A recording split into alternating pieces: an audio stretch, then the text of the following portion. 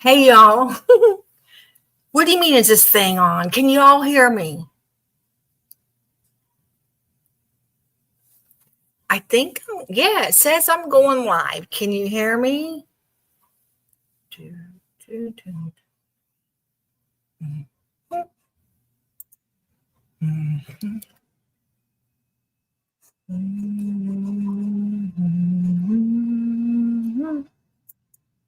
Okay, you can hear me now.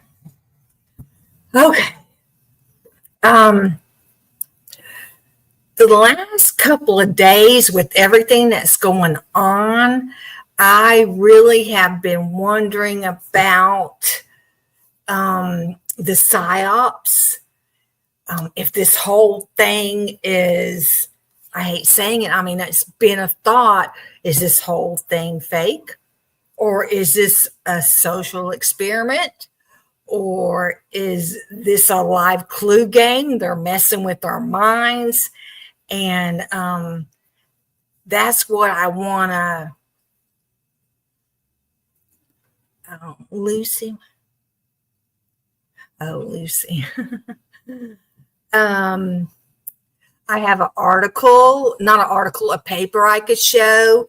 This guy, he thinks it's his opinion. I'm not saying it's my opinion. I'm just trying to have an open mind to everything. But he thinks it's fake, and it's Miles Mathis, and I'm sure people have heard of him. And he also thinks the Manson murders were fake. Hey, Liv. I just heard from my daughter who was in the sorority at App State. She says she never did oaths. She never went through that. Yeah, and it's all like a CIA thing, like the CIA is behind all this. All up in this Idaho gooch. Yeah, hey, Liv. I'm glad you came. And if you have any videos you want to show or anything like that, oh, hey, Kiss Me, I didn't even see you. Hello, Chef Hollywood. Yes, you think JFK was fake? I've heard that before. I sure have. I mean, they have pulled fake events off on us. That is true. And the media or the online, the Facebook and all them, they do censor what we say. They don't want us to know this stuff. They want us to believe this stuff. Yes, I've always thought BK was a patsy from the beginning. I never thought he was the one that did it. Oh, you were watching Sloan Bell's reading? That's it. I haven't heard that in, gosh, I think I heard that like a year ago or a couple of years ago.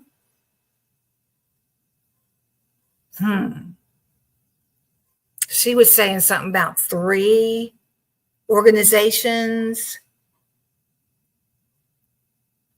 FBI. I don't trust the FBI. They've been involved in this stuff too. I mean, you've seen what happened to Alex Jones when he said that stuff about Sandy Hook. And I'm going to tell you, a lot of people thought Sandy Hook was completely fake. Oh, read backwards.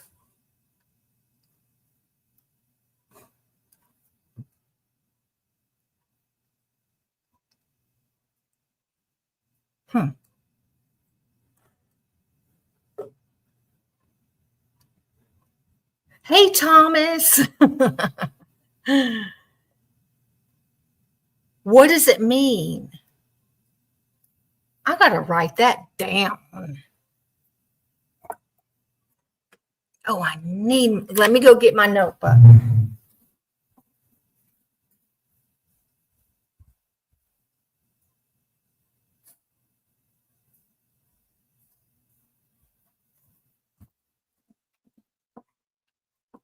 Okay, back. Thomas, I was reading that article I sent to you to give to Elle, and I can't tag her in anything. I don't know why I can't tag Elle.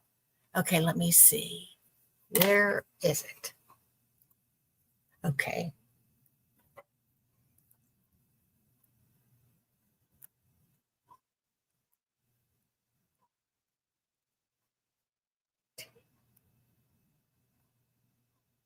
Modestic? Modestic? Is that terrorism? Is that terrorism?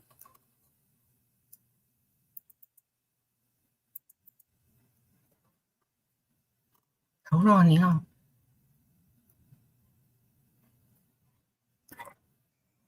TIS. TS. Majestic terrorist. Should I have said that? Yes, that's what they will label us as terrorists if we do this kind of stuff. If we speak out. I mean, conspiracy theorists have been labeled as terrorists.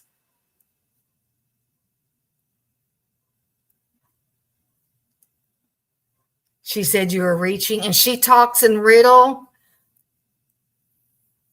She's at FBI.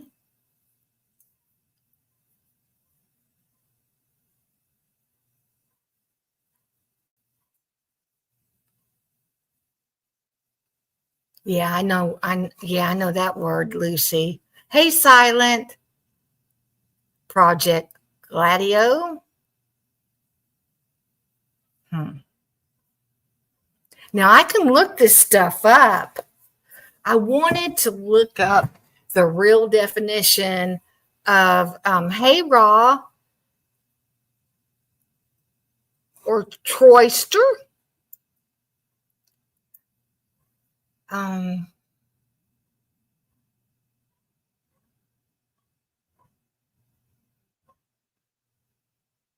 can you? Well, you're not up here. I don't think I could get that link.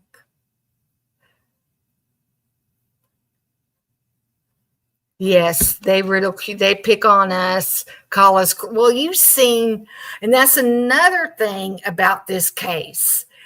The parents bother me the most in Idaho 4. I do not see they're pushing the narrative, and I do not see genuine, real grief. And I say that because hey, let me see. Let me see if I can show you the article I'm talking about. I do have a video I can show you. You gotta have a real open mind. And I watched it before I ever got into this case,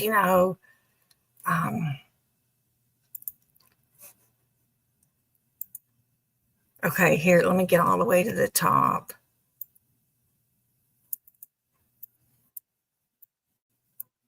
Now he goes back to who all's related to who. Wait a minute. Okay, this is where Miles starts talking. Let me come back to y'all where I can see. Okay, yeah, there it is. Yeah, are y'all? Am I buffering for you? I can't get to it. Hold on. Let me look, Edie, on my phone.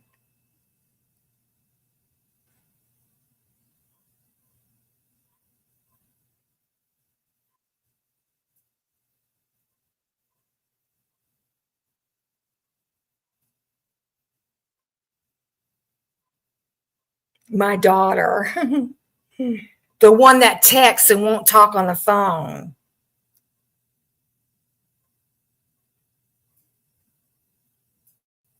But she's doing good. Okay, Edie. Name.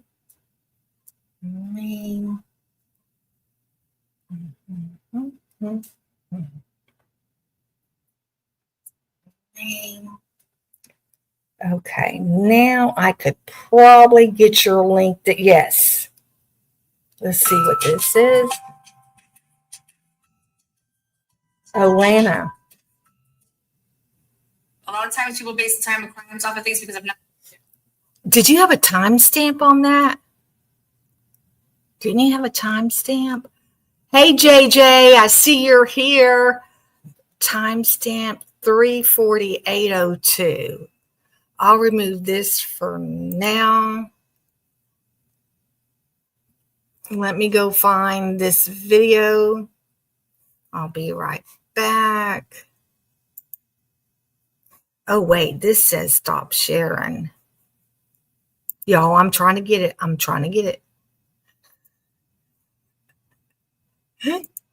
Okay, now let me go look for Lana. You said 3:48. I could go into my history, come back, because I just pulled up the video.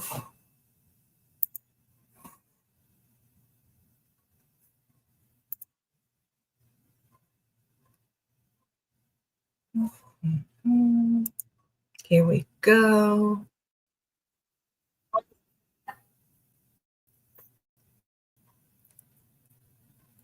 Wait. When's the timestamp again? When's the timestamp again? Let me look at the timestamp again. Arg. Look at the timestamp again. I don't know where Scully is. I did tag him. Hey, just Jackie. I didn't see you come in.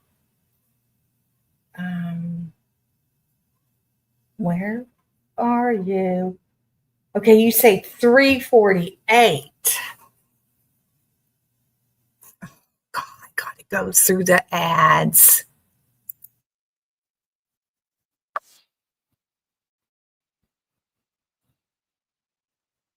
I need to get rid of Netflix and all that so I can do this. I guess it's 3 hours in.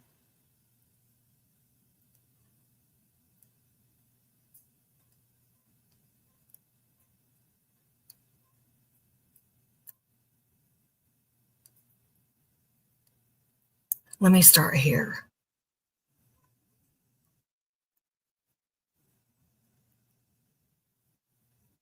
I am sharing this, right? Let me see.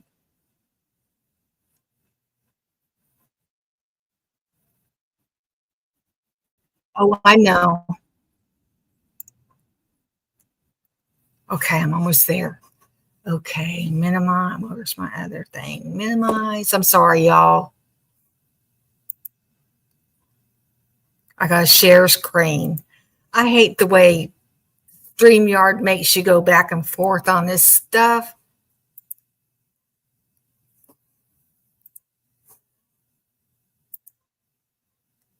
Okay.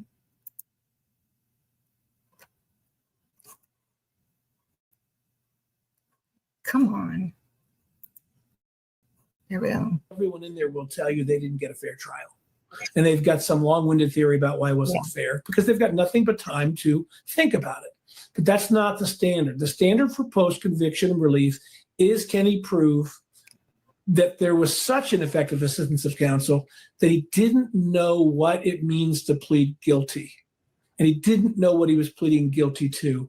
And there are cases out there of people with fifth grade educations who've been found to understand those questions. Certainly somebody's in a PhD program in criminal justice. Ooh, that pissed me off when he said that. Interesting.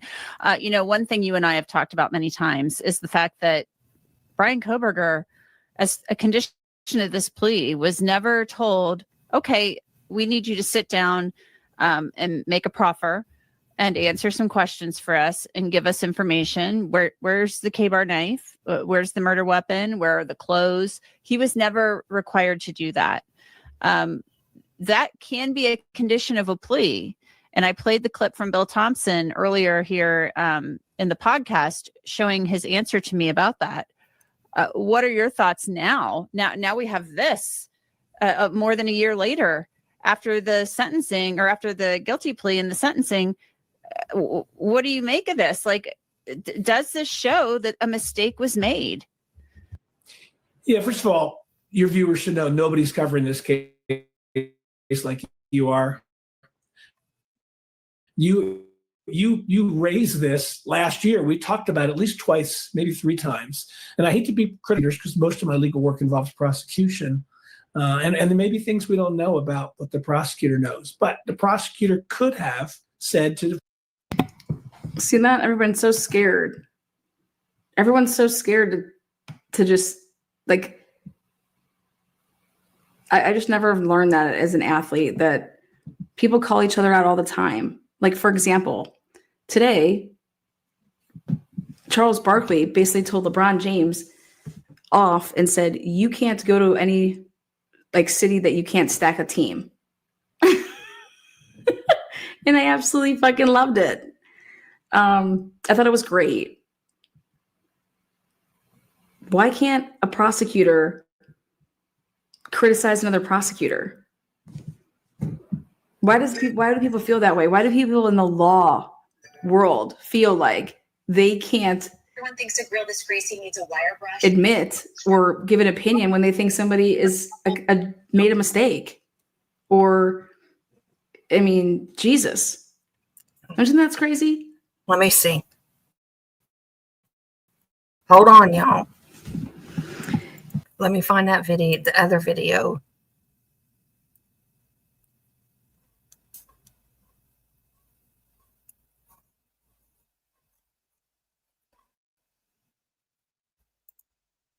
Let me make sure. Is that the one? Yes.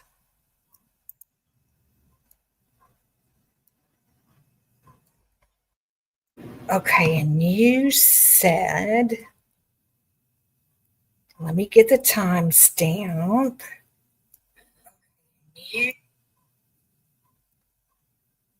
1 hour in. Lana's been going long here lately, which I like. Go back. You said 104 to start with. We'll go to 102.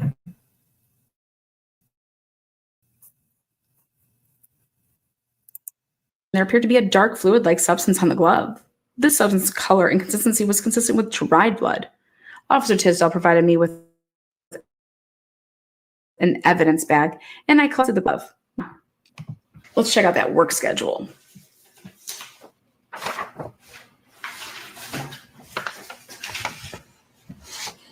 The 24th.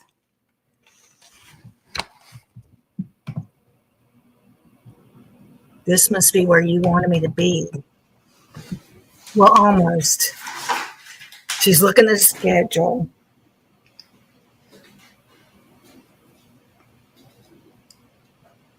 Dun, dun, dun. Oopsie. I Well, like that's so her funny. laugh. Well, let's just take a test here. So,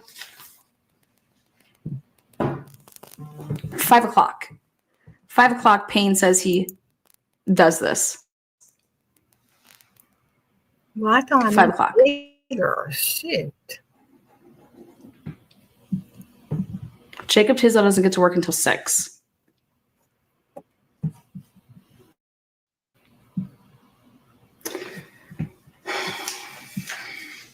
I mean, how long do you think it took Payne to do all this?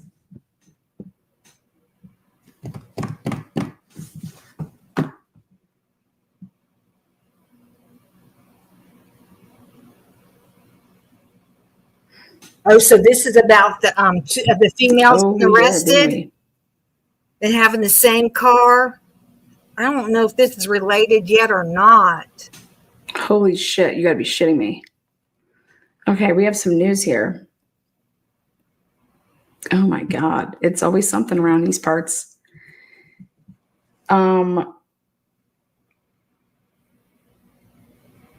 No Yeah. fucking way.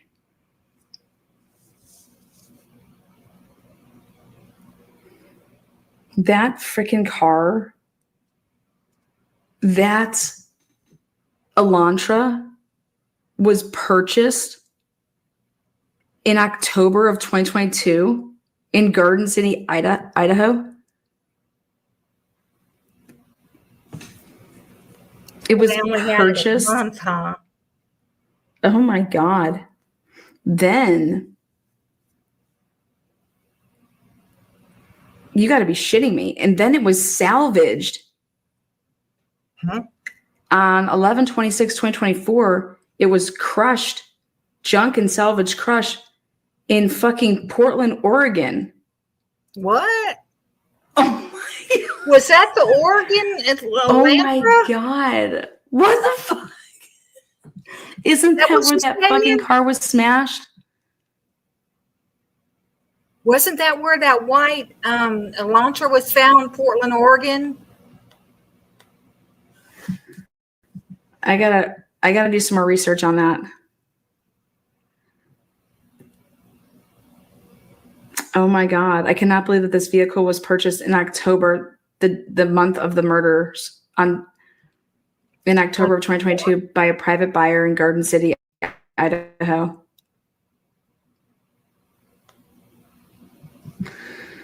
Oh, for fuck's sake. Then we have the 4 girls. Oh my God. Oh my God. Oh my God, no way.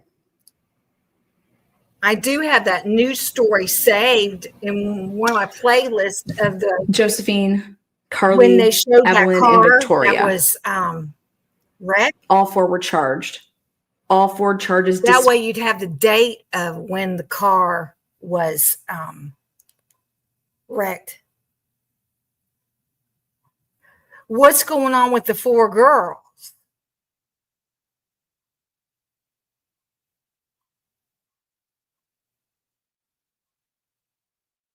Their charges were dismissed. I see that right now. I mean, why? They caught all that stuff in their car and they let them go. Missed. I mean, what on motion of prosecutor. that? Shut the fuck. I mean, we knew that was coming. JDCTESVT dismissed on 4/4/2023, 4/13/2023, 3/8/2023. VT's dismissal came on 1/13/2023. Oh my God.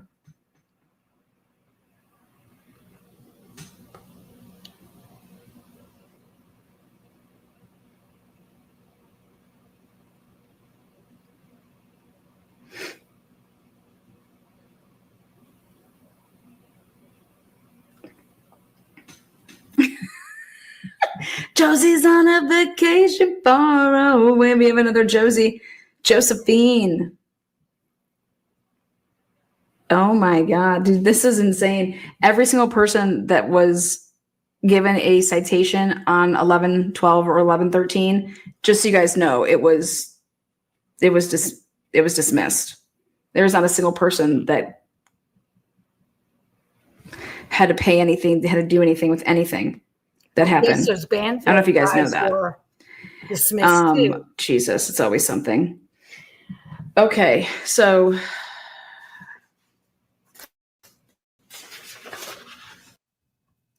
Okay. Let me go back to y'all. Okay, so what do y'all think? Do you want something? Hold on. Oh, didn't someone say he wanted that other one with Lana was interesting?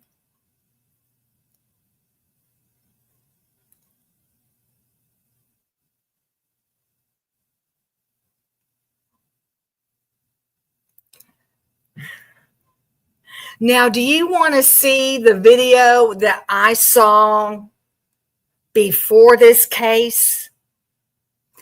and how he takes the news story and breaks it down and calls it fake. I mean, that's his belief. I'm not saying I believe, but do you want to see that point of view?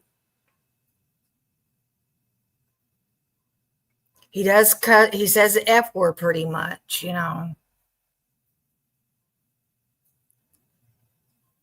Yes, it was Edie.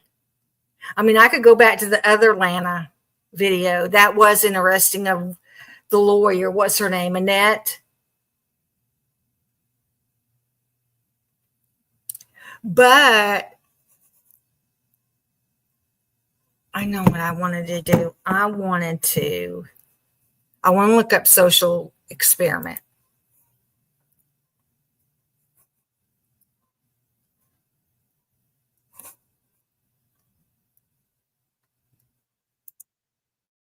Nope.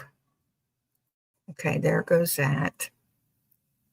Oh, maybe there's a YouTube about it.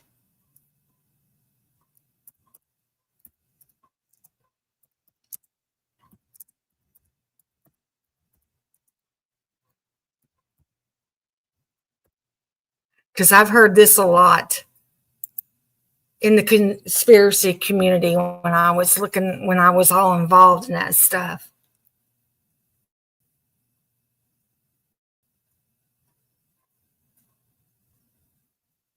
Disguised as a joke.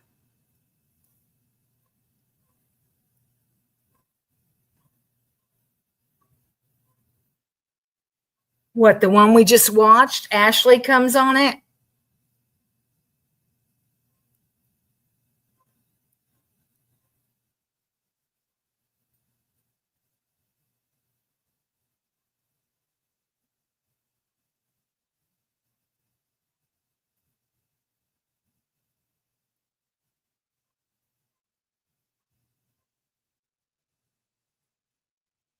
How obedient we are. The first one? Oh, okay. Utah is a social experiment.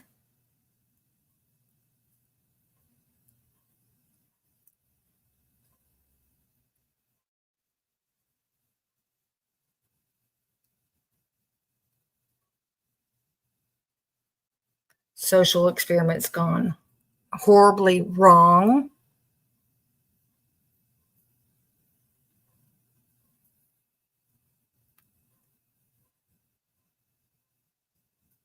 I want like social experiment played on the public. You know, all of us. I don't know if 2020 was a social experiment.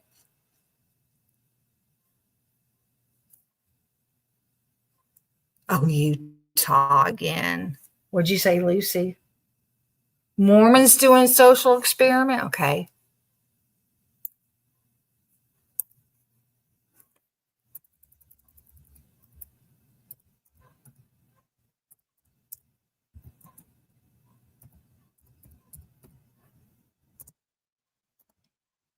I wonder what would happen if I put Idaho. I'm looking down at the phone. Sorry, y'all. If I put Idaho in there. Oh, this is the Utah thing. Is that what this is supposed to be about? The Utah mom?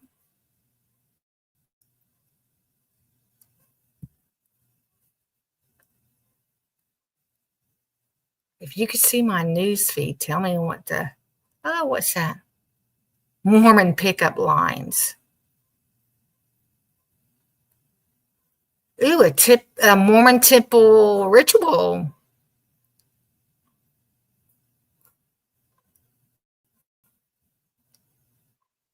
This is 5 months ago. Utah is a social experiment gone wrong.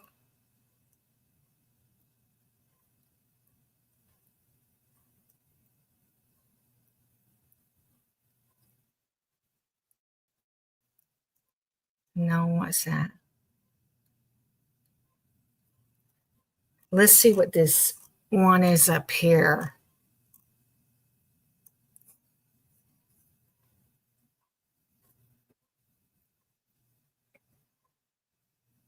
I don't get any.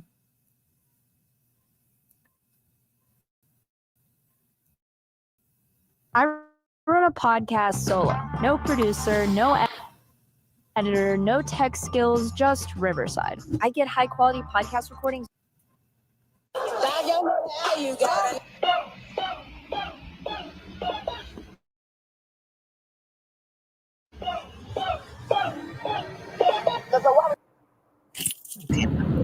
Thing is going. Ay, es más rap. Quiere que le dé, que le escupan en la boca. Quiere que le dé una mordida en el. Quiere que le dé. There's a fucking truck coming by. Quiere que le dé. Quiere que le dé. Quiere que le dé. Okay, let's get the fuck out of here. There's a truck and I'm in my fucking socks. Top 2, the worst thing that I've ever done for a video. Number 1 was when I went out to that graveyard in the middle of the night when it was freezing cold and I was wearing shorts and a short sleeve shirt for that stupid video. And this right now was number 2. My feet. They're fucking freezing. They are freezing. And I'm supposed to be an introvert. I am literally turning into an introvert's worst nightmare, like a secret extrovert, like a closeted extrovert, and y'all are expecting me to come out. And I had to do that shit barefoot. And you're probably wondering, so why did you do it barefoot? Clone donkeys. That's what the cool kids in Utah are doing. Like, they're going to these gas stations and they're recording themselves dancing barefoot. Like, it's their signature move. You got to dance, but you got to do it barefoot. And I wanted to be like them. I want to join the cool kids. Moving through the like GTA with a cheat code. He claimed that he loved me, but before not afraid. Why is this a new thing in Utah? Can't nobody do it just like I. Boy, you got just what I like. I do not understand the barefoot part. Like, do you see know. how Is nasty this this what is? You can social clearly experiments tell are? just by this video That's that the not what I floor was is thinking. absolutely disgusting. Like, people spit, people throw their chewing gums, people probably cum, people probably throw drugs, there's shit, there's vomit, there's anything that you can possibly think of. It's right there. So then why are they bare feet? No shoes, Utah, and the forced recoil. What a trio. So I think when they're talking about this recoil thing, when they're dancing, they don't have a booty, so they're forcing a booty. It's like, if you don't have a booty, for them to see your booty, you gotta force recoil it. And I don't even have to do that, by the way, because I'm blessed.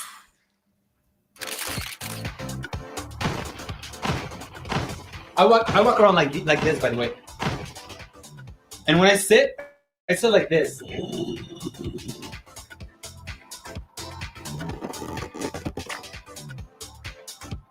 You gotta flex the goodies. Forced recoil? Can't relate. And it wasn't just these girls going to gas station. It's literally all the wannabe cool kids. I think Utah thinks this is like a really cool thing to go to gas stations and record yourself bare feet. So then everyone started doing the same thing, dancing bare feet. Y'all are nasty. Go, go, go. Let's go, let's go. Wait. Go, go, go. The guy behind us, he has his shoes on though, and now that I'm thinking about it, it's only been girls doing this and not guys. Like, the guys wear their shoes, but the girls don't. Why? Bad, she gonna get her money back. Oh, that dude is not even trying. The dude is not even trying. Kill that.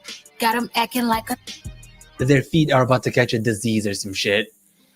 Literally. And someone asked, why are we barefoot? And one of the girls dancing said, because we like it that way. And then the girl hearted her comment like she said something insane. Because we like it that way. Yeah, we like to catch diseases. You know, that's the new cool thing in Utah. We catch diseases from our feet. And this shit got fire. She thought she said something crazy. She was expecting everyone to clap. That's not what I was looking for.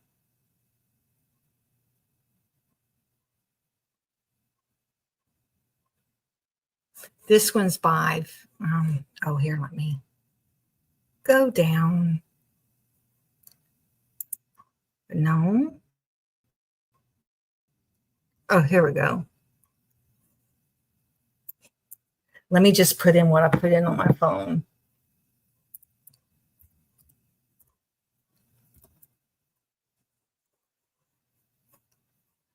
I'm sorry, y'all. I do have that article to read too.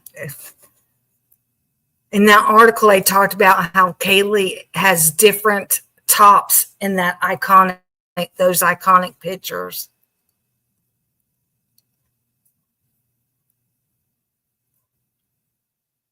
Okay, here's Dr. Phil. Do y'all want to watch Dr. Phil about it? I don't want to go there. Oh, come on. Yeah.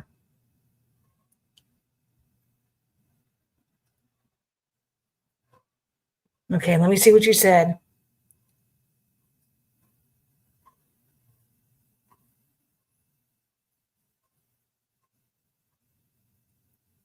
Okay, let's find out about Pav.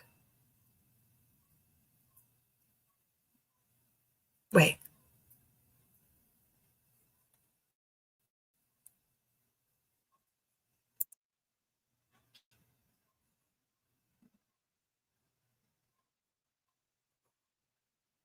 Where'd they go?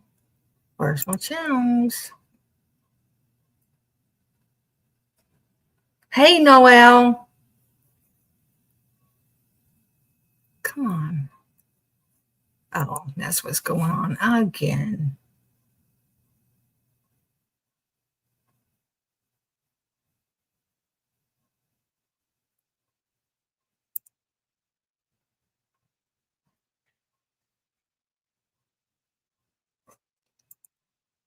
YouTube is messing with me. Oh, I should did the other thing.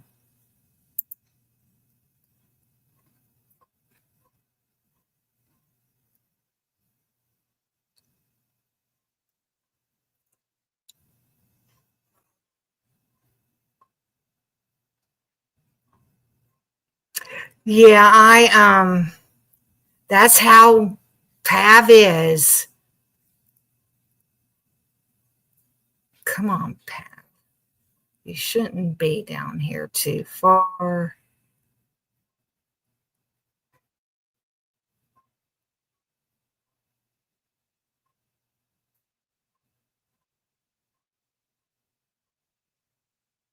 From school or something. It was AHC transfer. Let me see. Come on. I thought he would be up front here. There he is.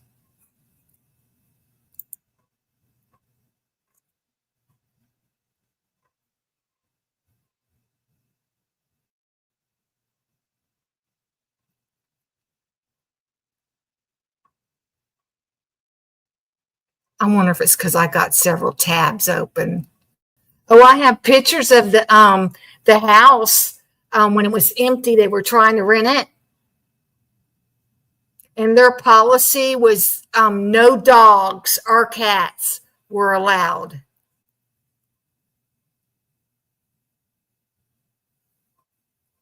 I'm turning violet. Come on, Jay Embry. What? Come on, computer, please. Act right. Oh, you want to do it that way? I kind of like Christina Randall when she does, interesting topics. Why am I not going there?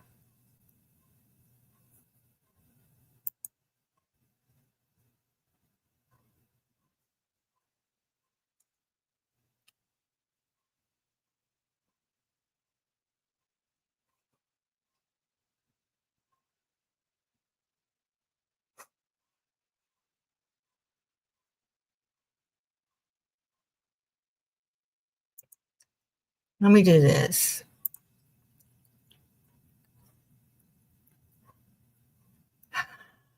I don't have to have this because I have his file right here. That's the King Road house. I do want to save that.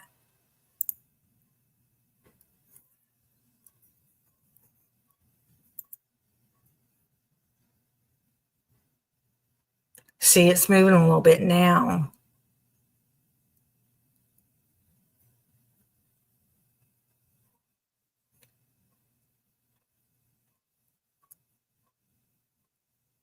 Okay, Jay Embry.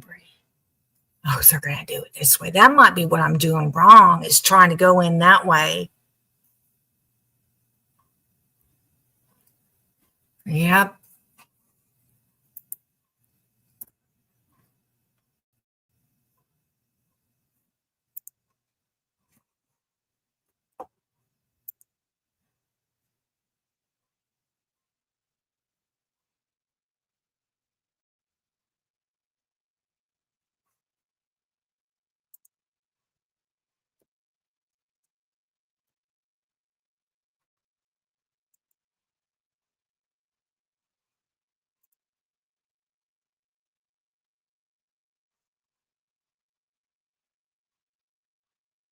Okay, this one was 6 hours ago.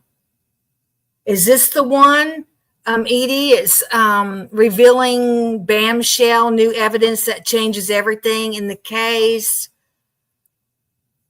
This was the most recent I see so far.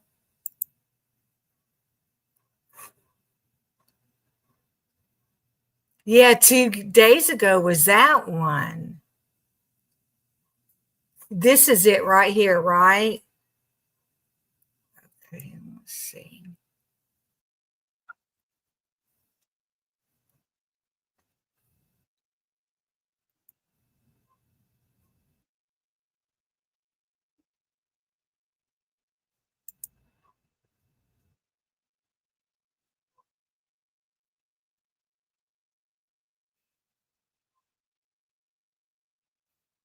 Yeah, this was 6 hours ago. Stony. Who else came in here that I missed? Let me do all the messages.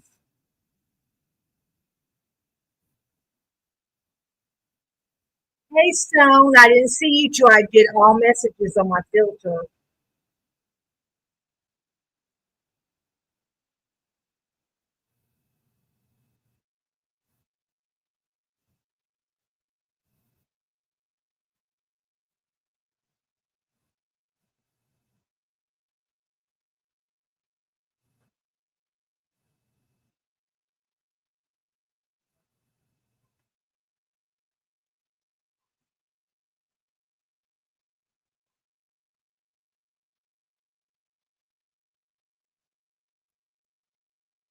He thinks he gets it right all the time when he changes it 10 times.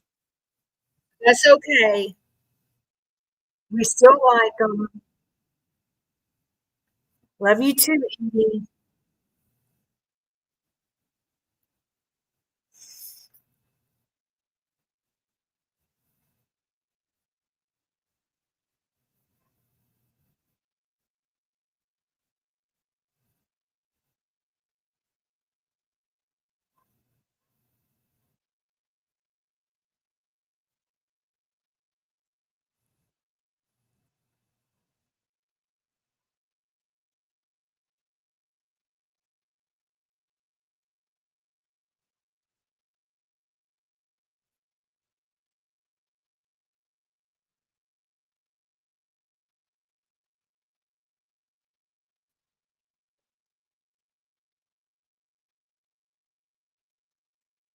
I've never seen this.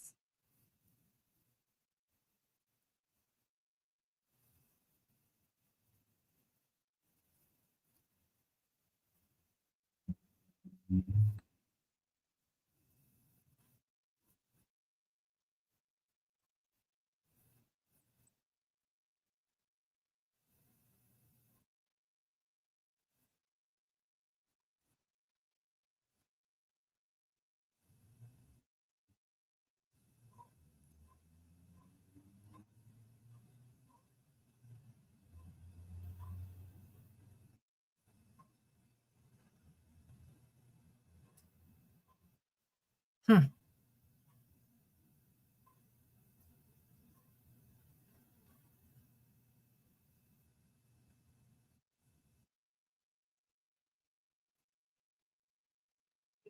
Right in there.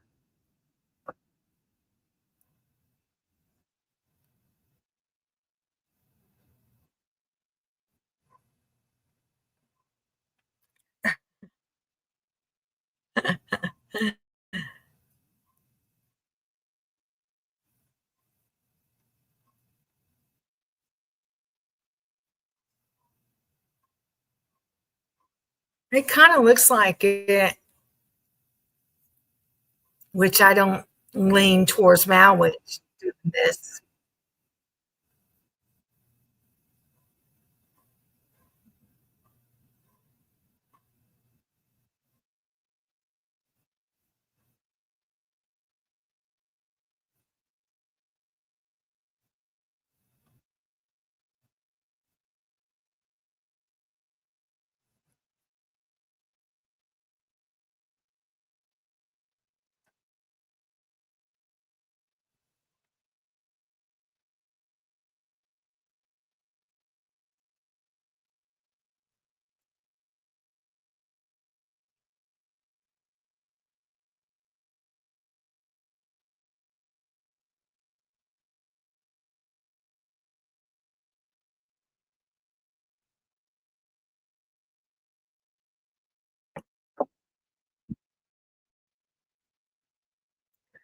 This is where I think it could be like a live clue game on us, like they're messing with our mind. You know, you're going this way, going that way, going, you think you figured it out, but you didn't, or a social experiment. And I want to get the true meaning for the social experiment. I want to Google that. I don't want to look at any videos, but let's watch Pav still.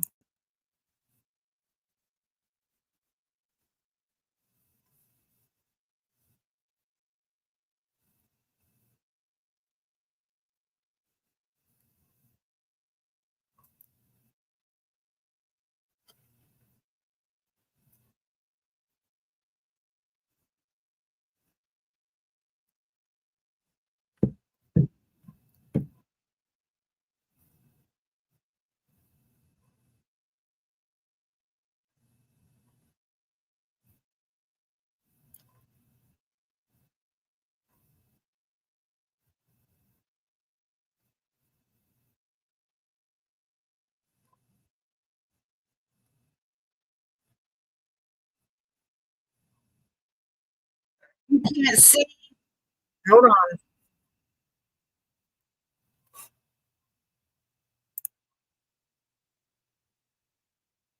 Let me see my page thing.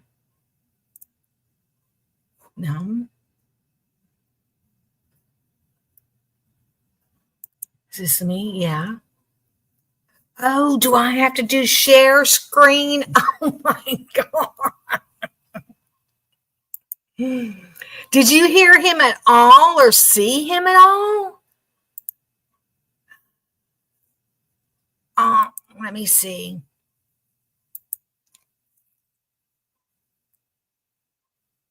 Okay, let me go back some.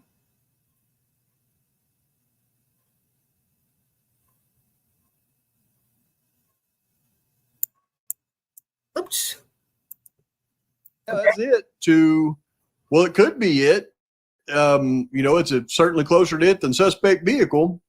And I wanted to get that feedback before I actually put this video. He was showing that the truck. Can you see it now? Oh, she said, there you go. Do you want to see the part where he showed the truck that he thought was Malwich? Or start here where he's talking? Here, we'll go right here because I like what he's saying right here. Out. And in this video, I'm going to go through and, I mean, this is probably going to be a little bit longer than I normally do, but there's so much to cover.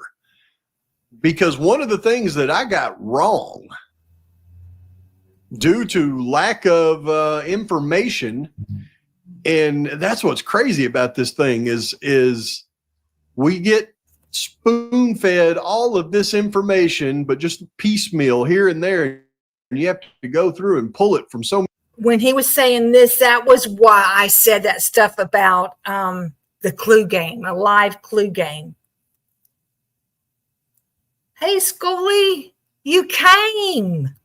Many different sources, and then try to put it together. And then when you put it together, everything lines up just perfect to a certain scenario. And certain scenarios I was certain about. And then we get more documents unsealed, and the truth about certain things are unsealed. And then when you look at it again, you go, my goodness.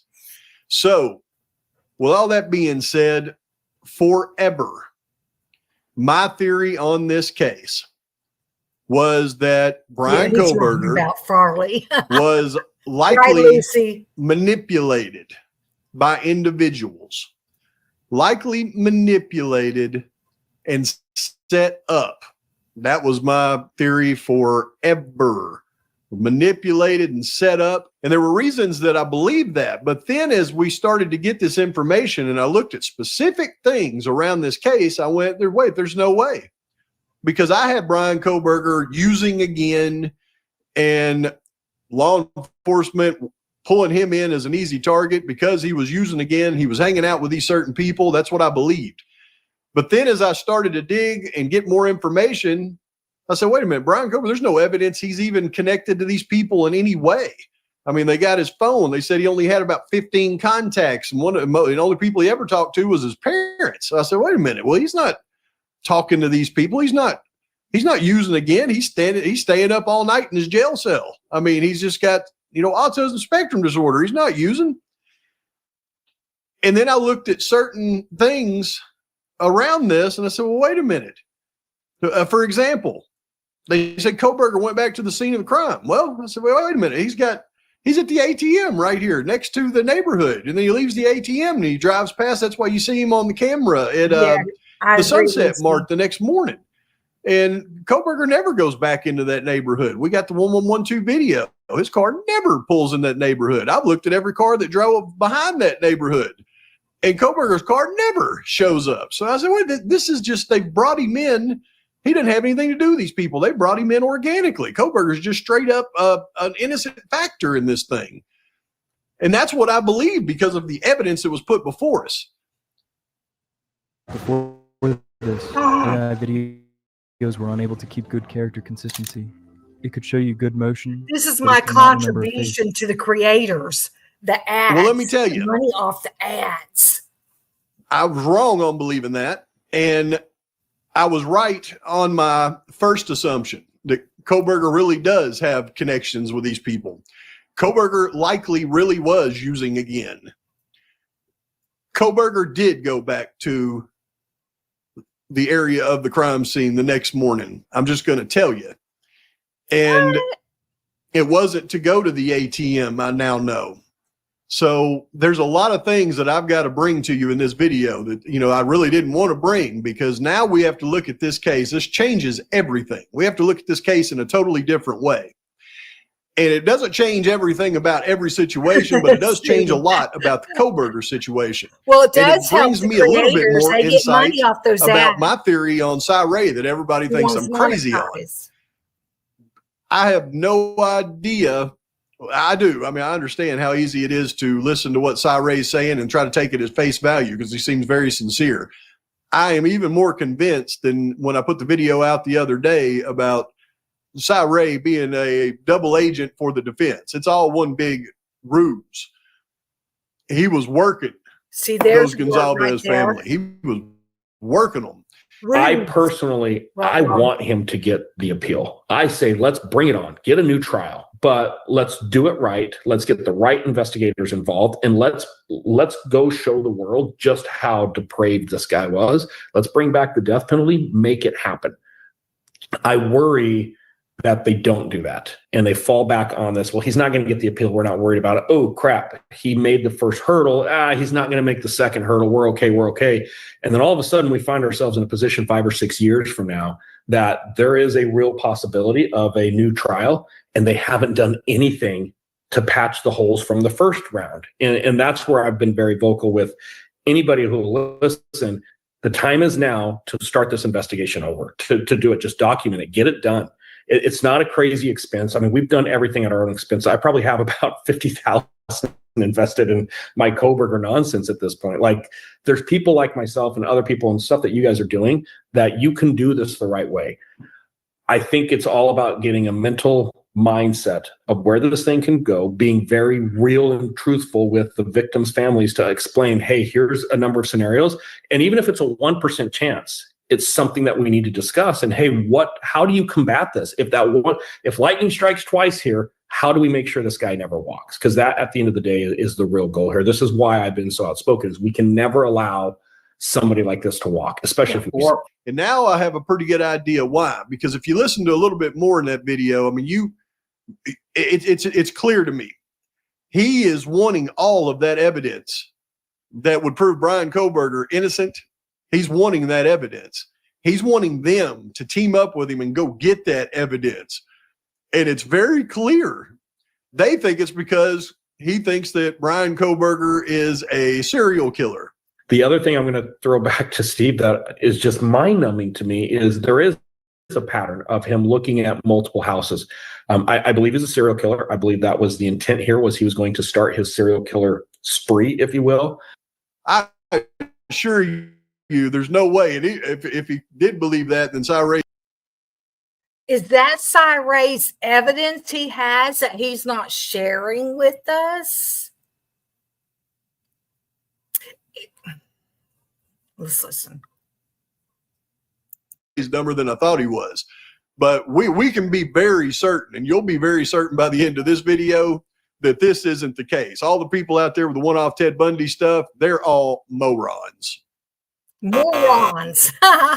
It's clear to me what Cy was really trying to get from them was the information that the FBI was never able to obtain, and that was the VICAP information.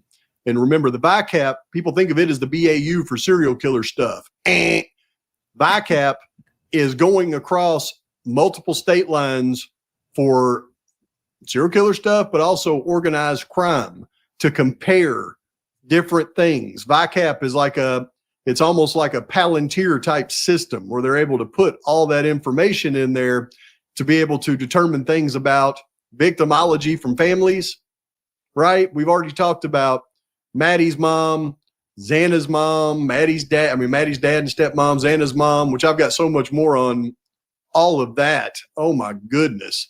There's no doubt in my mind the two targets in this thing are Maddie and Xana. And it turns out Xana's mom, all of her stuff happens down in Nez Perce County. Yeah, Nez Perce County. And I've got so much more on that. But as we get into that, what he's trying to do is get that information about that VICAP for the Gonzalez family, because they would never get it. Listen to Steve in the background. I'm going to go a little bit off script here too, and I could be wrong. And this is where I was asking about the VICAP report and all the questions to family and friends, which I can't find any reporting being done. Never happened. Never happened. Never happened. Never happened, right, Steve? Yeah, Steve knows what VICAP is as well. That's why he knows why it never happened.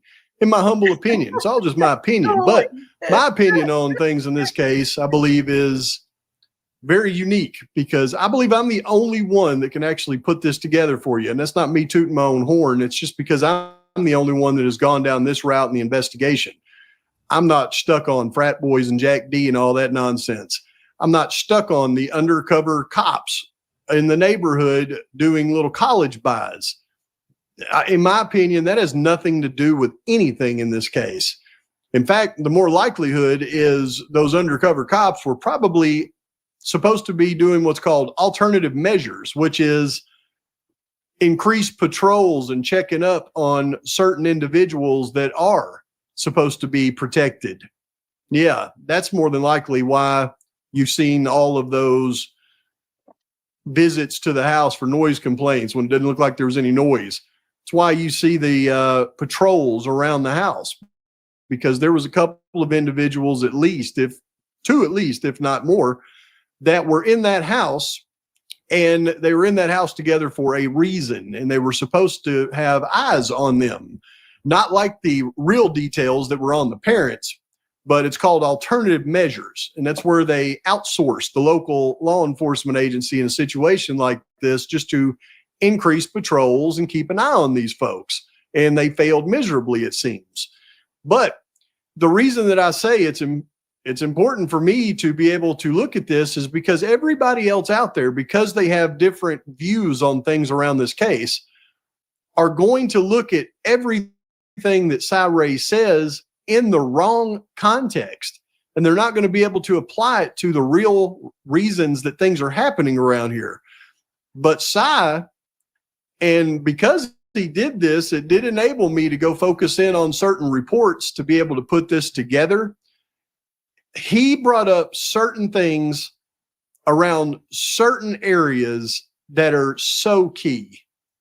In fact, he brought up 1, 2, 3 areas that are important to this case and a time frame that's important to this case.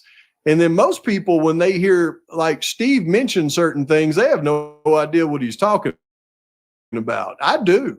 As soon as I hear him mention it, because I've studied all these reports, I know exactly what he's talking about. For instance, one of the statements Steve made had something to do with, I forgot the way he said it, something about Kohberger's money, right? I'm sure people heard that and went, what's he talking about? An interaction there that could have been the first crossing of paths. There's multiple times around the house that A&W over time, but consistently it's more with Maddie than the other roommates at that point. He dips into his fantasy fund and Kaylee's up here. And it was like that's the moment he's going to plan this murder. And she's still down there and Kaylee's up here hanging out with us. So I totally agree. And that was the first 2 big clues that Cy Ray drops on us right there. And Steve G kind of helps out a little bit. But what he's talking about by his fantasy fund, here's what you got to understand. You have to go to. Okay. Let me take closed captions off real fast. I haven't seen this stuff. Fantasy fund. Something will state that Brian Kohberger's WTB account was opened on August 26, 2022, with a deposit of $50. On August 30th, observed a 2,000.23 or 23 cents deposit in the account. The account was inactive until November 2022. Whoops. November 13th, 2022, and forward observed 8 ATM withdrawals. Will explain that the first ATM withdrawal occurred at 10:49 a.m. Okay, let's see what Pav says.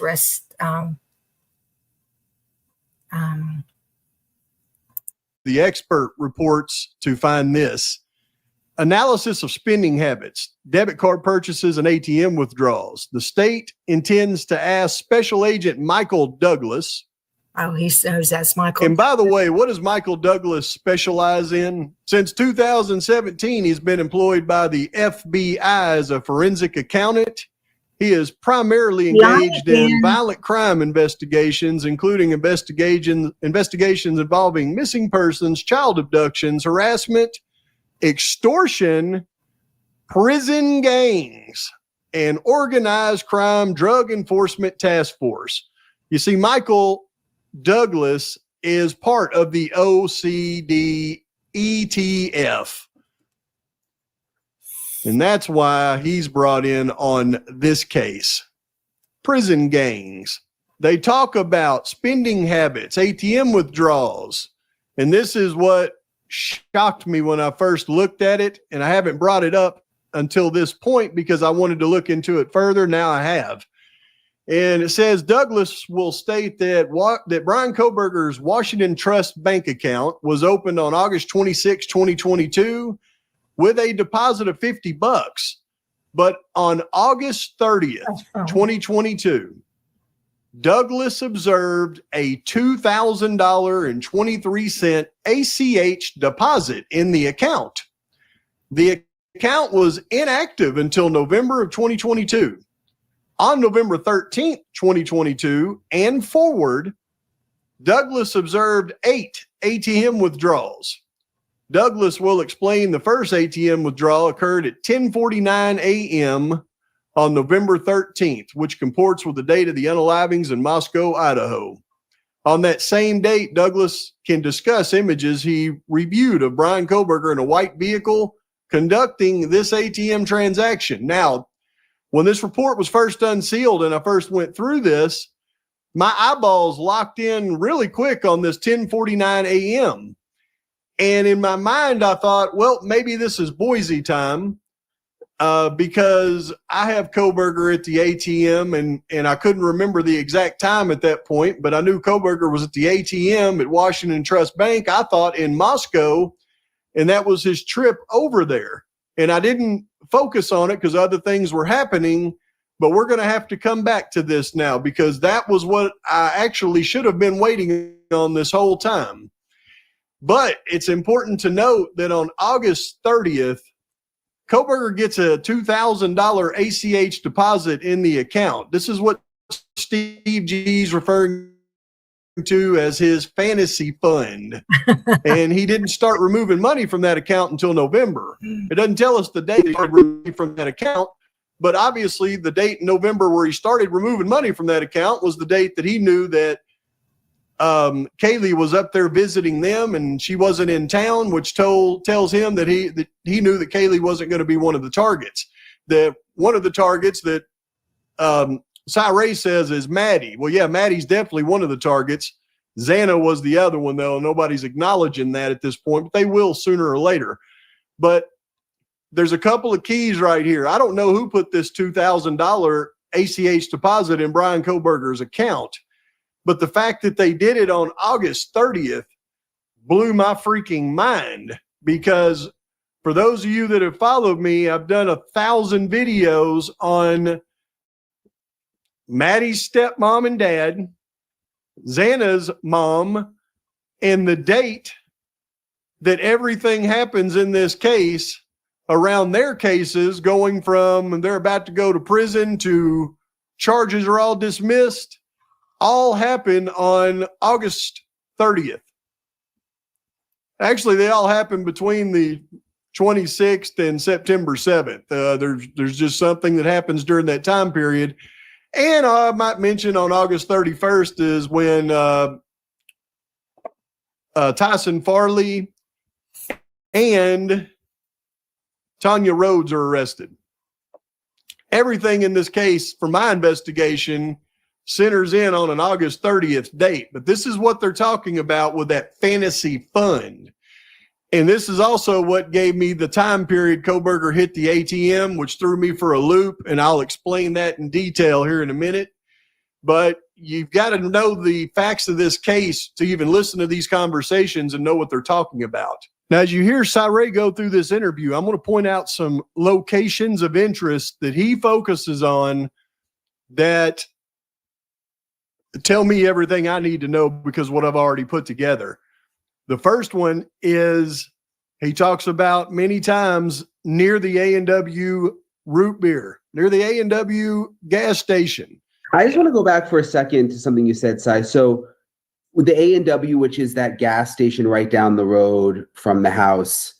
So you're saying you mapped his phone and also was it the victim's phones? And remember, it's like unscrambling some big giant code when you listen to Cyree talk. He's talking about the A&W gas station area being a point of interest, but he's telling them that Kohberger's phone's tracking with victims' phones. Well, we know that that didn't happen. So I take it as that is a area of interest that we need to focus on. But we know that he said in his report, law enforcement obtained 6 months of CDR data from all 4 deceased, as well as Mr. Kohberger. The enormous amount of data was requested to analyze for connections between Mr. Koberger and any of the decedents. This is a best practice and absolutely was a required component of this investigation. However, documenting the analysis process as well as the findings of that analysis is also best practice and a required component of this investigation. The FBI final cast report falls well short of this requirement. Not only does it completely omit the lack of connections found, but there is also a concerning attempt to elicit connections that simply are not supported by the data, much like you hear Cy Ray doing in the interview there. But it does tell me that that area is a very much a point of interest, and that's why I go straight to the house across the street. Now, most people will focus in on that, and they'll go, oh, it's Ethan's apartment, Zane and Ethan. Yeah, no. Near the A&W root beer is Braun, all right? This is going to be Braun. These areas of interest that he's focuses in on the exact people I've been talking about this whole time. So you got Braun here in her house right here across the street from the A&W. Now he's going to talk about on August 28th, a specific time, August 28th, where Koberger is at his apartments and he goes to the apartments across the street, or his phone does. And he's talking about it in a different context, but I know exactly what he's bringing up when he says that, because we all know the apartment across the street is Pimlico. I believe Maddie was the target. I believe Maddie is who he interacted with earlier. There's some other things that kind of support that. I hope a lot of this comes out at some point. I think. Sorry to know, but why do you say some things to support that? Is that the cell phones?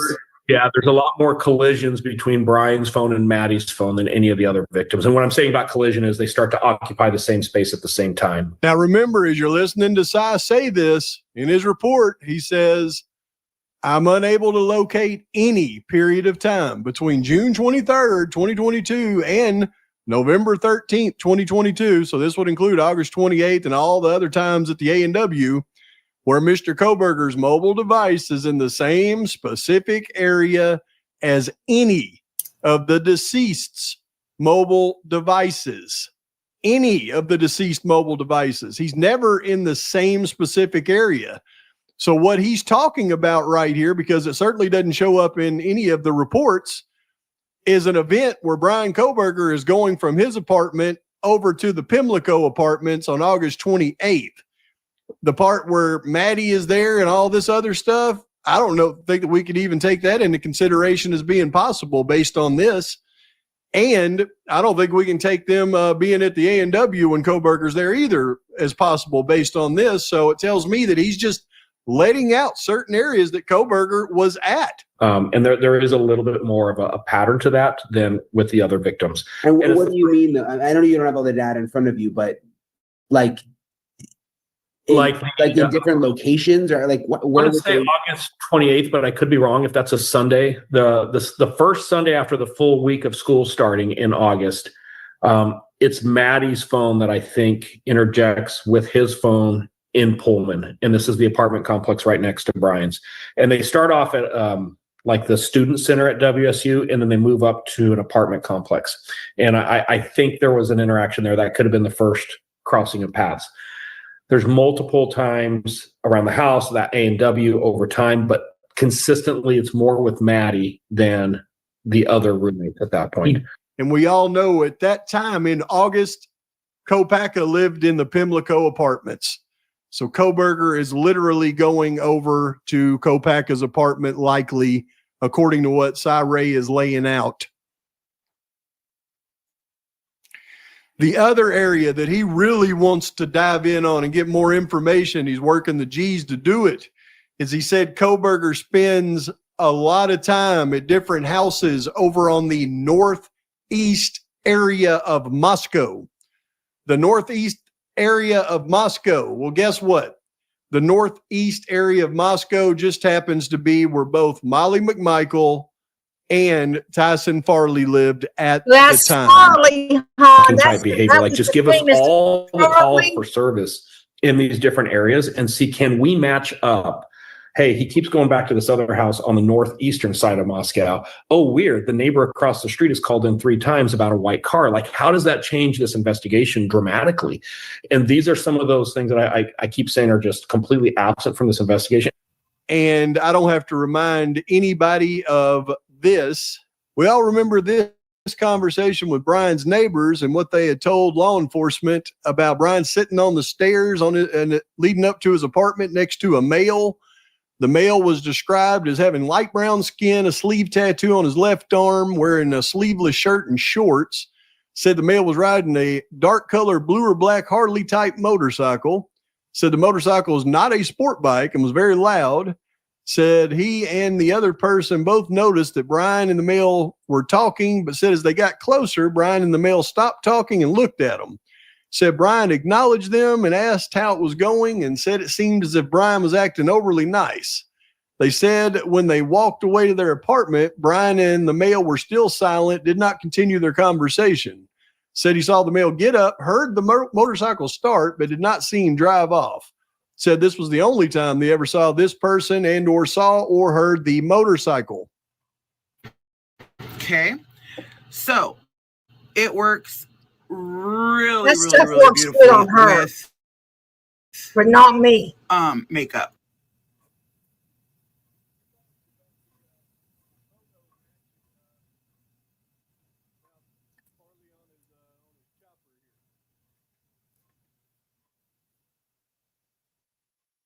The last area of interest that he'll really focus on is in Clarkston by the Snake River.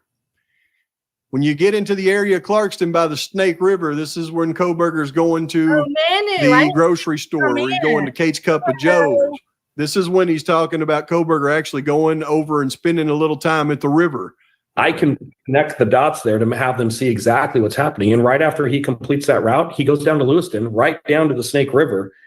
This area right here is a very interesting area for 2 reasons. One, at the time of the incident, it's exactly where Zagalo, Kopaka's girlfriend, lived. And the next street over is where Gerald Henderson's longtime boyfriend was living, a guy named Thompson. Very important to grasp that for what happened later in this case. Now, I know a lot of people at this point thinking, "Pop, what you've turned coded on Kohberger. You're saying he's guilty based off of flimsy little evidence of what Cy Ray is saying." That's what I'm assuming. And I understand you feeling that way, but I can assure you it's the furthest from the truth. I just now know we have direct connections between Kohberger and the people who actually committed the crime, which gives them ample opportunity to set him up as the patsy, as well as manipulate somebody that's probably easily manipulated by these hardened criminals. But nothing that I've shown you so far is why I've come to this determination. What I'm about to show you next, where I had it wrong this whole time, and now I understand what truly happened and how I was actually organically in conversation. Said he saw the male get up, heard the motorcycle start, but did not see him drive off. Said this was the only time they ever saw this person and or saw or heard the motorcycle. Patrol said this was the only. Yeah, I missed it too. What connected him to the killers? Is that supposed to be Farley? The last area of interest that he'll really... I don't know if he read it in this document or not right here. Type motorcycle. Said the motorcycle is not a sport bike and was very loud. Said he and the other person both noticed that Brian and the male were talking, but said as they got closer, Brian and the male stopped talking and looked at them. Said Brian acknowledged them and asked how it was going and said it seemed as if Brian was acting overly nice. They said when they walked away to their apartment, Brian and the male were still silent, did not continue their conversation. Said he saw the male get up, heard the motorcycle start, but did not see him drive off. said this was the only time they ever saw this person and or saw or heard the motorcycle.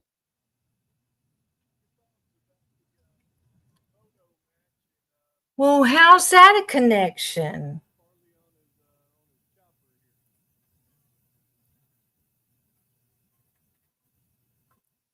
The last area of interest that he'll really focus on is in Clarkston by the Snake River. When you get into the area of Clarkston by the Snake River, this is when Kohberger's going to the grocery store where he's going to Kate's Cup of Joe. This is when he's talking about Kohberger actually going over and spending a little time at the river. I can connect the dots there to have them see exactly what's happening. And right after he completes that route, he goes down to Lewiston, right down to the Snake River. This area right here is a very interesting area for two reasons. One, at the time of the incident, it's exactly where Zagalo, Kopaka's girlfriend, lived. And the next street over is where Gerald Henderson's longtime boyfriend was living, a guy named Thompson. Very important to grasp that for what happened later in this case. Now, I know a lot of people at this point thinking, "Pop, what you've turned coded on Kohberger. You're saying he's guilty based off of flimsy little evidence of what Cy Ray is saying." And I understand you feeling that way, but I can assure you it's the furthest from the truth. I just now know we have direct connections between Kohberger and the people who actually committed the crime, which gives them ample opportunity to set him up as the patsy, as well as manipulate somebody that's probably easily manipulated by these hardened criminals. But nothing that I've shown you so far is why I've come to this determination. What I'm about to show you next, where I had it wrong this whole time, and now I understand what truly happened and how I was actually organically led to the video that I put out yesterday on that truck. And I said, "Do you think this is Mawich's truck?" Because I was so shocked when I actually took the real evidence in the case, did the analysis, went to that exact point in time expecting to see something else. And when I actually watched that truck drive by, I almost fell out of my chair. Okay. And it all comes down to Brian Kohberger's trip to the neighborhood the next morning. Let me explain what I'm talking about here. So for those of you that have followed me, you know that based on all the evidence that I could pull together, I thought it was pretty cut and dry that in the probable cause affidavit, when it talked about further review of the 8458 phone, it utilized cellular resources on November 13th that are consistent with the phone leaving the area of Kohberger's residence at 9 a.m., traveling to Moscow. Specifically, it utilized cellular resources that would provide coverage to King Road between 912 and 921. The 8458 phone next utilized resources that are consistent with the phone traveling back to the area, the Kohberger residence, and arriving at approximately 9:32. So I knew that Kohberger had left his apartment roughly at 9, got to Moscow between 9:12 and 9:21, did something, and then went back to his apartment and got back at 9:32. And then through the self-authenticating records, I found out that on that morning, there were images of Kohberger at his car at the ATM at Washington Trust Bank. So I took that, and along with the video of Kohberger's car passing the Sunset Mart at 9:12, I said, well, it's pretty cut and dry. All Kohberger did was go to Moscow, go to the Washington Trust Bank, which is located right here. Here's the Washington Trust Bank, went to the ATM, and then headed down just a couple of blocks, and his car passes the Sunset Mart on camera right here at 9:12 and 59 seconds. I said, it's cut and dry.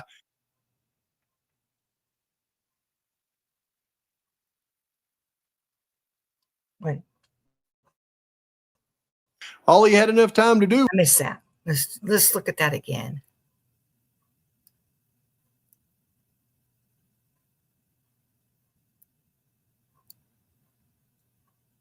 Where's the dying car? listening to Cy Ray in that interview talk about how Kohberger went back over the next morning and seeing this ATM withdrawal that occurred at 10:49 a.m. and not during the time frame that I thought it happened, I went, well, what is this? Did Kohberger go to the ATM twice? So it forced me to actually take the cash report and really break it down. And when I did that, I was floored at what I found. So when I go through the slides on the FBI's final cash report and look at all of the towers, it gives us the times that Kohberger actually was on those towers. And I know because I've studied the drive testing reports what the coverage area for each one of the towers and sectors are.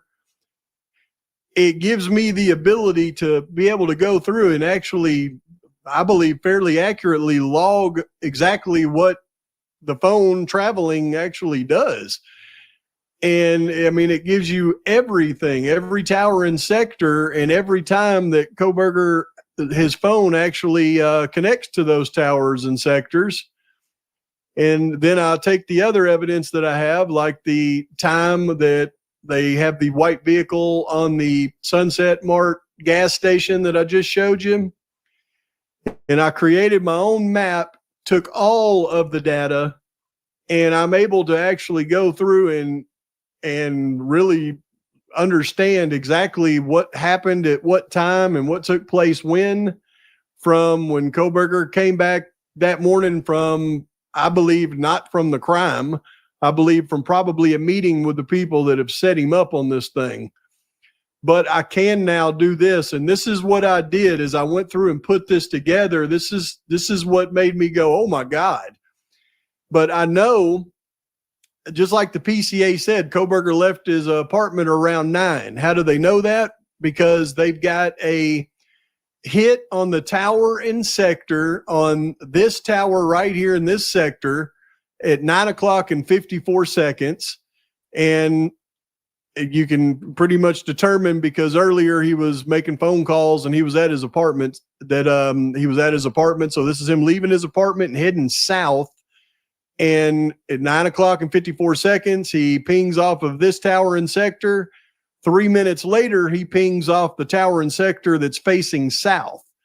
So at 9:03, Kohberger is either on 270 or maybe just south of it. And there's a 3-minute gap between here and here. I know. 3 minutes would be just enough I time just don't wanted it though. I want to see that stop by clock the it shows. Coffee House Apartments. Did I pass? And I think that's why we're only seeing one glimpse of the vehicle at the Sunset Mart gas station. And I'll show you what I mean about that here in a minute, because I think if they showed the other camera views, you would actually see somebody else sitting in the passenger seat of Kohberger's car. So as he leaves there, he must have went across 270. So I don't know why they don't have any video of him going across 270, because his next tower that he actually hits is in Moscow, and it's this particular tower which provides coverage to the Oops. Really made me go, what the heck?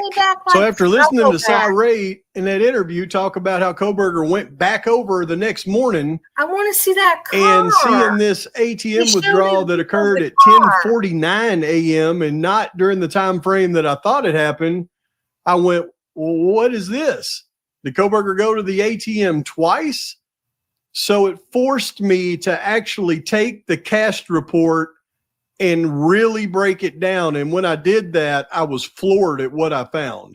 So when I go through the slides on the FBI's final cash report and look at all of the towers, it gives us the times that Kohberger actually was on those towers.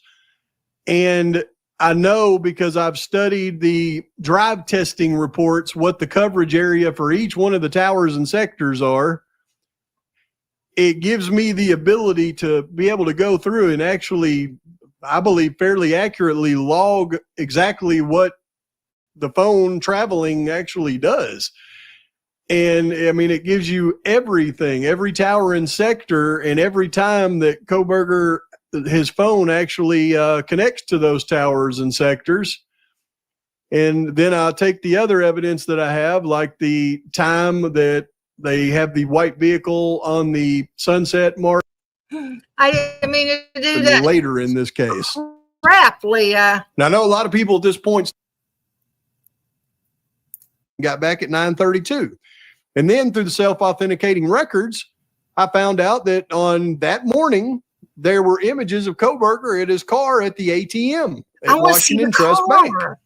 So I took that, and along with the video of Koberger's car passing the Sunset Mart at 9:12, I said, well, it's pretty cut and dry. All Koberger did was go to Moscow, go to the Washington Trust Bank, which is located right here.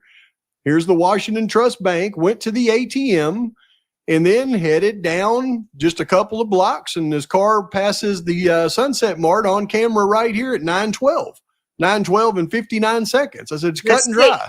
Let's see. Oh. As long as it's about the other person, it's not a feeling. What do you feel? Sure. Okay. Well, so that's supposed to be Koberger. What do y'all think? Is that a Elantra?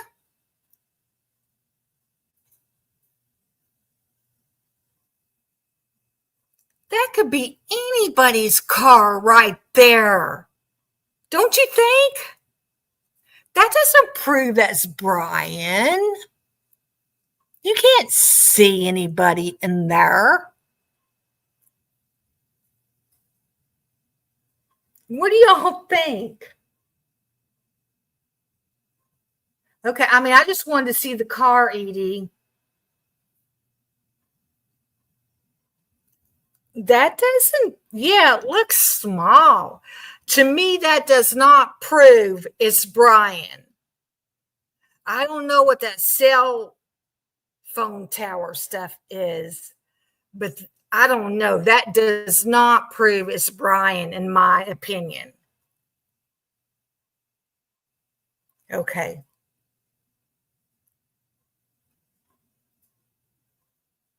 Yeah, okay. I don't think it's him either. Okay, let's go back to the All he had enough time to do was go to the ATM and then go back to. No, I don't look like Brian. Okay, my history.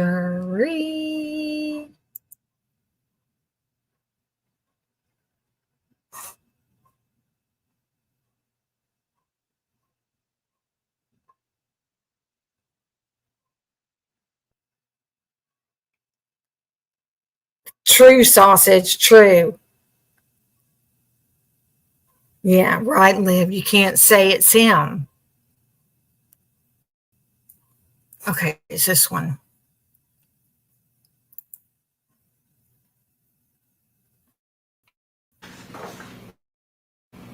No, go back. Go back. Go back. Go back.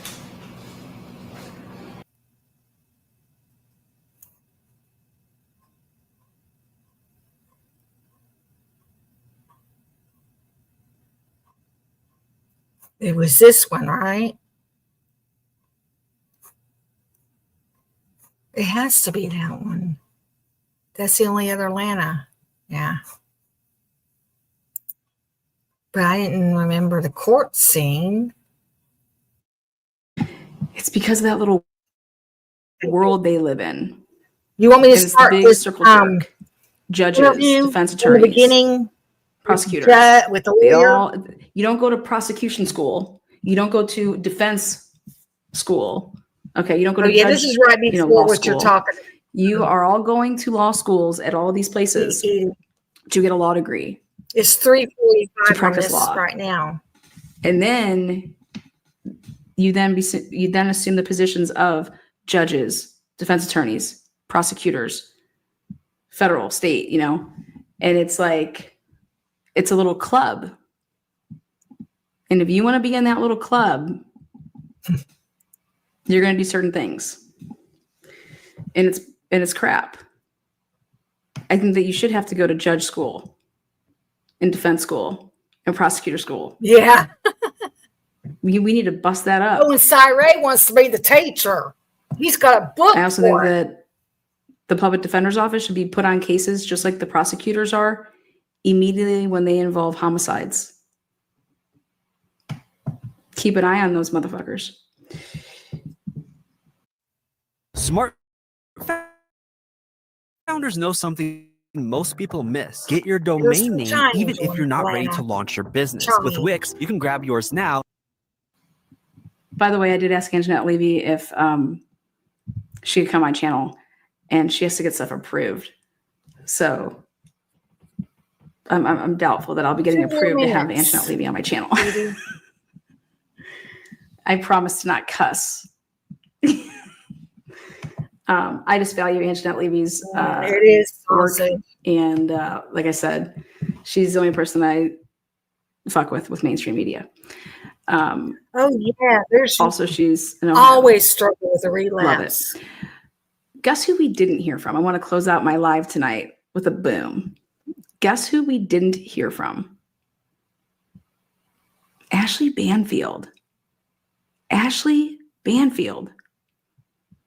Where's she at? Where's Ashley Banfield? If she made a if she did something, let me just put you this way. I didn't see it. Let's see. Did Banfield give a little drop? True, Liv. You got to get away from the playground. Oh my God, I just said that, and here she is 4 hours ago. I got to take it all back.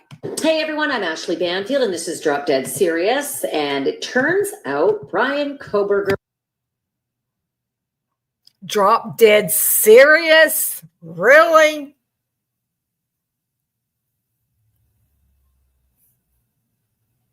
Oh. Here she is. Listen.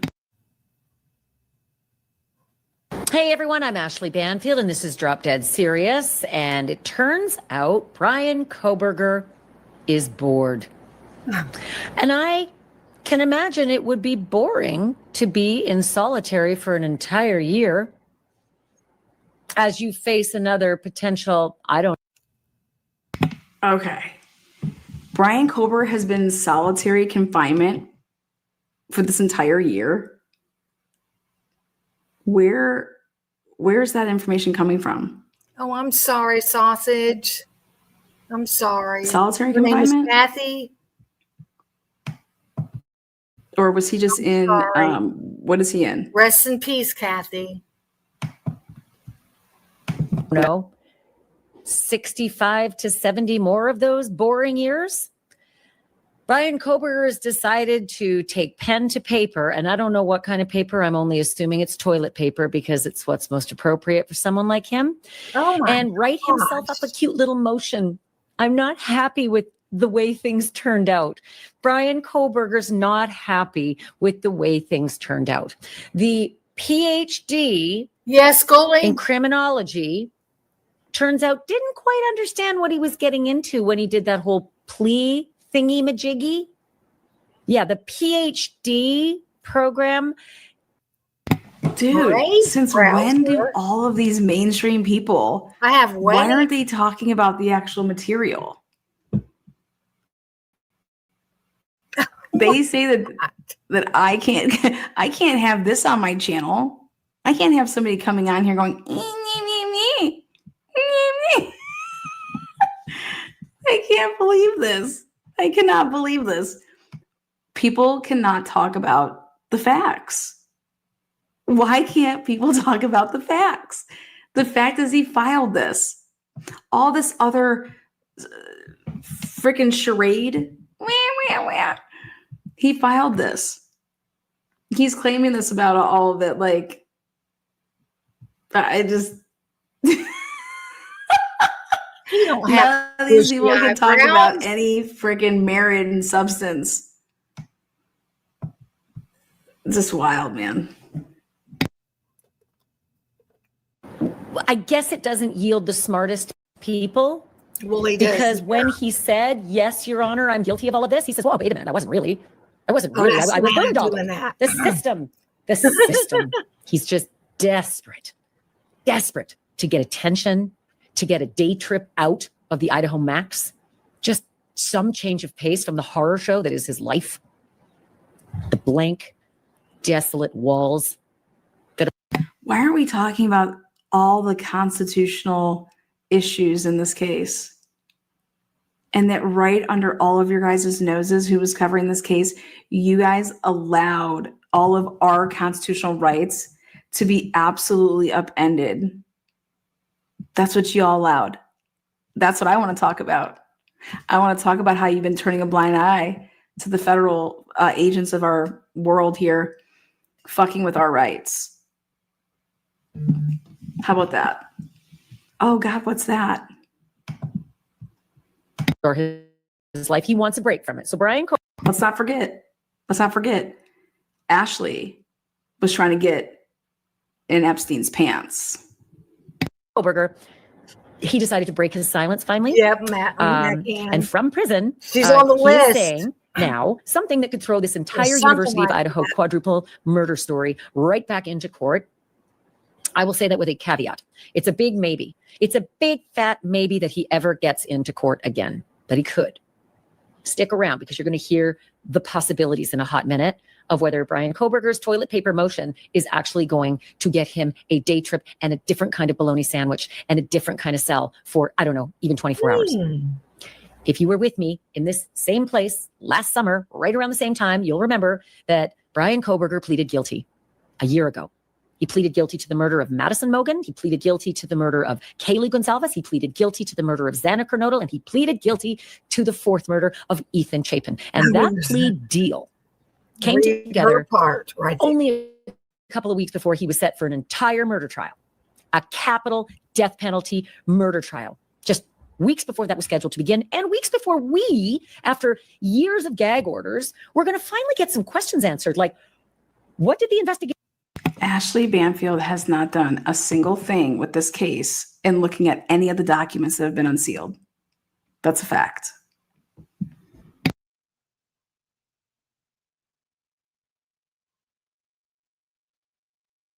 Discover in all of this work that they did?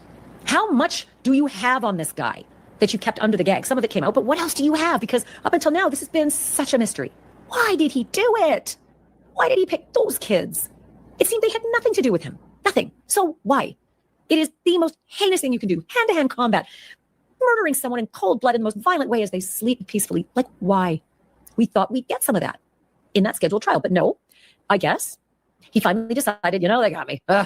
And it is death penalty. So I'm kind of scared of that. And in exchange for him admitting it, confessing it, promising us in court that he did do it, all of it, all four, the prosecutor said, fine.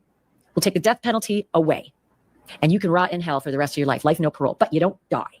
And remember, everybody, in the years leading up to this, Idaho took a page out of, I think it was Ohio, pardon me if I'm wrong, but took out a page from another state on how to build a better mousetrap when it comes to executions. And they were thinking, firing squad.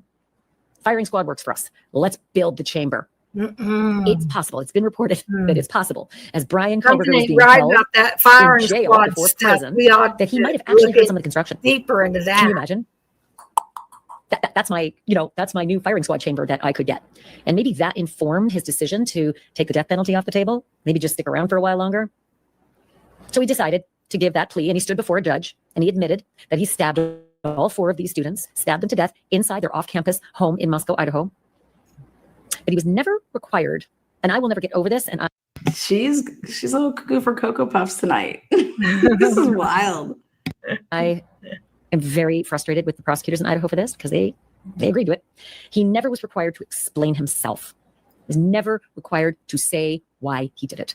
He was never required to give a detailed confession. It's called an allocution. And he didn't have to give one. And we all waited for it. We were, whoa, you're wrapping this thing up? He didn't even say why or what the hell? Nope. Just, I did it. I did it freely, intelligently, And I did it because I'm saying this because I'm guilty, not because it's just a bunch of paperwork. Yeah, I'll get to that. So Brian Koberger, instead of, heading into the new chamber that was on its way to being operational, he was sentenced to 4 consecutive life terms without the possibility of parole. And I know you're going to say, well, if you get 1 life, no parole, why do you even need the other ones? Well, for starters, they're consecutive. So when you finish one, the next one starts. And I know you can't die and be reborn all at once, most of you believe. But if one of those murders somehow gets successfully challenged in some kind of an appeal, and I'll get there too, you still have the consecutive 3. And if another one goes down, you still have the consecutive 2. So it's kind of like, you're never getting out without a toe tag, right? Technically, in that plea, he had to give up his right to an appeal. I know you heard it too, right? So you're asking me, why are we even here today? He had to give up his right to an appeal when he took this sweetheart deal. Sweetheart deal. Life, no parole, 4 times over. But hey, you're not going into the new death chamber. So the technically part of giving up your right to an appeal, devil's always in the details. And in this one, the devil incarnate is in these details because you still have a little itty bitty right to come back for a bite at the apple. You can't appeal what went on in the courtroom. You can't appeal that, but you can say something happened with my lawyers. And I believe I was cheated by my own attorneys. It's called ineffective assistance of counsel. And I know if you've already read some reporting, you probably saw that those words weren't there. We'll get to that too. I'm going to explain all of this, why suddenly this dirty, rotten quadruple murderer gets this other bite at the apple. A chance to peek his little rat face outside of his rat hole prison and demand more attention, me, look at me, and then read my toilet paper scratch and see how smart I am. But now Brian Koberger says he's innocent and says that plea has to be withdrawn. It must be withdrawn in the most egotistical, blowhard terminology you could ever imagine coming out of Hollywood. This is his toilet paper plea. Toilet paper he says that plea. Even if this results in the case being reopened, I want my plea withdrawn, even if reopening that case exposes me once again to the death penalty. But for the first time since his arrest almost 4 years ago, he's speaking publicly. He called the New York Times, and specifically a reporter named Mike Baker. He did so from his Idaho maximum security institution, and he declared what he called a, quote, absolute claim of innocence. Did you know you could play hundreds of gospel songs with just 4 chords? These. Let me prove it to you. I don't know if she's more upset that she didn't get the call and Mike Baker did, or that this whole process is happening. Tina is still trying to figure that out. This is Tina with What the Fuck Transition Services. Why the fuck haven't you hit the thumbs up or the thumbs down yet? Make yourself known. When Mike Baker asked him about the actual evidence against him, conveniently, Brian Koberger refused to discuss it with him. And instead, he said the following. The intention is for all of those questions to be investigated and answered appropriately in a trial setting. Oh, I get it. You want to go back into court. You want everybody to see you again. Now you want to be heard again. I feel like he was kind of yanking Mike Baker's chain because, again, within a few hours of the story posting in the New York Times, Brian Koberger actually filed it. This handwritten motion with the court. It's a petition and a little chicken scratch basically saying that the whole world has been unfair to him, including the lawyers who saved his life. This handwritten petition was made public Monday. And again, today is July 27th. And in it, Koberger is asking to withdraw this plea, this guilty plea, and overturn his convictions and take the case to trial. He says the reason is that his plea, this PhD student in criminology, his plea was the product of ineffective legal counsel, false promises, quote unquote, and quote, blatant disinformation. According to the New York Times, Mr. Koberger, who had court-appointed representation all throughout the case, ending with his guilty plea, said that he prepared the document, he, himself, to challenge the case on his own. In the new filing, Koberger claims his defense team failed to disclose or properly review evidence that could have helped to clear him. He also alleges that his attorneys made promises about what his life in prison would look like, and that those promises induced him to plead guilty. So, okay, so my lawyers promised me life in prison would be great, and it isn't. Life in prison? Ain't no prison anywhere in America where life in prison is great or good or even like moderately sucky. It's awful. Period. End of story. Life in prison, no parole, is about as bad as it gets. And since Brian Koberger had been in protective custody, even waiting for trial when you're in jail, he knew that. He knew that. Again, he's a PhD in criminology. It isn't like he's a hairdresser who just didn't know what the hell was going on around him. This is his business. Yeah, so yeah, I was ill-advised. I want you to hear his exact words, but I want you to brace yourself because I had a whole full-on milk spit take. And honest to God, the language, he belonged on Broadway at one point. He's such a queen. Okay. It is hereby declared. It's hereby declared. During attorney-client discussions, most of which included all members of Brian C. Koberger's immediate family, petitioner was convinced to falsely confess to capital murder, felony burglary, by coercion, disinformation, false promises, and the withholding of exculpatory discovery. Okay, so he's basically accusing Ann Taylor and her defense team, the best friends he had in the world, of withholding information that would have proven he was innocent. So Ann, as an amazing lawyer, had no interest in winning a case. No interest. No, she had no interest after 3 years of trying to save this guy's life, and stated off the bat, he's innocent, and we're going to prove it, right? So he's suggesting that Ann Taylor had all this discovery that showed I was innocent and still pushed me into a deal. Come on now. The following is material to the inception of the plea deal, Mr. Koberger bloviates. Number 1, counsel's failure to inform petitioner of exculpatory discovery received during plea discussions. Clumps of unknown hair underneath in Chapin's hands, as well as a failure of further inquiry. Number 2, petitioner was convinced that actual guilt was not an important factor in considering plea acceptance. So being actually guilty doesn't matter. Being innocent, just plead. If you're innocent, just go ahead, plead. Again, he's a PhD in criminology. Come on. Death row was imminent, and advised to lie, petitioner was to gain, quote, legal victory in entering a false plea. So he doesn't get it. So yeah, apparently he thinks it's a legal victory to enter into a false plea. Number 3, a gross misrepresentation of and promises regarding what a life sentence would immediately afford petitioner. So what, were you told you were going to the Ritz? Were you told that there'd be a pool? Were you told there was massage and Zumba at 5? Life is life. It's toe tag parole. Again, student of PhD program in criminology. I was misled as to what life in prison, no parole was going to be like. Unfair. He continues, and a gross misrepresentation of death row in Idaho, including an elaborate fabricated story of counsel's horrific experience touring and I like the flavor. Come on, Ash. We have to do a live together. Come on, girl. One time for the cheap seats. This is Tina with What the Fuck Translation Services. What'd you think? You going to the Ritz, boy? She's fucking out of her fucking mind right now. Oh, God. Ashley, bring it, baby. Actual 8x8 death row cell, all communicated to petitioner and his family, allegedly by IDOC, Idaho Department of Corrections, through counsel, thus constituting threats and promises made to induce a plea agreement. In common parlance here, I was told death row was really, really, really, really bad. The cell was 8x8. It was horrific there. So I was really pushed into pleading guilty to murdering 4 people so I could be in, I could be in a different facility for the rest of my natural life. I mean, okay. So in making his statement, Koberger decided to talk to the New York Times. I mentioned that before, and he actually wrote out a full statement to them. And through his family, this is what he shared with the New York Times. Quote, over a year later, it is self-evident that in State versus Koberger, justice was not served. Unanswered questions seem to multiply with each piece of discovery unsealed. And the public demands the truth. Unfortunately, the truth shall never be derived from the state's myopic narrative, a work of fiction, which has yet to evolve since the PCA probable cause affidavit was released nearly 4 years ago, and its faulty premises were never challenged at trial.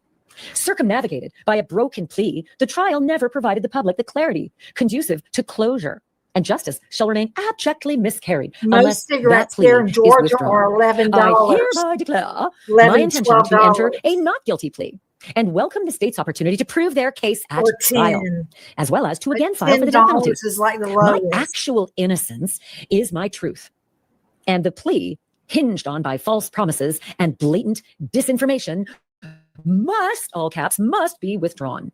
Thank you for all who believe in my innocence, there aren't that many, and continue to critically analyze the case. I send my love to my family who have never wavered in their belief in who I am, their belief in my innocence. Well, I don't think the family's doing themselves any favors. I think they had a real shitstorm to get through after their murderous brother, son, did the things that he did to those 4 beautiful kids. Yeah, a lot of the family members took it on the chin for him. And I really hope that they're not party to this, because if they are, that shitstorm is about to become Everest after 4 o'clock. Yeah, I Let me like tell you the something else. baking better too. I want a trial. Now, I don't like the Marlboro Light. To have clarity? Fuck off. Camels You are don't want the good, public too. to have clarity. You just When want I sm- something else here. When I was a social, I want a trial. I want the public to have clarity. Fuck off. You don't want the public to have. Fuck off. I love it. Fuck off. Yeah, Thomas. Ever since Ashley has gone rogue, she I has gone remember those- rogue after News Nation. this is the best fucking shit I think I've ever seen. Okay. This might even be better than my closing act tonight. Oh my God. Fuck off. Somebody get her another bottle, baby. This gonna be good shit. Clarity, you public? To have clarity? Fuck off. You don't want the public to have clarity. You just want to get out of your cell. You want to be on camera and you want to be relevant. But you just wrote this on a shitty little, I don't know, I say toilet paper because that's what you are. I'm not the only one who feels this. The Idaho Attorney General, Raul Labrador, said that his heart goes out to the victims' families who have quote, already endured unimaginable loss and must now face today's deeply painful news. That's an understatement. Somebody else who feels a little Mark Iglarsh. Mark is a former prosecutor, so he knows what he's talking about. And he's also a criminal defense attorney. And usually I am met head on with a robust argument. Not today. Not today. No, Mark Iglarsh sees this for what it is as well. And I had a hell of a conversation with him. And if you are on the ledge about to jump because you're so upset that this MFer might actually get another bite at the apple and head back into a courtroom and twist the knife for these suffering families, well, I think you're probably going to like our conversation. Hey guys, listen up. Most men aren't trying to stand in front of a mirror with a 6-step skincare routine. I get it. Nobody has time for that. And excuse me for my commercial break. That's why particle face cream is such an easy win. Eye bags, the dark spots, hyaluronic acid, all stuff, which I really like. The eau de parfum, so use it. Check out later. Do you think Brian Koberger's just bored in jail and needs something to do? That's definitely part of it. It's also a great PR campaign for him. I don't know what it's like being in prison under those circumstances, but he wants fans. He wants people to give him money. He probably wants a life. He knows his chances of winning this motion. I equate to be somewhere between 0 and remote. If you want an image with that, I'll say it's the same as Bigfoot finally riding a unicorn. Or a snowball's chance in hell. Something like that, or unscrambling an egg, whatever metaphor you want to run with. I'm really glad you said that because I think that that's what people needed to hear the most. When someone like this, raises their ugly rat-like head and stirs the pot again and effectively twists the knife. And I'm sorry for that, but that really is how it feels for a lot of these families. There's no relief for them, is there?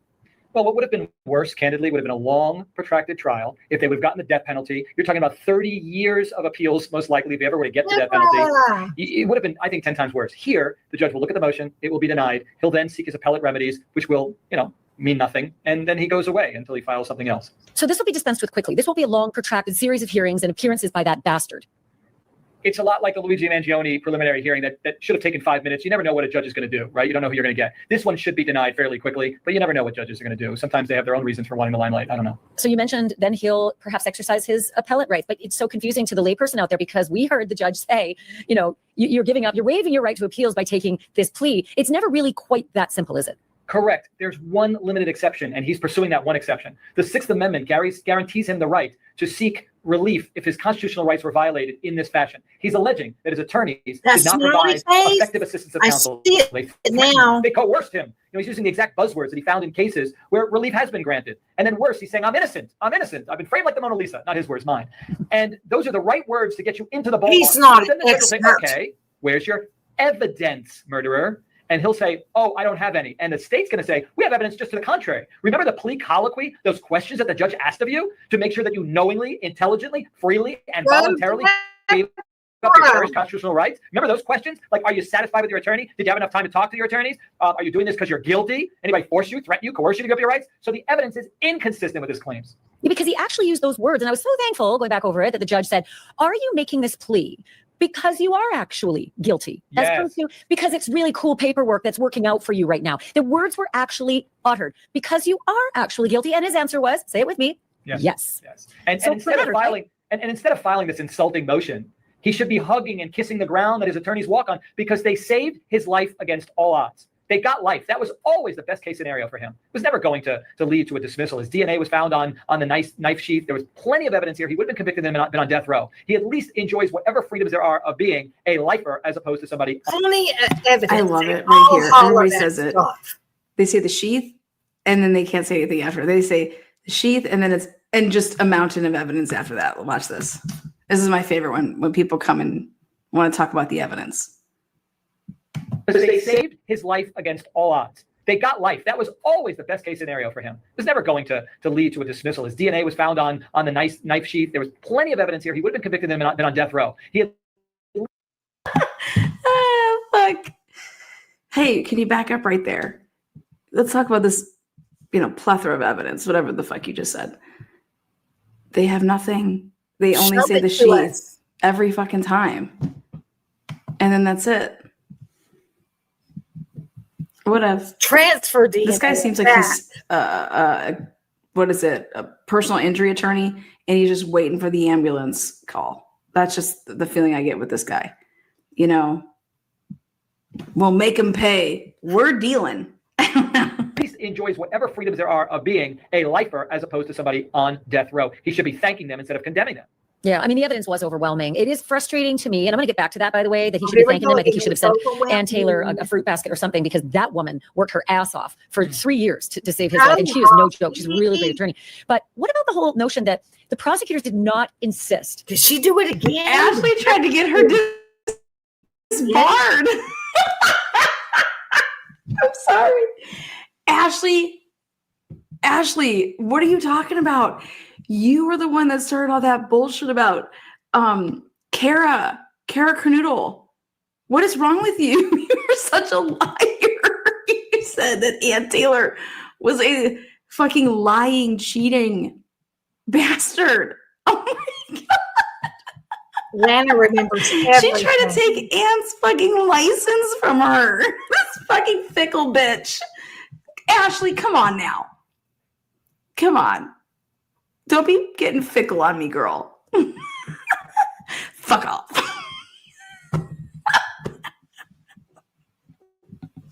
I can't. Sorry, I can't. Hold on. Ashley, it's okay. That's her O face. Leave her alone. If you don't understand conflict, you are very easy to manipulate. On some kind of allocution where he had to openly say what Dennis Rader did. Here's what I did. Here's how I did it. Here's what happened to this one. Here's what happened to that one here. And then it's a little harder to walk back and say, I didn't actually do any of this. The direct answer is only they know why they didn't. It's not uncommon for prosecutors not to have them give some type of allocution like that. It doesn't happen all that often. Prosecutors just want to make sure that somebody's freely and voluntarily giving up their rights and that they're going to go away. It doesn't help the media. It doesn't help the court of public opinion because we're all salivating to know details. But the prosecutors got what they wanted. He's guilty. They know what he did. Why he did it, they don't have to prove motive. You are full of shit. Salivating to know what happened. Then let me see. What's your name? I'm going to FOIA your name, and I'm going to see if you're salivating for fucking information when I go ahead and blast it that you have made 0 public records requests, motherfucker. How about that? You ready for that? Little ass cleansing? Yeah. Touch your toes. Go, Lana. But it's never something that they have to prove. You know, they probably doesn't help the media. Prosecutors just want to make sure that somebody's freely and voluntarily giving up their rights and that they're going to go away. It doesn't help the media. It doesn't help the court of public opinion because we're all salivating to know details. But the prosecutors got what they wanted. He's guilty. They know what he did. Why he did it, they don't have to prove. Motive is never something that they have to prove. You know, they probably have their theories on why he did what he did. What's this mofo's name? Nobody can say that they're salivating for information when this guy's an attorney and he hasn't filed 1 fucking public records request. He can salivate on these titties. Back up, Ashley. I know you're trying to get on my man. Psychopath. I mean, what else do you need? And then what value would there be? I mean, how much truth would flow from his lips? And likely it's never something that they have to prove. You know, they probably have their theories on why he did what he did. He's a sick psychopath. I mean, what He's a sick psychopath. Oh my God. Dude. What the heck is going on? What is going on? You guys, you would think mainstream media and lawyers have absolutely lost their minds. Since when the fuck are people talking like this? Okay? If people think I could potentially be a liability, are you kidding me? Are you kidding? Oh, bang my head. I wouldn't pay this guy a fucking cent. I wouldn't pay him $1. No. Actually, I'd probably pay him 10 and tell him to go fucking park the car. He looks like a scam lawyer. I'd be like, look at my valet. Go park the car. What is going on? This guy's like... What else do you need? And then what value would there be? I mean, how much truth would flow from his lips? And likely wouldn't that then insult the victims more or minimize what he did? Maybe that was their concern. I don't know. Well, that's actually a really good point because, you know, I talked to a lot of the... And then this girl. That's a really good point. victims' family members, and I have for the last 3.5 years. And That was all they wanted. They wanted the why. Why did you do this to us? Why did you pick Kaylee? Why did you pick these kids? And, whether he lied or not, at least you could get something out of this monster. Yeah, if that really is a thing. Look, I don't want to look. I've never gone to anything like that. It's my worst nightmare. And if that would have brought them some relief, albeit even for a second, then I wish they would have gotten that. But I wouldn't say that the prosecutors did anything nefarious or wrong by not getting it. They're sure they have their reasons, and most prosecutors don't ever have the defendants lay out their thought process. So correct me if I'm wrong here, Mark, because you're the lawyer. I just do this every so often. I ask people like you the questions, but it seemed to me from his chicken scratch motion, and it literally is him just scratching out in his prison cell his motion on toilet paper for all I know. He seems to say there's lots of discovery that came in that was kept secret from me. And I'm assuming he's saying because my attorneys didn't share it with me, even though they got it from the prosecutors. And is that the basis for his argument that so it's ineffective assistance of counsel? Because he never uttered the words ineffective assistance of counsel. Correct, but that's what he's going to be arguing, and that's kind of what the court, how the court will take it. Look, there are cases in our history where, for whatever reason, defense lawyers have, it's rare, but they have threatened their clients. They have hidden from them evidence. Maybe there's some agenda. Maybe some defense lawyer was close with the victim's family. Maybe they were paid off. Who knows, right? So we don't want that to happen. And so there is case law, and that protects defendants under those circumstances. If that were to ever happen, no matter how guilty someone is, they would have been robbed of effective assistance of counsel. The Sixth Amendment would have been violated, and they should have their plea set aside. So what Koberger is doing is he's jumping onto those cases. He's looking at the language where the courts have reversed prior convictions, prior pleas, and he's trying to use that language to analogize his case to those cases. And you just can't plausibly analogize those cases. You're not going to get a defense lawyer who's going to say, you know what? He's right. I just wish it didn't come to light. I just threatened him. I was sick of him. I just wanted him out, and I lied, and I hid evidence, and he's innocent. That's right. I agree. He's innocent. It's just not going to happen. It's Michigas. You're right. Who wants to fall on the sword for the person they spent? And Taylor said he was innocent, you fucking idiots. Like, they're missing every point. They don't even, Ashley, I don't know if sometimes I wonder, like, do you know the case and you just have to act like, because I can't mention that. These defense attorneys said he was innocent, said that they believe that he's actually innocent. That's what they used. And then he's saying that they came to him with all this shit and saying that we can't do this and da-da-da-da. And what do you mean? What the fuck do you mean? Oh my God. Have you read any of these expert reports? Holy shit. This is absolutely mind-blowing. God, do these people just lie like this? Every day, like everything that they do is just a lie. Yes, Lana. How the fuck do you all hang out with lawyers? They lie about everything. It's insane. And I just can't even how does somebody fuck a lawyer? Jesus Christ. Can you imagine that? Hey, are you single? Sure. Oh, fuck. Okay. Dude. Fuck. This is like a head game when you're having sex every day. What's going on? 3 years trying to save. However, I have seen it happen before. In the Cynthia Summer case in California, her attorney did fall on the sword for her. And thank God he did, because he didn't bring in evidence to show that some women would mourn differently than others. And her partying shouldn't have been an example of her being guilty of killing her husband. And in the subsequent trial, she was, there wasn't a subsequent trial because they found evidence that the testing of her husband's samples had all been wrong. And so in that respect, it worked. But it is rare, isn't it, that an attorney's going to come into court and say, yeah, he's right, I suck. Yes, and it would happen more frequently in the scenario that you gave, where an attorney is rushed. He has so many other cases. He didn't follow up on leads. Maybe thought it wouldn't lead to anything. And then in retrospect, oh my goodness, I screwed up. I just didn't get an expert on that. I didn't follow up on this. There was a busload of nuns that might have saw him in a different place. I screwed up. That happens. And I don't think that it's that rare that an attorney would at least consider taking a witness stand in favor of a former client and admit that they're wrong and they screwed up. This is different. He took a What? This is Tina with What the Fuck Transition Services. Did I hear a bus full of nuns? What the fuck are you talking about? Wrong. And so in that respect, it worked. But it is rare, isn't it, that an attorney's going to come into court and say, yeah, he's right, I suck. Yes, and it would happen more frequently in the scenario that you gave, where an attorney is rushed. He has so many other cases. He didn't follow up on leads. Maybe thought it wouldn't lead to anything. And then in retrospect, oh my goodness, I screwed up. I just didn't get an expert on that. I didn't follow up on this. There was a busload of nuns that might have saw him in a different place. I screwed up. That happens. And I don't think that it's that rare that an attorney would at least consider taking a witness stand in favor of a former client and admit that they're wrong and they screwed up. This is different. He took a plea based upon evidence that we all saw, we heard, we know that it was proof beyond and to the exclusion of every reasonable doubt. And we all saw evidence. What are you? What evidence? Look at these two. Look at these two. Look at these two motherfuckers.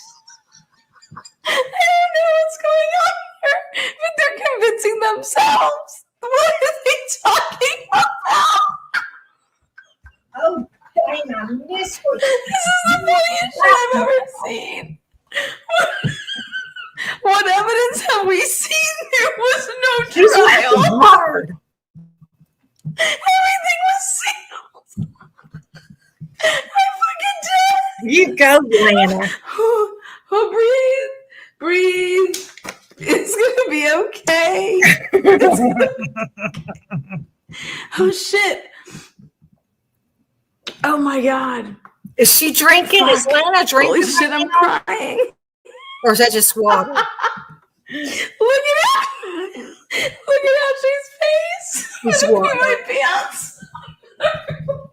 I'm gonna fucking pee my pants. I gotta go. Oh shit. Oh my god.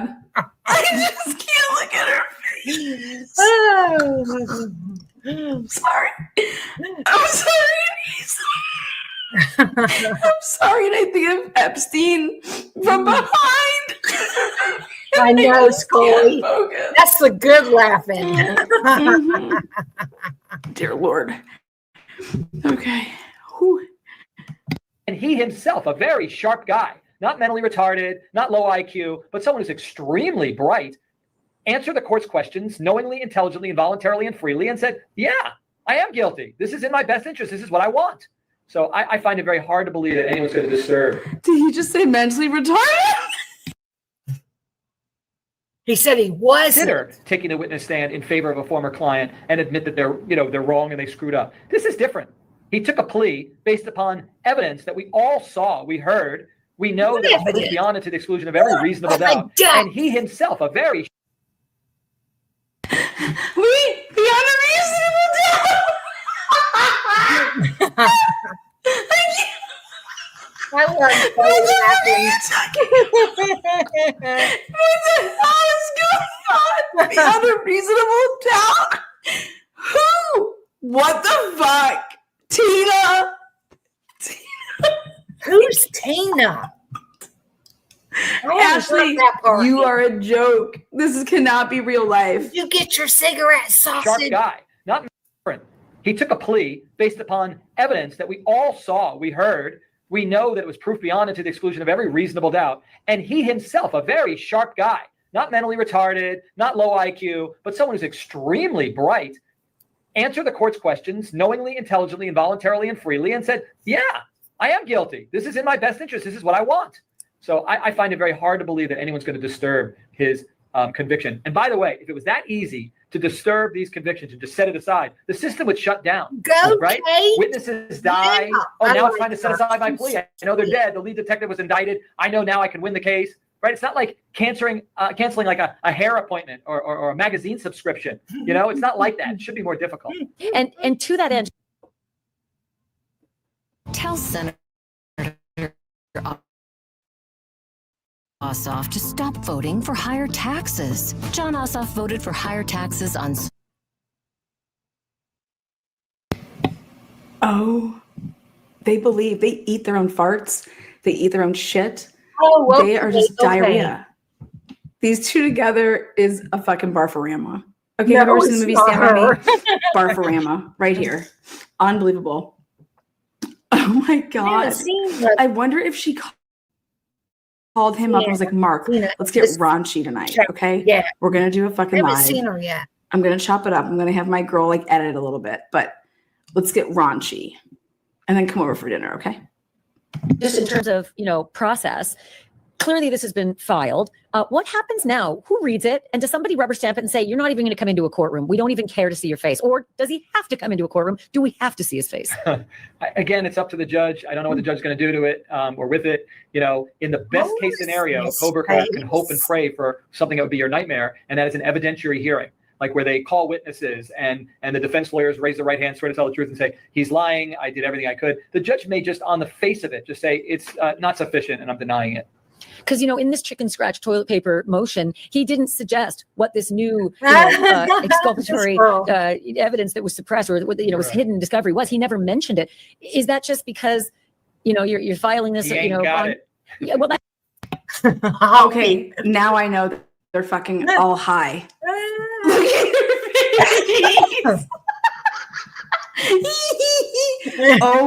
OMG. He fucking talks about the goddamn hair. I just can't. Like, who the fuck goes on these people's channels? Like, hey, it's clown hour, let's go. And then I swear they're buying fucking views. They're buying subscribers. I'm just gonna start buying subs. Fuck it. You got the best kind of this is wild. Message. This is unbelievable. What are we watching? What are they? What is the evidence? Oh God.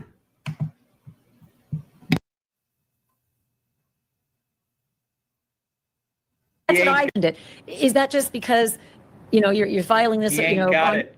Yeah, well, that's He what ain't I got in this chicken scratch toilet paper motion, he didn't suggest what this new, exculpatory evidence that was suppressed or was hidden in discovery was. He never mentioned it. Is that just because, you're filing this, He ain't got it. Yeah, well, that's He what ain't got think. it. That's Give what me I option think. A. There's only one thing. He ain't got it. Who else did this? Really? Well, and by the way, you keep saying chicken scratch toilet paper. Who else did this? Well, I don't know. According to the fucking police, a lot of people, according to the FBI, more than one. I don't know that it has any less merit merely because it's on asswipe, if we're allowed to say that. You should Well, be he reading. himself is an asswipe, which is why I don't like to speak with, positive terms about that monster. Right. But again, what it's written on and how it's written doesn't dictate to me whether it has merit or not. I don't know that he has access to a computer. That may be the only thing he can write it on. Asswipe. What is going on, you guys? Am I getting punked?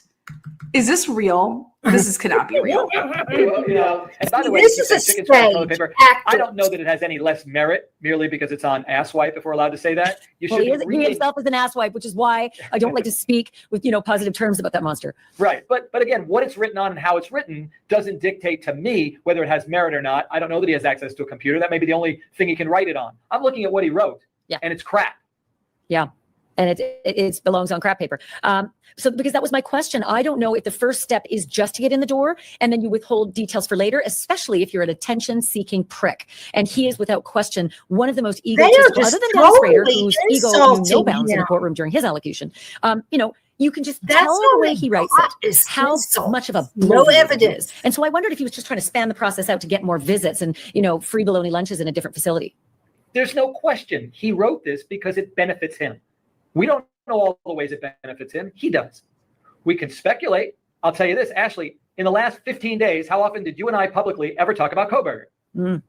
And then here we are. In a couple hours, I'll be talking with Chris Cuomo about Coburn. Mm-hmm. Tomorrow, I think I'm talking about Coburn. There, I said his name So? 3 times. He made that happen with toilet paper and whatever he's writing on. So, writing with. So of course, he knows he's going to use his, I don't want to call it celebrity, but infamy to get attention as he's sitting in a room all day. I don't know why nobody expected that. I did. That's what they do. Utter boredom. And it's only a year. And for a young guy like him, he's probably got a 70-year sentence. So this is just year 1. And so in a weird way, She thinks he's living to be 100.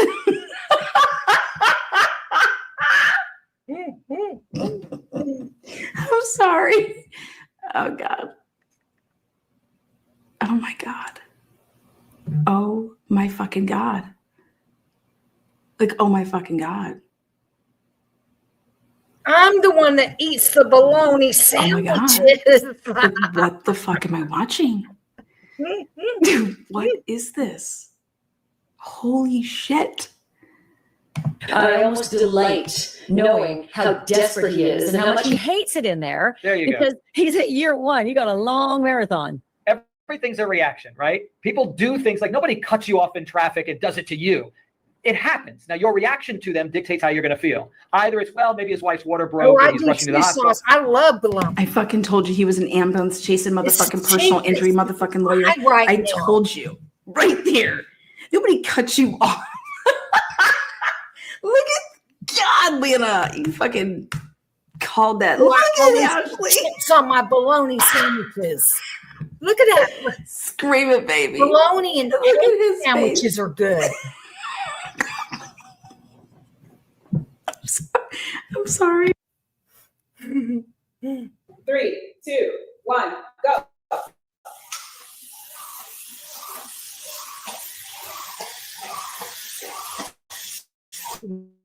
Wow.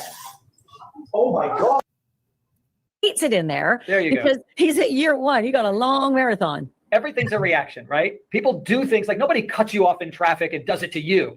It happens. Now, your reaction to them dictates how you're going to feel. Either it's, well, maybe his wife's water broke and he's rushing to the hospital, or he's just a complete a-hole. Whatever the reason is, it's your reaction that dictates how you're going to feel. So the families and everybody can get riled up and get really upset, and then Kohberger wins again. He victimizes more people over and over again if the reaction is, oh my God. If it's, well, Kohberger is writing crap and it's going to be treated like that and there's no concern, he will stay where he's going to stay for the rest of his life, then people won't then be upset about it or shouldn't be upset about it. Yeah, bored little bloviator. But I am so interested in the language, and you've mentioned it a couple times already, and that is that there was an intelligent piece in his plea, that you intelligently are making this decision. And there's intelligence and then there's intelligence. Some people who are in court and didn't make it past 6th grade. This fella was in a PhD program. Does that come into play when the judge looks at this chicken scratch on the toilet paper? Does the judge say, no, you are very intelligent. I don't even want to hear the rest of this? Yes, however, people with no education are intelligent for purposes of accepting the plea. That's it. And I always chuckle under my breath when a judge says, I'm finding that you made an alert and intelligent decision. Like the first time most of these people are ever hearing that they're intelligent is when they're taking the plea and going bye-bye. Okay. That said, they just have to be informed that they're waiving certain cherished rights, including but not limited to their right to go to trial, confront the witnesses against them, testify on their own behalf, appeal to a higher court if they were to lose. Anybody threaten you, force you, coerce you to give up your rights, you do so freely and voluntarily. Have you had enough time to talk to your attorney? Are you satisfied with your attorney? If you take this plea, it could be deporting you. All the standard language in every damn plea. And if the person is answering, yes, I understand. I'm not on any medication that affects my ability to understand. I know mental illness. I understand what you're saying, Judge. Then you're alert and intelligent for taking a plea. If you have a PhD, well, boy, you're way over the top than most people. You know? Right. And that's where I love that you gave me that schooling on intelligent. It just means you're here and you can understand what's happening right in front of you at this moment. Yeah. But again, he is a next level because he was a PhD student in this science that we're discussing, like in the genre of criminology. And so I wonder if the judge would even be more, pissed off about the fact that this guy is saying, I wasn't treated fairly. I was cheated, when he would have known more than the average guy to look at everything. I hope the judge isn't pissed off. I don't think that an effective judge that I admire gets pissed off. I think judges are routinely bombarded with motions from prisoners, the same way I'm bombarded every week with letters from prisoners telling me that they're innocent and they want me to go champion their efforts, right? And who knows whether any of them are accurate and whether they really are innocent or not, but that's what they do back there. And when they don't do it on their own, they've got jailhouse lawyers who will help them. That's what they do all day long, You don't catch anything unless you go fishing. So back to the judge. I'm hoping the judge. Oh, no, Thomas. Oh, no.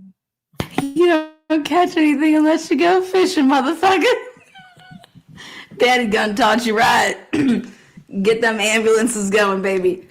Get them hoes going. Judge gives this the same energy and dismissive kind of thought process that most judges do. Okay, here's some guy who's writing something. It's meritless. I'm dismissing it. Thank you. That's it. So what you're saying is that it is possible that we don't have to see his ugly face in a courtroom, but maybe improbable because this one is so high profile. Every T is crossed, every I is dotted, and they just don't want any signs of impropriety. Do you expect we're going to see him walk into a courtroom again?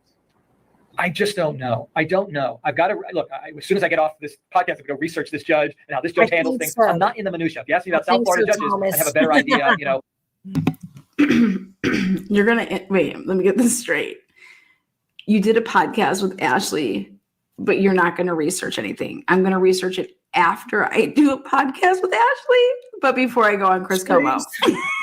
Ashley, this is what he thinks about you. I just don't know what this judge is going to do with it. Just think about it, though. If every single person who took a plea, and with the understanding that 10 years down the road, 15, 20 years, some of these cases are impossible to prove. Witnesses die off, their memories fade. So if it was that easy to just write a motion and have some relief, then the system would shut down. It wouldn't work. If similarly, they would have hearings every time. You know what's crazy is that, and we're going to stop here. I'm done. They are acting like this is just some random ass case. Okay. Like, what the fuck are you talking about? This isn't some dude that just wrote you up out of prison. Okay. Because he has some jailhouse lawyer and told him to hit you up type of thing.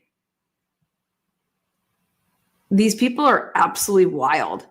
And to think that like they're not getting it, like why are they talking about Brian Kober here?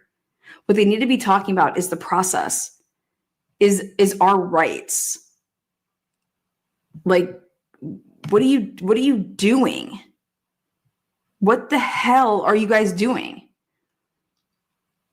This is why I think if everybody for an entire year boycotted lawyers and did everything themselves, let's see what happens.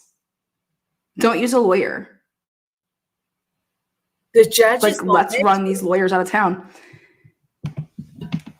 Start petitioning lawyers, and do not use one. Do everything pro se.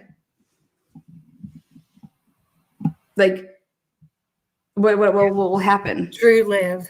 I'm just. This is crazy to me. Like, this is a due process issue. This is our. This is about our rights. If you think what happened during the pendency of this case, you're crazy. You're crazy. You're absolutely crazy. Unbelievable. And it gives me such great pleasure to see this shit. Talk about a fucking crash out, man. Peace out, motherfuckers. Oh, man. Wow. It's such a great day to be all about truth and transparency, not all about narratives and, talking shit and fucking wilding out. This is wild. See you guys on the flip side. We'll be back tomorrow. Wild. You said that, sausage. Oh, God.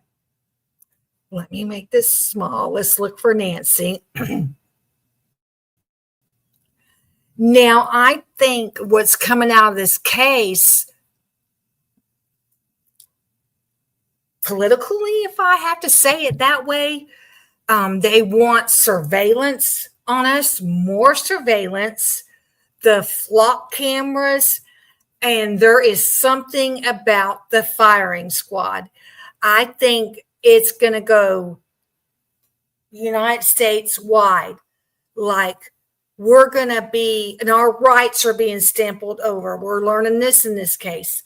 And they could get touch DNA on us, prove us guilty right away, and then put us in front of the firing squad. I mean, they want that firing squad to work fast, which right now, I guess Idaho won't do it for another 10 years or something like that. They were talking in court with Anne. And there's a lot of people in America trying to tear down those flock cameras.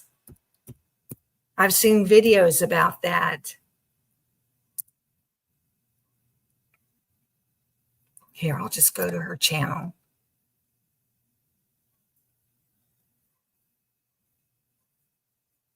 So look at that look on her face right there.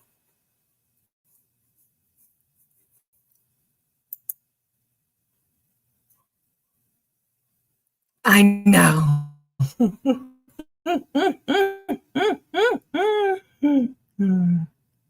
Okay, she had the G's on with her.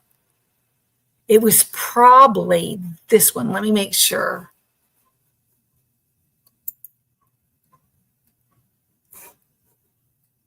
How many subscribers? She's got 1 million friggin' subscribers. You've got to be kidding me.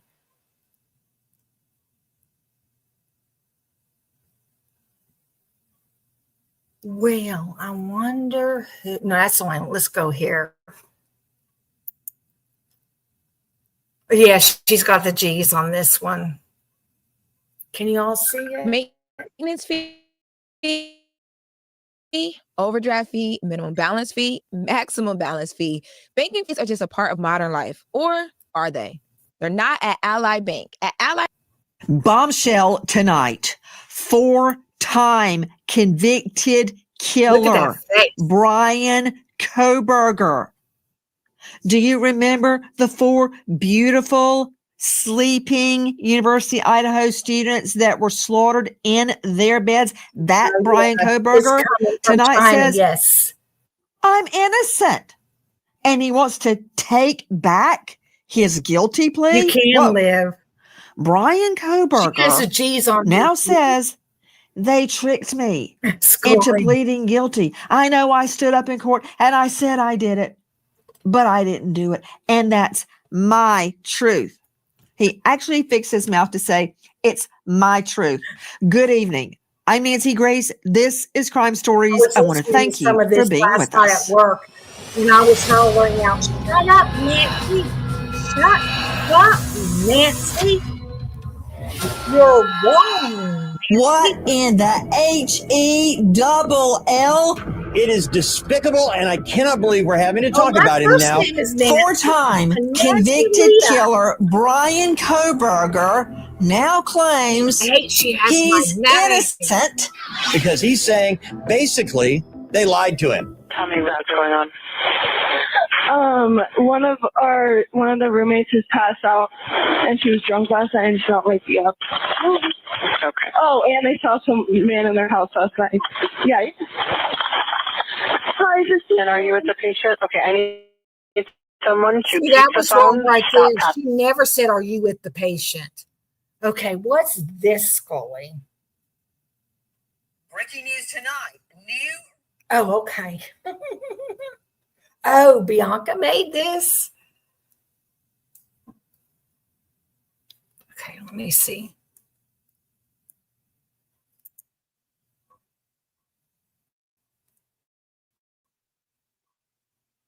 Oh, come back. Oh, here we go.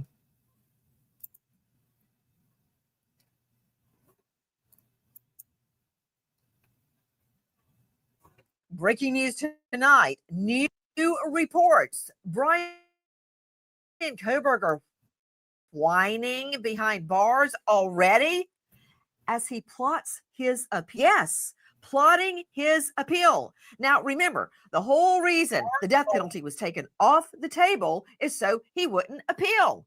He's appealing. This as Koberger's mommy issues and obsessive hand washing comes to light, Mommy according to issues. fellow inmates. And tonight, does evidence indicate Koberger had actually been skulking inside the student's home before the night of the murders? How did he get in there? And we're learning, did he actually befriend the pet dog? Does this explain why the dog didn't bark and raise No, that no, I night? didn't live. I'm Nancy Grace. This is Crime Stories. I want to thank you. Do you want me to look? Technical legal term, it's BS. I'm a crime victim, and a lot of what happened at my fiance's murder trial is really, they're doing what they do, right? Somebody leaked.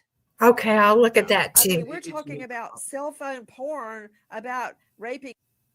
I think I'm not allowing myself. New Samsung Who was Galaxy that? Card. Earn 5% cash rewards on eligible purchases made directly from Samsung and earn. Oh, that was it? Okay. Now, wait a minute. This is Bianca. Let me get to her channel. Breaking news tonight. New reports. Brian Koberger No, Scully, whining already. where's the one with as he Bianca? plots his I gotta go to her appeal? channel. Yes, plotting his appeal. Now, remember, the whole reason the death penalty was taken off the table is so he wouldn't appeal. He's appealing. This as Koberger's mommy issues and obsessive hand washing comes to light, according to fellow inmates. And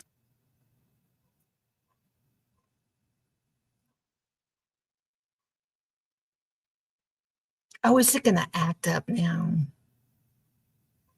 Dang it. I got to go in the back doorway. Exit. Oops.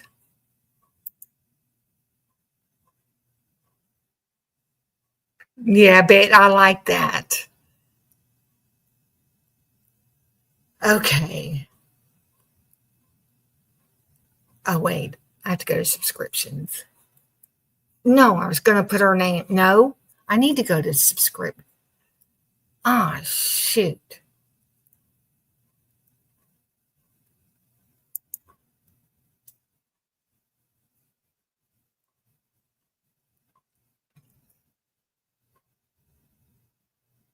I got to go to Google to look at this.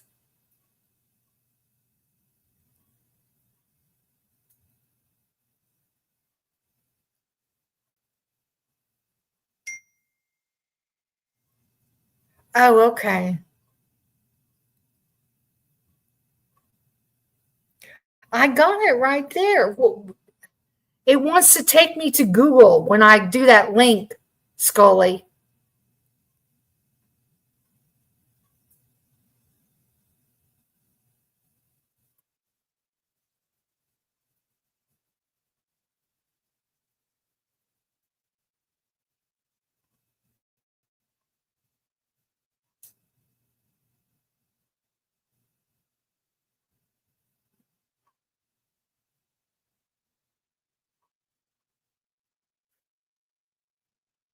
Oh, it's just a picture?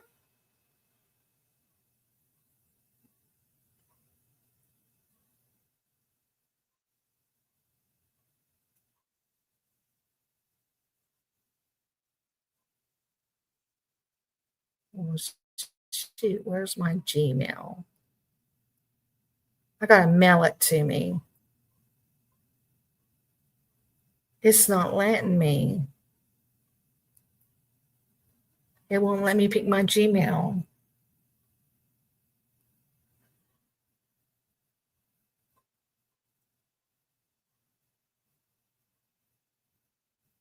Copy, save image. I'll do that.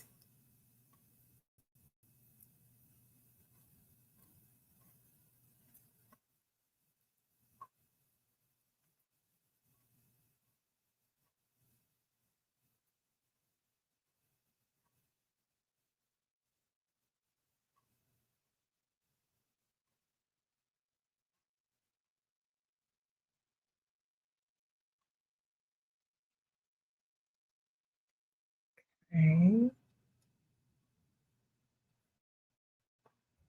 Now, oh no, I gotta go to my email first.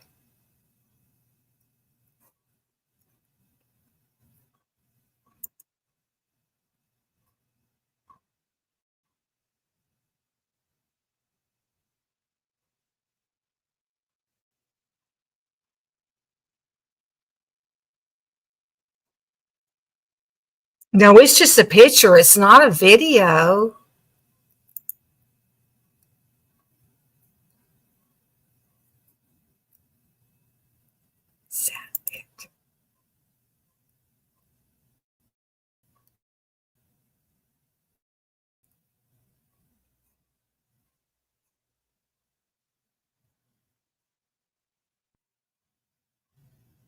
Let me see if I got it. Go back to StreamYard.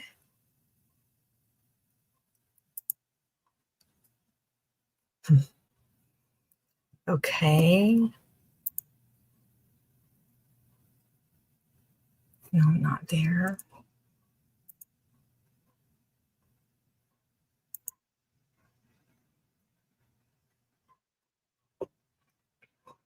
Is it this one? Yeah, it's this one.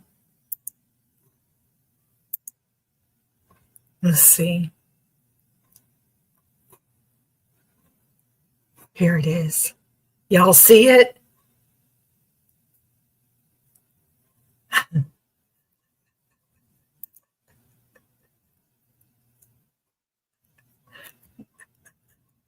That looks good.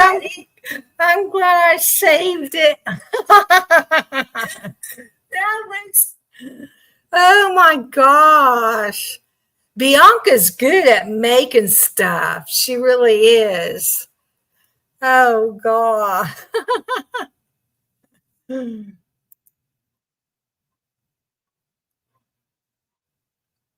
Okay, now I got to get back to,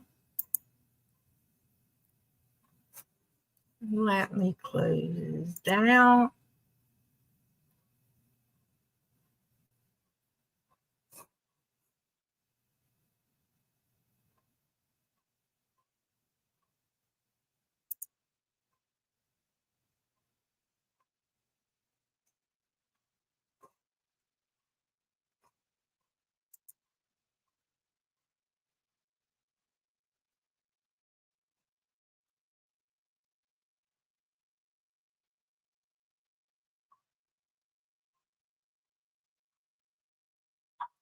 Okay, let me make sure I share this screen.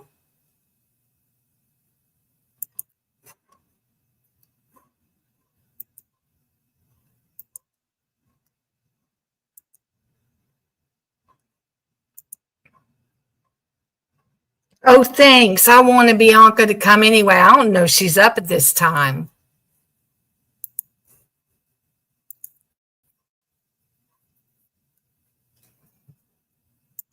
Okay, this. Can I just tell you what happened pretty much? What is going on currently? Is someone passed out right now? I don't really know. 4 a.m. Okay, I need to know what's going on right now. Yeah, Liv. What? Someone has passed out. Can you find that out? Yeah, I'll come. Come on, we gotta go check. But we have to. They were not passed out. They were all dead at the hands of Brian Kohberger. And tonight, to further twist the families, he says he's innocent and he wants a trial. Oh, okay. And you know what I say to that, Mrs. Yeah, Gonsalves? Bianca will come Bring it on. I agree with him about one thing, Christy. Yeah, the Brian Netflix Kohberger didn't have says enough in his call handwritten petition, justice was not served. True words were never spoken. Justice was not served because he needs the death penalty. Absolutely. So he's right. There's one phrase in this whole petition that is accurate. Okay, with me, you know them well. They are the founders of Murder Has a Name. This is in their beautiful daughter, Kelly Gonsalves' memory in her honor. Good point, She was Sophia. murdered by Brian Kohberger. And they are taking that pain and transforming it into something good, raising money for DNA kits to be handled and processed to stop killers and get them off the street before more victims fall prey. Christy is with us. Steve Gonsalves is with us. I'm sorry, but it's Christy, a joke. when did you find out Brian Kohberger, that POS, technical legal term, says, I'm innocent, I was tricked. I love this part, Christy, that he was misled about life behind bars. Surprise, jail ain't what it's cracked up to be. Yeah. He figured that out, didn't he? Yeah. When did you find out about this? She's so I found out pretty early on, about an hour before it started busting at the seams on the media. Steve had called me, and I was in the middle of a Zoom meeting for Murder Has a Name, and I was like, Steve's telling me, call me right away, call me now, and I'm like, I gotta go. Like, he doesn't say that. And I called him and he told me, and I was like, what is happening. So took us a minute to find out what exactly the allegations that he was having and the reasons for it. But when we heard, we were like, the judge asked you every single one of those questions, So were you coerced? Were you promised anything? Were you on drugs, and everything? And I mean, it's a plea deal. I think it's pretty straightforward. I think the average IQ person can understand what a plea deal is. It's not something super complicated. So. Me too, Sausage. Hold on. I've got to get to Steve Gonsalves, but I just have to ask Nima Romani, guys. When this first broke, I immediately got on the horn with here's Romani. her Why? expert. He knows what he's talking about, and we hashed it through. Nima Romani, former federal prosecutor turned trial lawyer, former president of the West Coast Trial Lawyers, author of Harvard to Hashtag. You can find him at westcoasttriallawyers.com. Nima, this is doable. After you and I talked, I researched the law again, and it confirmed what you and I had talked about. Let me get my notes. Garza v. Idaho, straight out of Idaho, and that is the Supremes. You remember at the time, they kept saying, he's giving up his right to appeal. This plea deal means it's over forever. I'm like, no, it's not. I don't care what he says. He can always appeal under the Sixth Amendment. There's always an argument to be made that he was tricked. He was hoodwinked. He didn't know what was happening. Ineffective assistance of counsel. Yes, but no, that's what they told the victims in court. That was BS. Then we called it, and I'm calling it again. Yes, he can do this. He can appeal his guilty plea. Then Hill v. Lockhart, also the Supremes, about how you can reverse a guilty plea. But practically speaking, Nima, what the hey is going on? Yeah, he's got to basically pigeonhole this petition into one of really 4 legal arguments. He's got to argue that the plea wasn't knowing and voluntary. I think it's going to be tough because obviously we all heard the plea colloquy, right? Let me see, Nima. Nima, he's getting his PhD in criminology. I think that's going to be the toughest one. It was right? knowing. Next. Yeah. That's how I wrote it down. I'm marking it out. So let's put that away. The second is if he's actually innocent. Obviously, that's not going to fly either. There's no way the state is going to concede that. But that's what happened with. I'm sorry, I just choked. Yeah. That didn't go down very well. Okay, we can count out actual innocence too. Okay, that's out. So give me your third choice. Yeah, the third is prosecutorial misconduct, right? And of course, the state is never going to concede that they withheld Brady information or something that was impeachment. They didn't comply with their obligations. There's no way the state's going to concede that. So then you're really left with the last one, which is the ineffective assistance of counsel, right? That's something Ann Taylor said or did that was. Put them up real quick. Attention retirees. If you're willing to be at your computer from 9 a.m. to 10:45 a.m. Old people commercials. Nima, they know Nima, I'm almost 65. That's it. That's where they're going. Because from what I can gather from this raggedy petition, he's claiming Brady or Brady v. Maryland exculpatory material evidence that would tend to prove him innocent or could prove him innocent. It could be something as simple as a line of cross-examination of a state's witness. And if the defense didn't know about it, then that could have made a difference in whether the jury believed the witness. There's all sorts of permutations about what is exculpatory. He seems to be claiming that the defense withheld Brady material from their own client, that he didn't understand all of the exculpatory evidence. He's going with ineffective and the SOD. Some other dude did it. That's where he's going. Digital ID. So then the question is, what are his lawyers in the state going to say? I can't see any world where the prosecution is going to admit to withholding Brady evidence. So the question is, did his lawyers not provide it to him? Are they going to confess error? If they do, and they fall on the sword, then potentially we would have to start this over. The question is, though, I don't think his lawyers are going to do that. This was an amazing deal for him. They saved his life. Here we go again. They saved his life. If they think there is a way to get him a new trial. I've seen the best lawyers in town go in court and go, okay, I was ineffective, to help their client. Were they ineffective? No, they were not. But they'll say it in a further bid And to I help don't their want no client. digital ID. And you No know what way. I want to happen? I want I'll have him to put get up his the wish. internet then. Straight up to Steve Gonsalves. This is Kelly Gonsalves' father, co-founder of Murder Has a Name. Please look it up. Steve, I want the state, of course, you got to have an independent prosecutor. You can't have that bag of bones up there trying to try this case. That's out. That's over. But I want them to give him his wish. You want a new trial?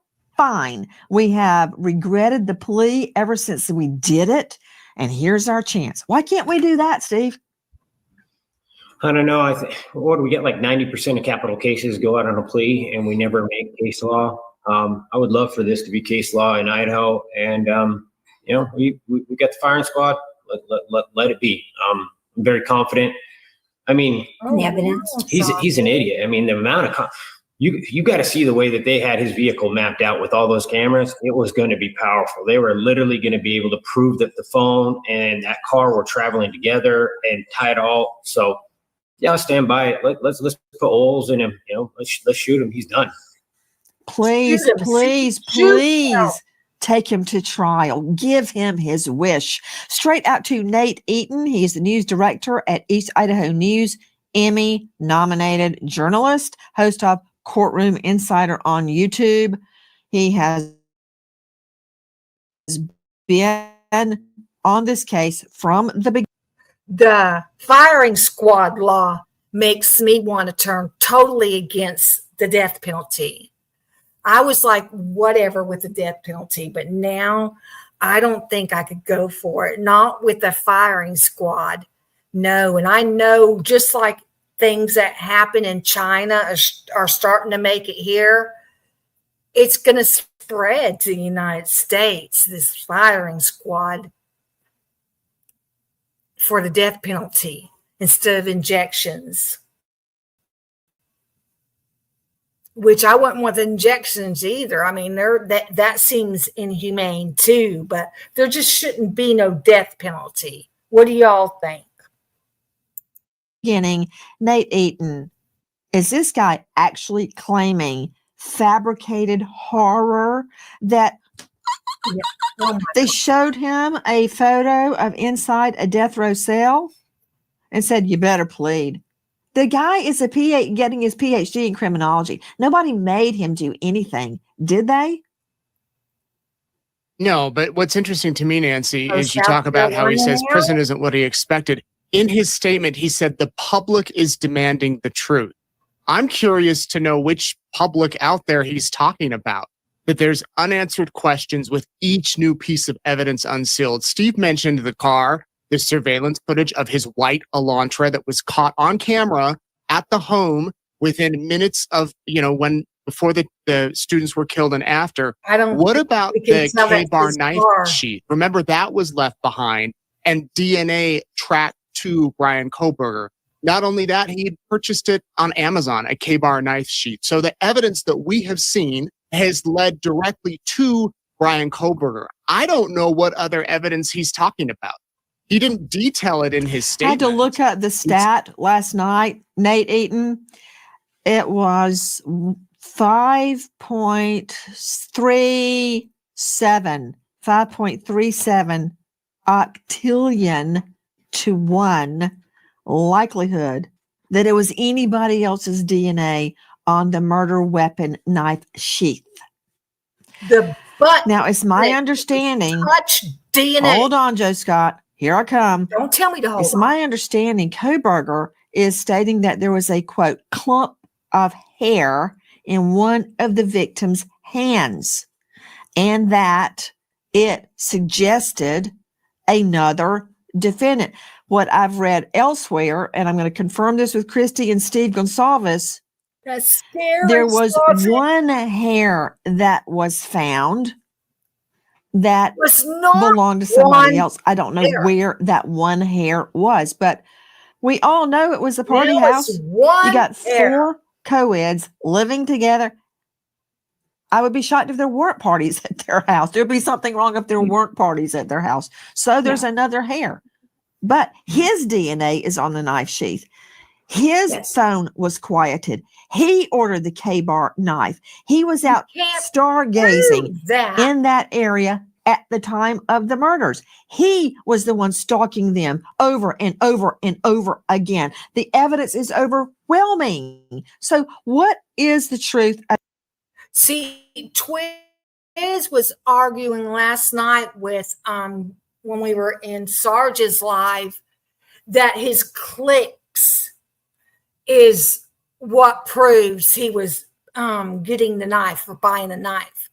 And I'm like, no, you have to show it was a purchase with a bank card and the receipt. You can show the bank card thing without giving us the number to his bank card. When you're on Amazon, you could click all day long. But if you don't put it in your cart and go all the way to purchase, it wasn't purchased. But they're trying to say he clicked it. So that proves he was buying the K-bar. No, we got to see the purchase receipt. Yes, Twiz said that because I argued with him about it. I sure did. I told Twiz, I said, I don't know what's wrong with you lately, Twiz. Something's changed about you. I mean, Twiz used to not be that dumb. I mean, in my opinion, you know, that's what he said, just the clicks. I said, Twiz, you have to have a purchase receipt.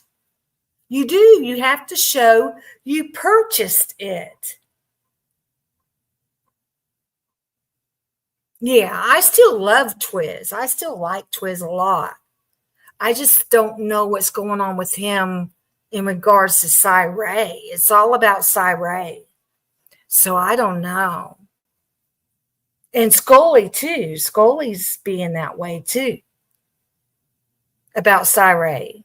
Now Scully wants to say he thinks Brian's guilty since Cy Ray's stuff.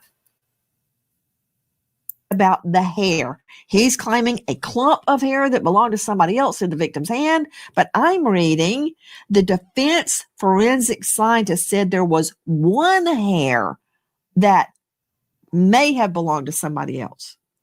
We saw the clumps of hair in the crime scene. I built this website in 5 minutes with Wix Harmony. So I came across this image recently and thought to myself, what if I built an entire brand around this? So I opened up Wix Harmony with was stuck with the bed frame. I mean, you can see the. So I have talked to the lead investigator about this specifically, and from ISP, and I asked when it came out in the book, and he said, absolutely not. That's the most ridiculous thing I've ever heard. He said Ethan's hand had fallen behind the bed. And, you know, obviously blood ran down his arm. It's sticky. The floor, you can't imagine, was not that clean. I mean, you could behind. Now, since you said that, Thomas, I didn't realize Kara was at the sentencing, the hearing where the family got to speak to Brian. And she said she told him she forgives him. And everybody's commending Kara for that. That's true if Brian was really the killer. And Kara knows Brian is not the killer, so it's easy for her to forgive him. A lot of mamas and dads struggle with forgiving who took their child's life. It's not that easy. It's a process you have to go through. And it is. But I think she just easily forgave BK because she knows he's not the killer. Let us find the real killers and then see how easy they are to forgive. Yeah, I mean, Kara's been doing good with God, but to me, that's like a false forgiveness because these parents know he didn't do it and they're going by the narrative. I don't know why the parents are pushing the narrative. That part I don't understand. Here we are with the clue game, live clue game, or is this a social experiment? You know, and the laws they're passing behind our backs because we're so obsessed with this case instead of paying attention to what's going on in the world with the digital ID and all that stuff. True, Thomas, that's true. But I'm telling you, as a bereaved mama, it is hard to forgive anybody when you've lost a child, people that have caused trouble for you. And, you know, I could tell about that one day, what the ex-stepmom did to me in my daughter's funeral. I mean, I was angry for a long time, and it took me a while to forgive her and other people in my life since I've lost my son and all. And it took me a while. I mean, I'm easy to forgive if you know, if we get in a little argument or whatever, I'm easy to forgive about. And if you come to me and ask me for forgiveness, yes, I'm easy with that. But when it's in bereavement, according to your child you lost, no, it's hard. It's hard to forgive. And that's why I think Kara was able to easily forgive because she's part of pushing this narrative. She believes BK was guilty and did it all by herself. So does Stacy. So does Christy. And I'm not sure about Karen. I'm not sure about her. Yeah, I mean, some people do struggle with forgive. I've had to ask God to help me forgive. I mean, I did, and I was in anger. It caused a lot of, it's dangerous. It is dangerous when you're not forgiving, because then you're going to get in that bad anger stage, and anger really messes up a lot of things. I mean, I was losing people over my anger. That's why I got in my car. I had to get away from everybody before everybody started hating me. You know what I mean? Yeah, forgiveness is for us. It is for us and not the other. And it does. It takes that weight off of you, that anger off of you, and all that stuff. It does. It is a choice. That's true. It is a choice. But to feel like it, to feel like you did it, oh my gosh, that takes a long time. And you can tell they have no forgiveness. They want him dead. I mean, if that's who they believe the killer really is, they want him dead, you know, which is normal. It is normal, but they go overboard with saying how they want him dead, and him saying he could put a hit on him in the prison and get him killed in prison.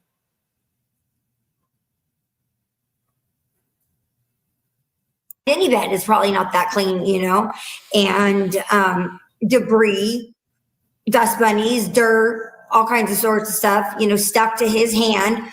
He was, you know, it stuck to his hand. They packaged him up. I don't, you know, they took him out of the house, and they transported him to the medical examiner. True. Yeah, yes. true. And when they, you know, were looking for evidence and whatnot, this is what he had in his hand, or stuck to his hand.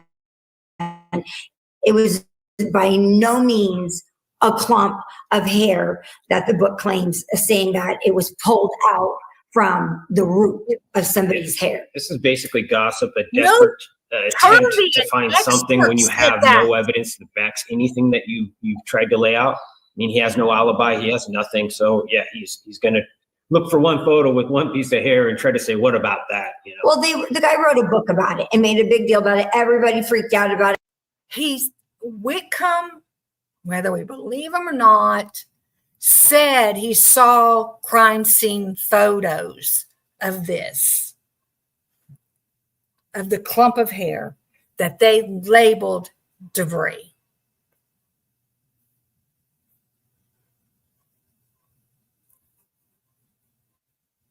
In my opinion, I believe Brent Turvey. And was like, oh my gosh, the clump of hair in Ethan's hand. And I immediately called and he was just like, what? And I said, well, this is what this book says. He goes, ridiculous. Absolutely false. Okay, you know what? I just hope they bring that guy on the stand and quote his book on cross-examination and say, what clump? Why did you say that? They'll have pictures to back it up. Okay, let me just ask y'all straight out. You said you wanted this to go to trial, as do I. Do you still feel the same way, Christy and Steve? I do. I mean, I would love, because I think that it would just stop so much of these people just running their mouths in this conspiracy theory. At this point, with this much time gone by, I mean, I'd have to, put myself in that state of mind again, which is not an easy state of mind to put yourself in, that you're moving. I mean, because we would have to physically move for 3 months. I mean, we have animals, we just can't travel back and forth. So, we would have to make those family adjustments. Yeah, I mean, if that's what it comes down to, we're all for it. Yeah. Certain cases need to. Well, what about the possibility, Steve Gonsalves, of the death penalty? Yes, the firing squad, that thing. Yeah, honor the victims. The 4 people died from a low life that wasn't even a member of our community. Okay, complete stranger came into our community and killed people while they go to sleep. If that doesn't, invoke some kind of like prosecutor passion to actually uphold the law, then he probably doesn't have one. So yeah, I'm all for it. Yeah, if that's what they decide to do, we'll be there. We'll support the case and all the people that did all the hard work. Yep. But what do you want, Steve? I mean, it's one thing for me to say, yes, I want a trial because I want to hear the truth. I want the world to know the truth. And we didn't know the truth with that pathetic showing in court at the time of the plea. Your daughter was the only one to stand up and speak the truth. Okay. So I'd like a prosecutor that has a similar set of, right? Can we find one of those? I'd like to see how this plays out with a real prosecutor and hear the facts. For instance, tell me what you were saying, Steve, about what was caught on video that maybe the rest of the world doesn't know about regarding his car and the phone and the car traveling together. Mm-hmm. Yeah, people can actually do this if they understand how AI is. Just go in and tell it, take every time that this car's on camera and then cross-correlate it with the path that is known, and it'll do a pretty good job of showing you what they went on. But when you go back and you compare the times and the stamps and what he's on there, they pinned that all the way down. Once he turned his phone back on, they knew exactly where it was, and they said, you can't tell that's him. You can't tell it. His device was traveling on this road, through this camera. That was definitely him, So whether all the way back to stadium, it was somebody else. It was somebody else that had his device and his car traveling. Mm-hmm. So. Yeah. And when was that, Christy? When was his phone identified traveling along with the car? When?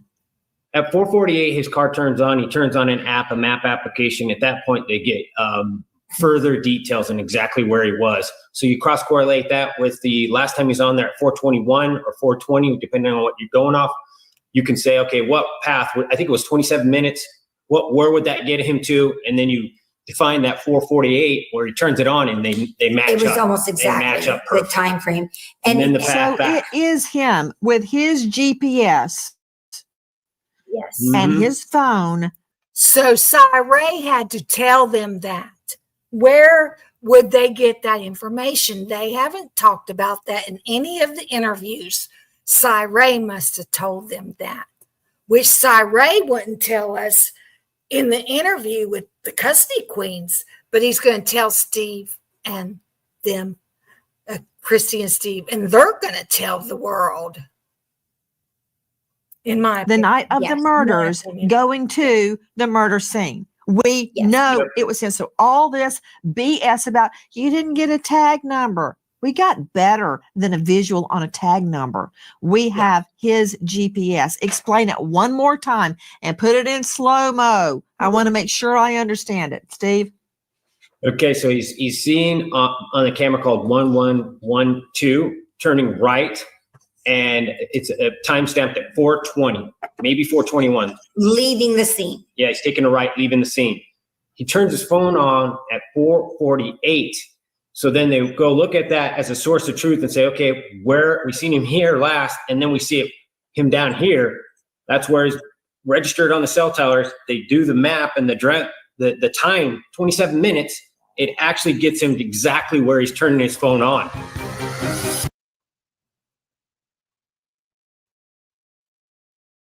Are you looking to sell your house as is without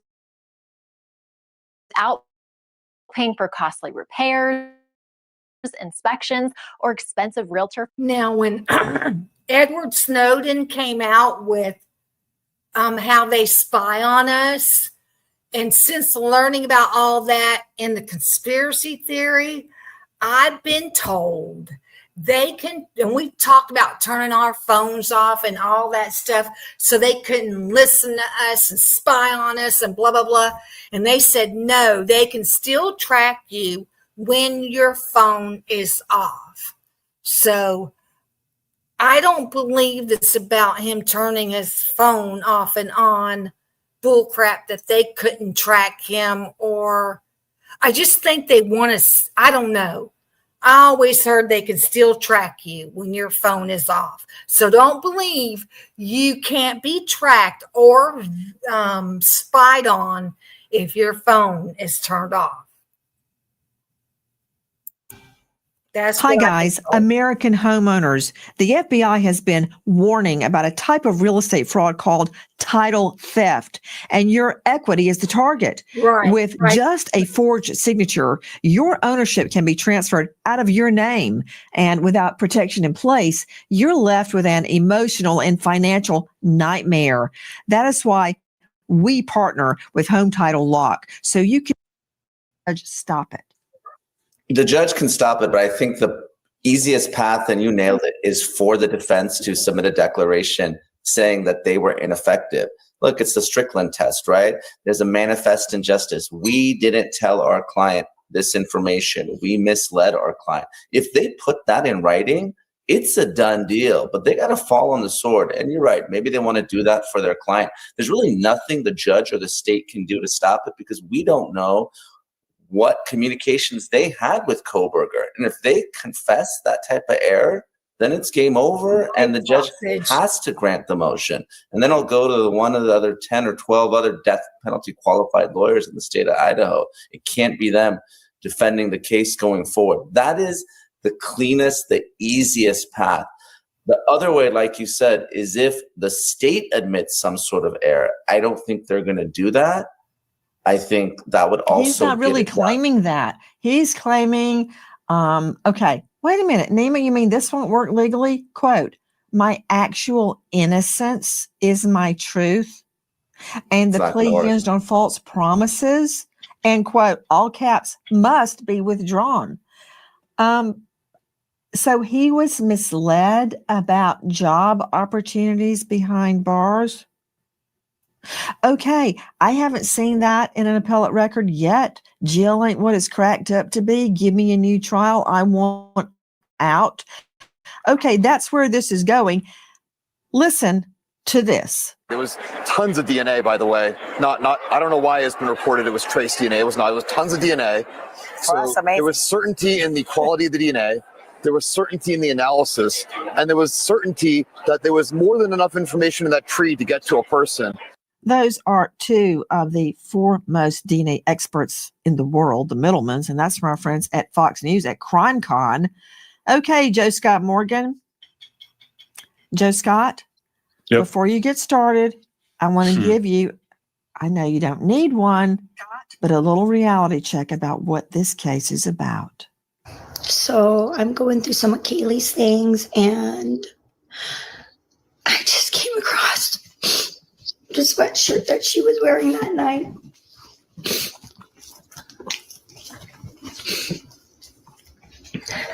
And in the pocket is her grub truck number 78 ticket.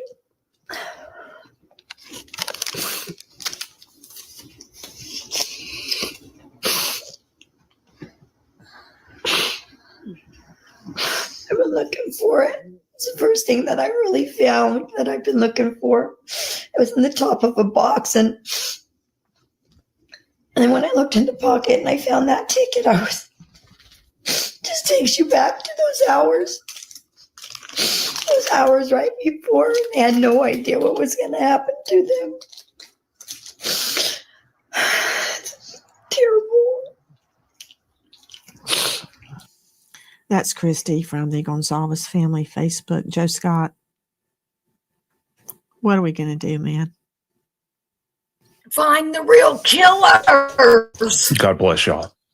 I can't even plumb the That's depths how of you this. help her find the real killers. Getting back to the evidence at hand, I got to tell you something. And going back to what Steve and Christy had said earlier, and let the hide come with the hair is what I say. If he wants a fight, bring it on. Because going back to what that clip that you showed of our friends David and Kristen at Othram, I felt all along that there was going to be just a plethora of DNA evidence. And here's why. I'm going to throw a number out to you that we don't use this number a lot when we're talking about these 4 precious lives. Okay. We talk about the individual injuries, per person. But Nancy, I want to give you this number, 150. 150 injuries we're talking about in total. Now, that's kind of an approximation because the violence involved in this case, you have what were referred to, or what I would refer to as communicating injuries. So you have such a concentration of injuries that you'll get this kind of cross pattern where you can't delineate it. And of course, this certainly happened with Kaylee. There's just certain things that you can't interpret specifically because of the level of violence. But 150, Nancy, just let that sink in.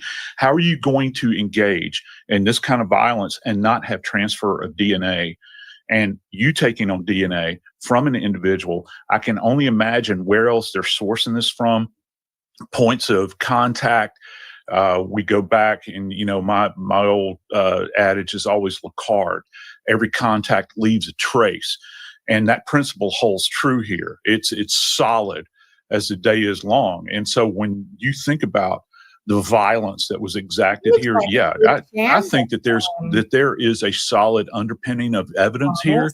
And again, if he feels froggy, let's jump, baby, let's roll, because I want to see this evidence. And going back from a prosecutorial standpoint, I want to see somebody that's actually got the guts to go forward, stand up, and accuse him and direct him to offer up an explanation for what happened. Of course, we didn't see that because there was no damn allocution. That was not required of him.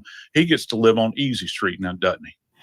Nima Rahmani, is there any way this can happen? How dare he? After all he has put everybody through, it's all about me. I don't like jail. This wasn't what it's cracked up to be. I was lied to. I was mistreated. Every sentence starts with I. Is there a way to give him what he wants? Because I'd like to put it 3 inches right up his tailpipe. Listen, I would love a trial too, just like everyone else. I think there's no world where he's actually innocent. He will be convicted. He will be sentenced to death. But I don't think it's going to happen, Nancy. This is a final judgment. The law wants to keep these judgments final. We can't have every criminal defendant claiming even when they're both innocent. parties don't want it to be final. Both It's parties still final. You have to show can manifest demand injustice. a trial. I just gave you a U.S. Supreme Court that can undo a guilty plea. All this business about a plea is unappealable. That's crap. That's not true. I can't believe they even said that to start with. Do they not have a law book? Well, listen, there has to be a constitutional violation. So if the parties agree that there's a constitutional violation, of course, but they can't just enter into a stipulation. It's not like just putting a piece of evidence in or saying, hey, we want to do over. There has to be a legal basis to unwind this. Absent a constitutional violation, we're not going to be able to get there. It's not enough for the prosecution and the defense to say, you know what, we've changed our mind. We want to do over. This was a bad deal, because the millions of people. You're thinking the best bet is ineffective assistance of counsel, because actual innocence is not going to work. Not knowing and voluntary, that's not going to work. We're down prosecutorial misconduct. That didn't happen. So all we're left with is ineffective. That's all we're left with. So unless Ann Taylor, he's crazy like a fox, because that's what he's claiming in this petition. That his lawyers did not give him the whole truth, that they withheld exculpatory evidence from him to get him to plead guilty. He's saying it was all a fabrication. Is that what he's saying, Nate Eaton? Is all a big fabrication? It was a lie? That's what he's saying. Death penalty, before they were kind of wishy-washy, and they gave a bunch of petitions so people didn't have to be on the death penalty. They got them off. So yeah, I would love to see a real prosecuting service that we could get. Yeah, we've all often wondered why it wasn't federal, but when this happened, it was under Biden administration, and the FBI told us then they could prosecute, but they could not prosecute for death penalty. So we were like, just leave it with Bill Thompson then, leave it with Latah County. So obviously things have changed, and they're no longer under the Biden administration, and the FBI can pursue the death penalty. Play your video. So that would be great. Best of the best.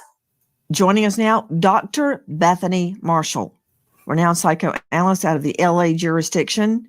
She is the author of Deal Breakers. You can see her on Hulu, on Peacock, on Netflix. Brand new hit podcast, On the Couch with Dr. Bethany Marshall. You can find her at drbethanymarshall.com. Okay, hit it, Beth. Absolutely. And that's why we asked for concessions. We knew that this was going to happen. We actually foretell the whole thing, and people looked at us like we were crazy, and we're like, well, we're talking about a psychopath who literally has a search history on his phone saying psychopath, paranoia, I think people are after me, all that stuff. Phones being tapped.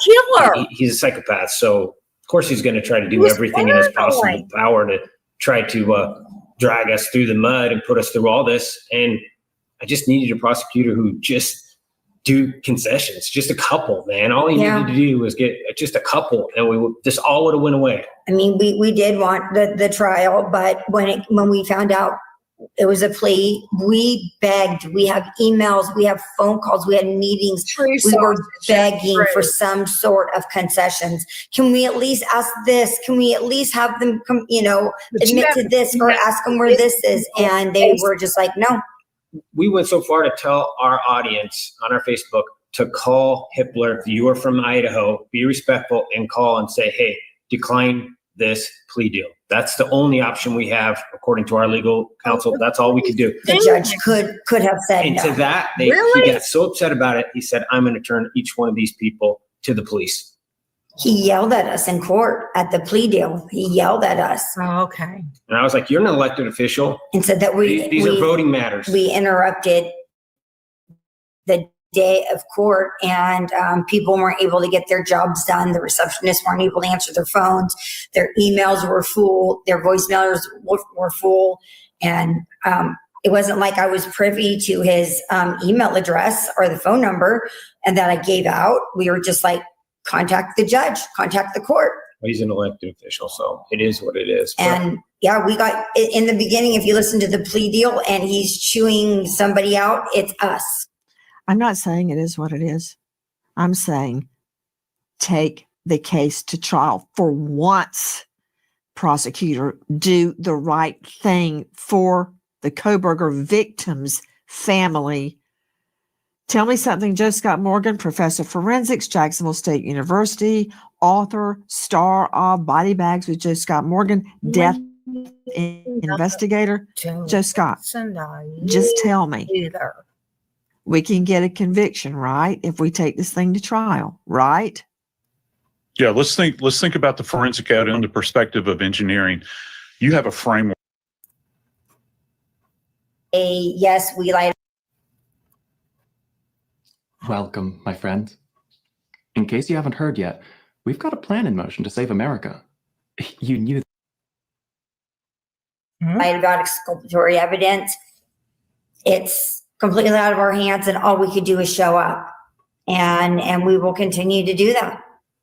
Yeah, I hope his day of manipulating all these court processes come to an end. We were unsealing things. Things were slowly coming out. I hope that doesn't come to an end. We all deserve the truth.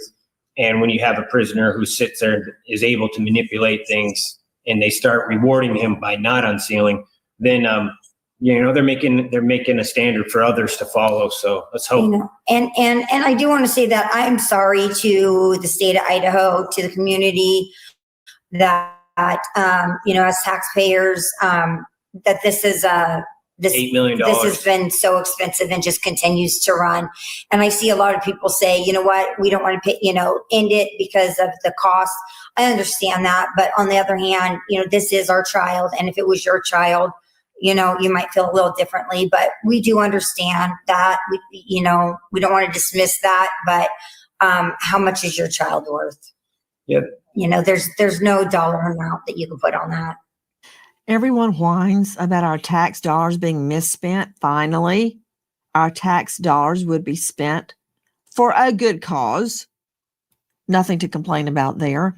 We wait as justice unfolds, God willing, finally, in this case. We remember an American hero, Sergeant Edmund Murray, New York PD, passed away in the line of duty, leaving behind parents Maureen and Bartholomew. American hero, Sergeant Edmund Murray. Thank you to our guests, but especially to you being with us tonight. Nancy Gray signing off, but I'll see you tomorrow night. And until then. Well, okay. Now, go back.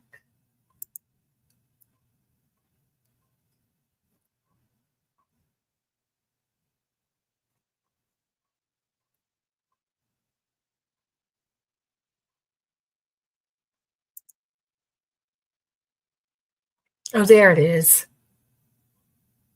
Yeah.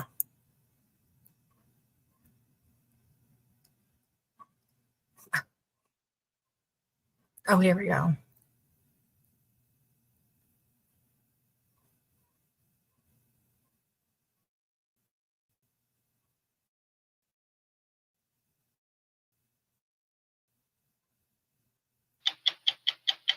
Oh, that core almost.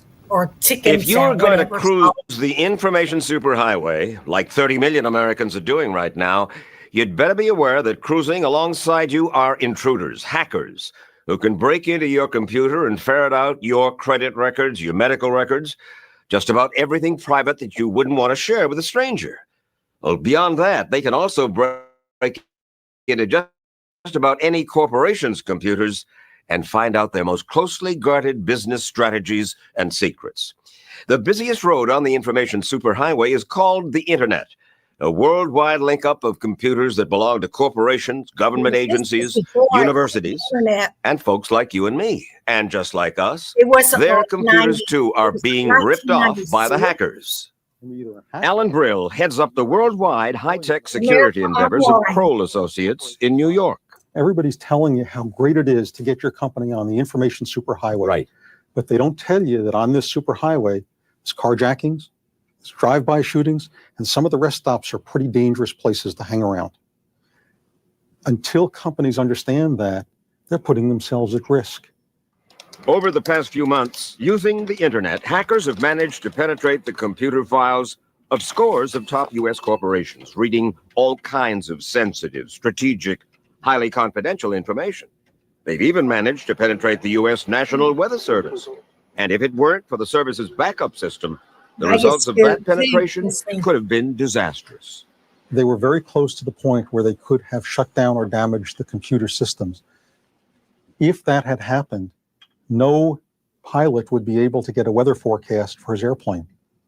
Commercial aviation probably would have ground to a halt. Who are these hackers surfing the internet? Yeah. Most of them are children of the computer age, obsessed by the mysteries of cyberspace. Like these young people, most of them hackers, who gather once a month in a mall of the Citicorp building in New York to exchange news of such things as the internet, their latest penetrations, or the best techniques for future break-ins. The hackers even have their own magazine. Its publisher, Emmanuel Goldstein. He insists that what the hackers do is harmless. In fact, he even uses his magazine to put out the word on future tempting computer targets. If we learn a secret, we spread it around. What do you mean by a secret? Say there's some sort of a wide open hole in a particular computer operating system. We'll tell people what it is. But we find that 99.9% of hackers are not destructive in any way. They're curious. They want to find out things.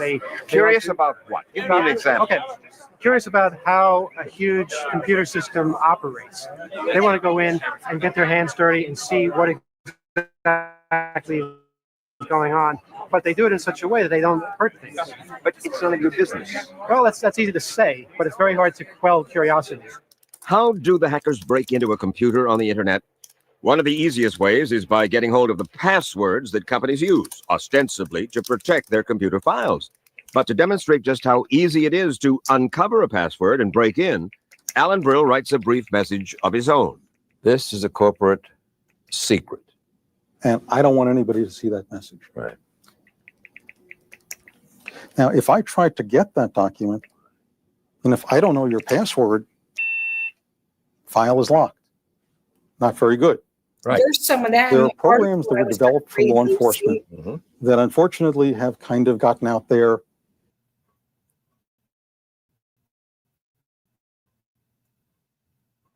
Is your cash just sitting there doing nothing? You might want to hear about Track the Investment Results of an index composed of U.S. Treasury bonds with remaining. Guess where? On the internet. That program can pick out secret passwords because when analyzed electronically, they stand out from the rest of the words in a file. Alan Brill was able to find my secret password within just seconds. The machine believes that your password was Zena. There it is. With that password, I can get in and I can be you. Which means he'd have access to all the files in my computer. That's the kind of technique employed by this young man. John Lee began running with a street gang in Brooklyn's Bedford-Stuyvesant section. But when he was just about 12 years old, his mother gave him a computer, and he was hooked. No, by the time he was Liv, I 16, he was haven't. head of a notorious gang of telephone and internet hackers called the Masters of Deception. Today, at 22, I don't know if we he's can considered one of the best hackers in the nation. certificates. For that reason, we hired him as a consultant for this report. You You might have said that you could, person I quote you, to type more have 5 that keys stuff. that would commit a crime that could put you in prison for 5 years. How? Oh, well, well, that's a trade secret. I can't tell you those 5 keystrokes. But yeah, I mean, it's not a violent crime. It's breaking and entering. But it is a crime. Mm-hmm. That's what the judge said when he put John Lee and the other Masters of Deception away for a year for breaking into the computers of several blue-chip corporations. Which is, I guess, what you did with TRW, Bank of America, Martin Marietta. Oh? These names are familiar to me. What could you have done, John, if you had wanted to? Honest. Let's go down to the list. Number 1, says Lee, he was not only able to use the internet to obtain and sell the personal credit records of anyone he wanted, which he did, but actually, he could have changed their credit ratings. Yeah, well, changing credit is like pretty easy, actually. Is it? What else? If someone was so inclined, they could make reservations, rent limos, take airplane flights. All on somebody else's credit card. Well, actually, they can make it so really was just free and wasn't billed to anybody.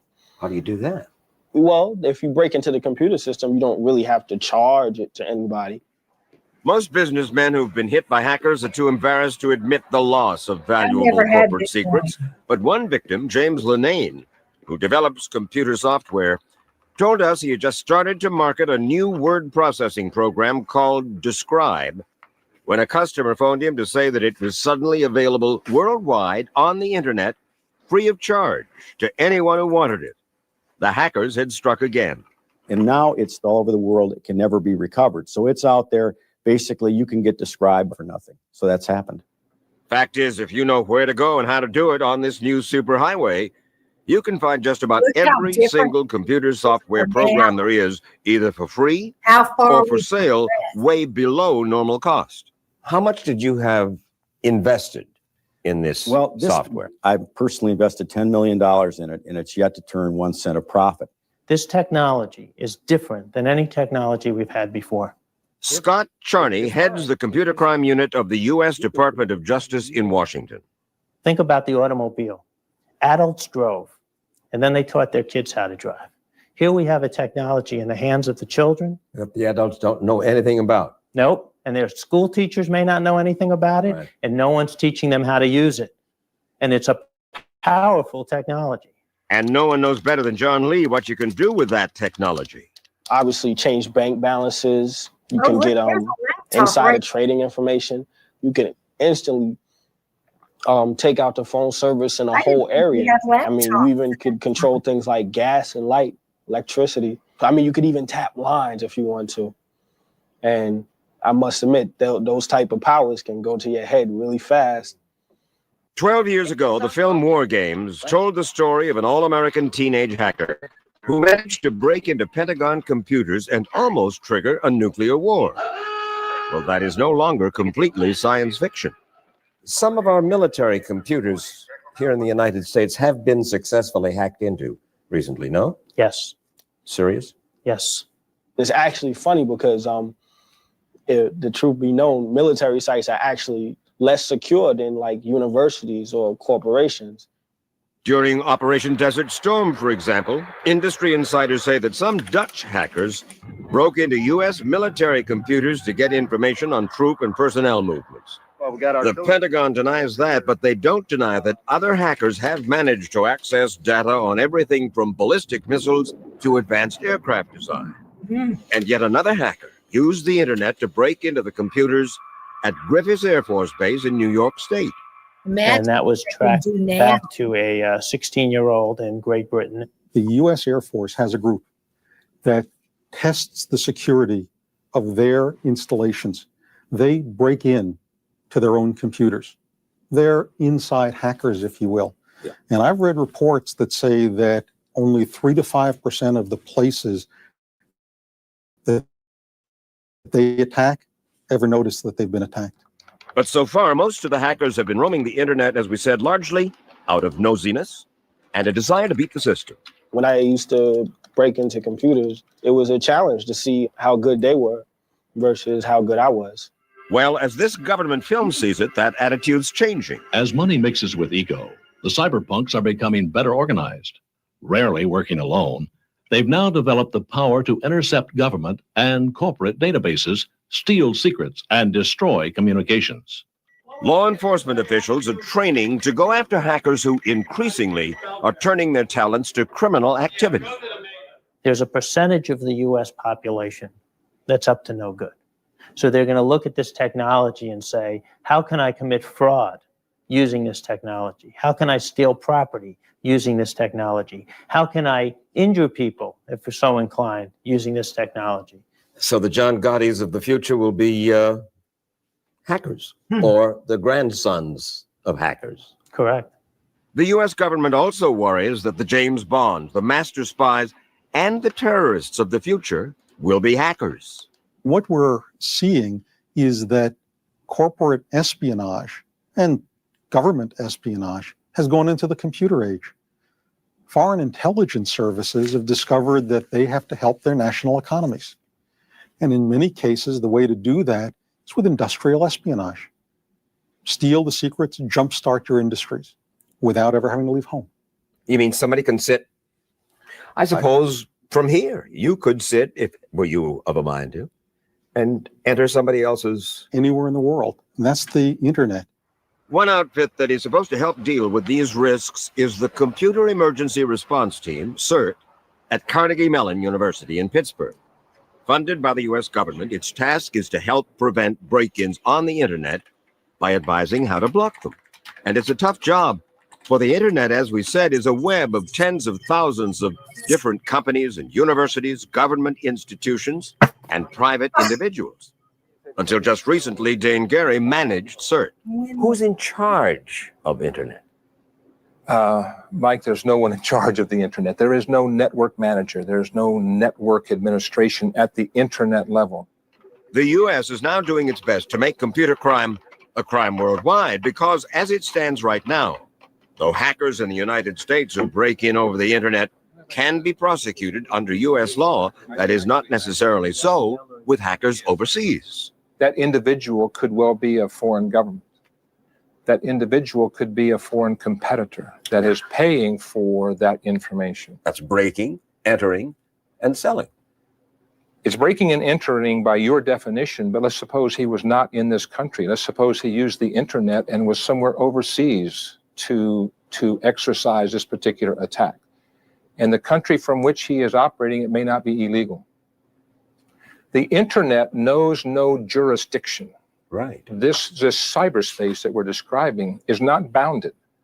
And there are places on the planet that don't know technologies, that have never had to address the issues of computer crime, and therefore it's not been determined that that activity is illegal. Nobody realized what the risks were when we first started out. We had no idea what it would become. Young John Lee again. He says, a hacker can always keep ahead of security, always has new ways to beat the cops, so to speak. You cannot make a computer secure. You can reduce the risk, but you can't guarantee security. It just isn't going to happen. Going to jail was a very painful experience, but out of all the stuff that I've seen from hacking and doing stuff all over the world and stuff, I must admit, if someone said, would you do it all over again? I think I say, yeah.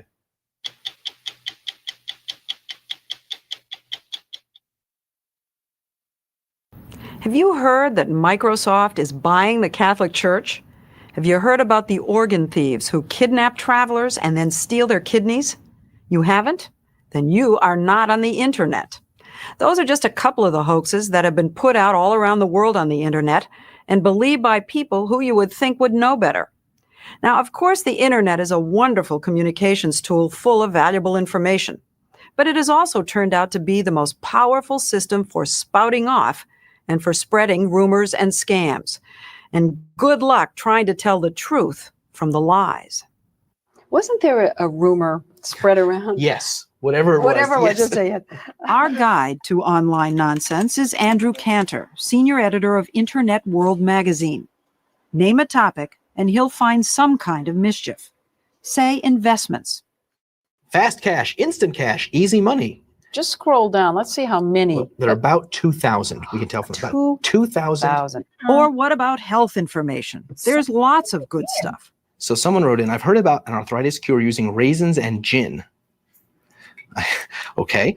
Saying whatever you want, goofy or genuine, asinine or accurate, and no editor to tell you no. That's the whole point of the internet. What if I just wanted to vent my rage at whatever? Or I heard a great story that I wanted everybody to know. Can I just get out there? Piece of cake. Piece of cake. Piece of cake.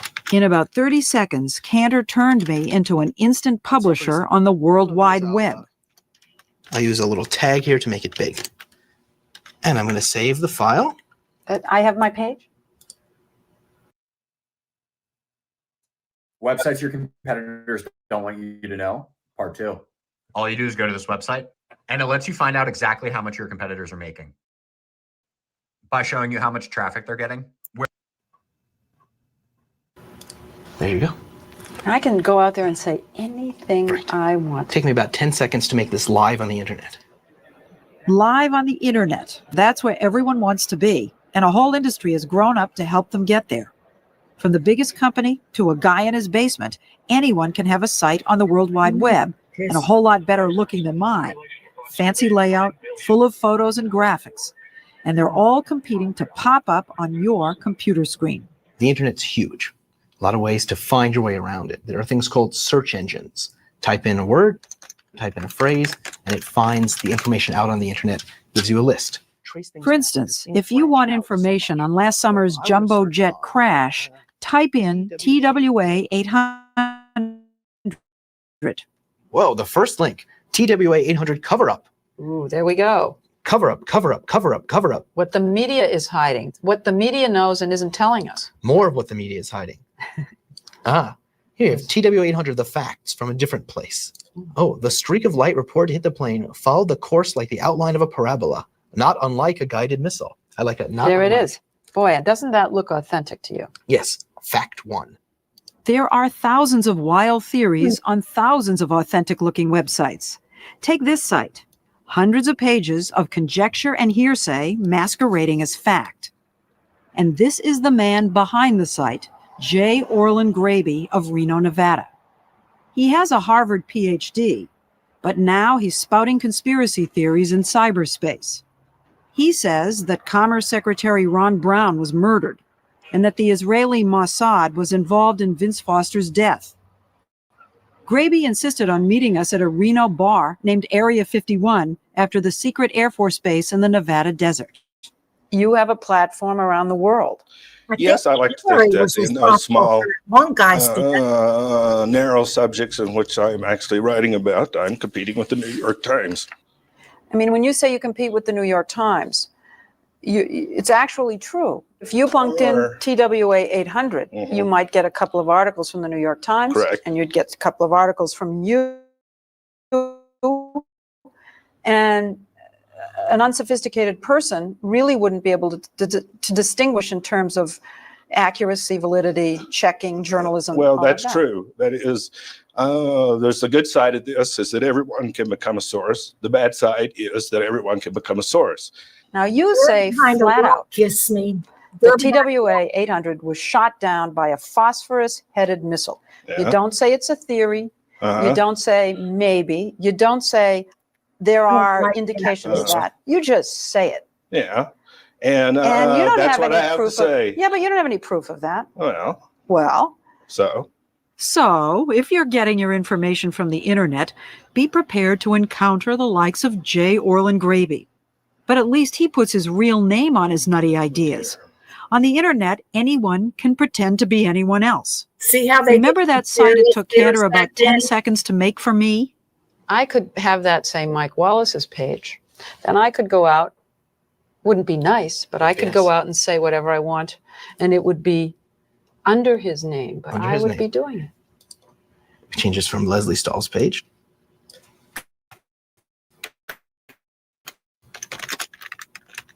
To Mike Wallace's But it's page. still my page. Correct. The same anyone can pretend to be anyone principle applies to basic email. When you get an email, it's supposed to have a return address so you can tell who sent it and from where. Not that I'd ever want to do this, but could somebody send an email message and make it look like it was coming from somebody else? Oh, easily. Want me to show you? Yeah. Show me. All right. What I'm going to do is tell it that I am you. So, You're going to be me. You're going to send a message and sign my name, and everybody's going to believe it came from me. Right. The way he made the fake Leslie Stahl email believable was by somehow rerouting it through the CBS News computer. So it has not a stamp of approval, but to someone who does a little bit of extra checking, they'll see, well, it did come from CBS. It did not come from Internet World Magazine. Oh, there we go. A message from Leslie Stahl. Leslie at CBS Thank you News. for a great interview. Let me ask you something. And it's from Leslie Stahl. Could you do something as wild and probably inappropriate as you sending me a message from the president that was routed through the White House computer? Piece of cake. Exactly what I did now, except instead of Leslie at CBS News, president at whitehouse.gov. Send it through the White House computer. Not a problem. That is astonishing to me. And when I discovered I could do that, as I did, I wrote a letter to the White House people saying, I can do this. You should make it inaccessible. And that was months ago, and I bet they haven't done anything about it. Is this forgery? I guess, yeah, I suppose it is. In a way. In a way, because I'm fooling someone. I could send this to someone and I could fool them. Forgery, fakery, falsehoods. They're everywhere on the internet. And rumors are so rampant that cyberspace is becoming a dangerous place, especially for corporate America. That's where it's important for a company to really be prepared. James Alexander is in the business of listening to the internet. His service, eWatch, electronically monitors hundreds of thousands of new internet messages every day. More than 200 big corporations pay for daily reports telling them everything that's being said about them online. Everything. The good, the bad, the lies, and the rumors. There have always been rumors about big companies. Procter & Gamble was called satanic at one point. Is this that different? The problem now is that people are out on the internet. Instead of telling 20 people, they're telling 20 million people. And that's the issue. And they're doing it instantly. And they're doing it instantly. Alexander's company watches not just websites, but another huge part of the internet, news groups. Those are thousands of online conversation groups covering topics from UFOs to gardening. It's in the news groups that rumors often start. Like one false report on the day that O.J. Simpson was acquitted, that Mrs. Fields Cookies, one of Alexander's clients, had donated free sweets to O.J.'s victory party. Instantly, an effort to boycott Mrs. Fields was underway online. Now, over the next 2 days, which happened to be a weekend, that rumor migrated to 8 major high-profile news groups. By Monday, they had seen a single-digit drop in sales that was inexplicable. And they decided at that point that they had to respond. We didn't do it. It's not true. End of rumor. But you can't kill a rumor you don't know is there. And most companies still don't. To illustrate, we signed 60 Minutes up for the eWatch service to see what's being said online about us. And the subject line is Mac Horn 60 Minutes. Is explicit. Mac Horn was interviewed in a recent Ed Bradley story. Horn publishes a guide to sex tours of Asia. And basically he's saying, how much do you think they paid Mr. Horn for his interview? And so it looks like Mac Horn is responding, and he's saying $50,000 plus first-class airfare to New York hotel for my entire company with limo service, first-class hotel accommodations. I know that's not true. That is not true. Okay. I am denying that. Okay. This is a rumor. This is a rumor, and it's now on the web. This is on the internet right now as we speak. And before you know it, you may have this rumor now appearing all over the internet for various reasons. But I mean, someone else or he himself could fling it Absolutely. in every direction. Absolutely. In a flash. Absolutely. Wow. Whether it's a malicious lie about 60 Minutes or a conspiracy theory about TWA 800, rumors never die on the internet. Now, I know that you are a great advocate of the whole web the way it is. It shouldn't be regulated, shouldn't be touched. Absolutely. Shouldn't this be expunged? On what grounds? That it's wrong, it's inaccurate, it's irresponsible, it is spreading fear and suspicion of the government. I mean, 10,000 reasons. Sedition, I see. So it's anti-government, so it spreads fear. Who should do it, first of all? Who should be in charge of regulating this? Should the government do it? So you think it's better just to leave all this junk out there? Yes. Than the alternative, which would be some force that you don't trust, making decisions about what stays and doesn't stay. Some force that no one should trust. The truth is that even if there was a force that we did trust, the technology is so advanced that an online policeman would be impossible. How is a kid supposed to discern what's true and not true? Everything looks the same, and he's writing a paper or he's learning. Well, what if a kid goes to the library and gets a whole bunch of magazines on a subject? Whitewater, there's a political subject. Well, they have some conservative magazines, some liberal magazines. Who do you believe? I think it forces the consumer, whether it's a 9th grade student. You don't have very many magazines filled with people who are just spouting off. Very true. But there's a lot of bad information in the world in general. This lets everyone have a voice. Yes. And this forces people, that 9th grade student, to look and say, who is saying this? Is this a real organization saying something? It forces them to not just take what's handed to them and accept it as true, but to think about it. Think about this the next time your ninth grader goes online. Catherine, think about J. Orland Graby. out of me, I sausage. think that people reading your page would say you make this stuff up. Oh, well, then Just fine. out of your head. Then fine, they can ignore it. You don't believe all this stuff, do you? Oh, I don't know. I don't believe much of anything. That wasn't a good answer. Since we first broadcast our report about online privacy late last Hey, year, this is countless 2000. other stories and a couple of government investigations have confirmed what we first discovered, that the internet is proving to be about the least private place on earth. Suppose that every time you walked around the mall, somebody put a barcode on your shoulder. Jason Catlett, an internet entrepreneur, has a passion for online privacy. And as you walked into the shops in the mall, someone came up and scanned your shoulder and got the number, and that went to a database saying, yes, that's Leslie who visited the shop next door 15 minutes ago. That's the level of surveillance that's going on the internet. Catlett says that surveillance is being conducted by so-called advertising networks, companies that produce those banner ads you see on almost every website. Advertising networks are watching where you go on the internet at thousands of sites, and they are putting into their databases records of what kind of things that you look at. It's spooky, but how do they do it? How can a company follow you all over the internet without your knowledge? By placing a tracking device called a cookie inside your computer while you're online. Austin Hill, president of a software company called Zero Knowledge Systems, explains. It's actually a little file that's created on your operating system. You don't create it. That's right. When You don't go even to know it's being created. Generally not. It's kind of a digital tattoo, so they can remember you and recognize you when you come back. All I do is click on and I'm announcing, it's me, I'm here, come follow me. I'm back.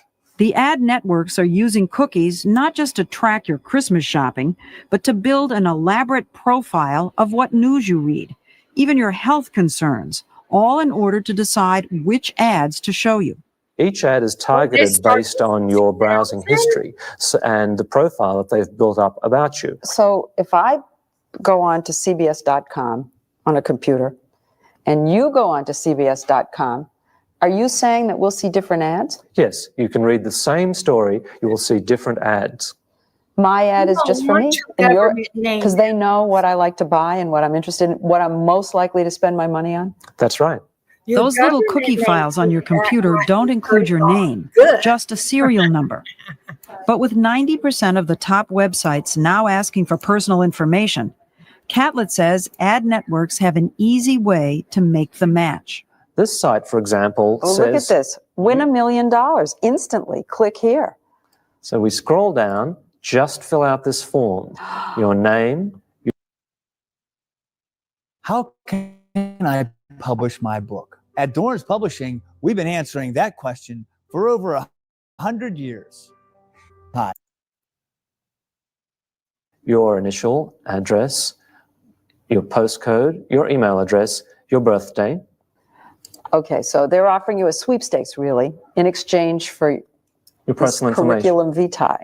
What you don't learn, unless you wade 18 lines deep into the fine print, is that this site is owned by the biggest of the internet ad networks, a company called DoubleClick.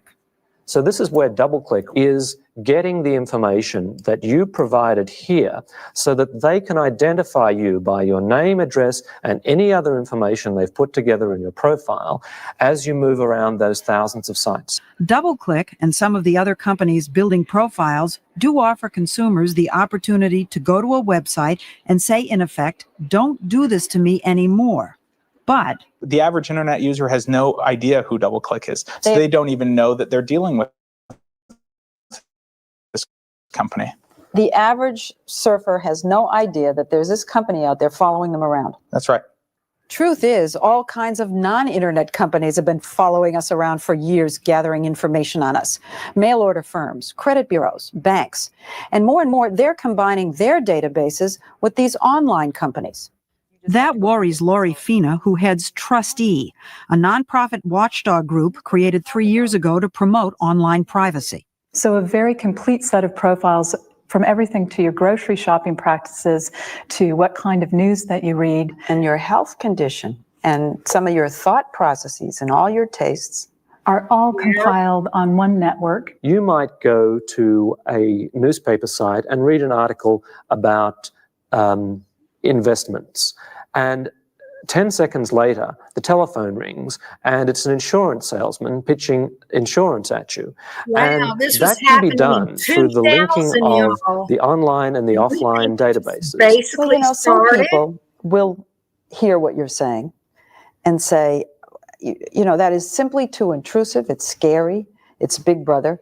And someone else would say, wow, Yes, that's cool. sausage. I saw that picture by I like that. Crowley. The question is That's whether the where they people who got don't think that's a good idea the should be alien have that was forced from upon his them. picture. No one's forced to go online, of course. that's why but I people say who don't aliens sure are miss out on a lot. In exchange for your personal information, companies are offering not just the convenience of at-home shopping, but an entire array of services tailored just for you. We're getting these customized sites that I think are wonderful. You get the weather right where you are. They'll send you news you want to hear, travel information you want to know. And so you're willing to give them what they're asking for in the way of information. So the more they know about you, the better they can serve you. And that's one of the great benefits of this information age. It works extremely well if you can trust the company you're sharing the information with. In the 21st century, information is currency. Information is money. Michael Saylor is CEO of MicroStrategy, which creates so-called data mining software. As the name implies, it digs through mountains of raw information searching for valuable nuggets. So what we've done is made it possible for the computer to look out for your interest. So here it goes. So, in a product being tested now, give MicroStrategy your travel plans, get an automatic alert on your computer or even your cell phone if something goes wrong. Your flight 225 from DC to Boston has been canceled. To change your reservation, press 1. MicroStrategy stock has soared to a market value of more than $3 billion because such personalized services are seen as the wave of the future and because of Michael Saylor's almost evangelical zeal. If you give me your medical history, I can give you more life. If you tell me what books you read, I can guarantee you will never read the wrong book. And if you tell me what plane you're booked on, I can guarantee you won't show up 2 hours early to the airport. It's a trade. You give, you get. Problem is, right now, millions of consumers are giving huge amounts of information on the internet without knowing exactly who's getting it or how it'll be used. That's especially true if they frequent chat rooms or the open forums called news groups. This is a service called Deja.com. And they keep track of have a lot of and build archives of all the news group discussions. Including in these Web is discussions good are people too, who are talking Thomas. about health, emotional problems, everything else out there. And they just keep a file and by person.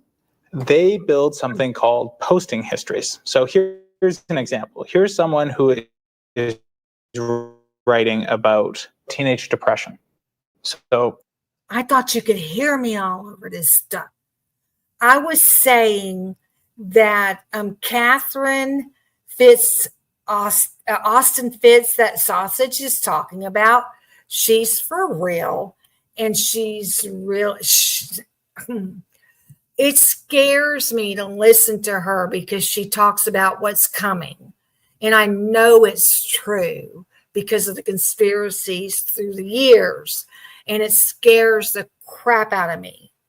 And Whitney Webb is also a good person to research by also.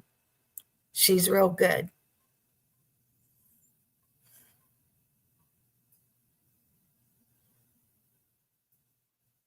I don't know who Daniel Hopsicker is. But I was just going to say that for anybody that's wanting to research, those are two good people. But Catherine Fitz will scare the crap out of you. for the rest of this person's life, this post is now there. And I can read everything they said on the subject. That's right. Even if it's a confession of their own problems. Exactly. Do you think I should tell my mom? I need to go to the doctor for medication. I've been feeling, this is the discussion. However, without revealing the name I'm reading, it looks like a handle to me. Well, the handle is used, but if you look at the actual email address, the email address is the name. I see. Okay. And it turns out to be very easy to associate that. Something like 30 million people have participated and have therefore left permanent records in internet forums like these. I got that article to read if y'all let me read it. If your browser looks anything like mine used to, 20 tabs open, multiple windows, and emails buried, you know the struggle's real. That's exactly. And so here is someone who's talking about cancer and menopause. And her name's right there. Let's say this woman applies for a job. Can that employer do a check right now, today, and get the information that you and I just read? Yes, it is being done today. In fact, employers doing background checks can go to any of a number of online data supermarkets and with just a few clicks of the mouse, get all sorts of information about your physical and financial condition. The fact that we have no barriers or no rules on who gets access to this data leads to some of the privacy problems. There really aren't any rules other than a new law protecting children's privacy online. It's a free-for-all out there because internet companies have fiercely opposed government regulation. Instead, they've embraced voluntary programs like Trustee, which is a kind of good housekeeping seal of approval for internet privacy.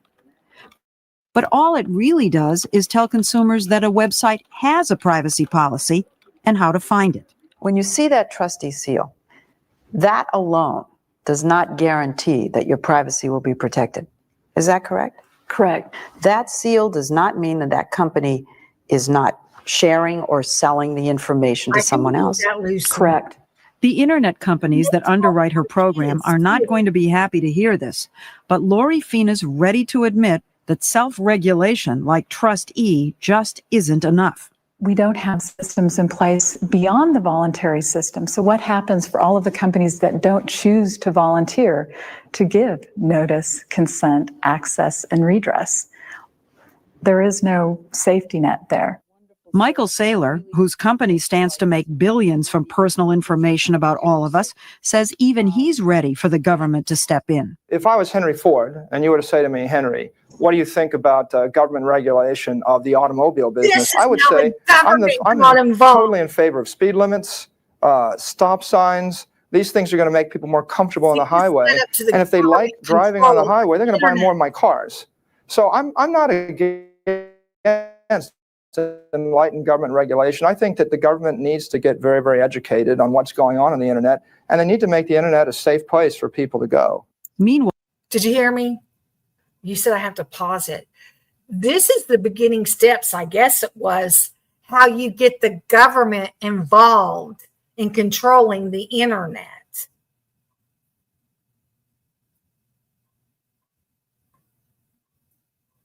Okay.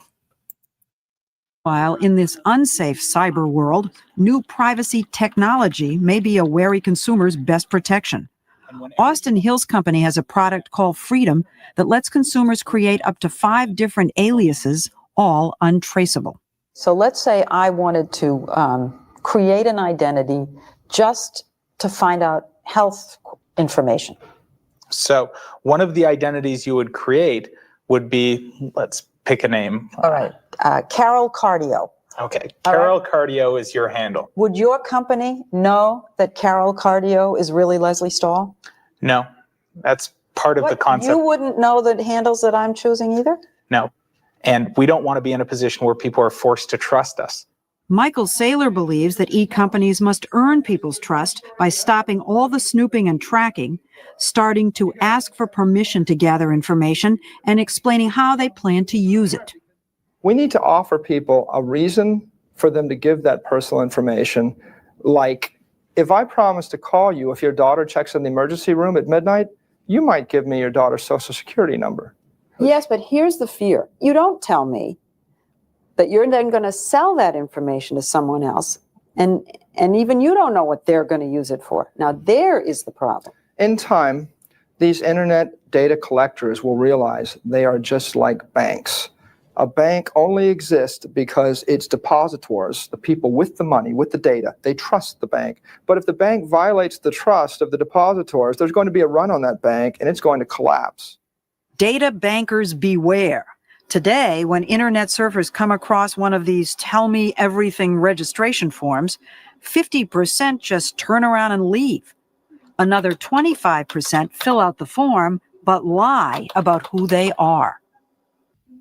Early this summer, the Federal Trade Commission reversed course and proposed tough new laws to protect privacy online. Internet companies are now trying to head off that legislation by proposing yet another self-policing initiative. It's unclear when or whether Congress will act. At the same time, the FTC and at least 2 states have launched investigations into the information gathering practices of DoubleClick.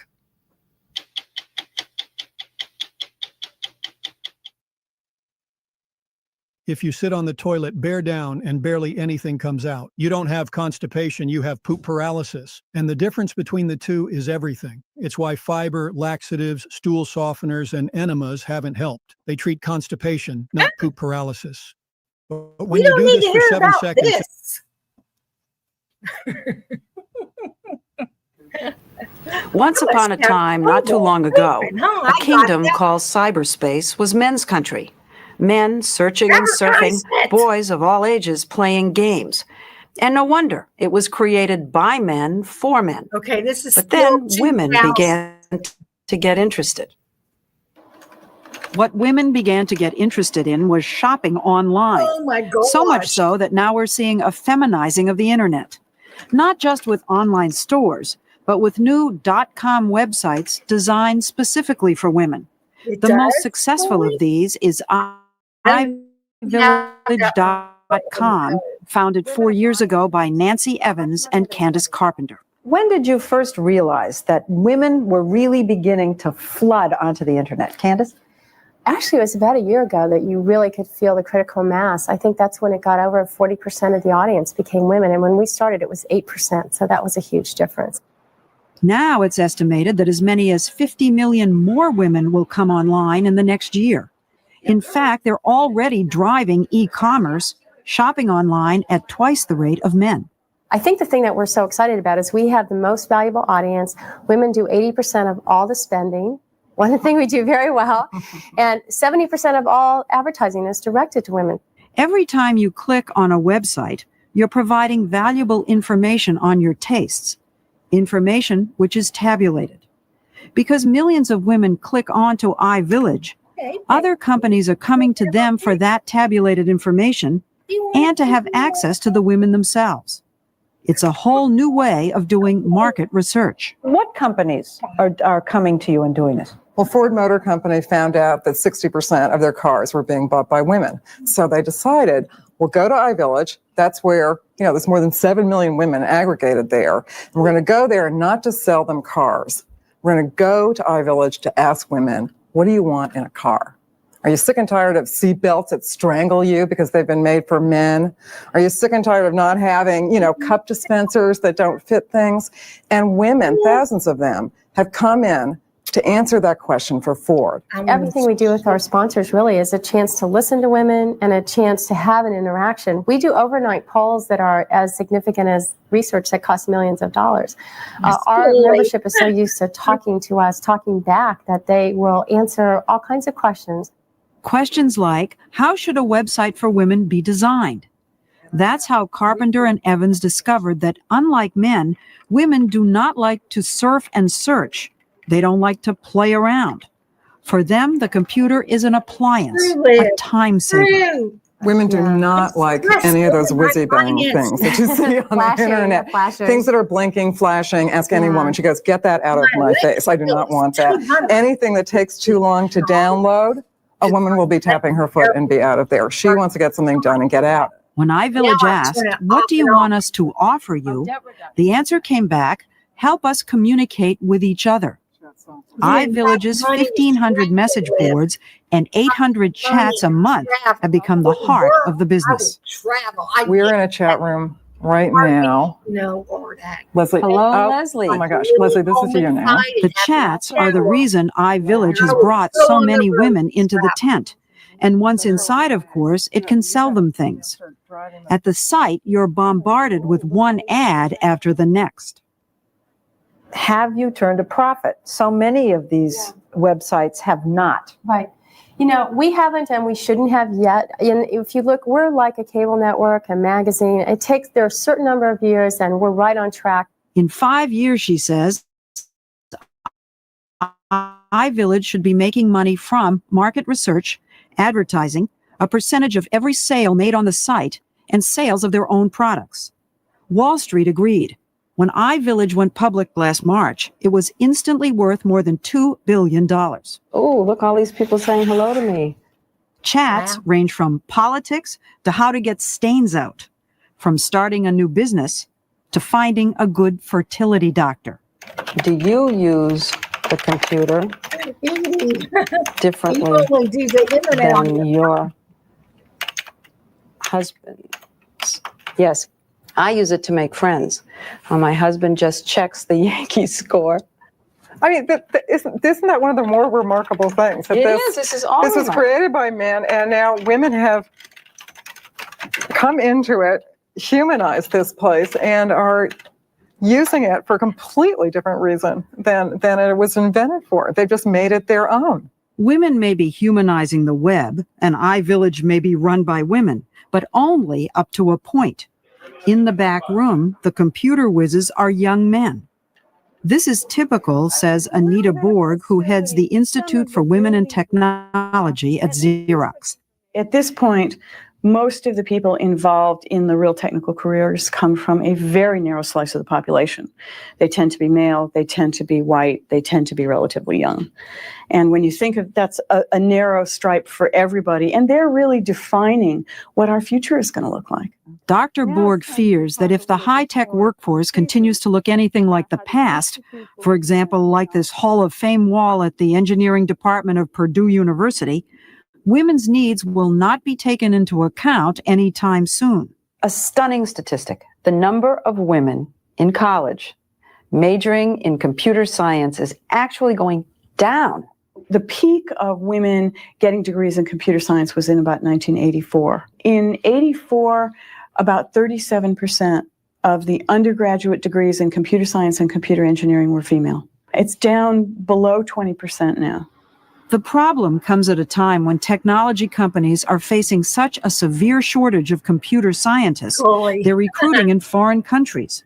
The Department of Commerce predicts the U.S. will need over 1 million computer engineers, systems analysts, and programmers in the next 6 years. If women and minorities had studied computing at the same rate as men starting in about 1984, there would be no workforce shortage. The numbers almost match perfectly. Okay, so what's happened? These days, young women decide very early on that that's not what they want to be like. The nerd thing. The nerd thing. But the nerd thing is just a stereotype. It's not reality. And that's what the problem is. You know what I can't figure out is why the nerd image hasn't become the most attractive image when kids read and find out that a nerd 3 years out of college can be worth $200 million. Well, what the study says is that young women are as interested in the impact of what they do as they are in how much money they make. To deal with the image problem, last summer, Douglas, the women's college at Rutgers in New Jersey, invited 24 Girl Scouts from around the country to take a course designed to get them interested in technology as a career. Feel free to take anything apart that you want to if you want to pull things out. The only thing I ask is if you pull something out, put it back in. The girls took computers apart. The next thing I want you to find is the RAM. How do you expect us to put it back there? And got them back together again. Okay. We only have a couple extra pieces. Don't worry about it. And wires. We're going to work on a programming exercise. They learned about the pitfalls of bad programming when they had to write a program for making a peanut butter and jelly sandwich. One slip up and you could end up with something really yucky, like jelly on both sides of the bread. But a computer is completely stupid and it'll follow the instructions exactly. The purpose of the exercise was to show that in the right setting, girls can be just as enthusiastic about computers as boys and can learn to be just as technically proficient. From this work with the Girl Scouts, there seems to be an idea float that girls and boys should be educated separately when it comes to technology. That when girls are in an environment where they're having fun and don't feel challenged and threatened by the boys, they do better. I don't know whether that's the right solution in the long run, but it seems to make a difference now. You know, there's an age at which boys are elbowing girls off of things and the girls back off. Suddenly, when you set it up so that doesn't happen, girls participate at exactly the same rate that boys do. Just click here. Okay. Yes. But what if you set it up right from the beginning? Edith Harrell, founder of MamaMedia.com, is trying to prove that you can create learning games that little girls will love. She's building an internet playground for the clickerati, kids growing up with the internet, and our future workforce. Boys, we know, they love to play with construction kits and take air conditions apart. But girls are not very attracted to air conditions. But we give them something really similar, only digital here, so they can pick up different kinds of really funky gadgets. And suddenly their imagination goes wild, and they tell you stories for hours. Every month, 1 million children under the age of 12 are logging on to Mama Media. Using the same technological polling that iVillage does, Harrell has the chance to find out exactly what kids like, boys and girls. Studies have shown that girls make up their minds about whether they like the computer by 3rd grade. Harrell says that if girls find their interaction with computers fun, they will be more inclined, as boys are, to think about technology as a career. One thing for sure is that if you give them equal access to technology from a very young age, you will see that they're passionate about learning and playing with technology in the same way. Both of them think that learning and playing with technology is cool. No one is more devoted to making technology cool for women than Anita Borg. When we're doing our brainstorming and thinking up ideas. She used to be a top computer scientist at Digital Equipment Corporation. Now she spends all her time at Xerox trying to bring more women into the field. This is meant to be a little bit of an exploration to expand thinking a little bit. What she's doing is holding workshops like this one, where technical and non-technical women sit around in small circles and brainstorm about what they want future technology to do for them. Scanner kind of thing where you just scan the person's head or something like that, and then you would know what kind of symptom this person has. For example, I have like allergy. I think I'd like also to have more voice activated systems for the home. That's where you just say dim the lights, or you say turn on the oven. I'm going to have an evil plant so that in the morning when I get up, it's going to say you've had too much cheesecake. You thought 3 miles would be good. Keep going. It's going to hurt the field for us not to be there. It's going to hurt the output of what we create. Women bring richness and different perspectives and shifts in everything from priorities to the actual way they look at the thing they're going to create. We had a woman say to us, now, do you think that a woman would have created the mammogram machine the way it is now? You know, it just brings it right home. Absolutely. And that's the whole point, she says. If companies have women designing those products, those technical products, then it's more likely that they're going to be able to appeal to that huge women's market. They're just figuring this out. Some of them are starting to figure it out. A small postscript. Evelyn Lee, who produced that story, now works for iVillage.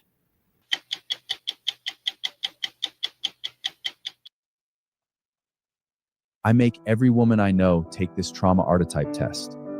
My sister took it last week, and she was sure she would get the overachiever. But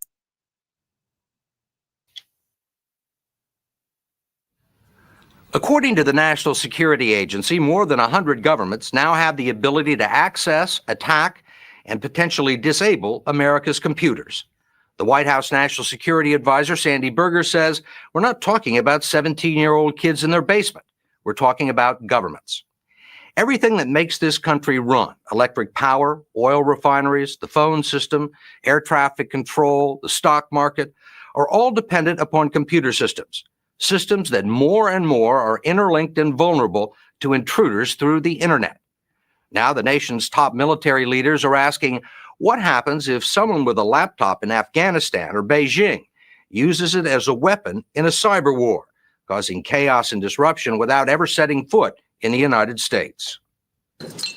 In a restricted zone inside the Sandia National Laboratory in California, attacking computers and figuring out how to defend against attacks is the work of an experimental cyber team. Average age, 19. Oh, I got it. Okay. I got it. A blank line and a password file. Huh? I got it.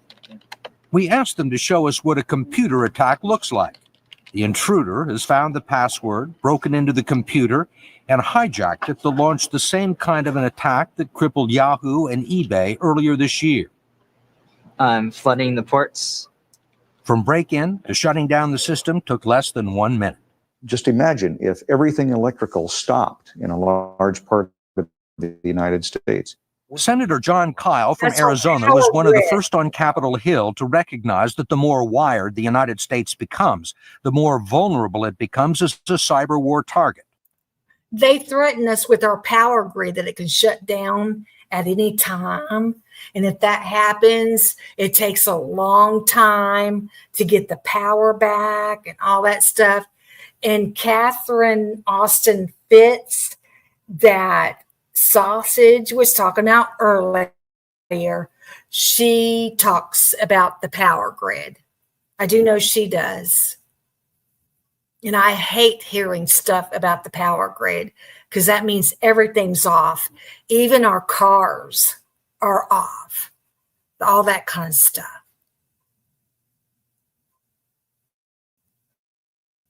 Our power grid now consists of a series of computerized switches that transfer power all over the country from the source of its generation to where it's needed. If those switches are interfered with, and they can be interfered with as a result of this kind of hacking into the computers that regulate them, then that power can be shut off or it can be sent to the wrong place, resulting in blackouts. According to the President's Commission on Critical Infrastructure Protection, the right command sent to a power station control computer could be just as devastating as a backpack full of explosives. What would that command be? In theory, if you could assume control of the network and pretend to be the systems administrator, you could have it do anything for you. Richard Clark is the White House coordinator for security, infrastructure protection, and counterterrorism. Let me project a possibility in the future. What if one morning we're told by the drug cartel in Colombia, either the United States pulls out of Colombia, either the United States stops killing the cocaine plants, or else there'll be an information warfare attack on Houston. Information warfare is just another way of saying cyber war. One weak spot is the increased reliance at refineries, power plants, and water systems on something called SCADA, Supervisory Control and Data Acquisition Systems. These centralized control systems make it easier to cause serious damage and disruption by shutting down water flow to New York City, for example, or starting refinery fires in Texas from a laptop halfway around the world. Instead of using cruise missiles and bombs, as NATO did in Serbia, in cyber war, you use cyber attack, but they could have the same effect. What are the advantages and what are the disadvantages? I think people assume that one advantage could be anonymity, that an attack might occur and you wouldn't know who did it. If you're going to do a cyber attack, you could do it from the other side of the earth. This is the Pentagon's Global Network Operations Center at the Defense Information Systems Agency. Here, U.S. military personnel deliberately attack and penetrate defense computers to test the system, and they succeed more than half the time. They also track intruders probing Pentagon computers. General John Campbell runs the Pentagon's Joint Task Force on Computer Network Defense. How often do you see somebody trying to get in? Last year in 1999, we saw about 22,000 instances that were reported up to us, to our level. That's up from about 5,000 in 1998. General Campbell told us that 3 years ago, in a cyber war exercise called Eligible Receiver, the Pentagon's Red Team, using what any hacker could find on the internet, was able, in theory, to knock out power in Los Angeles, Chicago, Washington, and New York. The team was authorized to probe 40,000 Pentagon systems. It broke into 4,000 of them, actually disrupting some military activities. What kind of systems did they get into, and what would have been the consequences? They were able to get into virtually the full range of the systems. As an example, the systems we use to send email, both our unclassified email and with some simulations, even the systems that send classified email. In one case, the hackers or the Red Team actually changed the content of a message from an order to execute an activity to an order to not to execute that activity. So it's a pretty important communication. Absolutely. Absolutely. If the Russians or the Chinese or some other potential adversary were actually trying to get in and mount an attack, would you know about it? I don't think we would necessarily know about it. Before the internet, this was the nation's ultimate sanctuary, inside Cheyenne Mountain, Colorado. 40 years ago, the Pentagon began blasting away 700,000 tons of granite in order to protect the military's top nuclear command from enemy attack. These steel doors can withstand a 30 megaton blast, but in a cyber war, they won't protect the military's computers.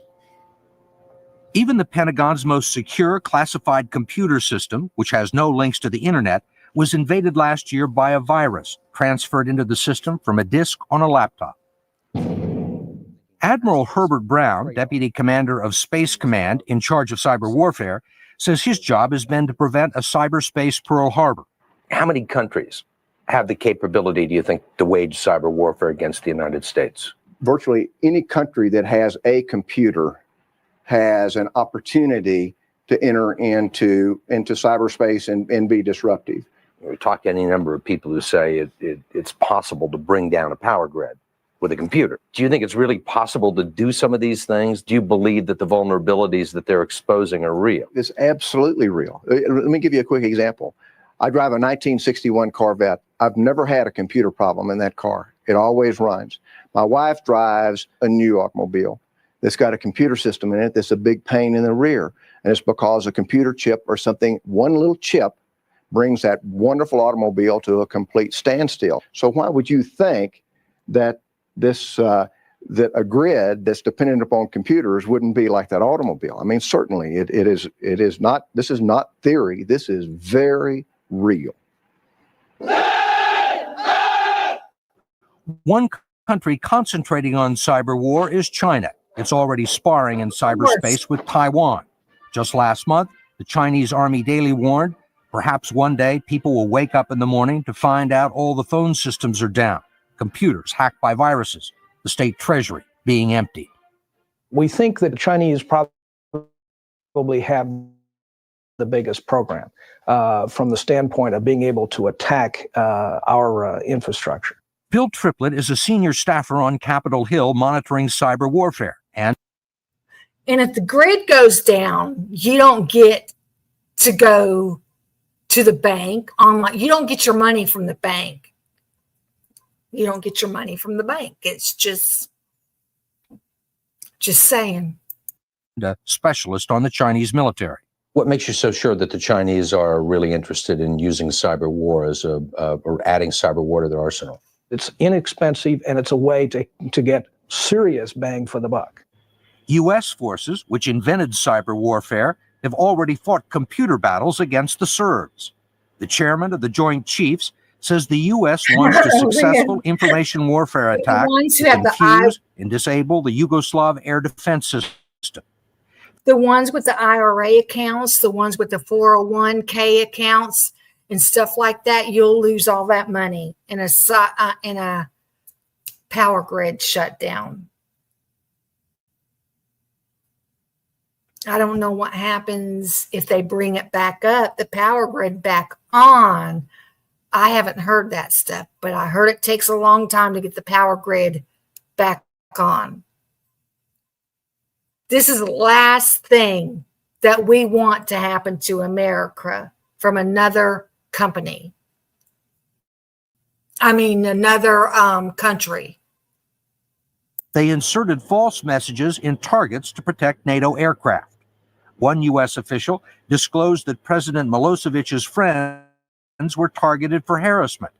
And after President Clinton issued a finding, the CIA was instructed to wage a cyber war against Milosevic himself. There have been reports that the United States or NATO got into Milosevic's bank accounts. Either move money or threaten to move.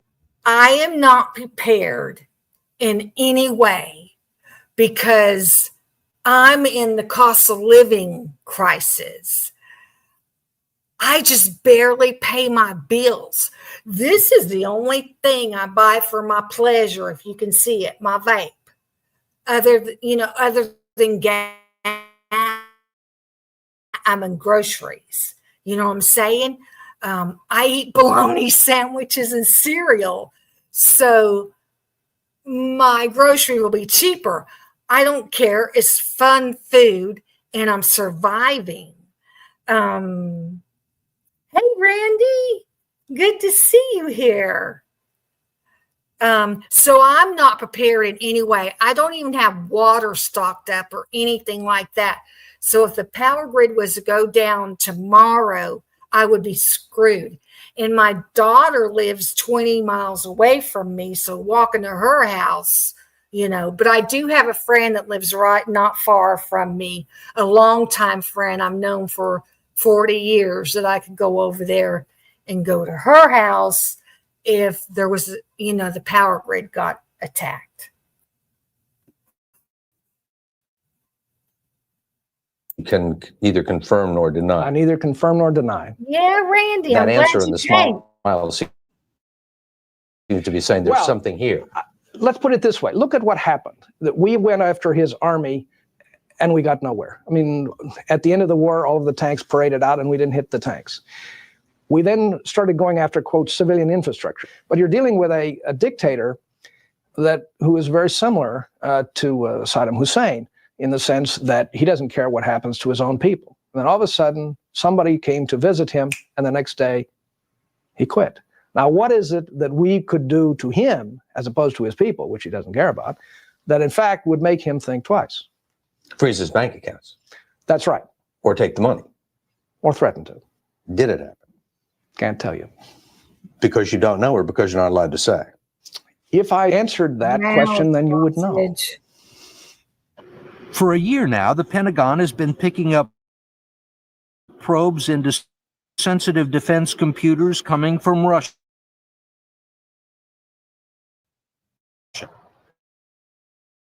Codename Moonlight Maze,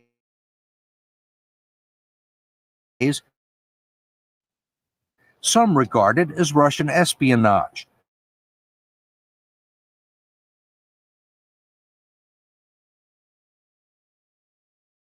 Works to get a good map of where the key things are and what the key vulnerabilities are of those networks.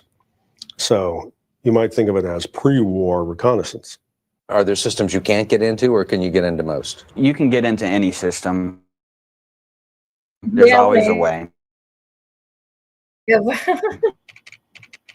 Jeff Fay is a national security agency. He breaks into networks in order to protect them. Most systems, Roman I can numerals, find a vulnerability.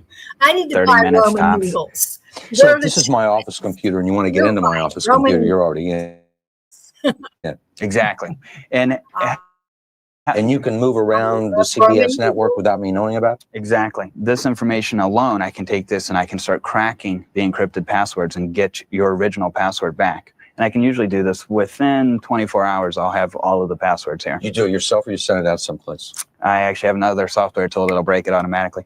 He says the Pentagon may be just as vulnerable now as it was 3 years ago when its red team hackers in Exercise Eligible Receiver were so successful that they actually managed to disrupt operations of the Pacific Fleet.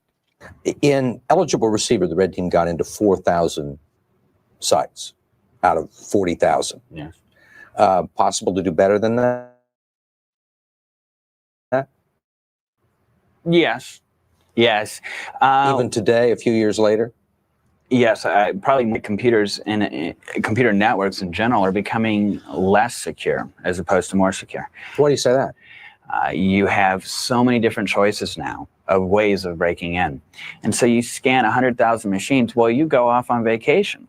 You come back and you look and you have a nice graphical report of all the systems you broke into. It was completely automated. You didn't even have to sit there and do anything except click on the start button.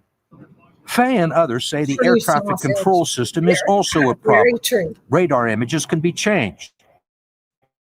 Planes can be erased from the screens and the Bible says he will supply all your needs according to his riches and glory.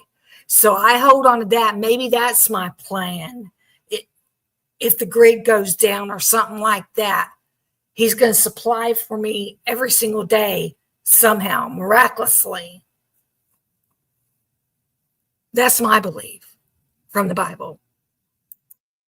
false data inserted in the National Weather Service could confuse and misdirect pilots, causing chaos in the air. A lot of people do look on all of this as science fiction. And it's very much reality today. It is something that could happen in terms of a state attack.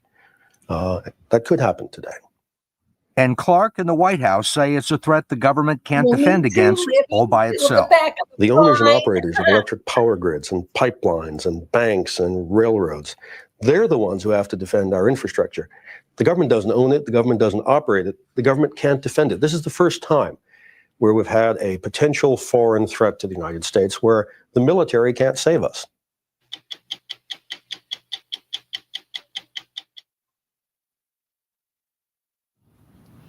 When someone at 60 Minutes, not me, but one of the old-timers, asked the other day, where is cyberspace? Andy volunteered to go find out.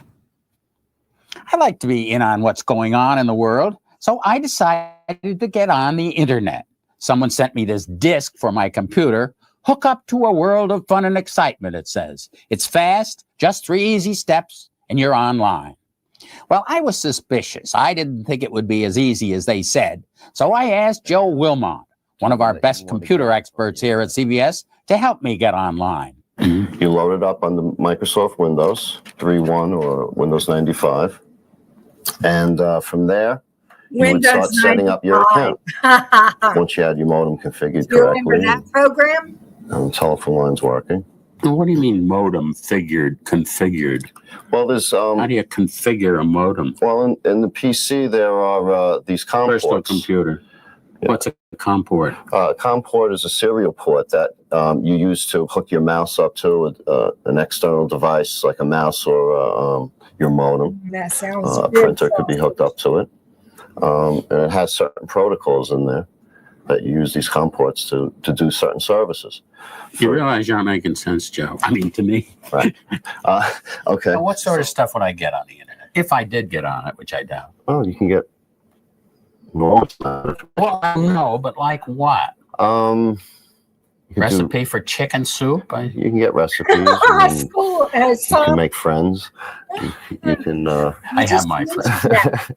You can, start up relationships electronically. No, I have my relationships. If we can go downstairs, we have the internet in-house. I don't want to go downstairs. I want to hear in my office. Why do I want to go downstairs? Well, I thought any average person with a good computer could do this. I'll go downstairs. What if I'm home? Stuff back then, Randy. Well, Andy, the internet is still a house under construction. Oh, Jesus. And we're in the basement. Obviously, there were several things we needed that we didn't have, so we went to a good computer store, CompUSA. They gave us their expert, Ken Murrell. Now, if I was home alone, would I be able to do this myself, you think? Yeah. If you had, what you really need is to know what to look for. In other words, But I don't know what to look for. Well, that's it. That's it. Bingo. Oh, you got it? Now we're getting there. Okay, now that's the startup routine. Mm-hmm. What's called a batch file to begin the program.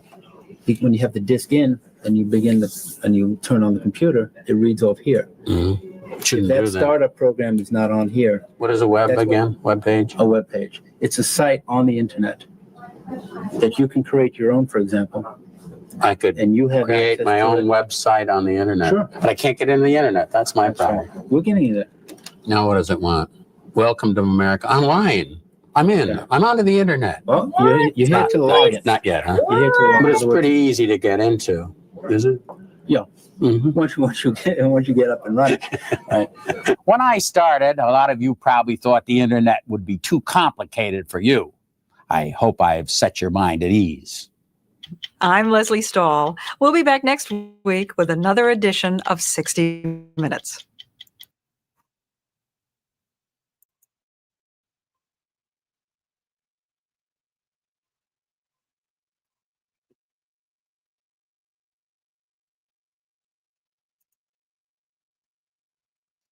Well, that was a blast from the past.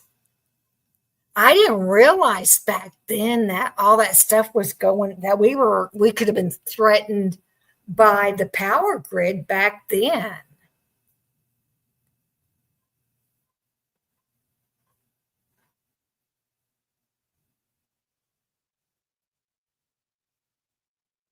Yeah, Scully, you've got mail.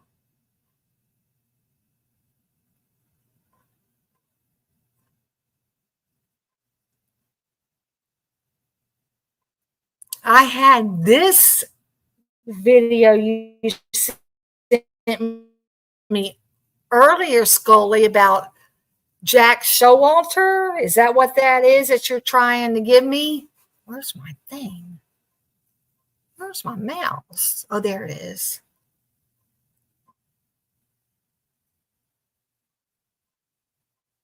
Yeah, they're saying to get your money out of the bank and hide it. I mean, I've been hearing that for several years. Take out your IRAs, your 401s, everything out of the bank and hide it in your home somewhere, or dig a hole and put it in there.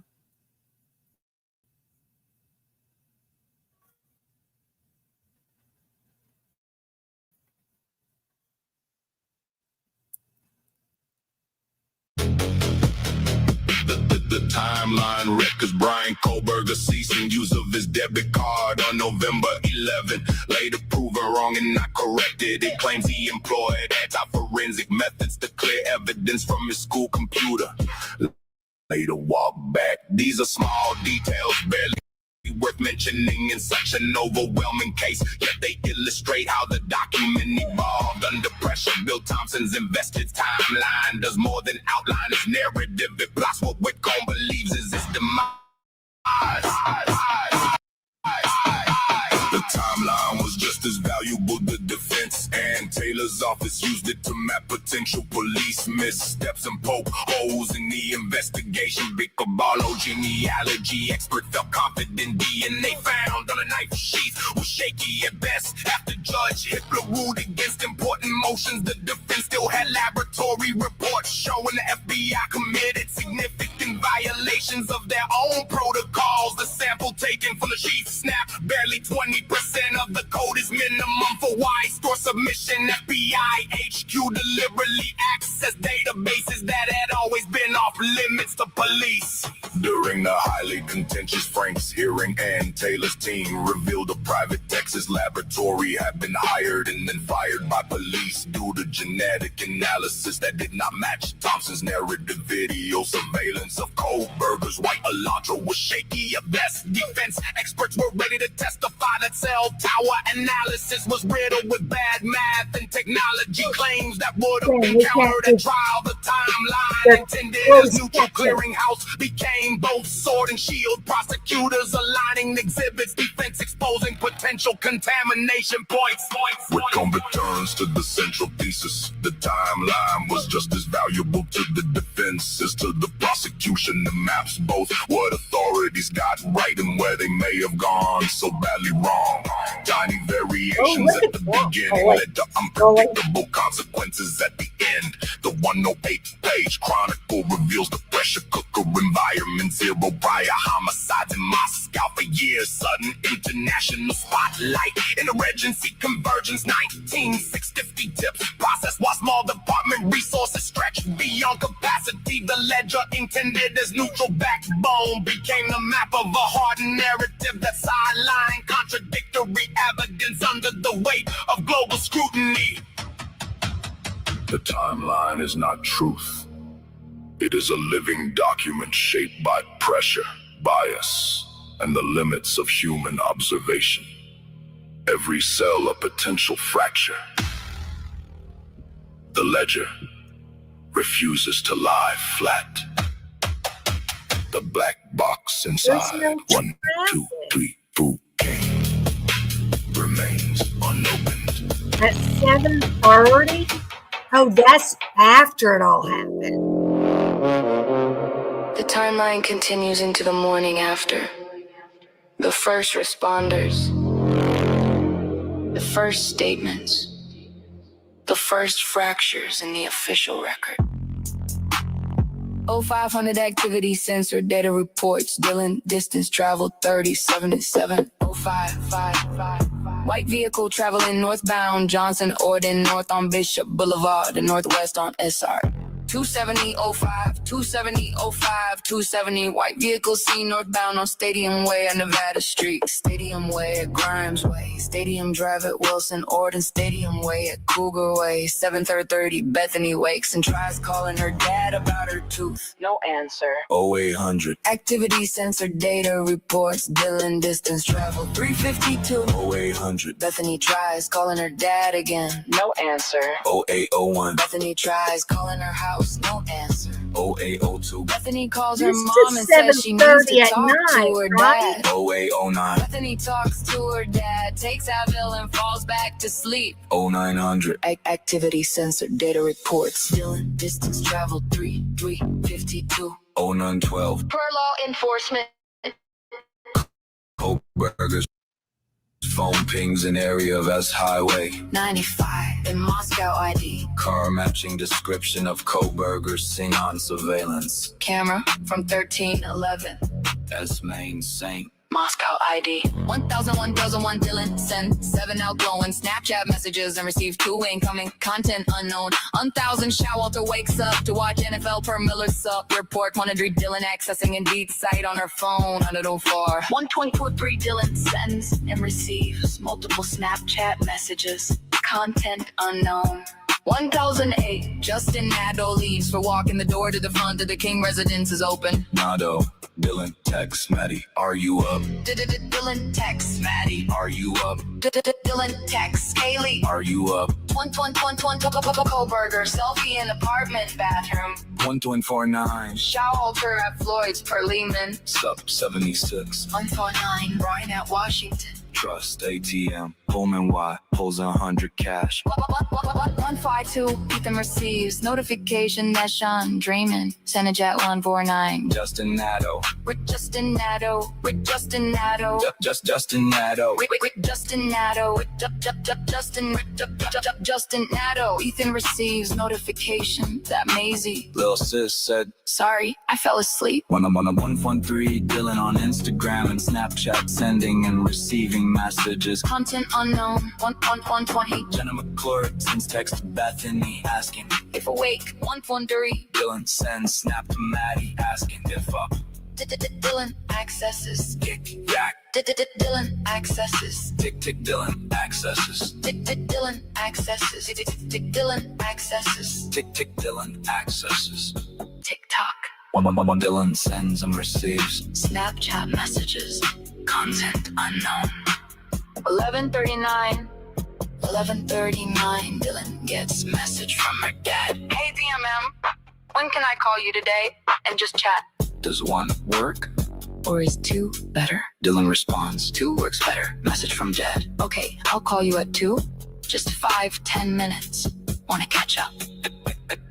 11:49, Bethany calls Jenna McClure saying roommates aren't answering. What 143? Dylan calls. Emily Ellen via Snapchat link. What 143? Dylan receives message from Jenna. Bro.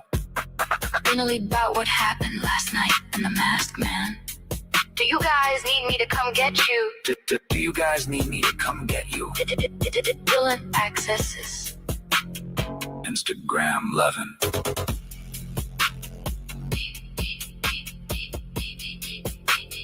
Dylan accesses. True, sausage. That is true. Dylan accesses.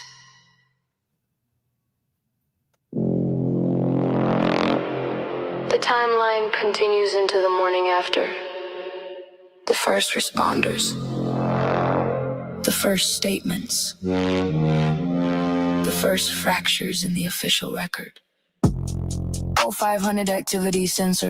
The timeline does not end at the moment of death. It continues mapping the digital and physical traces left in the immediate aftermath. 2 things, 6 white, like color sedan, turning left from westbound, Lord.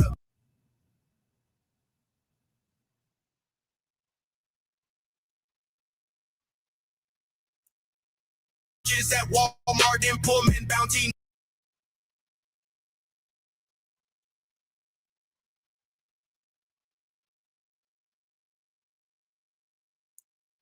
Gated and rolled out based on evidence not yet public, but the digital vigilantes had already built their own case from the bound.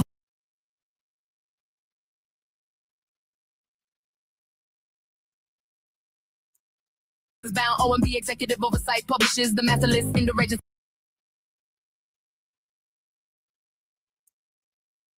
Go back. Let me go back. Leaked information. Plus, what leaked information though? Yeah, to I will, create 'cause one of these when he's gonna documentaries. move down And then we've here never heard about it again. on the So 15th, what's going and when he on gets with a that job. investigation? Yeah, I'll go Now, over that with we him. know that investigators get it wrong sometimes. That is a fact. That is not an opinion. We know that not all investigations are successful, and that's a fact. Now, investigators are human, just like everyone else.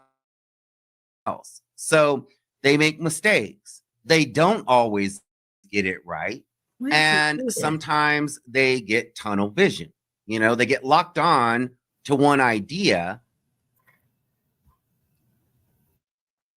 And then that causes them to kind of disregard the information that they might be missing. About that. So the thing is that this investigation, in my opinion, was not a successful investigation.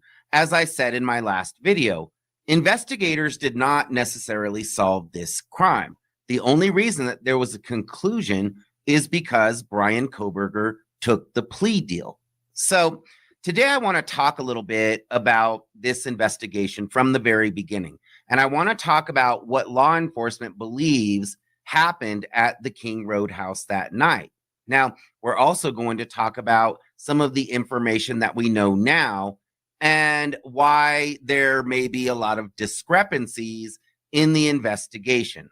So we're going to begin from the very beginning, and we're going to run through this. And this is going to be a few videos because there's a lot to cover here.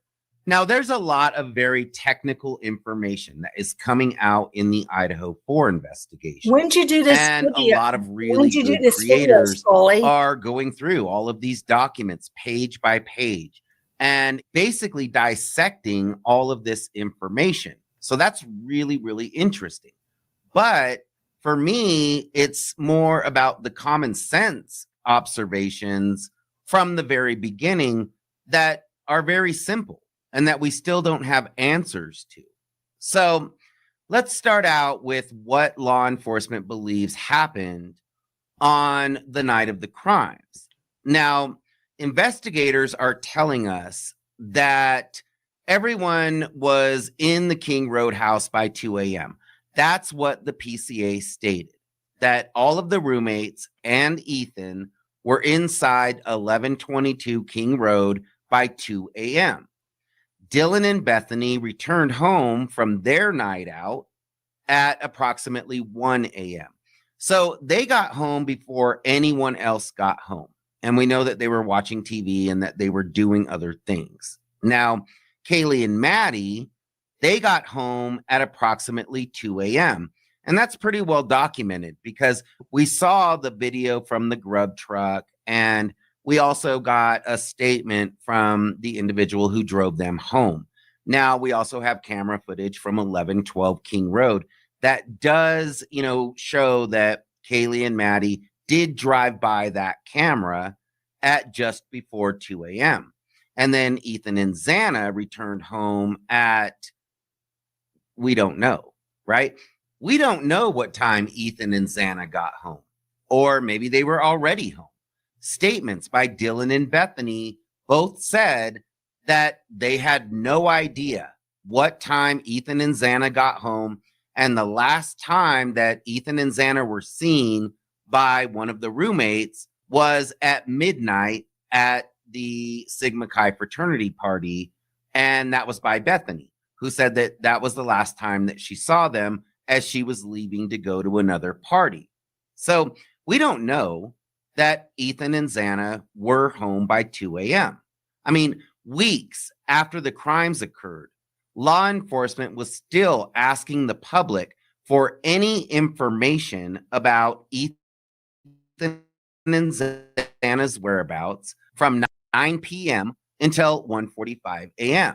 And this was after they had already questioned Dylan and Bethany and other people who had attended this party and who were partying around the King Roadhouse. We do not know that Ethan and Xana were home by 2 a.m. So that is a detail in the PCA that I've always felt was false. And I feel as though investigators knew that that was false information. But they wanted us to believe that everybody was inside this house by 2 a.m. And to me, that's speculation. We've heard law enforcement say that Ethan and Xana returned home at 1:45 a.m. But how would they know that? And I always thought maybe it was because of their phones. But if it was because of the information from their cellular phones, then it seems like they would have known where they were at. It seems strange that they used the phone information from a lot of people in this case, but they weren't able to really use that information for the people who were actually inside the house. They don't know if Dylan and Bethany were moving around the house. They don't know where Ethan and Xana were, but according to Steve Gonzalez, they were able to tell that Jack Ducour was rolling around in his bed because his phone was moving in his bed. So they can do this with Jack Ducour, but they can't do this with Ethan and Xana and Dylan and Bethany. So that seems odd.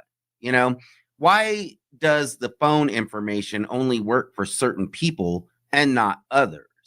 Now, something else that we have to consider is that we don't know who came in and out of that house. I mean, we know that this was a party house, and a lot of people who attended parties at this house and hung out at the King Road house have said that there were people in and out of this house all of the time. There were people that had the code to the front door that didn't even live there because that's how many people were coming and going. So we don't know who was coming and going in that house on the night of the crimes. And that's very important. I mean, if you really think about it, the entire narrative is controlled by Dylan and Bethany. I mean, law enforcement has no other choice but to rely on the statements of Dylan and Bethany because they were the only two people who were left alive inside the house. Although it's kind of assumed that these 5 roommates were friends, we have to remember that these bedrooms inside the King Road house were rented by 5 different people.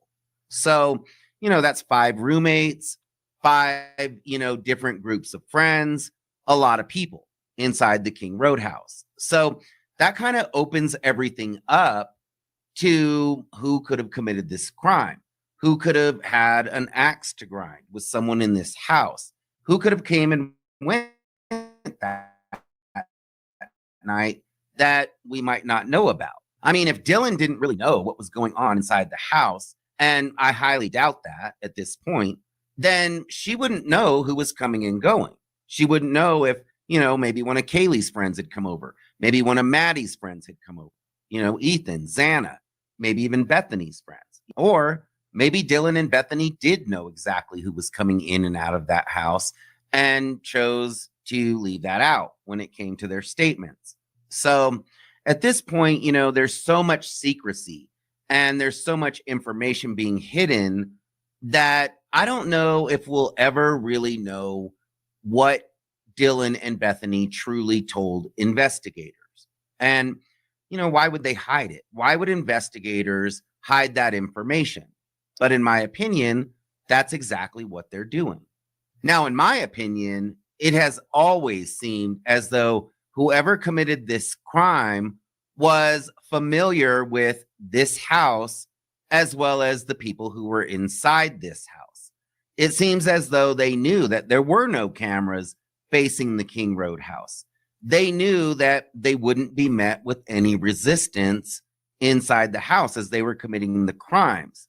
They, maybe knew that there were no weapons inside this house and that these people were not going to defend themselves. And they also seemed to know that these individuals were not going to call for help. They weren't going to call 911. And that would be rather convenient if you're going to walk into a house full of people and commit such a heinous crime without getting caught. So this is what the prosecution is telling us was happening inside the King Road house before the intruder entered. They're saying that all of the roommates were inside the house by 2 a.m. Now, we know that they don't know if Ethan and Xana were inside that house at 2 a.m. They also stated that everyone was in their rooms or asleep by 4 a.m., which they don't know that either, because Dylan and Bethany would not know that everyone was inside their rooms and asleep by 4 a.m.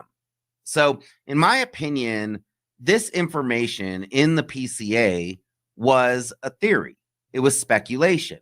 And the PCA is supposed to be based on facts and evidence, but I've never believed that. I believe that this PCA was based on theory. The prosecution is telling us that this intruder entered the King Road house at approximately 4 a.m. At the same time, there was food being delivered by DoorDash driver Molly McMichael. And we will definitely talk about Molly McMichael in a future video, because to me, that's really strange that food was being delivered at exactly the same time that this crime began, or at least the time that law enforcement is telling us that this crime began. So the prosecution is telling us that this intruder walked into the sliding glass door in the back at approximately 4 a.m. He walked through the kitchen and directly to the 3rd level. So he walked through the kitchen, right past Dylan's bedroom door, and walked up to the 3rd level. So it appears that the target was on the top level. But if this intruder had never been inside this house before, how would they know where their target was? How would they know that their target was in fact on the 3rd level? I mean, that's just never made any sense. It seems as though if they were completely unfamiliar with this house and didn't know the layout, that they might be checking doors on the way up because they don't know whose bedrooms are whose. But this intruder walked directly up to the 3rd level where Kaylee and Maddie were at. And I've just always found that strange that this person had never been inside this house, but yet they knew exactly where to go. So, according to investigators, when this intruder reaches the third level, he attacks Kaylee and Maddie, who are both sleeping in Maddie's bed. And I have never believed that Kaylee and Maddie were sleeping in Maddie's bed. Yep. It just doesn't make sense. Maddie had this tiny little bed, and Kaylee had a bigger bed in her bedroom. This is also where Murphy, her dog, is supposedly located. So it seems as though Kaylee would want to sleep in her room, in her bigger bed with Murphy. And if Kaylee and Maddie were going to sleep together, it seems to me as though they would have done that in Kaylee's room. I've never believed that Kaylee and Maddie were just peacefully sleeping in Maddie's bed, and that's when they were attacked. I've always believed that Kaylee happened. Well,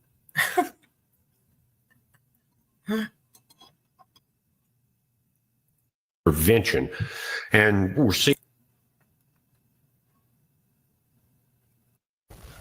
May the 6th, 2026. Guys, good morning. Got a rainy morning here in central Mississippi. Texas, you're getting some pretty good storms. It looks like Memphis and moving west from you. There's some storms there. And I think late this afternoon, our area is supposed to get into one of these stormy areas. We just have light drizzle now, not too bad. Humid, but again, not bad. But what you're looking at, guys, is live images from CERN. Notice your timestamp, 1803, top right. As I'm recording this, it's 1103.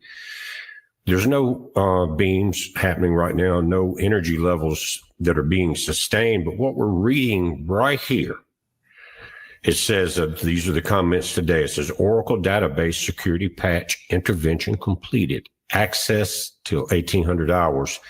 And what this is it's a patch, it's an update that a lot of companies do on a regular basis, say maybe once a week or once a month or something like that. They'll come in and do these, basically what they're saying here, Oracle database security patch intervention. okay. And we're seeing, but what the pattern is showing that not only CERN, but the big banks, the big companies, the big tech companies, the big four, both in banking and in tech, are having to increase these security patch interventions. And we're seeing this is about CERN, right, Scully?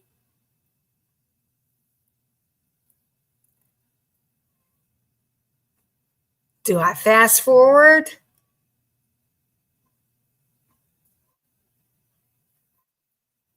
Oh.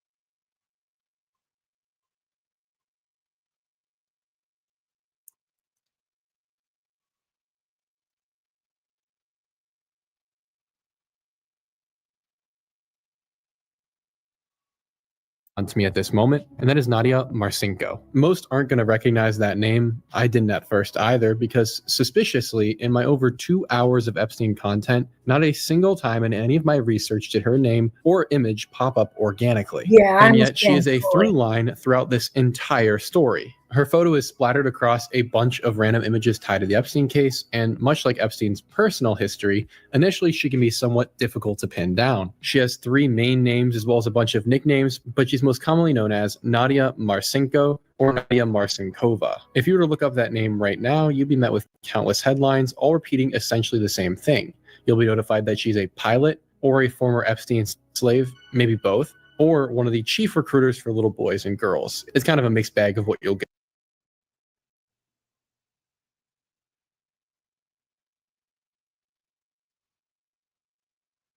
Yo, what's up, Christy? Good morning. Good morning.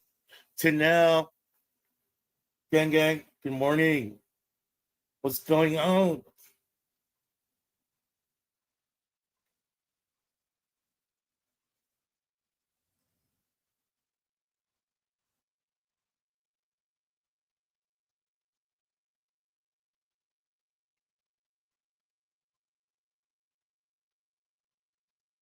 told. But strangely, she's not one of the things above. She's all of the above. In theory, that is. We don't know much about her life history, but we do know that she was born in Slovakia in 1986, a country that has gone by over half a dozen different names since the beginning of the last century, but there is a chance this is merely a cover story, because we aren't even sure how old Nadia is, if we're being honest, and Epstein tells a different story about how Nadia came to be in his entourage. One of Epstein's many victims tells us that while being given the Epstein treatment, he stated that he purchased Nadia Marchenko from her father to be his Yugoslavian slave. That's right, purchased from old Daddy-O. Now that's kind of a hard thing to pin down exactly who said this. I've seen several sources of that information, and it's just been repeated by so many others over time that by proxy of how many people have said it, it's become a somewhat of a fact, although we aren't totally certain that's actually how Epstein came to have Nadia. But the other main reason people think this is because Nadia herself has the reputation of being a victim, and that would be because she stated she was, or more so her legal team when the Epstein case began heating up, stated that she was.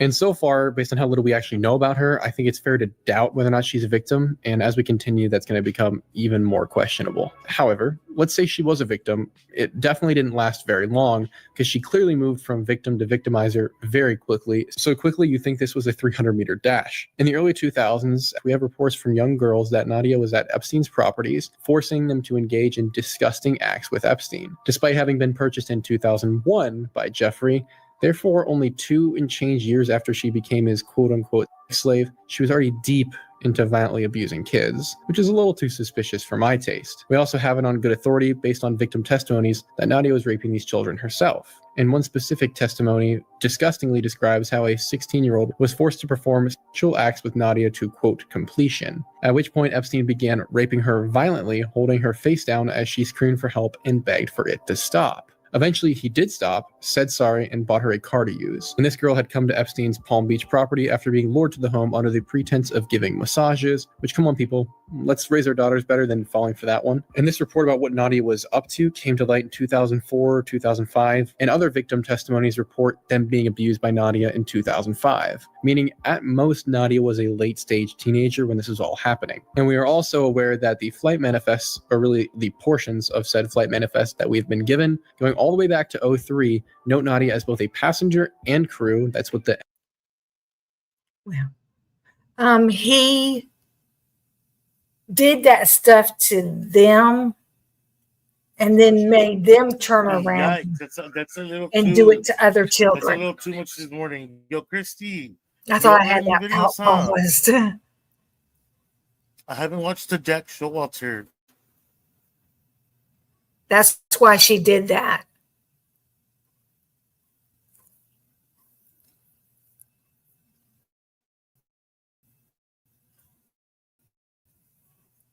Christy must have a Jack Showalter thing.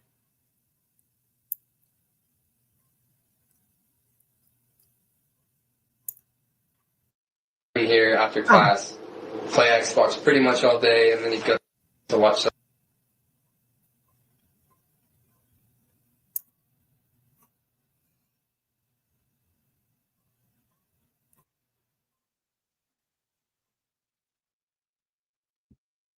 Just trying to get a sense.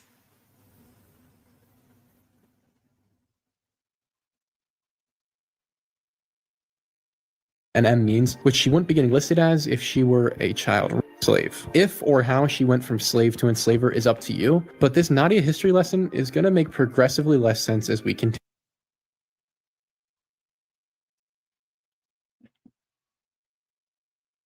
We're just trying to get a sense from you how you knew Ethan and or the other girls that were involved, and if you're aware of any problems they might have had, any motivation that somebody might have had to try to hurt them, things like that. Okay, it's December 21st or December 1st, 2022. This is Detective Sergeant Mike Van Leuven. It is 6 p.m. I'm here with Detective Rich Alderson, and we're interviewing at Sigma Chi. I will start just by kind of giving you a little background about the purpose of these interviews. We call these victimology interviews, and I think I mentioned it on the phone a little bit, but we're just trying to get a sense from you how you knew Ethan and or the other girls that were involved, and if you're aware of any problems they might have had, any motivation that somebody might have had to try to hurt them, things like that. So first, I guess let's go back. When did you first meet Ethan? It would have been, I saw him during Rush, but I didn't really meet him, but it would have been bid day. I don't know the exact day, but that was last year because we've been in the house for 2 years now. Well, last year, the full year, and then this semester. But it would have been on bid day. That was because they load us up from the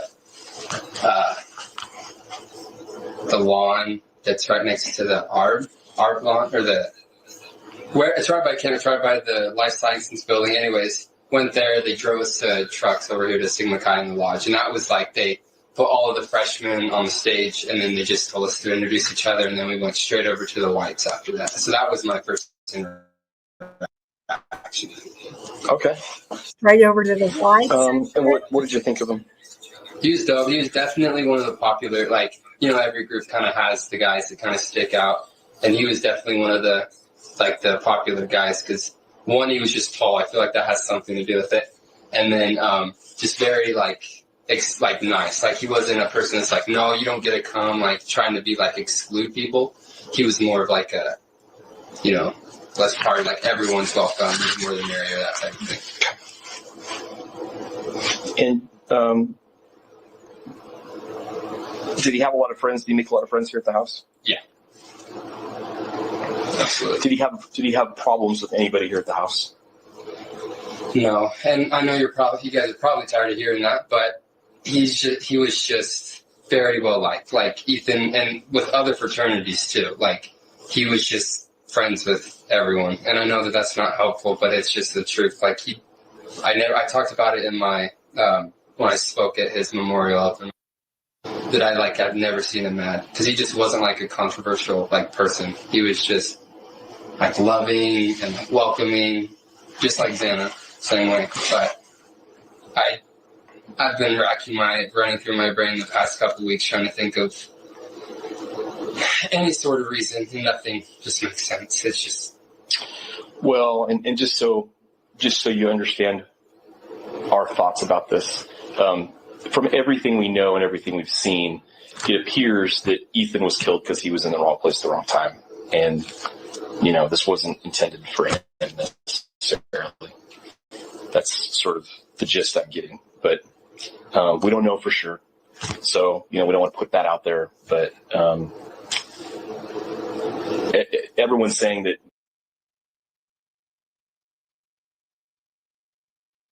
Hold on. Was that them fucking trying to control the narrative with rumors? We don't think Ethan was intended one or target. So how certain are they, and why are they saying this now? What's the date of this? December 1st? Mm-hmm. So this was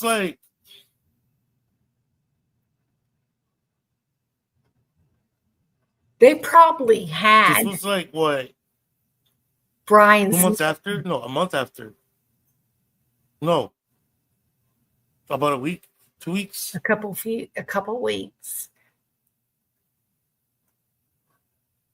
They can't think of a reason why someone would do this targeting Ethan. I mean, that makes sense. So, but we still need to do this anyway because we need to get all this down. How about family life? Did he ever talk about his family or his past back home? Not as much back home.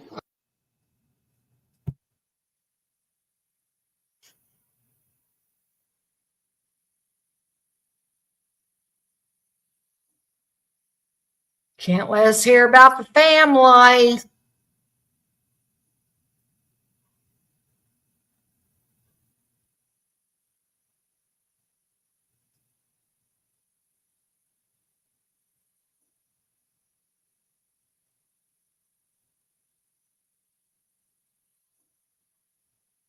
Okay.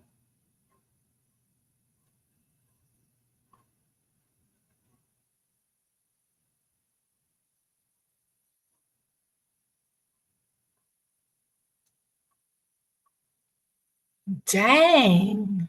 It's always muted. Is it redacted?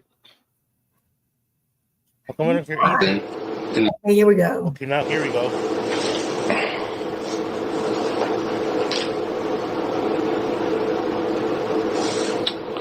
Did he ever talk about being in a physical altercation with anybody in the past?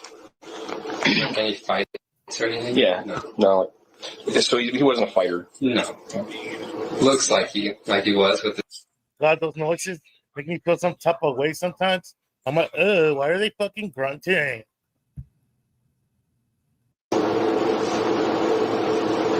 So I understand that he was living in an apartment off campus because he was academic suspension from being able to live here. How did he take that? It bothered him, and he didn't like to show that it bothered him too much. But we would talk in here, and he'd spend a lot of time at Zana's. He rarely slept in his apartment, but he would come over here during the day to hang out in my apartment. He'd get down with his classes, obviously for being suspended academically. So he'd come in here after class, play Xbox pretty much all day, and then he'd go to watch like Monday Night Football, or we'd go to chapter. Xbox. But it took a toll on him, because if you're academically suspended, you don't get out of little. That really bothered him. He hated that. And then brotherhoods and parties, I'm our risk man, so I wasn't in charge. I'm in charge of the list and everything. And he would ask me to leave a window unscrewed for him so he could sneak in, because with our bylaws, if you're suspended academic, you can't party with us. You can't come to brotherhoods or anything. Wow. Could he come to chapter? He'd come to chapter, yeah. And he did come to chapter a lot. Why can he go to He was chapter definitely but not trying the to earn party? back a level of respect amongst the older upperclassmen, I think. But so he could come to chapter, but not parties. Yeah, and I mean, he still came in. People would let him in, when some of the upperclassmen weren't there or whatever. But was he the only person that was academically suspended? Justin and Kai were also the same way, and they chose to stay back in. Are they affiliated with the chapter or no? No.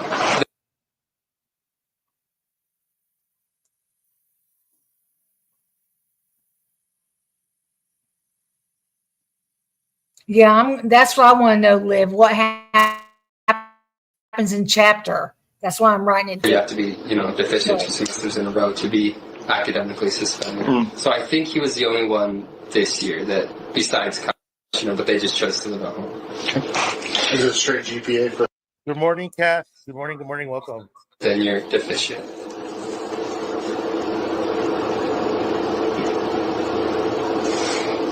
So the apartment that he rented off campus, do you know where that was? Yeah, it was. I helped him put his AC unit in. It's right over by my brother's place. I don't know the exact address of it. I helped the family move out of there today. Yeah, I want to be able to give you the street name, but I know how to get there. We put an air conditioner in his apartment. Can you just zoom in on it? I'm the blue dot. Somebody said it was over by 76. Yes, so let's see. Okay.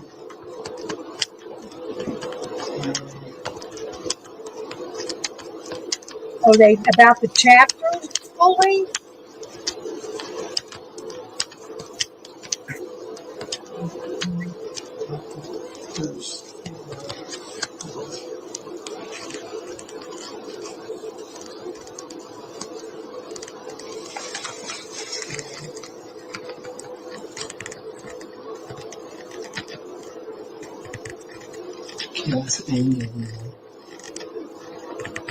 I think it was this one. Because I had the parking lot like this, dumpsters. This is right there on the hill. Yeah. So it would be not those ones. It would have been this one. 15. This one here? I think that one of those two. I was just there today, but. Really small where his apartment was.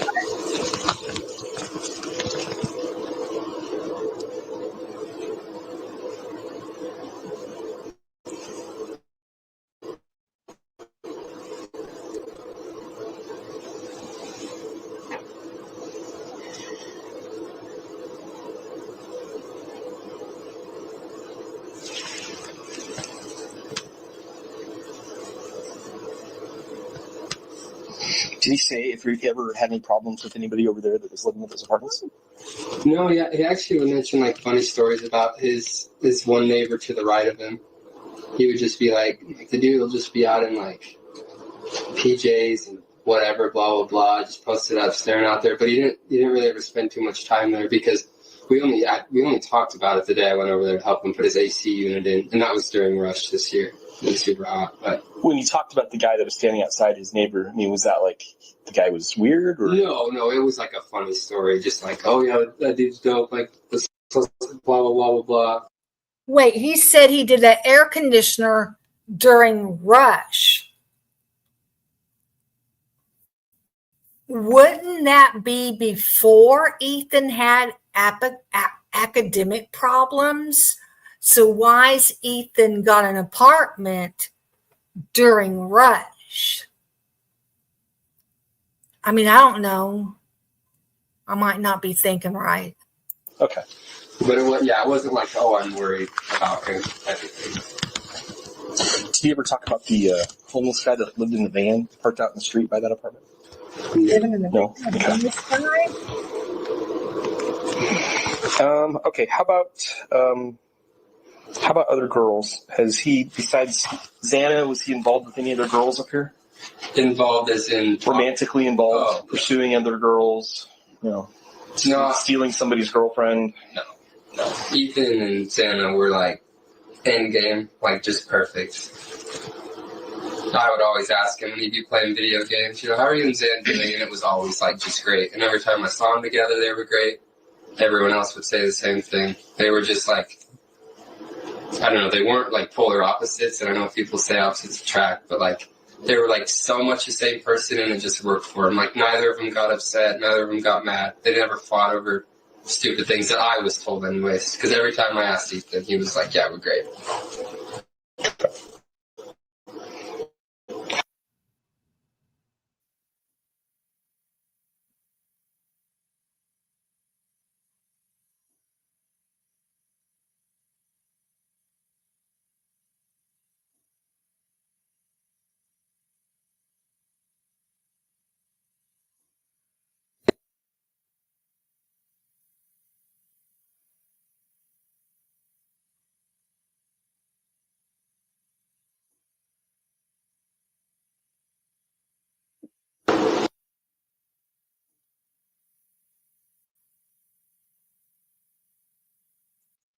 Okay, this is weird that he can go to the chapter meetings but can't party with the Brotherhood.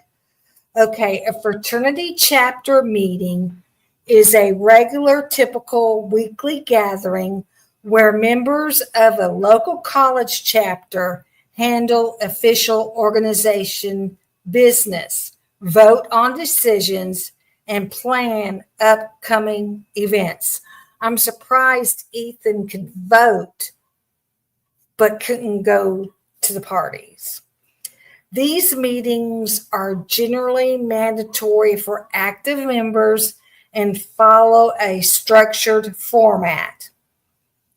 Officers like the president, treasurer, and recruitment chair share updates on finances, grades, and upcoming schedules.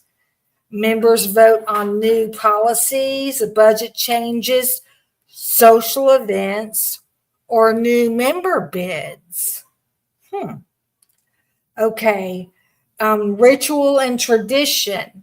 Many groups open or close meetings using private organization rituals, passwords, or traditional ceremonies.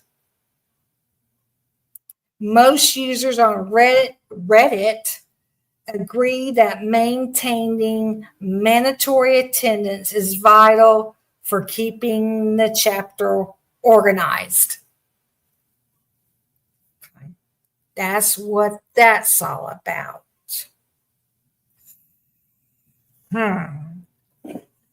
That's weird, but he can't go to parties and hang out with the brothers.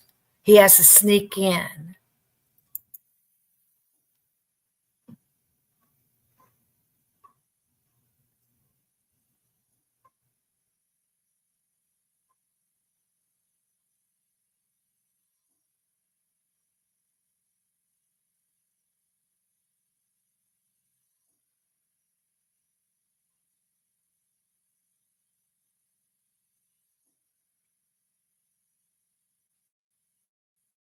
Okay, come on.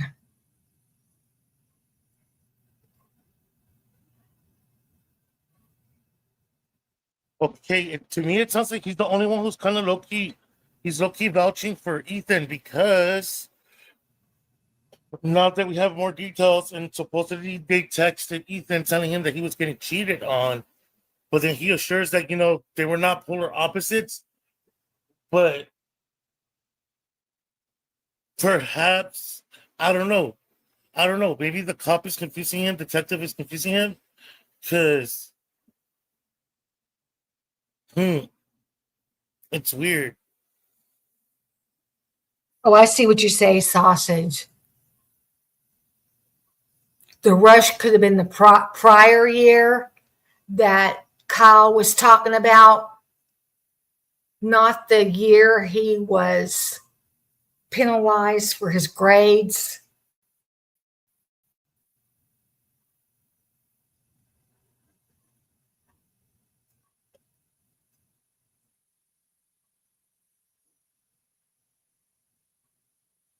Yes, in the frats or sororities, they control all the money. What do you do for work? How do you make money? They may have one older alumni that oversees it, but the frats control the money and sorority of each. Ethan, we didn't talk too much about it.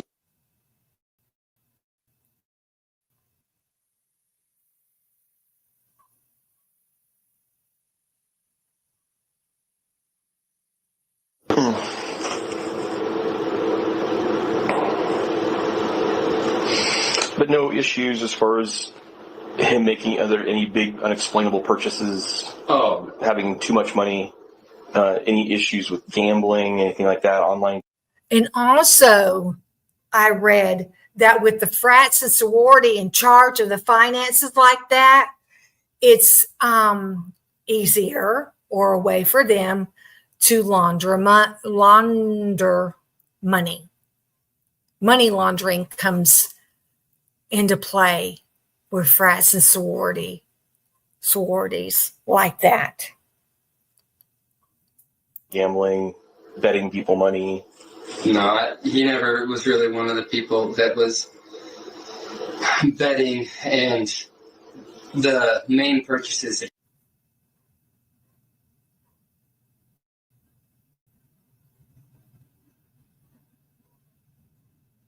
Okay, so damn. So I'm assuming that this is after what word was circulating about Ethan selling rugs. It's like, why are they asking all these suspicious ass questions? Like, was he into gambling? Has he made any like, what the fuck, dude? What kind of questions are these?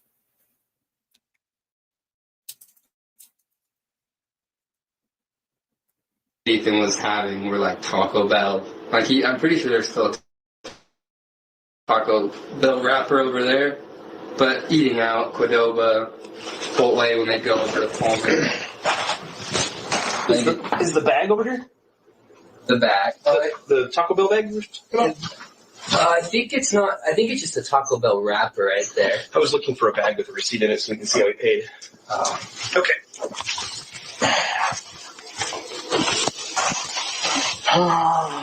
Okay, how about drugs? Did he use any drugs besides alcohol? I think he definitely would use Adderall as just kind of a way to help sober him up. But what was his source of Adderall? He would always say he got it from Xana, and I think, because I don't know. Personally, I've never done Adderall.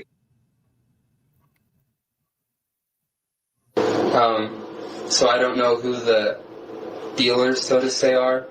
But I know a lot of times he'd be like, Xana got me an Adderall. Like, we'd be over there partying, day drinking, or whatever.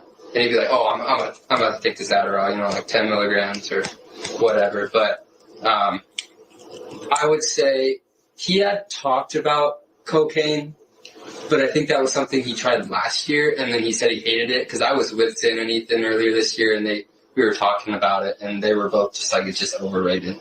But I think besides alcohol, it was just Adderall, and then obviously nicotine. But did he smoke or chew or vape or what? Vapes.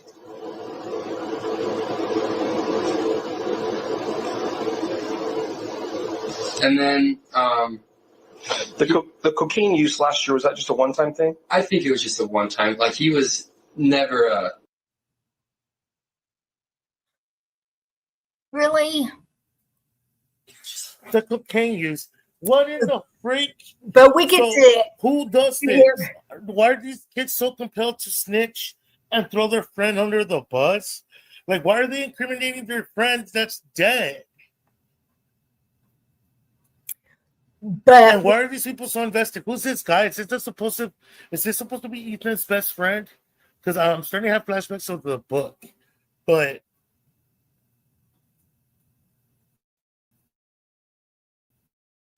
or were these kids like forced to answer certain questions? Were they holding like drug use over their heads? Were they, oh, you just better tell us because like, why do they feel so safe or certain to be talking about incriminating things like this? Like, and they wouldn't know such details unless they were partaking in the same act too. So,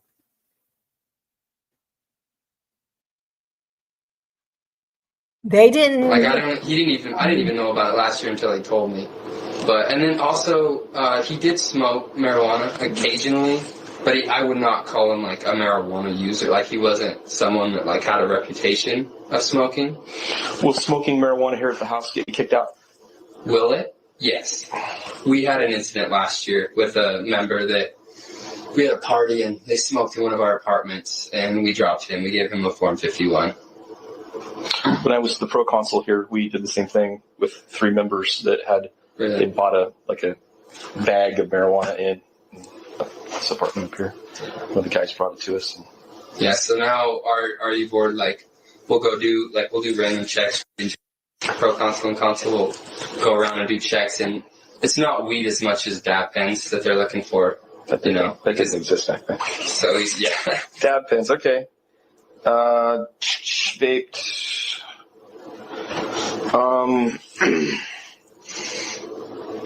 So you got to be 21 to buy vapes now, right? So who was the source of vape pens?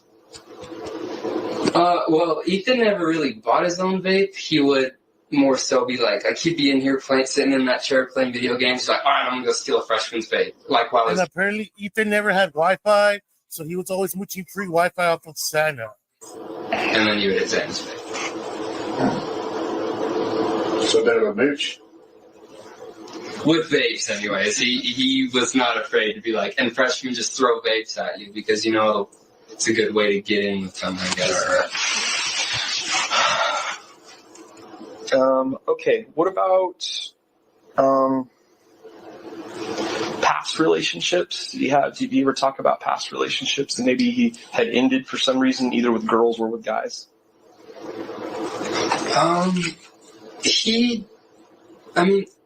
Occasionally we would talk about like old girlfriends and stuff, but it's not something that would be like, oh, she had a sketchy family or whatever. Like, they're always nice girls, because I'm pretty sure he had a pretty serious relationship in high school. But, that was in high school, and him and Xana were doing so well, so we never really focused on, like, old relationships, I guess. Sometimes. Hold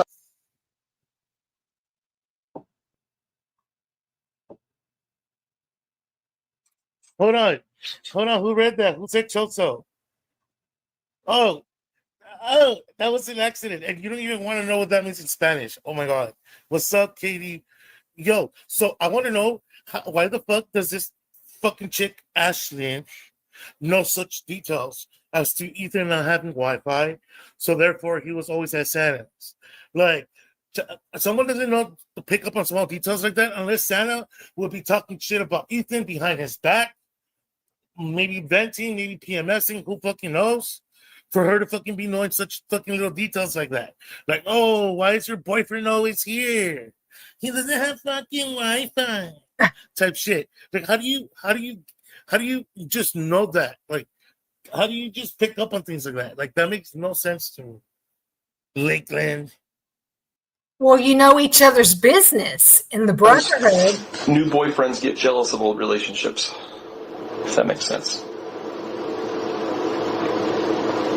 Like, if he had a serious relationship with someone in high school and he was like their first love, and then that's gone, and he's moved on to Xana, and then that girl starts dating somebody else, and his relationship with her becomes a thing in their relationship, then the new boyfriend can become resentful of that and think that they want to target somebody that's happened before. So do you have a name of the person you dated in high school? You know, I don't. I could ask and call you, but not off the top of my head.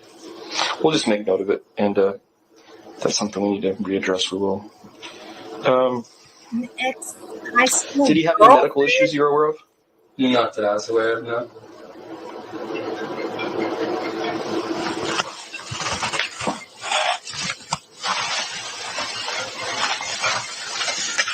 Are you aware of anybody that was really into Xana?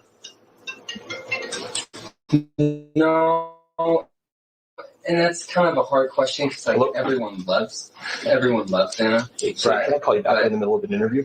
But I'm talking more of a romantic idea. Yeah. No, I can't think of anyone. She was.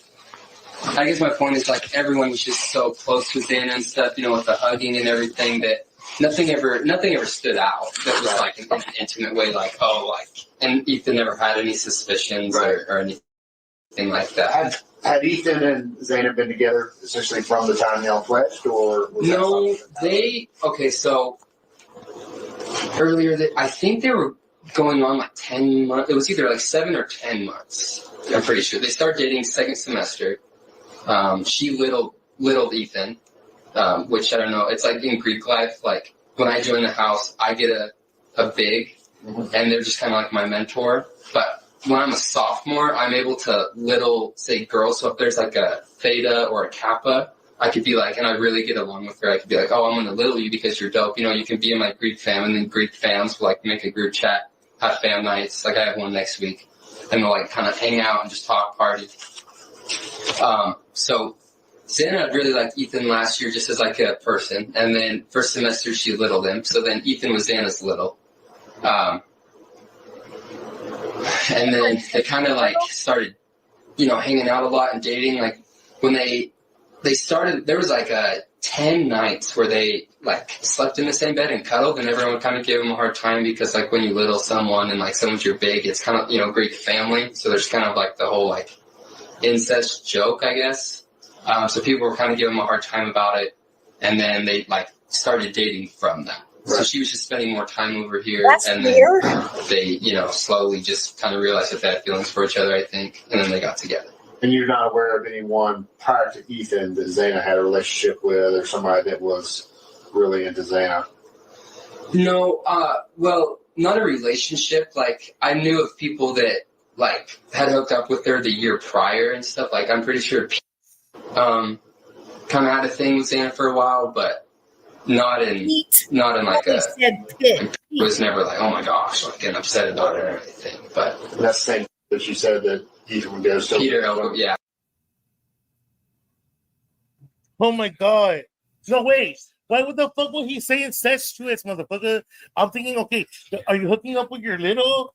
Is that the incestuous part? Like, it's your fucking sorority sister type shit? Like, yes. What is he talking about? Like I'm so lost. Like the sorority sister. You're like brothers. Like, and what sisters. Are we talking about? They're like brothers and sisters. Yes. Was one of Ethan's closer friends in the house too. Like he watched a lot of football and they all kind of were a big group.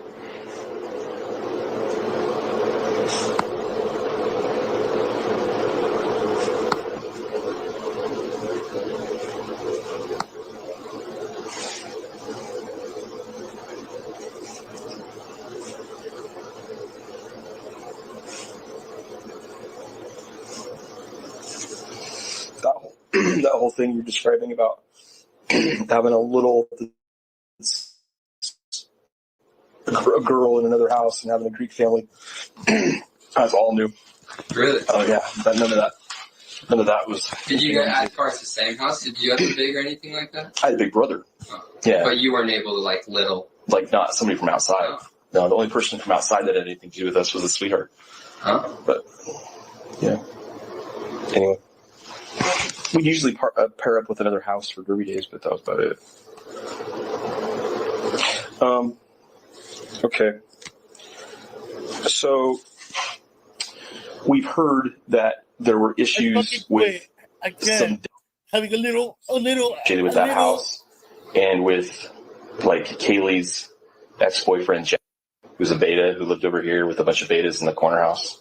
Okay. I don't know if you're familiar with that. A little bit, the beta and Delt beef, yeah. So there's been allegations regarding, not major stuff, but like the Delts providing drugs and the Delts hitting on girls that had boyfriends, and well, there you have it, folks. There you have it, folks. You never hook up with your bigs or your littles.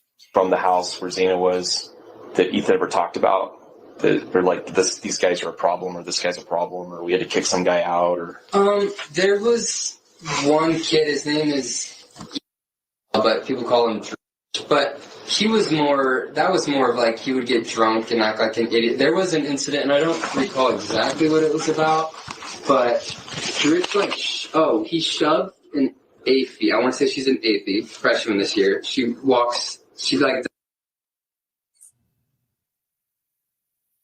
and like he was blacked out and like pushed her over, and Ethan used to love him. Like he would come over, because a lot of the Delts hung out there at Xana's all the time.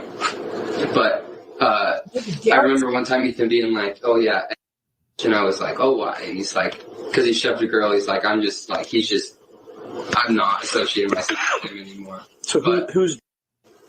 I could point him out to you, but you said his name's Ethan? I believe his name is. And is he adult? He is adult, yes.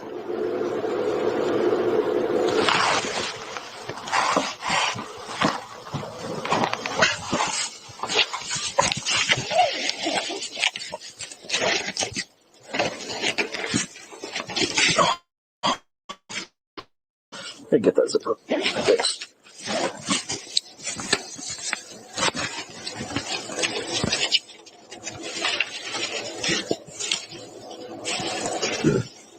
What's the game of choice? Game of choice? Yeah. On Xbox. This is all Ethan stuff. I mean, I have an Xbox, but I like a hunting game. It's called Hunter Call of the Wild. It's like a big world like GTA, but it's like with hunting. Like the wind direction, they can, like smell you, things like that. But I don't play a whole lot. Yeah, people call him. So that would probably be him. And he was a nice kid. He was just kind of like, I don't know. Got drunk? Yeah, I got too drunk. And after that happened, Ethan just didn't tolerate when people disrespected like girls. And he wasn't like I said, mean about it or everything. He would just be like, you need to leave. But there were never really too many nights like that where there was like altercations at Xana's or anything.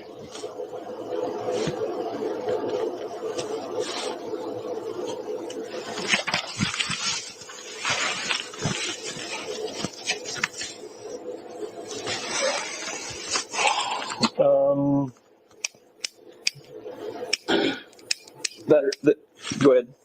What's your knowledge of Maddie and Caleb? So I obviously hung out a lot over there because me and Ethan were so close, and I got close to Xana through Ethan.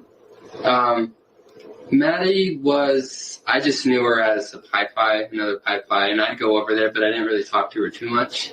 And then Kaylee just had a dog, so I would talk to Kaylee about her dog. Kaylee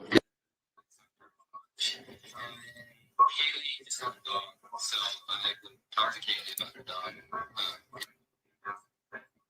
Sawati cop, somebody might cop. Somebody might cop, silent Gia. You kapunang cop, you might be Leon. You might be tongue, you don't speak mucho tire.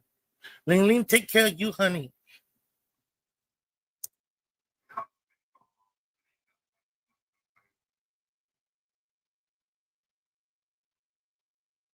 they were gonna find the house, $600 or do whatever. Is that when And Santa then they had to come walked out back with because, noise we were playing music and everything. But besides that, Kaylee really just spent a lot of time with. Is that when Xana? He's talking about Kaylee and Maddie. Was that when they weren't home when they got the noise complaint? Or is he talking about Xana when they had the noise complaint and they called Xana out on the porch? Upstairs. But Maddie would be around at parties quite a bit with Bethany. Was upstairs off limits to people that were there for a party? I mean, they never really said it was off limits, but no one went up there. We would be right in the main living room area, and then people would chill in the kitchen, and then when it was still warm, we'd play Pong outside and stuff. Did the majority of people, or most people that attended these parties, did they know that Kaylee's bedroom was upstairs?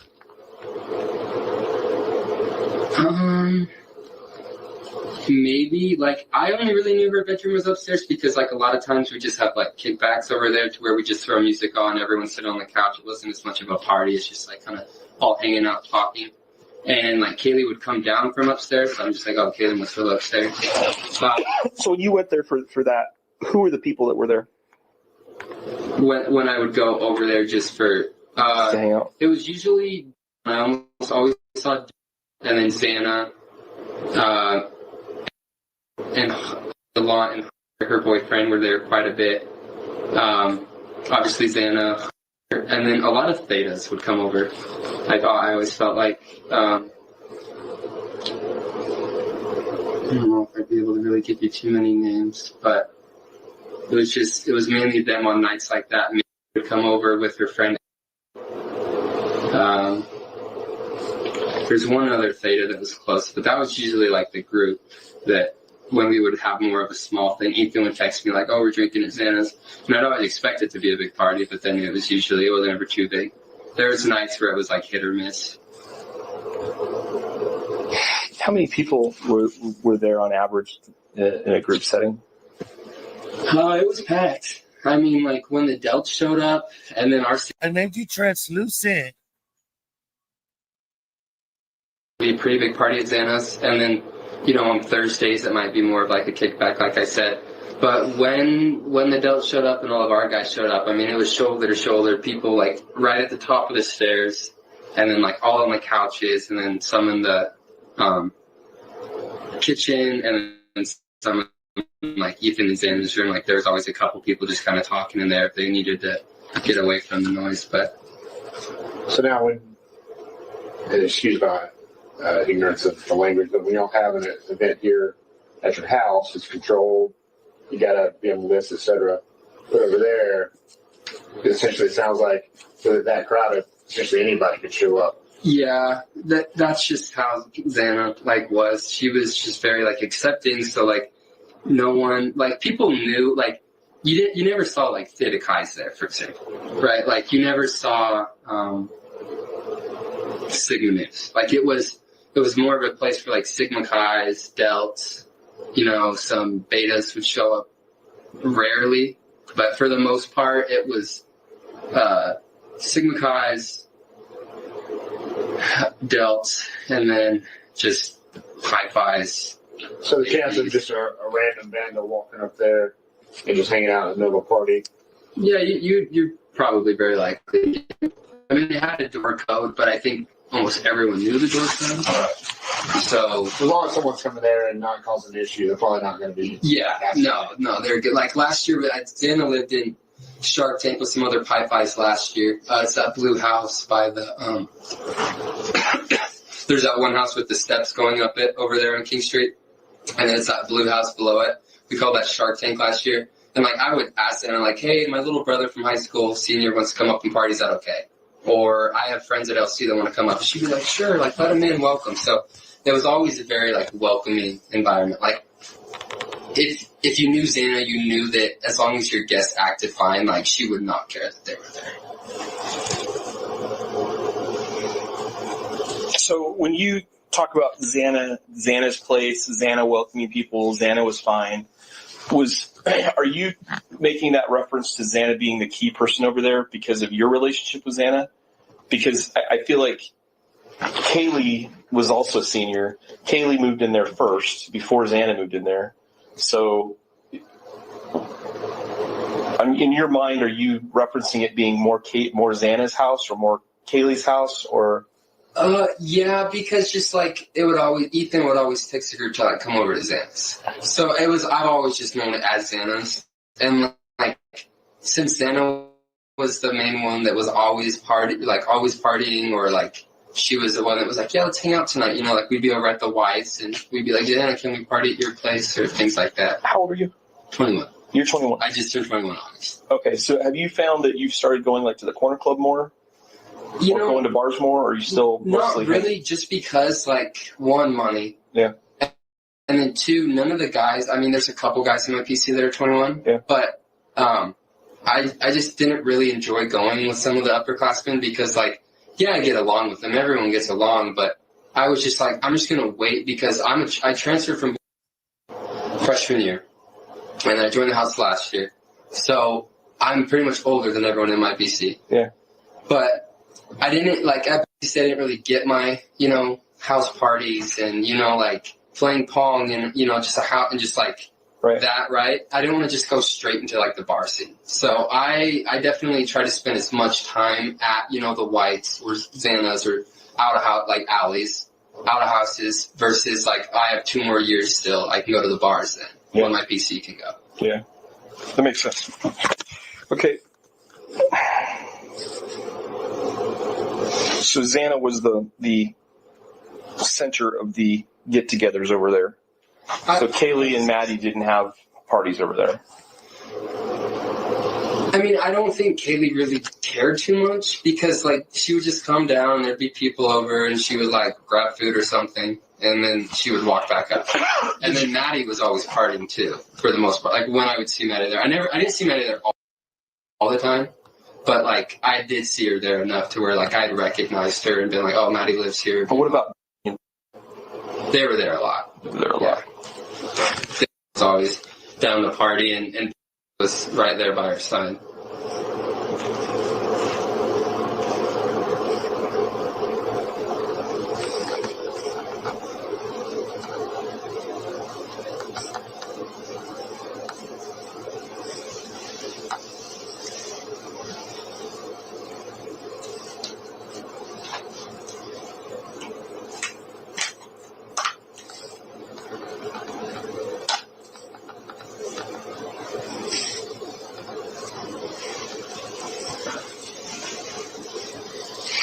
Any unusual incidents happen that you recall? Anything over there? Over there or over here? Anybody have something stolen? Anybody have a window get broken? Vandalism of any kind? Not this year that I can recall. Last year we had problems with. We had some betas. There's a beta and Delta apartment over at the Whites. And we had like $4,000 worth of stuff stolen, a couple MacBooks, like MacBook, our Pro Console. His MacBook was stolen because we pinged it over there at their apartment. There was like a $400 charge at Pullman Walmart at like 5 in the morning. But so somebody stole a laptop, a MacBook here? Yeah, that was took it over there. But yeah, and then we also had guys break in and steal some of our like Huntsman trophies. And I think that was probably more of a freshman thing that the house betas told their, kids to come steal it, but not anything this year that I'd say is like unusual. Okay.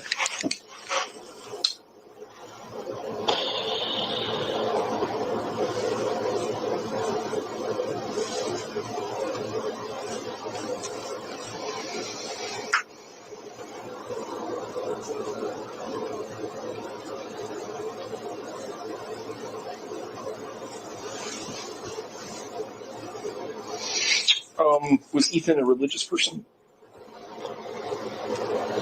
I never went to church up here.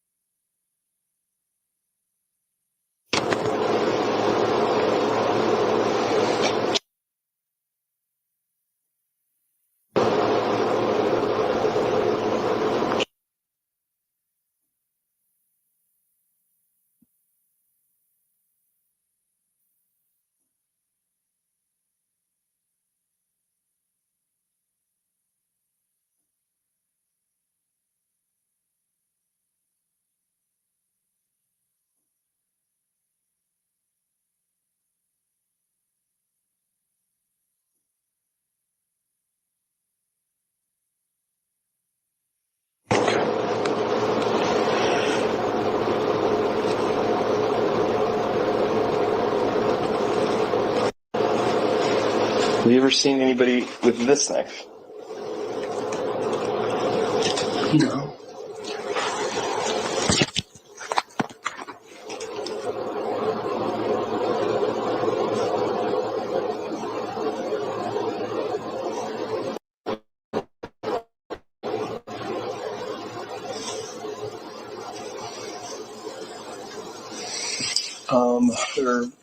There was a stalking incident with a pike that happened last year. Actually, I think it was earlier this year, regarding someone at the Whites. Did you hear about that? I did not. Okay. Any talk? Did you hear any girls talking about stalkers or anything like that? Not really. Two of the girls, Xana and Maddie, I think, worked at the Mad Greek. Did they ever talk about working there? If they had problems with anybody at work? I never talked to them directly. I mean, Ethan would talk about because he'd get free food. But I never heard Xana when I was around her say anything about that. She seemed to enjoy it because she'd always be smiling when she got back from work.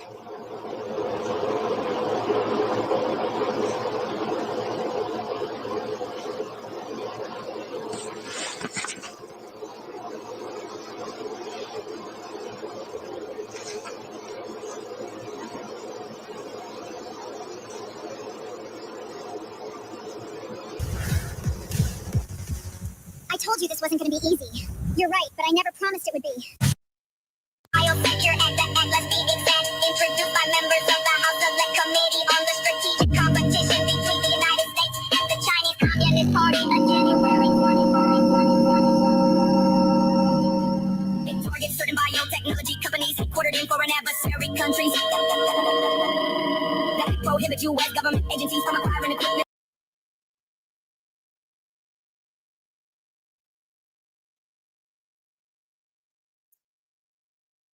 Pretty much. Oh my God, now I'm going to remix that song. Dylan. To the left.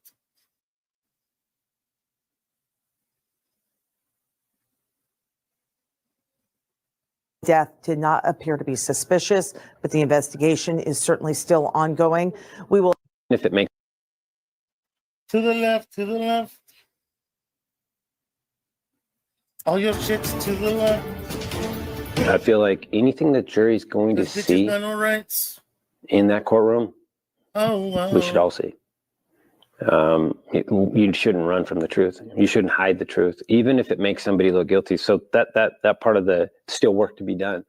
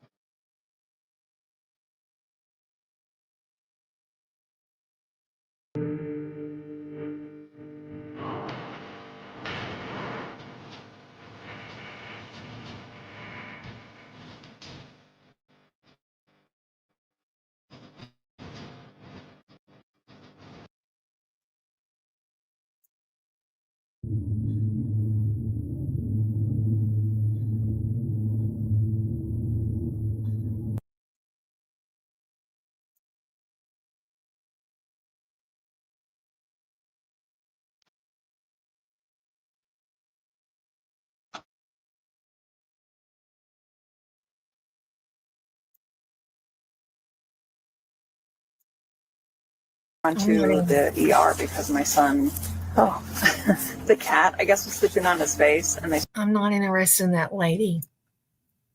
That Kaylee describing how I was getting away with, like how I selected my victims, and he said, so I told him, I knew these neighborhoods that had a lot of money, and somebody might drink a little too much wine, somebody might make a call to 911 unannounced complaint. Somebody goes to jail. And when that male went to jail, I'd go to that house, surveil it. And if it looked like there was somebody in that house that was passed out, I would go rob that house. And that's how he picked his his victims, I would say. What? And he would rob them from jewelry, and I don't know what you do nowadays. It doesn't make a lot of sense to me, but maybe cash or something. But he would rob them. He said that Brian seemed to enjoy his story, called him a couple times. He said he was so odd about it that when this case came forward, he was like, I know exactly what this is about. I'm going to reach out and, maybe he's pulling my leg. There's been plenty of people who have sent.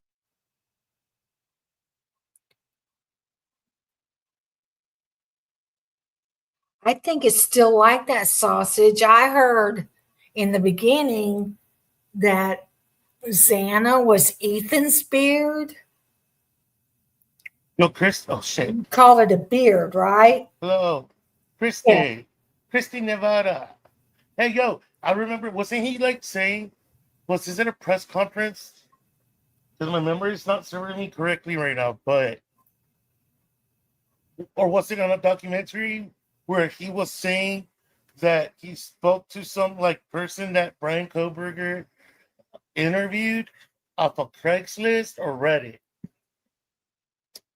And so he's going to take the word of a killer or supposedly alleged killer over the phone, telling Steve that Brian basically was fucking getting turned on by the survey and the answers that person was giving and shit. But this fool was making it so perverted. Like, they try to pervert this case so hard that it's not even funny at this point. To me, the love triangle is the school, law enforcement, crypto.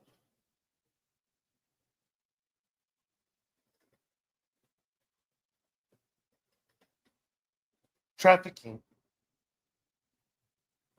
drugs, and CIs.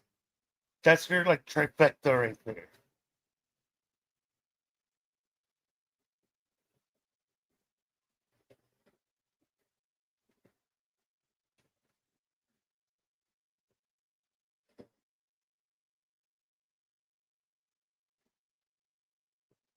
To stuff that weren't accurate, but it always stuck with me. It already stuck. There's certain things that stick with you.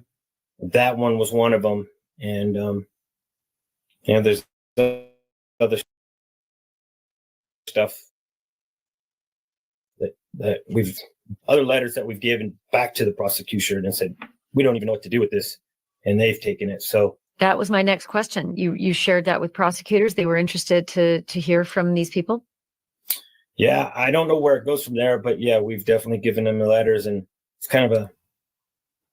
You've said that this stands out because of reports before from the Reddit survey that Brian Koberger sent out, as a criminology student, asking other criminals about their methods.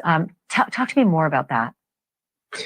Yeah, we got a letter and it had a phone number in there, and we called this individual, and he said he had been interviewed by Brian, and he got the sense that Brian was getting off on his story, and his story was basically he'd listen to a police scanner, wait for somebody to call the police on a domestic violence type thing, and then the male would be arrested, and then he would go into those neighborhoods, and that would be the house that he would rob. Bullshit. I've never heard that. Hi, Ro. Good morning, Ro. How's it going?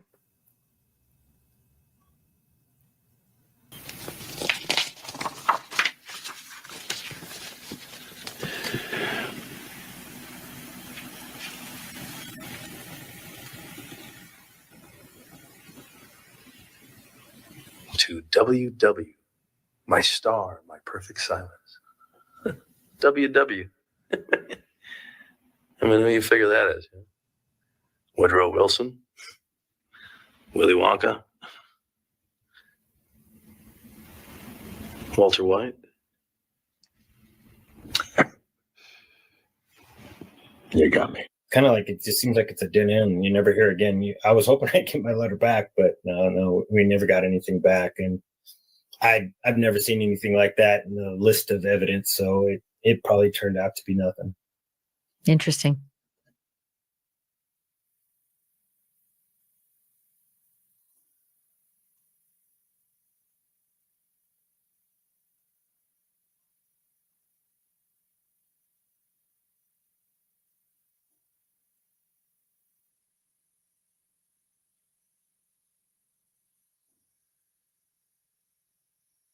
But there isn't something forensically like, I personally keep thinking, how did the killer get out the sliding door of the kitchen, get to the car, get into the car, get to wherever the dumping ground was to get rid of the bloody clothing, the knife, and all the other implements of the crime, and get back to an apartment. And if it's Kohberger's apartment, all without leaving a forensic trail that was, a beacon of blinking lights, because that didn't exist. And I keep wondering, what did that killer do to hide those tracks so well? It's what if I said the killer actually wrote what he would do? Because Brian wrote a paper saying how he would go into a crime scene and not leave any evidence in that crime scene. So I think you just need to read what he wrote. He wrote exactly what he did, and he probably did more. Who knows what he learned in that Reddit post where he interviewed criminals that got caught or got away with different crimes. And, I believe he incorporated those into his night of action. So I think he came to that slider. With that much blood between the 4 victims, there's no way, in my opinion, that he got out of that house and not leave DNA somewhere along the way to his car, in his car. You just, blood DNA is hard to get rid of. Opened it up whatever way he did, left. Oh my God, dude. Dude, if I could get my hands on that essay, that paper, what he's talking about, dude, I want to recreate his work because I want to see if it's that nefarious how they try to describe it or try to make it seem.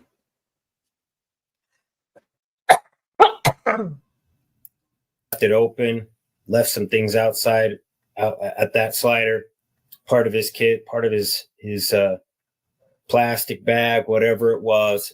There's that he knew what he had planned. Steve, same. I'm more of a planner. I'm more strategic. His plan, he was planning it out right then and there. As they were eating, he was planning on their murder. Right then and there. I mean, he was getting himself all hyped up, all dressed, packing his little bag. Went in, did his thing. Was covered in a Dickie outfit from neck to toe. Had this hood thing on that they also got that coming to his house. If you attack this guy, you wouldn't scratch him. You wouldn't be able to get your hands on him. The only place would be his eyes, and gloves on. I think people underestimate if you know what you're doing and you want to go in there and you got a mission and you've been planning it out, you can get into that house. I've seen the models. I've seen the 3D models where they're in and out sometimes in like 5 minutes. So there's a couple of them depending on the path that they take. But yeah, I mean, when you really watch a timer and you see the amount of time this person's been in the house, he had more than enough time. And then he got right back out. I mean, his door to the slider is the same technique that he used the doors into the room. He just didn't want to touch anything. He went in there with the plan, studied, I mean, he spent years and years in these classes just reading and admiring, really, just admiring these other killers. If he pled, he had blood all over him. The killers had blood all over them. Where's your common sense? Come on, parents. Where's your common sense and your gut level feeling? How are you going to stab all these people and not have blood on you no matter what you're wearing? No matter what shoes you have on, your gloves, your mask, it's all covered in blood. Let's don't even talk about the car. guilty and said, I'll plead guilty in exchange for a life sentence. Have you thought about that? Yeah, I don't want that because I do know, I studied the criminal system and the difference between life and prison. Even if it's 20, 30 years, he's 23 hours locked up. He doesn't get to do what is it, BTK? When you walk outside of the house with all that blood on you to go to your car where you have something in your trunk, you still are going to get blood from that door and where you walk to your car. You're still gonna get blood somewhere. You'll make a blood path to the car. We're not comparing this to that girl on the train, Jeff. No way. That was one person. He was standing behind her and she had no clue what was going on, and he cut her then.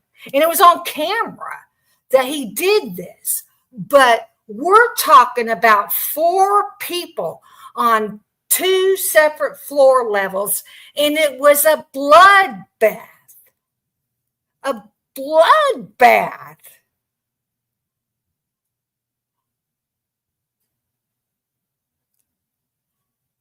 I mean, I'm not talking about how fast she died, but the girl on the train, we're talking about him being upstairs if he started up there, doing all of that with the bloodbath up there. He's only used one knife, according to you, Jeff, and people that believe like you, Jeff. He only used one knife. So he kills 2, goes to which was blood splatter, and went to another room, and the forensics says he didn't even transfer the blood. Kaylee and Maddie's blood, or Xana and Ethan's blood, was not on them, or vice versa.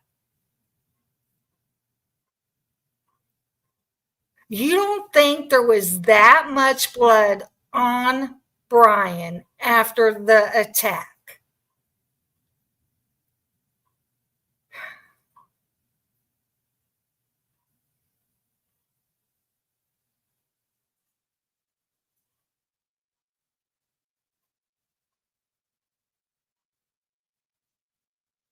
Love you, sausage.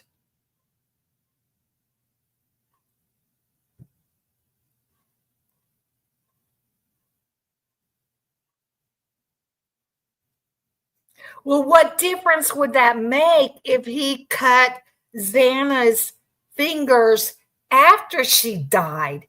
He's still getting that blood on him.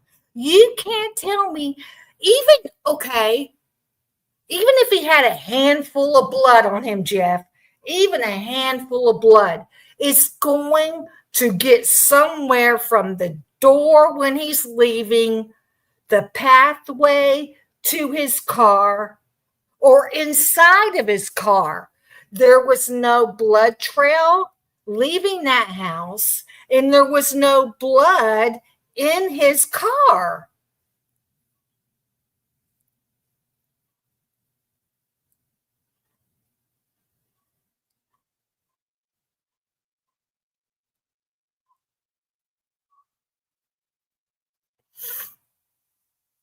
I think they had more than one weapon. According to the autopsy reports, the way the wounds were, they had more than one weapon.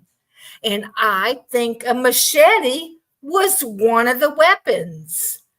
And that video that shows Xana getting ready to throw the watermelon when the girl was holding up the machete, they took it off Xana's TikTok. Why did they bring down that video? It shows them all partying, having fun. Xana's having at the time of her life. But towards the end of the video, you see that machete. And now that video's not up there no more. Because I don't know when it was taken down.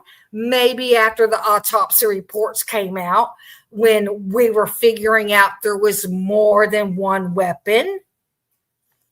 So they had to hide the fact that the frat and sororities had a machete. Whose machete was that girl holding that Xana was throwing the watermelon up at? And in the beginning of this case, they thought it was a Rambo knife. Is a Rambo knife a K-bar also?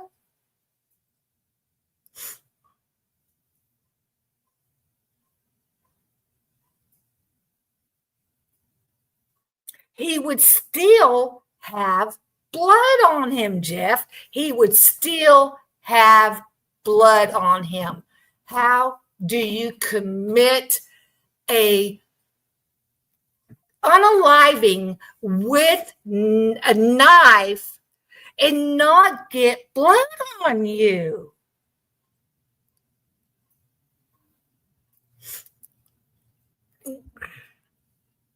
Jeff, I don't know if you're doing this for attention or if you're controlled opposition and getting paid for this, or you just can't think critically.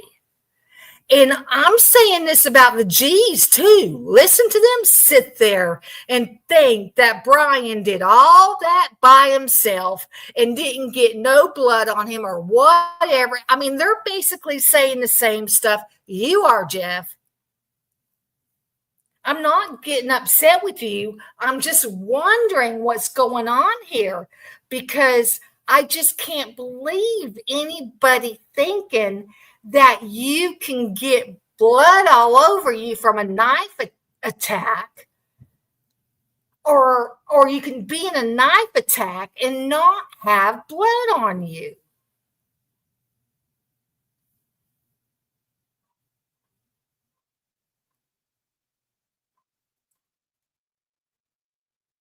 Well, I'm also saying this too.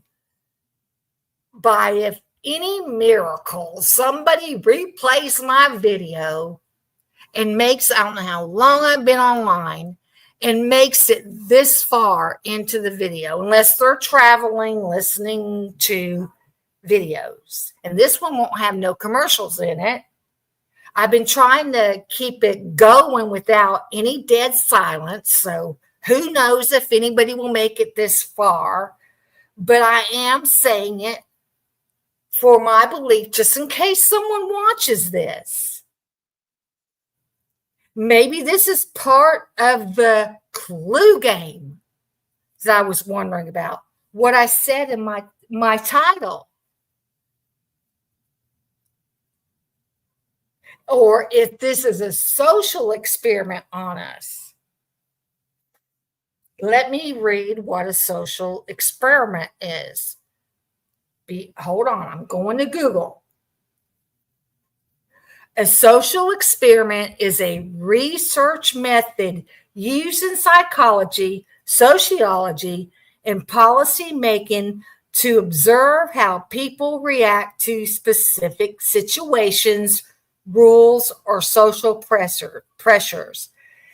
It often involves setting up a real-world scenario, sometimes using actors or hidden conditions to test human behavior, conformity, or the impact of a new social program, which they're trying to do the surveillance stuff. They're doing the flock cameras. They want us to have a digital ID. They pulled that crap on us in 2020. You see how that experiment turned out. Subjects are frequently kept unaware that an experiment is happening to prevent artificial behavior or bias.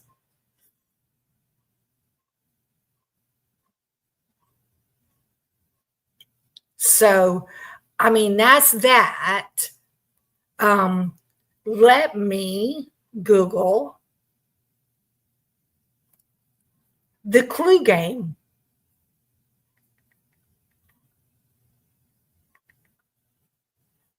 Wait.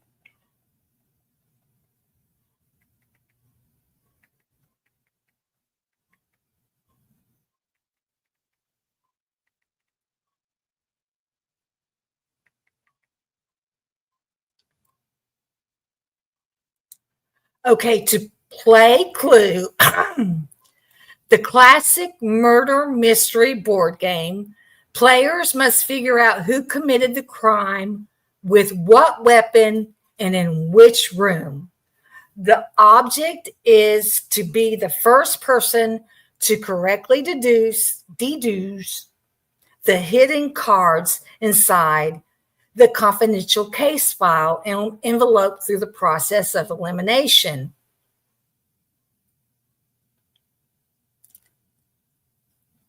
Separate the suspect, weapon, and room cards in a 3-pot. It's telling you how to play the game. Okay, let me Google.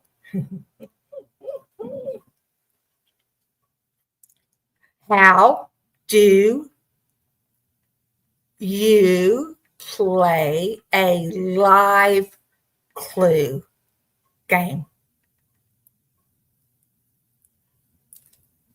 Playing a live action Clue game involves moving through physical rooms, gathering evidence from suspect characters, and making official accusations to solve the mystery. The core steps are setting up the secret solution, moving and interrogating, and making the final accusation. So that doesn't sound much like a Clue game, like we're in a live Clue game, like maybe a social experiment right now. Look how we're divided. And Jeff, how you believe and the people believe, or, like Viv, for example, the Gonzalez, all the parents, all the people on Christy and Steve's social media Facebook page, somehow you all believe there's no way, that he walked out clean with no blood on him, or he made it to his car without leaving a blood trail, and he had something in his trunk like plastic or whatever to put down in his car. But still, no matter what, if you got blood on you, it's gonna get somewhere in that car. And I hope I'm being nice. I don't know if I'm upset or I'm passionate, and yes, we've had to deal with this for almost 4 years now, Jeff. Now, I do get very upset, I've noticed, at the parents, for the parents believing like you do, Jeff. That upsets me. And I don't understand why. I feel like, oh, by the way, I'm talking to everybody on my phone through that way. I feel like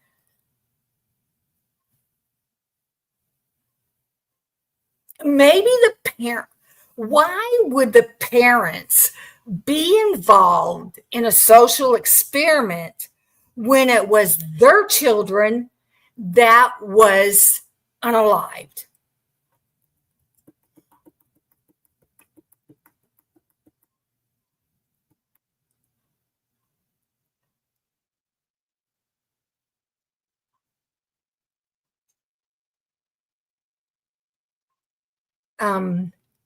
Pav and I just watched your latest video.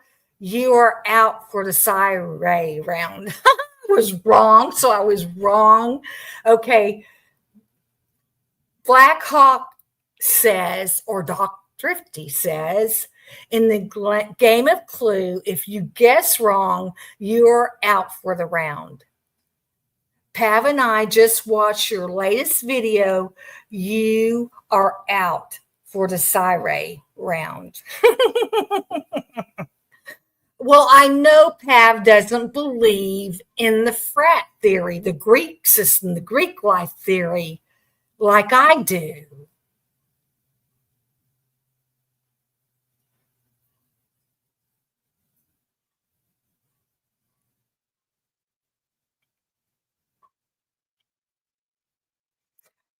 He would still have blood on him, Jeff, from leaving the house, going to his car.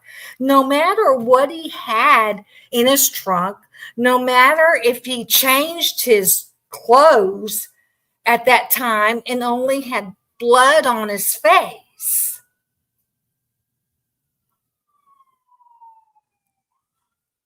Oh, Lucy.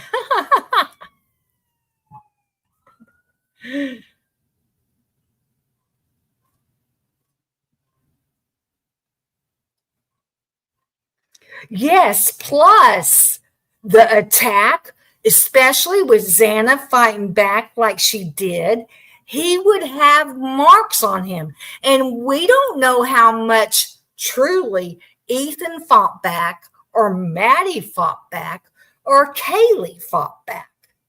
We don't know how much they did. Evidently, Ethan was able, I don't care what anybody says, I saw the crime scene photos. Ethan was able to grab someone's hair. When you're in a fight and you're grabbing hair, look how much hair I have. That's not one strand of hair. Or look how much that is. If I'm in the fight for my life, how much hair do you think I'm gonna grab? I mean, because it's do or die. This is it right here. This is it. Your life going out. And you're only going to grab one strand of hair? Really?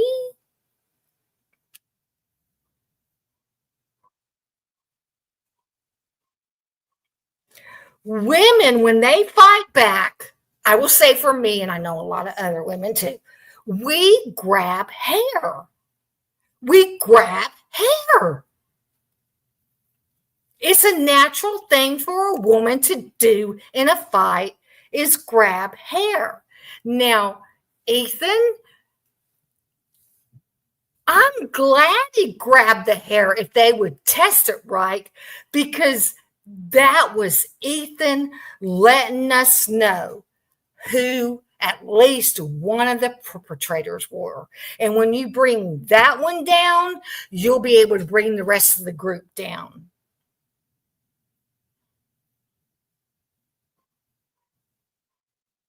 Okay, Jeff says, I personally think the fact that Ethan was stabbed in the scalp means that he probably put his hand on his head because it hurt, and he had a handful of his own hair. Now, that's the first time I heard that. So my head's hurting, and I'm going to yank my own hair out, Jeff. I'm really going to yank my own hair out while I'm being unalived. That doesn't make sense. If something happened to my head in the attack, I would be wrapping it, holding it. I would not be pulling my own hair.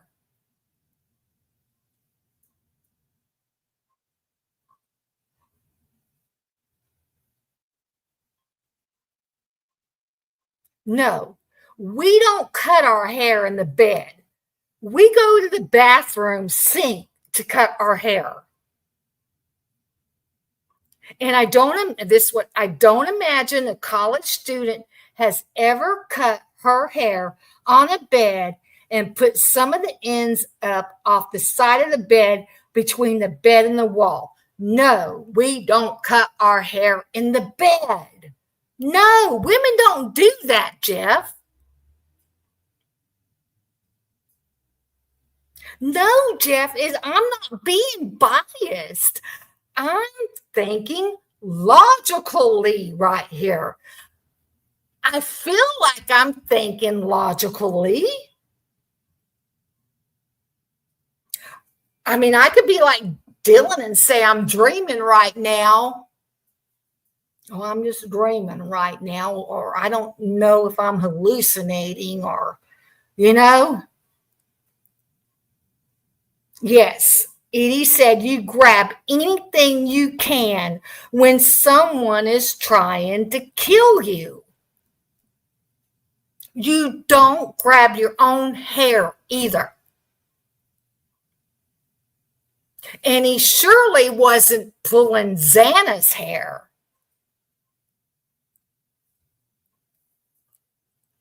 You misunderstand. Okay, see, that's what happens. You all misunderstand what a person says, and then you run with it.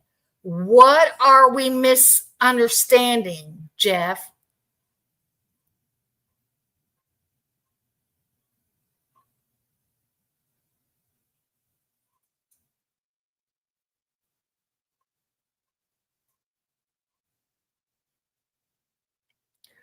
Brian is totally trusting Turvey's analysis of this hair in the hand. And I think Brian's going to be very disappointed. Jeff, Turvey is an expert. Just like Cyree is supposed to be an expert. But Cyree's the expert on phones, not hair in someone's hand. That's Turvey. So Cyree speaks way out in left field when he talks about that hair, because that's not his expertise. He's on the deal with the phone. And he's already lied, saying Brian turned off the phone and they couldn't track him. Bull crap. You can track a phone that's turned off.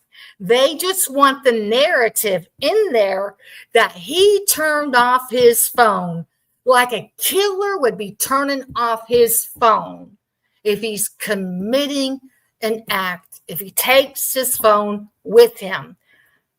You can still track a phone turned off.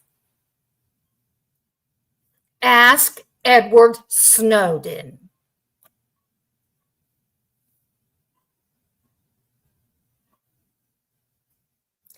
We're not going by the lady on the train, Jeff. We're not going by that.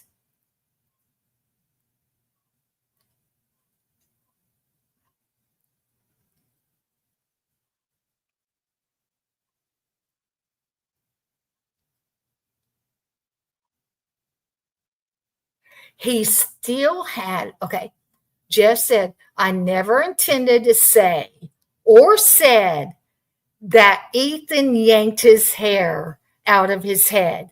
I'm saying it was basically cut off with part of his scalp. Now, that may be true, but still, Ethan had hair in his hand, and they tested it against Brian's hair. and it was not one strand of hair.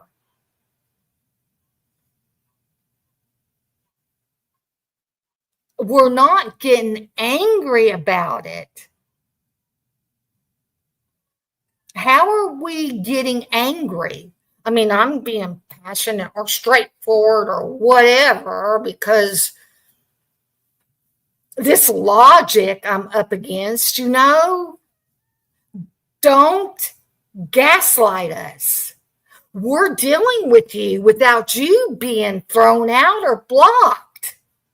We're trying to debate with you, Jeff.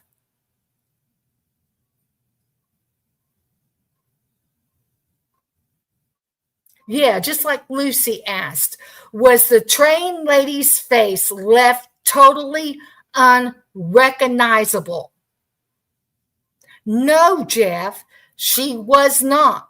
But Kaylee was left totally unrecognizable. So if it's Brian, he took a lot of extra time with Kaylee. Okay, let's say Maddie was fast. Let's say Ethan was fast. But he had to take a lot of time with Kaylee and Xana. So there goes your 10-minute ordeal.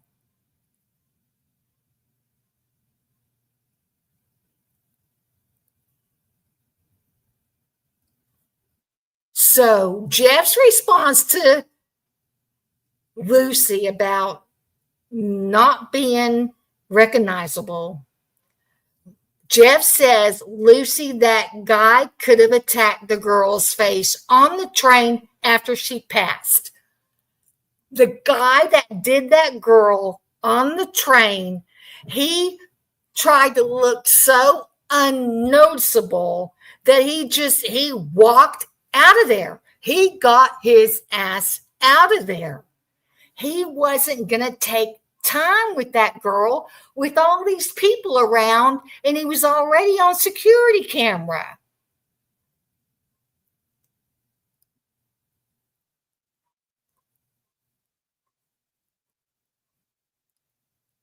We're not using Hollywood movies for our stabbing victim references. We are going by the autopsy reports.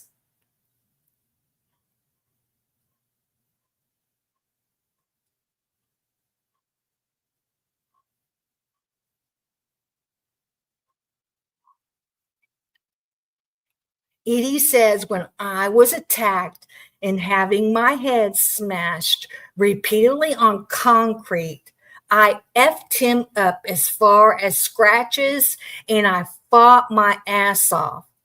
When fight or flight leaves you only one choice, you fight.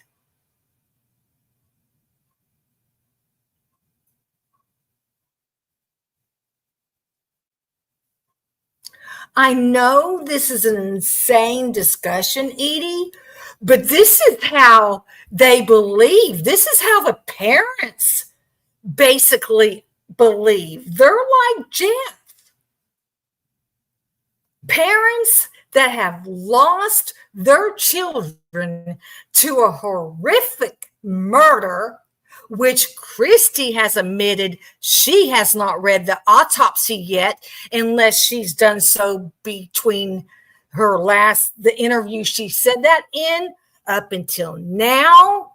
She has not read the autopsy. I don't know if Steve has.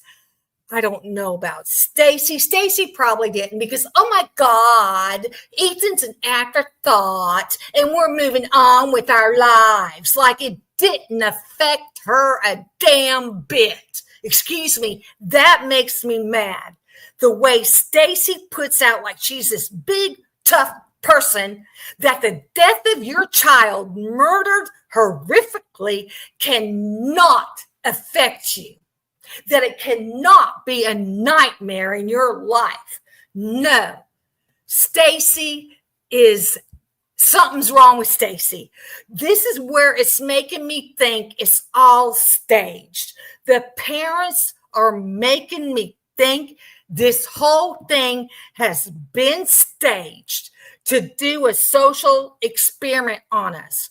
We can't even agree on whether blood DNA after you attack someone gets outside or in your car.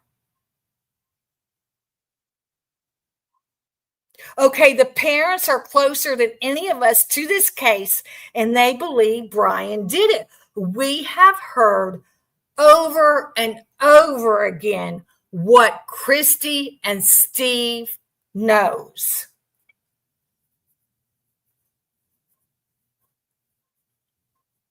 If they know more than us, then good golly, they probably know, like we know, it was multiple perpetrators.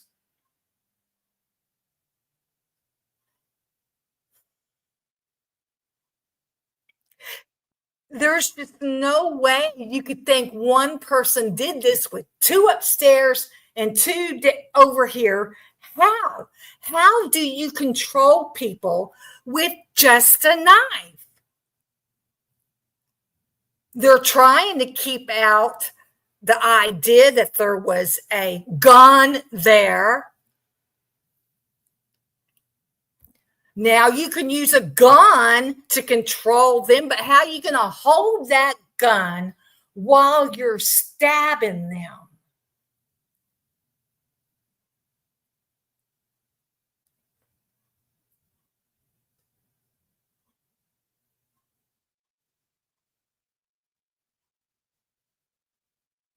How many people does a crazy guy in a parade stab, and he's just one guy?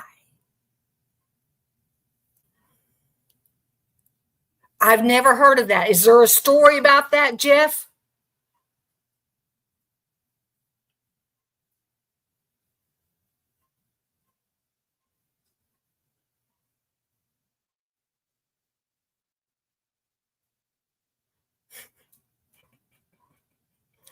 It's Viv, kiss me.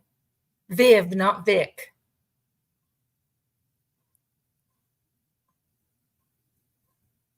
Jeff, have you seen that picture of you and Viv together? Which is just a joke on you. It's a joke on you. But right now, we are trying to discuss this with you and try to come to some kind of logical reasoning here. Brian had the element of surprise. Brian was probably sober while they were drunk and sleepy. Brian knew exactly what he was doing. They were awake. Dylan's activity shows she was awake. And the audio we hear, whether it happened at 2:27 or 4 a.m., we hear them screaming and a lot of arguing going on.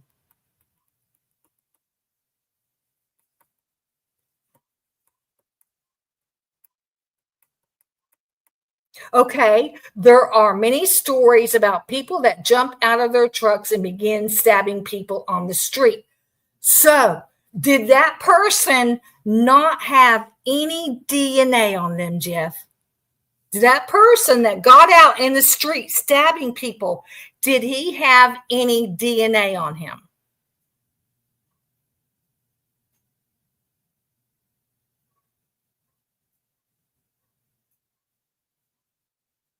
Yes, the killer was on top of Kaylee, and not only did he bash her head in, he stabbed her and almost cut almost every part, stabbed her in almost every part, cut her tongue, slashed her throat, carved on her, and took the time to, that word, exfoliate.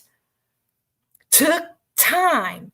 Yes, the killer straddled her on the bed, Jeff. And what, okay, if he was killing Maddie, what was Kaylee doing while he was killing Maddie? Do you think they went to bed together in Maddie's room in that small little bed? Okay, it's a small little bed. And he comes to stab Maddie. You really think she didn't hear any of that?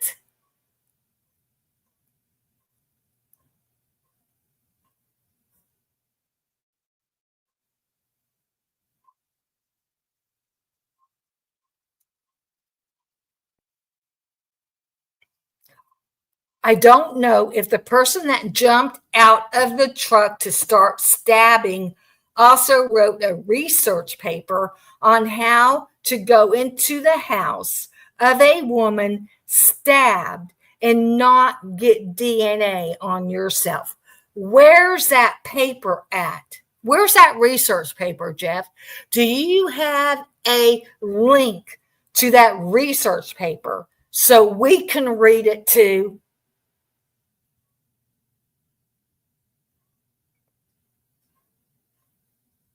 Yeah, okay, Lucy says, good one, Lucy. By Jeff's logic, then no DNA of BK should be on that sheet.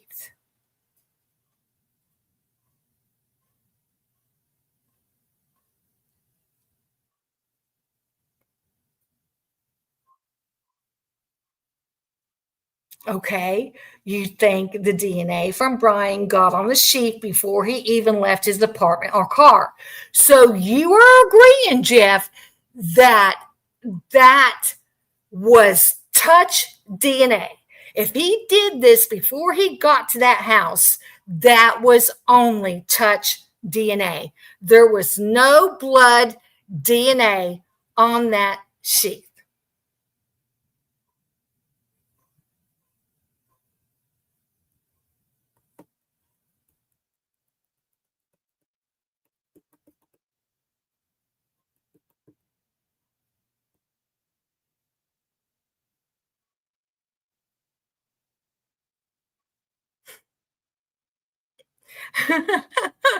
Yeah, but if Jeff was around a Catholic nun right now, she would whip you so hard.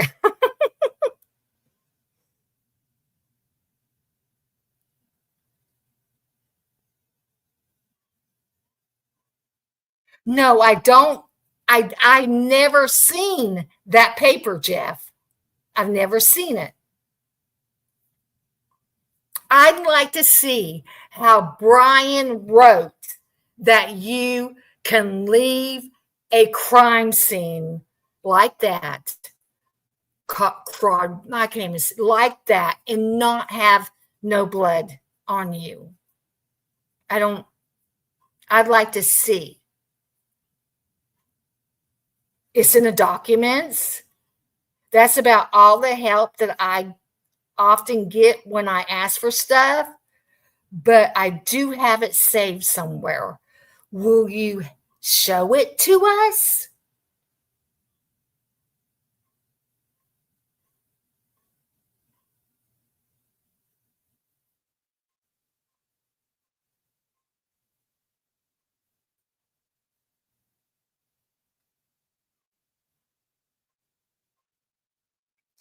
Brian was covered with nitrile, I guess that's nitrile gloves and coveralls.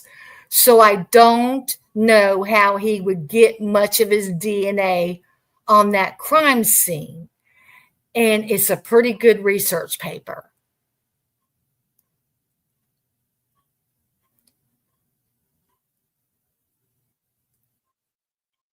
You're going to have to send me the research paper. I want to read it.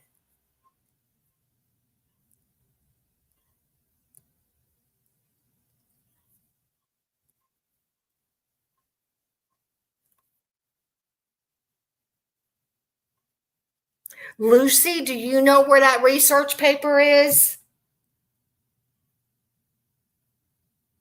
Is it on Reddit somewhere? Oh, he's talking about the essay that BK wrote about how to investigate a crime.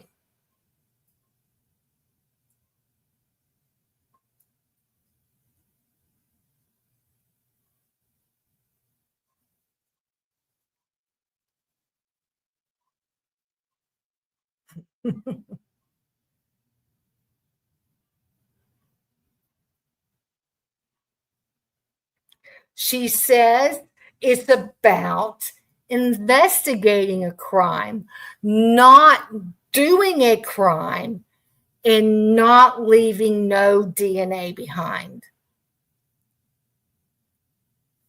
Nothing about what Koberger wrote is equal him acting out the crime. See, Jeff, that's what you're trying to have us believe, and probably Steve G and all them too, that he wrote a research paper that tells him how to commit this without leaving any DNA. Even if he had the nitrile gloves and coveralls on or whatever, and the blood gets on him, I don't care. There is still blood that's going to get somewhere. If it don't get on the path to his car, it's going to get in the car. What they say? It's like glitter. It's like glitter. Hey, Thomas, I'm glad you came back.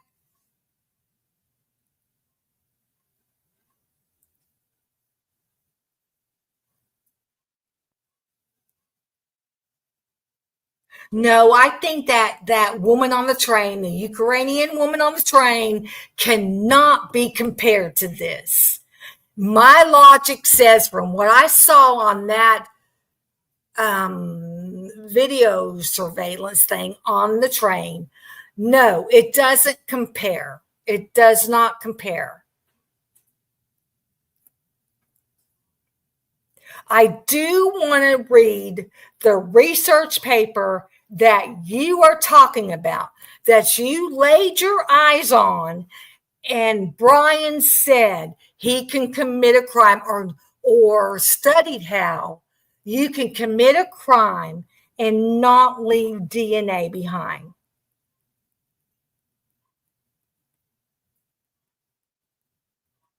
Right, Lucy. Regardless, that is a controlled setting, not a murderous rampage in 3 minutes flat. It was a controlled setting on that train because he did whatever to the girl where you could, even on the camera, you could barely tell what he did. And he got up and he walked on off the train like nothing happened.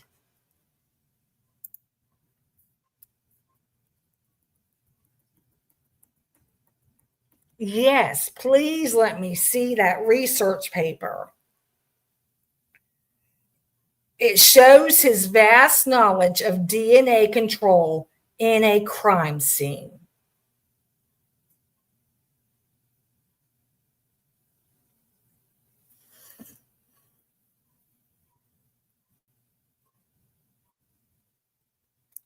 No, okay, this is what Jeff is saying. I can't help but laugh sometimes at how badly you guys want Brian to be free. Doesn't matter if he did it or not. That's not true. We want the real killers found. If Brian is guilty, like you say, or like you believe in, the parents believe in all, BK, Brian, he had to have had help. There's no way Brian did this by himself. Good morning, Amy.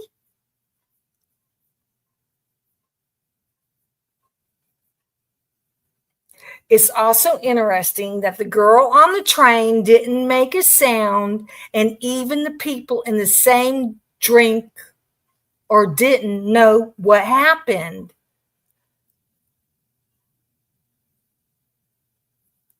Xana fought for her life. Could you imagine fighting for your life? I mean, really, really.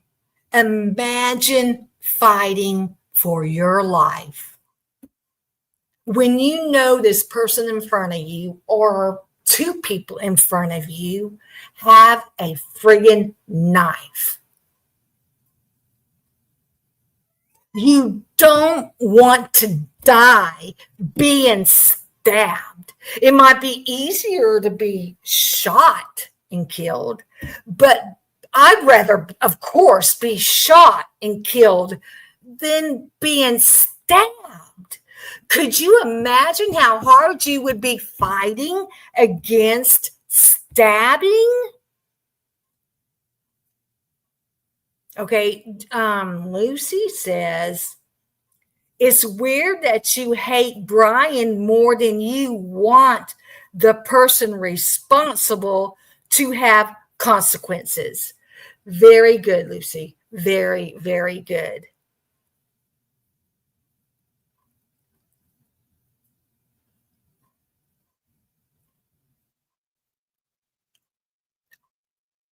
We're upset that you think he did this alone and that he left no DNA. Hey, Rui, I'm glad you're back.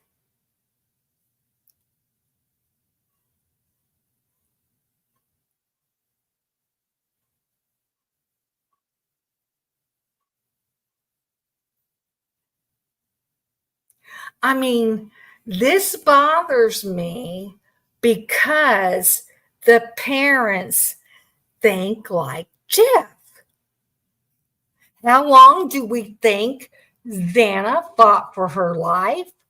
Well, I'm sure 5 minutes of that would have took up his under 10 minutes in being there. How long do you think it took for him to disfigure Kaylee's face?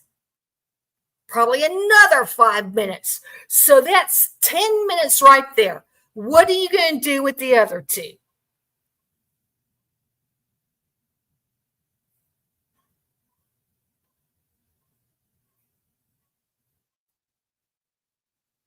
Okay, I've been just a guy interested in this from the start when it all started with a phone call to Dago's live stream at the beginning. Now, I don't know about that. I thought you were involved with T-Rev and Detective John.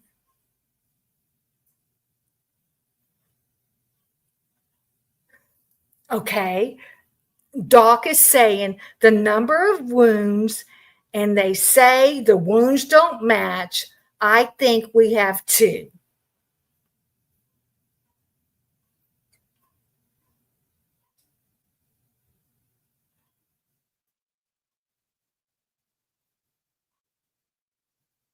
Okay, Jeff says to Doc,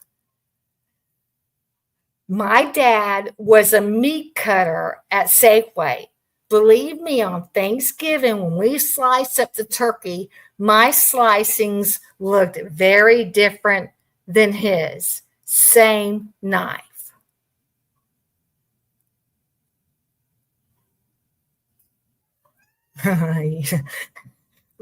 You started watching old Cluminati or her presently?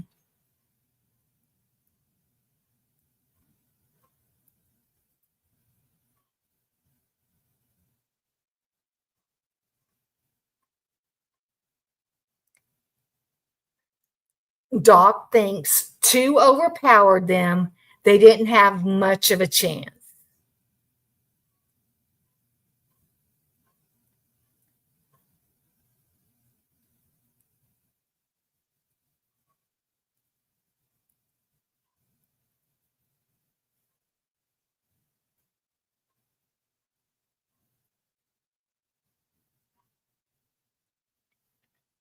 Well, you don't see us really showing a lot of Rolo, but his last video was pretty good, actually. I'll have to hand it to him.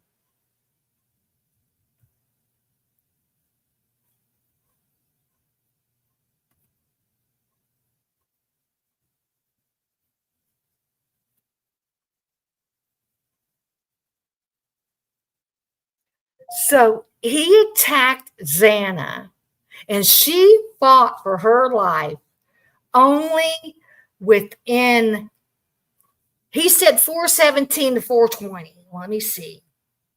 Amy did it this time. I think the attack on Xana started at 417 because we hear it. And he was driving away like a NASCAR driver at 420. Okay, she only did it for 300 seconds.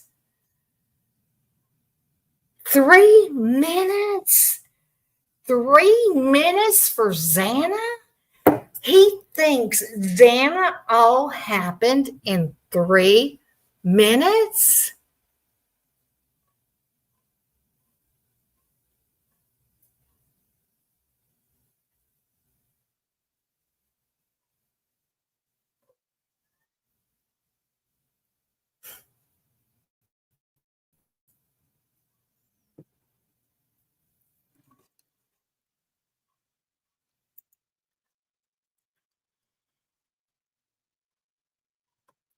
Three minutes?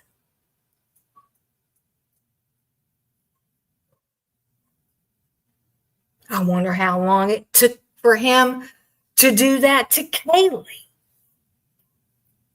To do all that to her face and mouth. Straddling her, sitting on her. Which you got to add Maddie into that before he got started with Kaylee. Now, well, yeah, it had to be there in Maddie's room where she was attacked. I'm sure Kaylee ran in Maddie's room because she heard something. According to Dylan, she came down the stairs and said, "Someone is here." That's probably how Kaylee ended up in the room with Maddie. Because there's no evidence of her being killed elsewhere in the house. So it had to have been there in Maddie's room.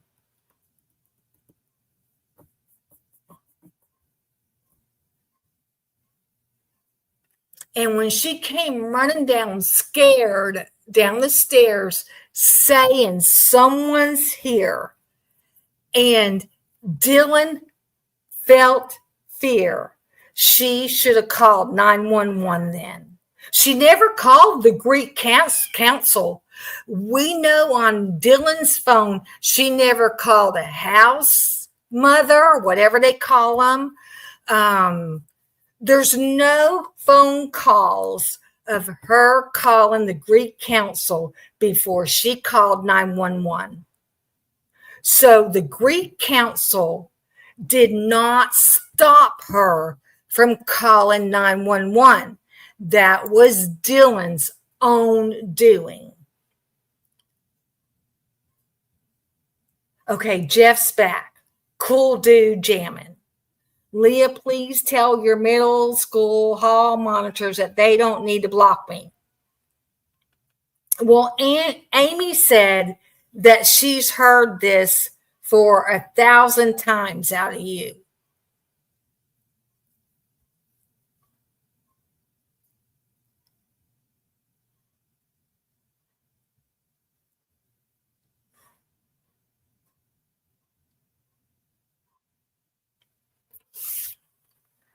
I mean, this is serious, Jeff. There are killers out there on the streets walking free, and it's dangerous. If they can kill the way they did the 4, It's very dangerous out there, wherever those killers are.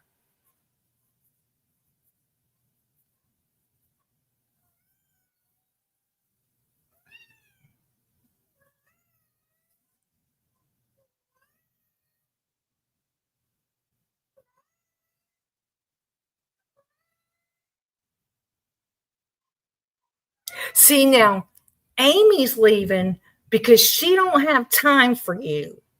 But we are here trying to take time with you, Jeff. We're trying to understand this.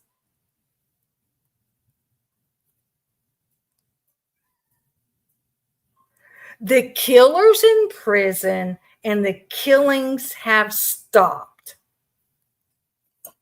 Okay.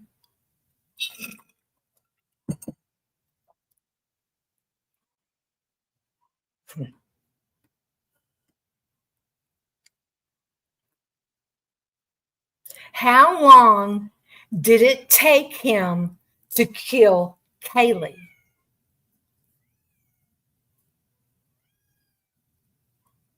Amy already left, I think. How long did it take him to kill Kaylee?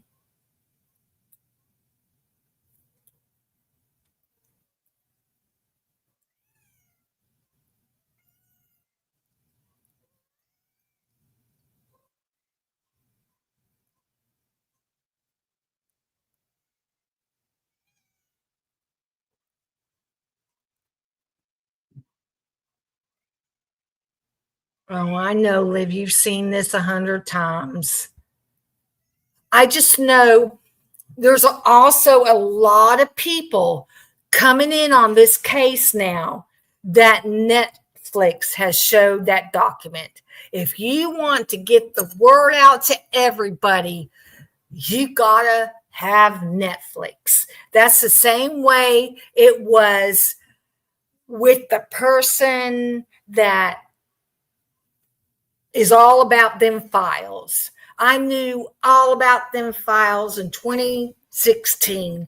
Nobody would listen to me about that stuff until Netflix had the documentary about him, which they kind of made it soft, like it was only teenage girls, when it was children too. But now everybody's finding out it was a children too with the files.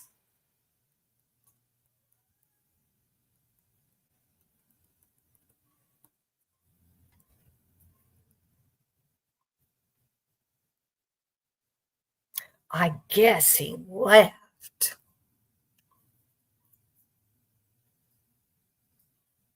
I just don't like the parents believing like him. I really don't. If the parents would believe there was multiple killers, that would whack this narrative in half.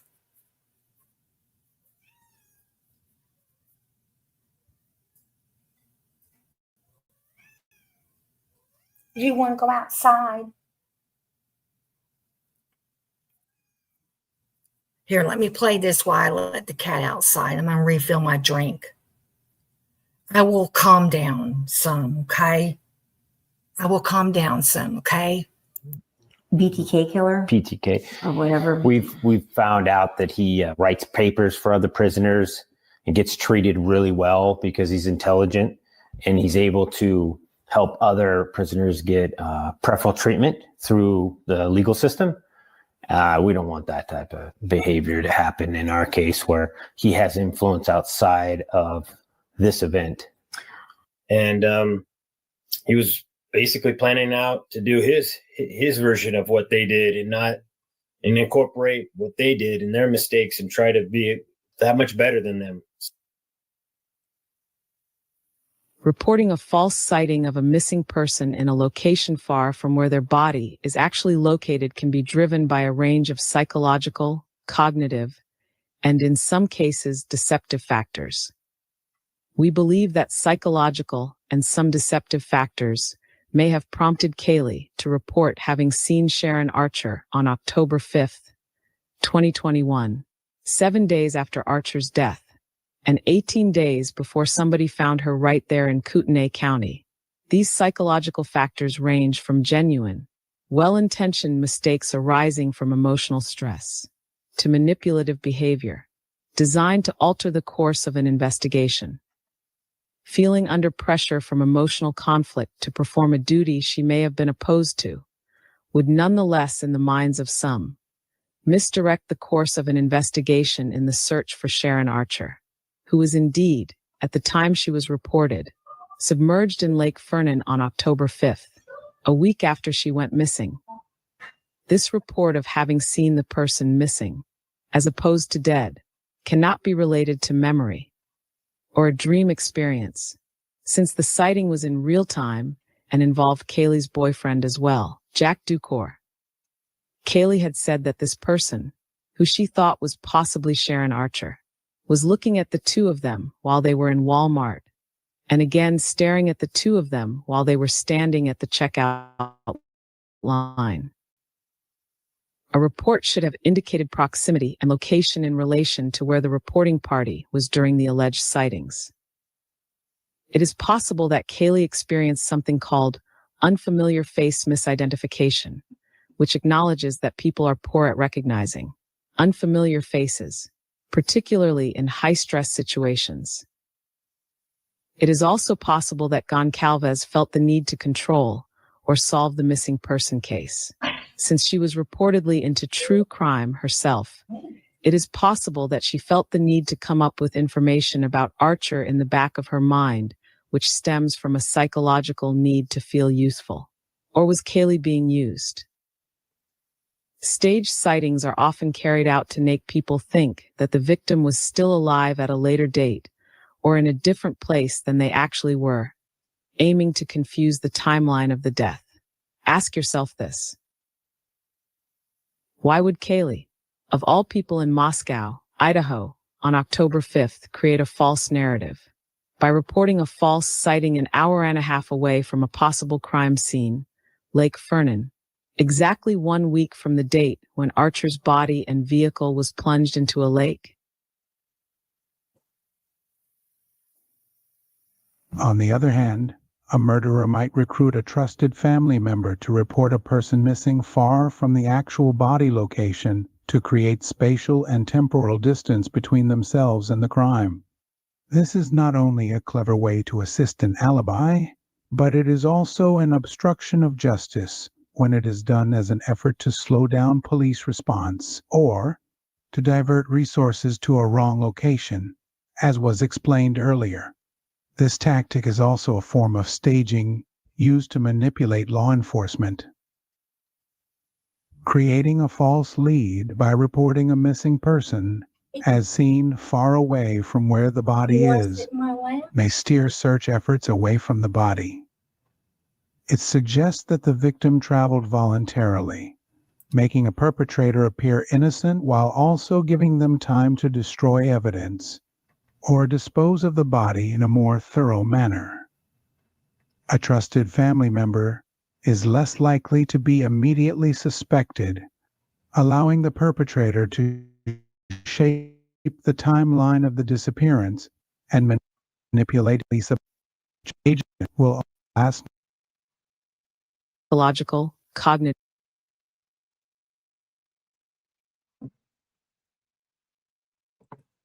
October 5th, 2021, reporting a false sighting of a missing person in a location far from where their body is actually located can be driven by a range of psychological, cognitive, and in some cases, deceptive factors. I guess that's about the woman that Kaylee saw.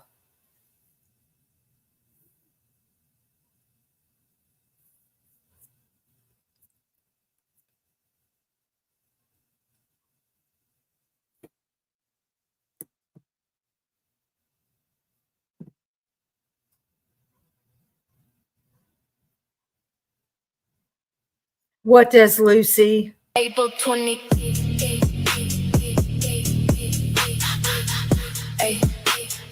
April 28.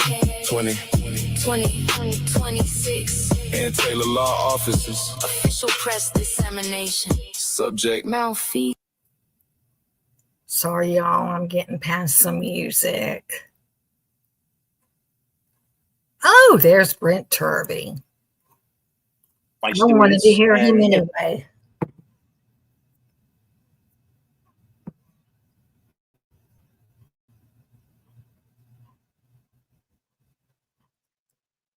Okay, that must have been over. Was that over?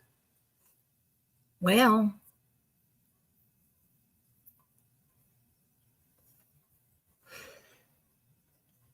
now, let me go back here where I can see. Okay. Okay, there I am.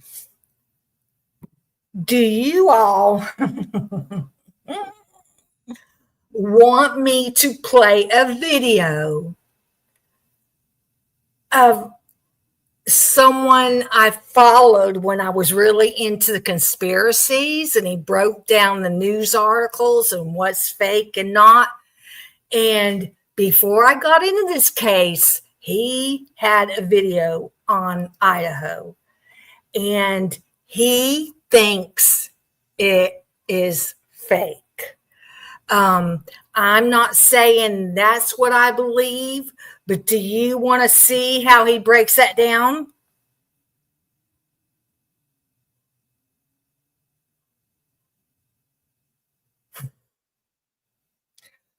Bonsai tree getting trimmed. Or I don't know, someone raking some sand.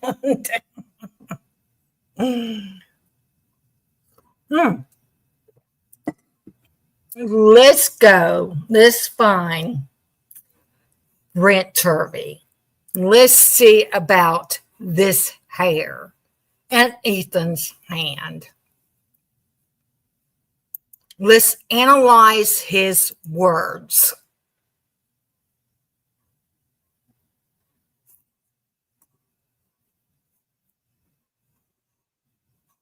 Come here, thing. Come here, come here, come. There it is.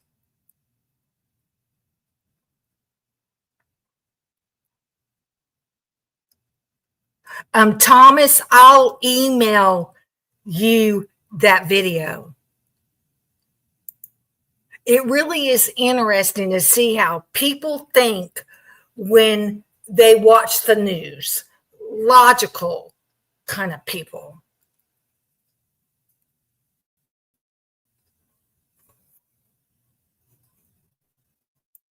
Ah, here it is.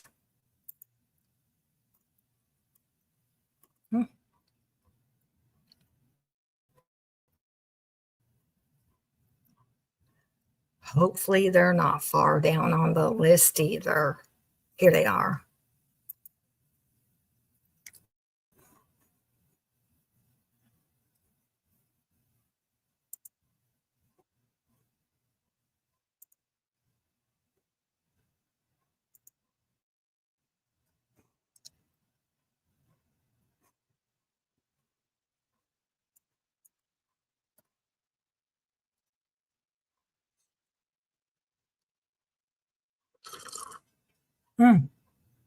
Sorry, I'm slurping my coffee.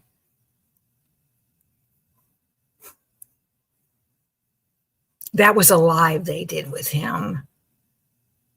Okay. Brent Turvey.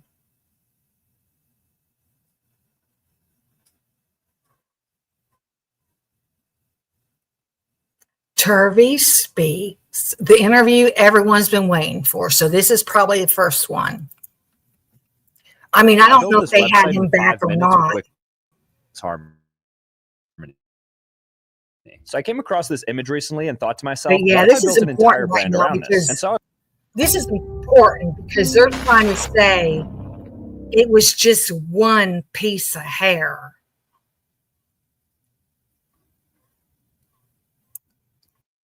in Maui. I am so excited for this. We've been fans of Dr. Turvey since we saw. I guess we went through the rebuttal or the reply of Dr. Sutton to his report, which we haven't seen. But just from that little bit, we became huge fans of Dr. Turvey, and we can see such a difference in the quality of work between him and Dr. Sutton just from her response and the small quotes we had from him. Dr. Turvey is he's a forensic criminologist. He has a PhD in criminology. He has degrees in history, psychology, forensic science. He is with Forensic Solutions LLC. He works major cases. That is primarily any cases involving death, sexual violence, or multiple victims. Major cases, big time public cases. Attorneys will call him. He's got so much experience and so much time that he has worked on these and seen. He's probably seen about everything, and he's worked on cases that have ended up eventually in plea. Okay, Jeff is saying if Dr. Turvey is wrong in what he said about the hair in Ethan's hand, just because he had an axe to grind with Ann Taylor, I feel for Brian for believing it. Seems like we pick and choose what we want from the experts, take the stuff that fits the narrative and disregard the rest and call them idiots. Now, Jeff, we can turn right back around and say that about y'all. And if you ask a question respectfully to Christy on her Facebook page, she will cuss you out, even use the F word, and block you. Oh, she told one person that she hopes BK gets out of jail and goes after her family. Just for asking a question respectfully.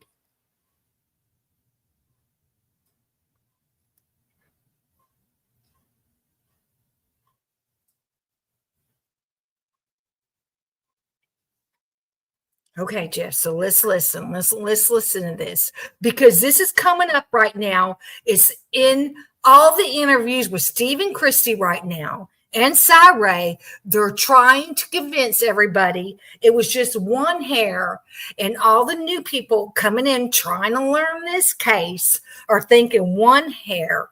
And then all of y'all that won't believe more than one person did this are also believing it's just one hair.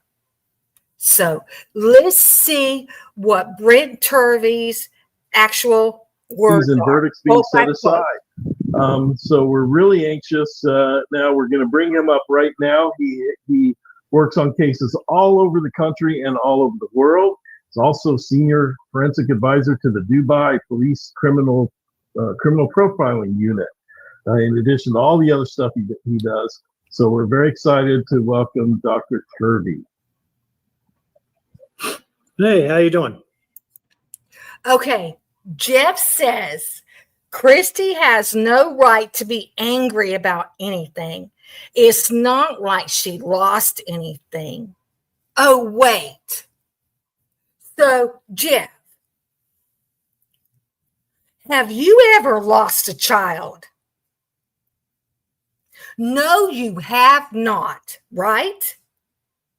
I have twice. My first child, my son, was 37 years ago. I have met many bereaved mamas in person and online, some of murder victims. There's a lady on Facebook that's friends with me right now. Her husband shot and killed 3 of their children and then killed himself. Could you imagine what she was like after she found out he shot 3 of her children? The youngest survived because the bigger sister was holding her, sleeping like this, and the bullet didn't get to the youngest. She's on my Facebook. She follows this case also, and she agrees with me. You do not treat people the way Christy treats people. You do not cuss somebody out. If your child was murdered and somebody wants to ask you if it could be this way or that way, or what about this, what about that? No, I've never seen a mother act that way. If you want, I can go online in all the groups and copy and paste, take out their names and show you what they say about losing a child and how it feels. Some have lost 3 of their children to fentanyl overdoses, 2 and 3. And this has been since I lost Allison, 2 children. I thought people only lost 1 or 2 children, not 3 or 4. I mean, you don't act that way. I've never seen the mothers act that way. So Christy is out of line. She has no right to treat people that way on her Facebook, to cuss them out, F you or whatever, and wish, because she believes BK is the killer, and she wishes he would get out and kill her family. She spoke death on another family. So put that in your pipe and smoke it. How you doing, Dr. Turvey? We're so excited to have you on. You too, Christy, if you're listening. Well, thank you for delaying for a week after my oral surgery. It's still not healed yet. So I dare you to people come at can me. hear my lisp, I'm sure. I dare you to come at me. No worries. No worries. We're so happy to have you, Dr. Turvey. Christy. I'm glad to be here. Yep. All right. All right. Let's jump into it. I don't want to waste any time because we have such precious little time with Dr. Turvey, and I know that we personally probably have 100 questions, and that's not even considering everything that you guys have all sent to us one way or another.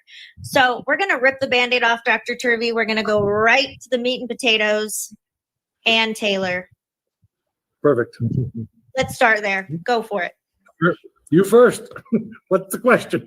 Well, we all saw Jeff, whatever. I will challenge Christy on how she thinks she has the right to talk to somebody else like that because her child was killed and other people ask her questions. I would like to know. I'd like her to get in my face and tell me how that is okay to talk to people on her Facebook page. I want to know her excuse. She can't say much to me because I've lost 2 children. So who is she to throw that grief up at me if I ask a question? What gives her the right to tell another bereaved mama to F off? She won't. She better not talk to me like that. If she does, I hope it goes viral so everybody can see what bad character Christy has.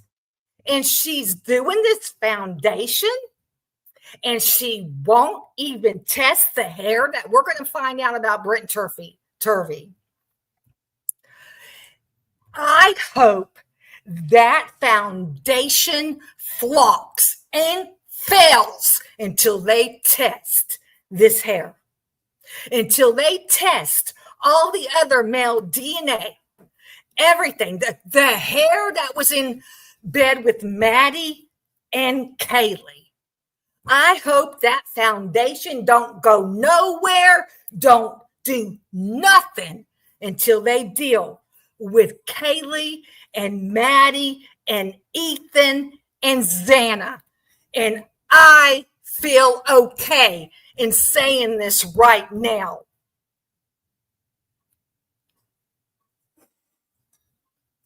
And I want to see Christy sit down and read the autopsy reports and then talk to me.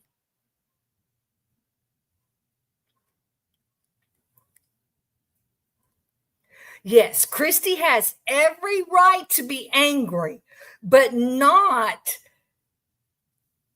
It has everything to do with letting multiple killers free to kill again. Well, it also has to do with no justice for Kaylee, Maddie, Ethan, and Xana. Where's their justice when, okay, let's say Brian did it.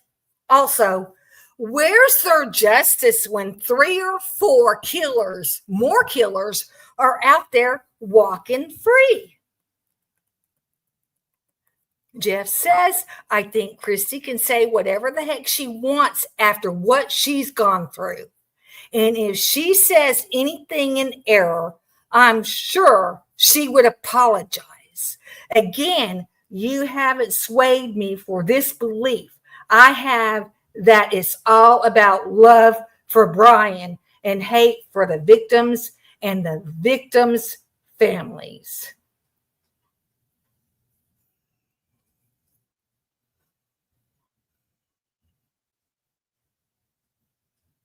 I don't know. I mean, I've been ranting, y'all. I've been ranting and raving right now.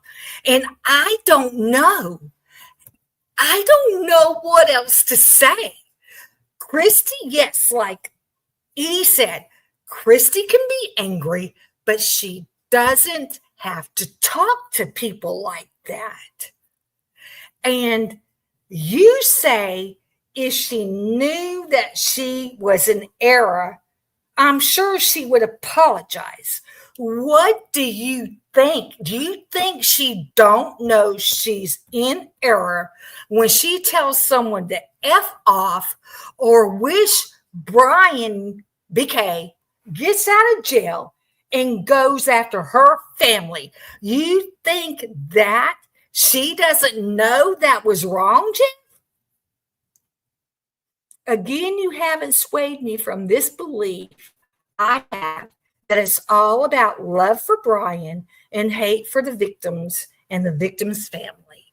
So I guess that is what I have portrayed, Jeff, and what everybody here in chat has portrayed to you, Jeff. We just hate the victims' families.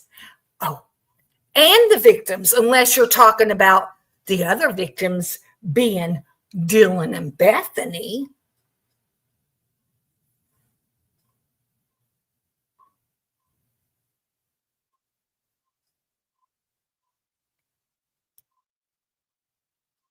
Oh, I felt bad for Christy and Steve and all the parents in the beginning. I felt real bad for them. I mean, I wanted to know how they were doing, how they were grieving, how they were getting through.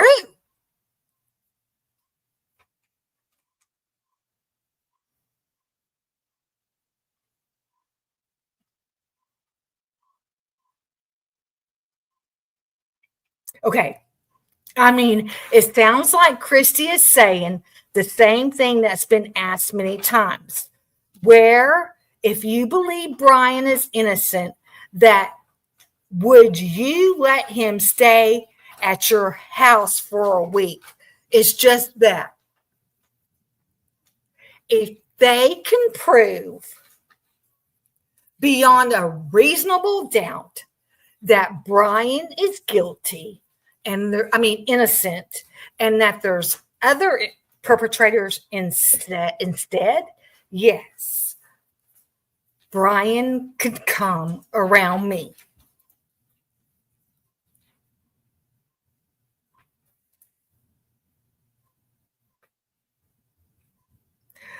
And Edie's saying she doesn't even care about the fact there may be multiple killers out there that did this and they're just running free. To me, that is insanity. And I agree too.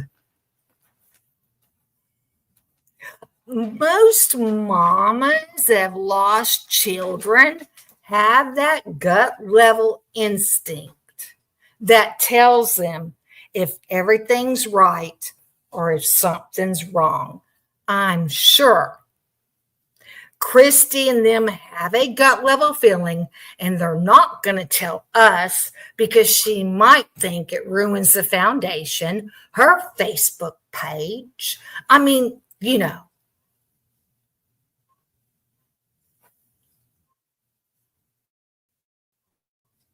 Yes, I would not let the Pope stay at my house for no week.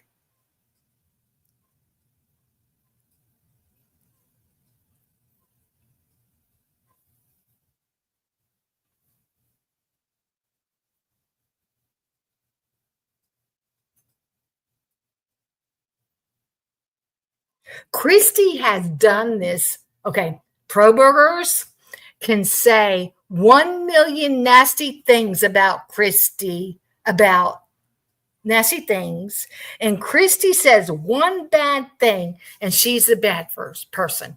No, I have seen numerous times on her Facebook page how she talks to people. At CrimeCon, you see how they are for the death penalty. They can't wait for the firing squad. And how many times have they said that in interviews anyway? Here recently, they cannot wait for the firing squad.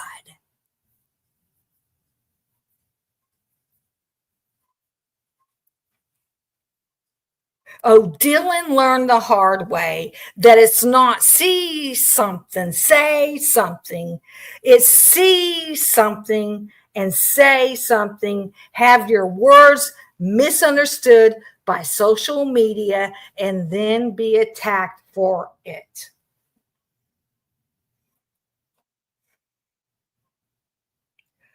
Her not calling 911 when Christy came down saying someone was here, which evidently, Kaylee.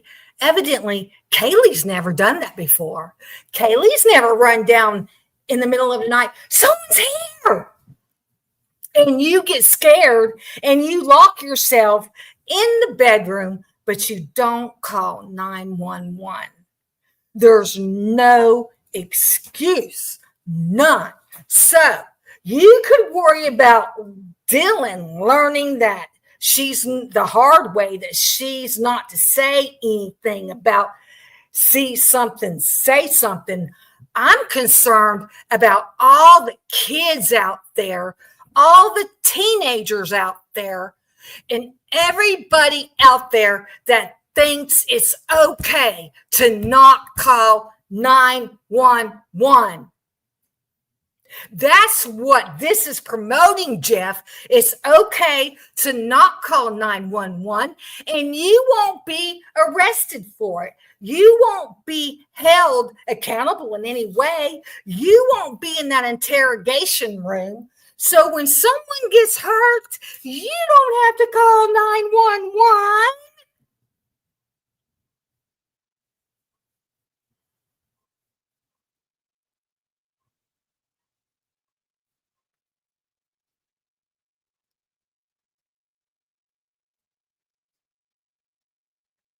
Okay, let's listen to what.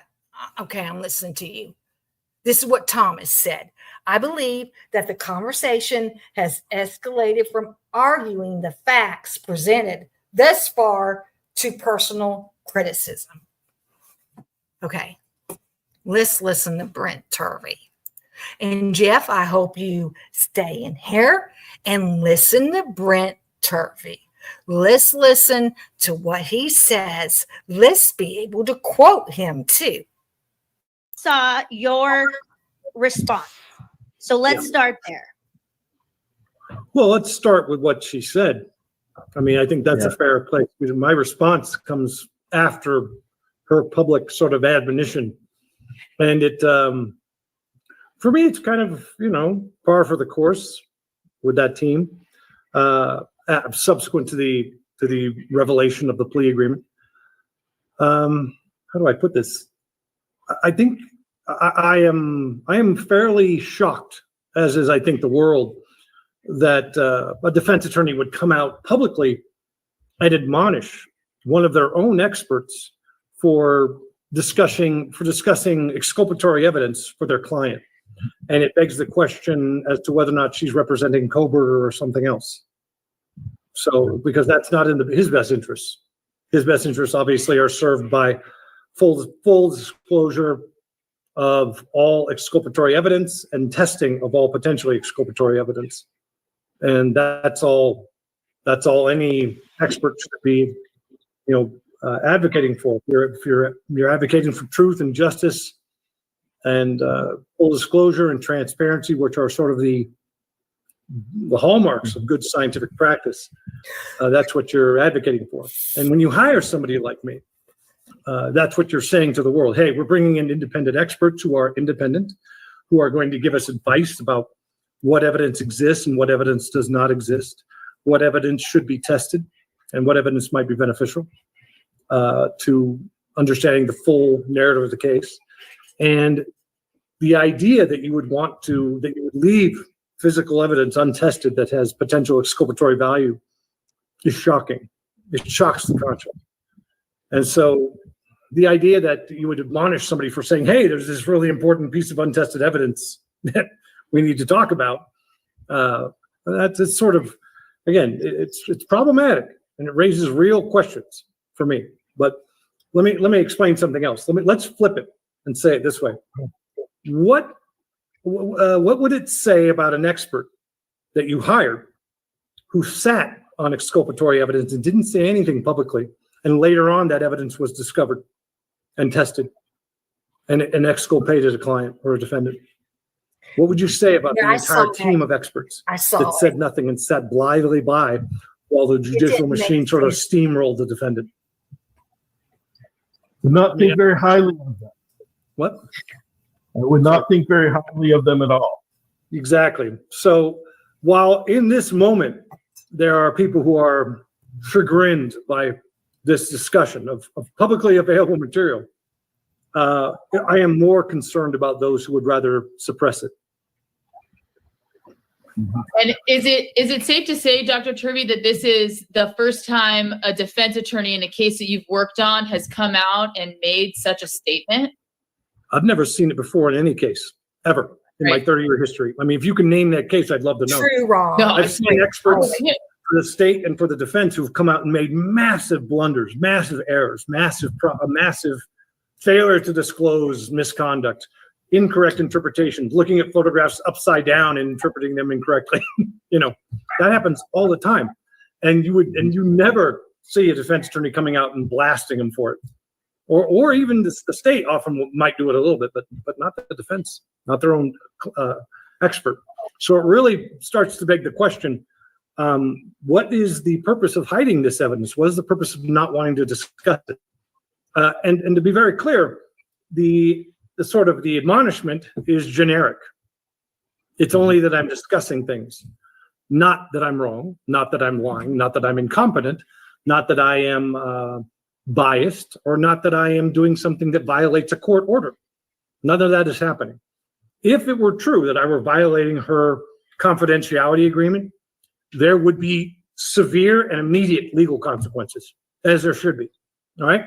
The problem is Brady versus Maryland, which is the Supreme Court ruling, which states that you can't you have to disclose everything that is potentially exculpatory. And the person who decides that is not the prosecution, nor even the judge necessarily. It's usually, if the judge is going to make that determination, they do it in camera, alone, in their chambers or whatever. But generally, you're supposed to disclose everything that's potentially exculpatory and let the defense do their own investigation of it. So everything that I've discussed has already been disclosed by the state. She's just unhappy that I'm discussing it for some reason, and then put me on blast with the other two attorneys to sort of, I think her attempt was to try to say, well, the last line says it all, which is his credibility should be viewed through this lens or whatever. And I think it should be. I think my credibility should be viewed through that lens, which is, will I knowingly sit on exculpatory evidence? No, I will not. Despite whatever consequences might come. And I have, at any given time, I have between 35 and 40 open cases. I just finished a huge report in a big case today. Spent the last 2 weeks working on it. And my clients hire me for that objectivity, for that impartiality, and because they know that I have a reputation for having integrity in front of a jury and in front of the court. And I have to say, it really begs the question as to the credibility of those experts or those attorneys or those participants or those commentators who are arguing for the suppression of this evidence. That's interesting to me. But there are no specific, she's made no specific allegations of specific information. And I think I know why that is. And that was also interesting that she hasn't spoke up since following the plea, which was almost getting close into that year mark. I thought that was interesting. But you're 100% right. She doesn't try to discredit you. She doesn't try to say that you're wrong. She basically just says she's also attacking her own team, which is wild. I mean, that's kind of, you have the whole world trying to attack you for the most part, and you're trying to prove BK's innocence, but hey, let's start attacking our own, which was so interesting. Think about what it's going to do to her. I mean, remember this, she's not like this clean defense attorney. She's got a conflict of interest starting out of the gate because she represented victim family members when she was working for the public defender. But she also has she worked as a magistrate and a prosecutor, I think, at some point. People who do these things as lawyers, they get confused sometimes about their role. They get confused, and their attitude and their posture doesn't change sufficiently when they change their role or their onus. What is their onus? Is their onus to the defense, to their client, to the state, to the people who elected them, whatever? They get confused. And so when you have this, we call role strain, when you have multiple roles pulling on you, you can wind up saying and doing things that you probably shouldn't. What I'm also thinking about is any person who would ever think of working as an expert for Ann Taylor in the future is probably going to say no. Yeah. And I'm assuming that the first time you heard this admonishment was publicly. You haven't had any direct contact with her since before the plea? Sam, this was a great question. The answer is no.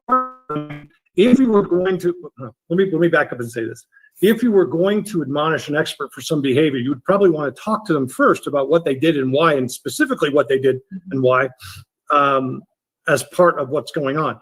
But our relationship dramatically deteriorated once she made this surprise plea deal, which surprised most of the team. Well, there's a guilt phase, and then there's a mitigation phase in the death penalty case. And the mitigation experts, we never met them. And even the guilt phase experts who were trying to reconstruct the crime or determine the events and the actions, we didn't talk to each other. We were very much compartmentalized. So I wouldn't even have anything to share from them other than the findings that are in the defense autopsy report. There's not an autopsy evaluation done by a defense expert. And I have access to that, but I obviously haven't shared that with anybody. That's a perfect lead into, I think, the next question. I know that this is something I'm super interested in, and most people in this chat are as well. How did you get involved with this case, Dr. Turvey? Well, I mean, it's not a secret that I was hired, so I can certainly discuss that. It's not a secret that I wrote a report, nor are my findings a secret because they were publicized in January with all the disclosures. In fact, there was an article written about my findings in Fox News back in January 2025, I think. 2025. And I was one of the only experts whose findings were disclosed to the public. How did I get involved? Well, I was, I would say, collegial, good friends and collegial with Becca Barlow, who was hired on early on as a DNA expert. I worked a case with her in California, and she asked to bring me on to evaluate the placement of the scabbard, all right, because they were concerned that there's evidence that it was planted because of the things that have all come to light.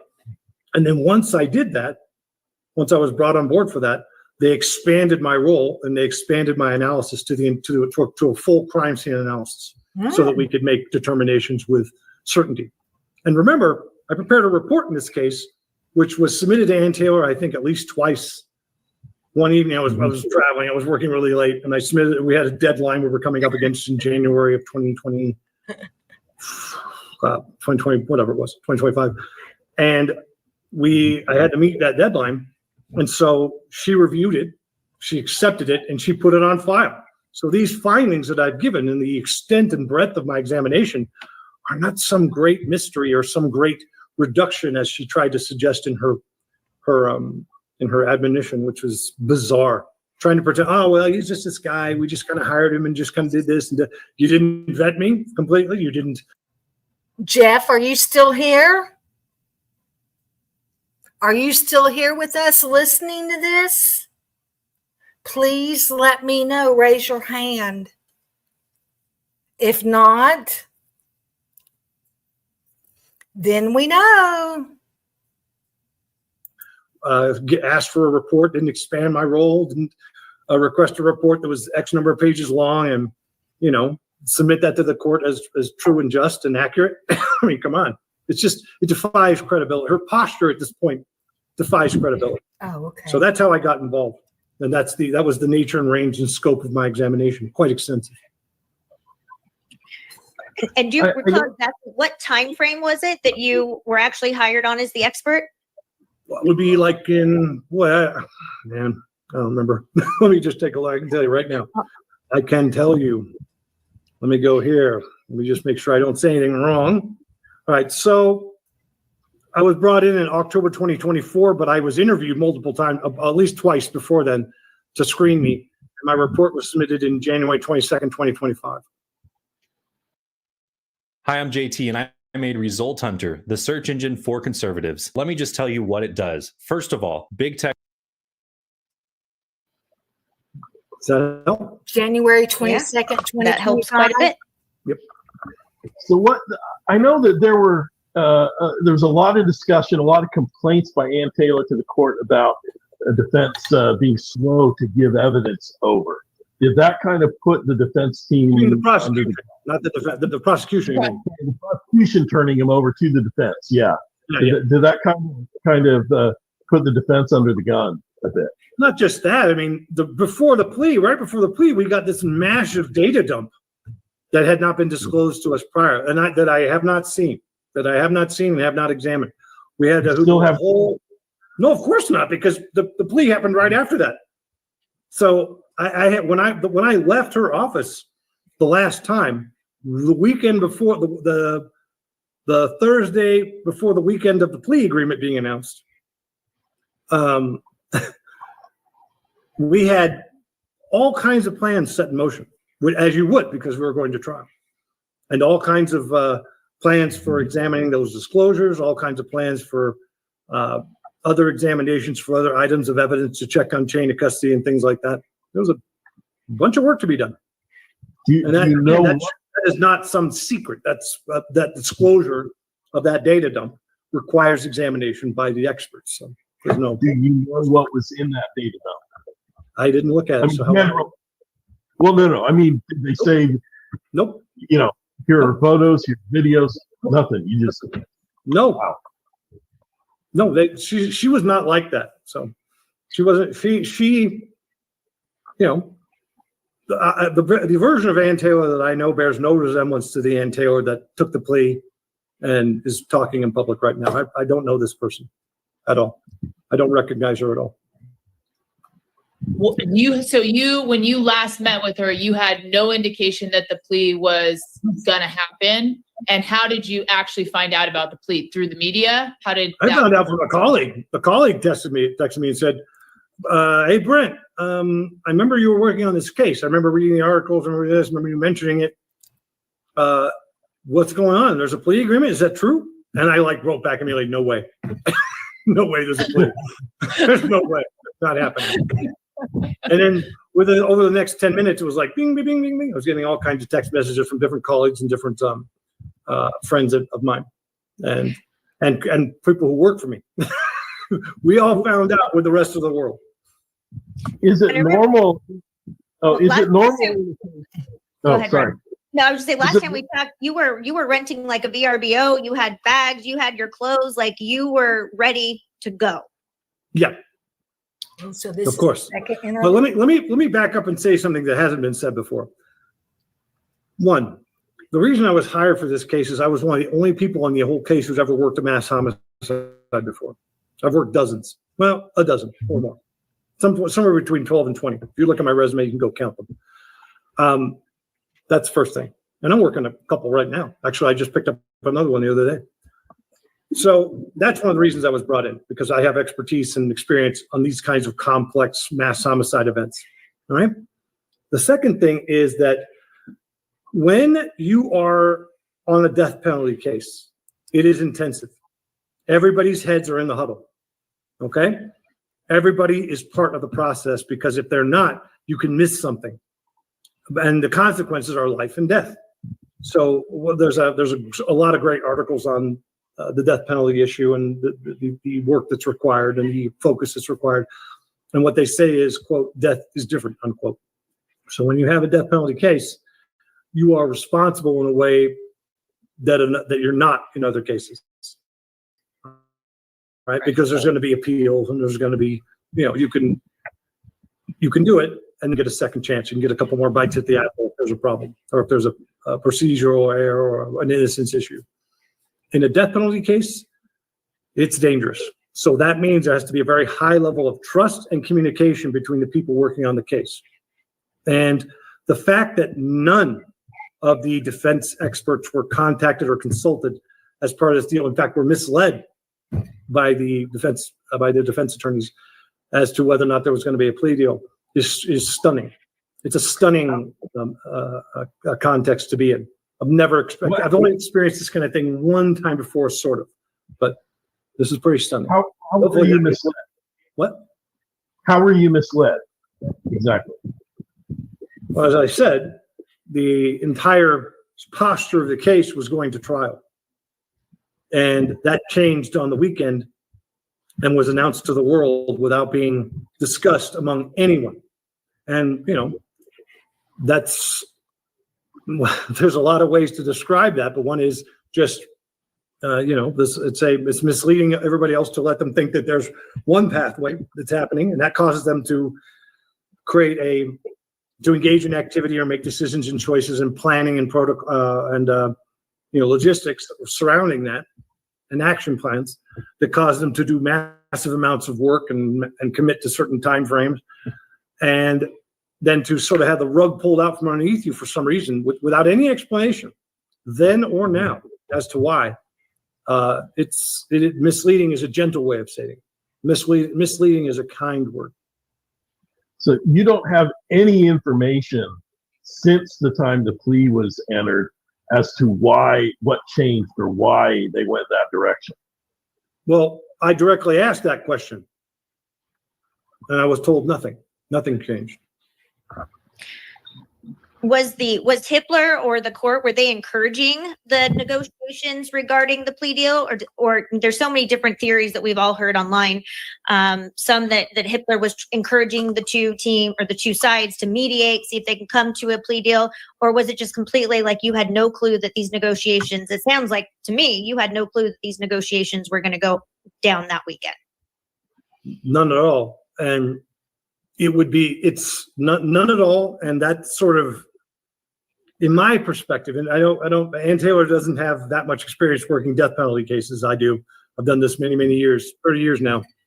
And in my experience, it is completely inappropriate to start making major decisions like that without first getting a sense of where the evidence really is at and having a team meeting and talking about it. And that didn't happen. I will just say this. Without betraying any confidence, I can say that I asked multiple times I asked at least twice and was given a third version of events. Every single time there was a discussion about this after the fact, I got a different answer as to what the precise sequence of events was. And in a normal case, like I said, I have clients that I've worked with for 10, 15 years. I got clients who I work with constantly on every case they work. I got clients who I trust them to do anything with me. I trust them to watch my kids. I trust them to watch my cats. I trust them with everything, because over time and temperance, you learn sort of. Are you having trouble trying to keep up with your professor? You've got to try Otter. Here's how it works. Let's say I'm in class. The ethical character of the people you're working with, and that's why you work with them again, because you don't have any problems with the way they conduct themselves, and you know that when you're not in the room, the best evidence and the best ethical posture is going to be taken.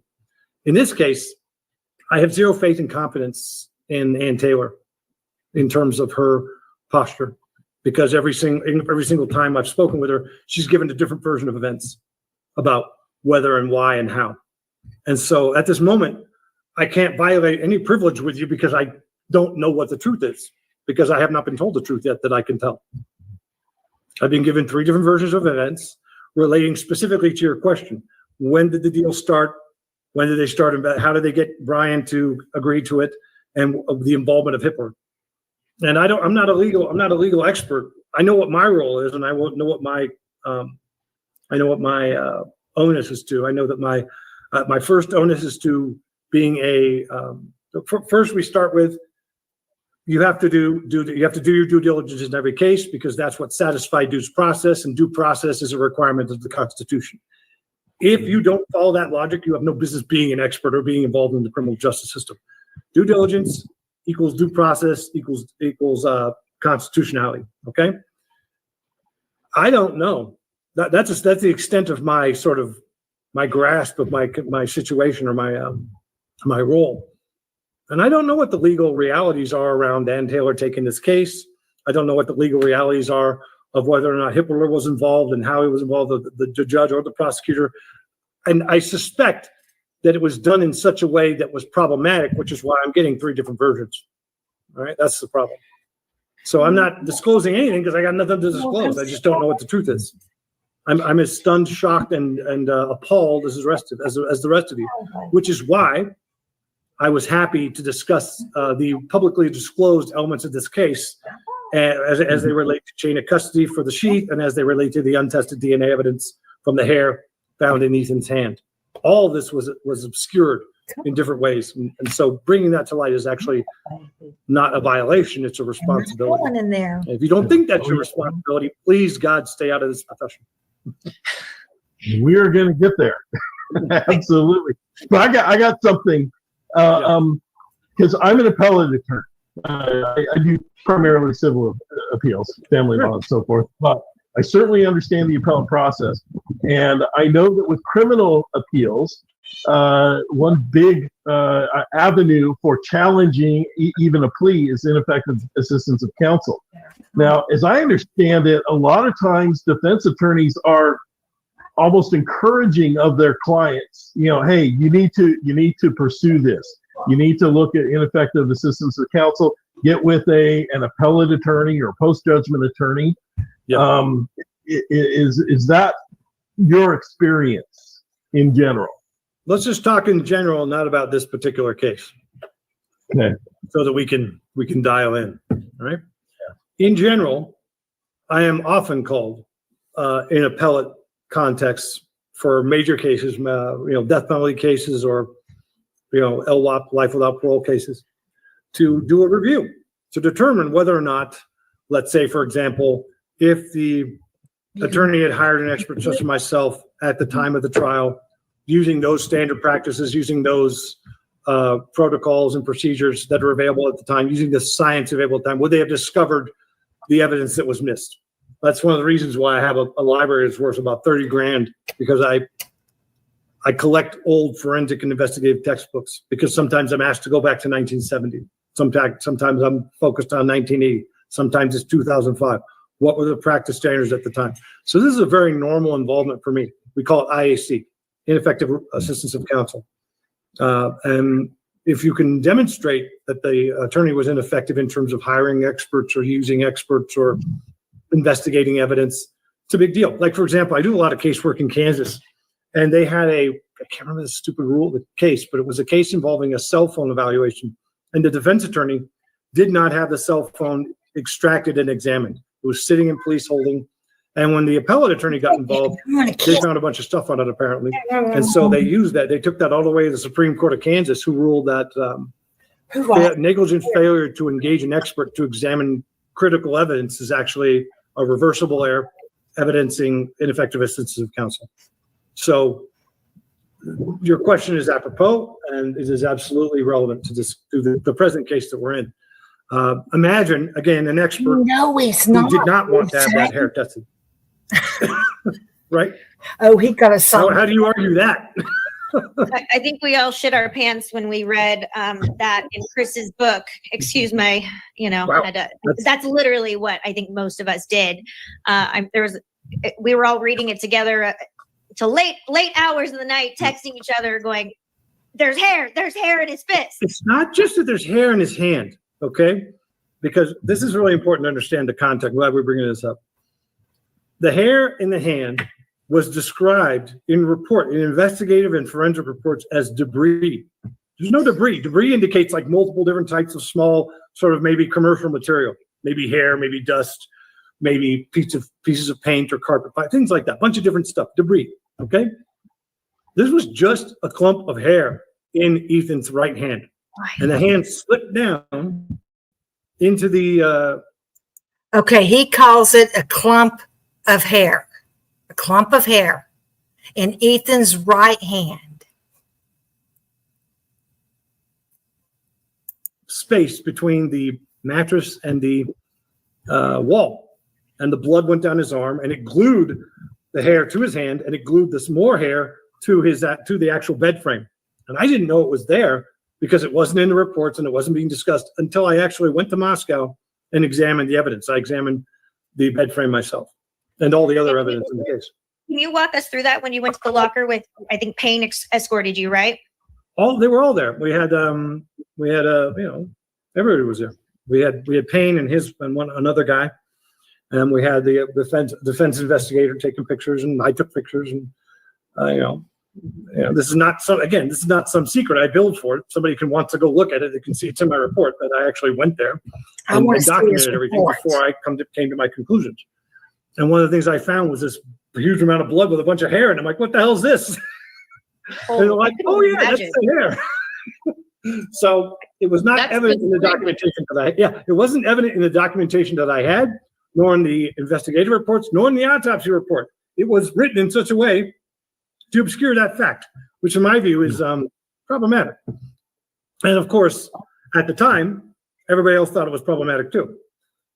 So this is not secret. This is something that everybody knows. It was submitted to the FBI for macroscopic, not microscopic, but macroscopic examination, which means looking at the physical features of the hair, the length, the color, the shape, the curls, all that good stuff that you can describe.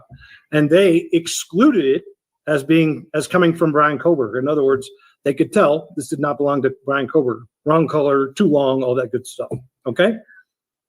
Now, the next question is, let's test it and find out whose it is.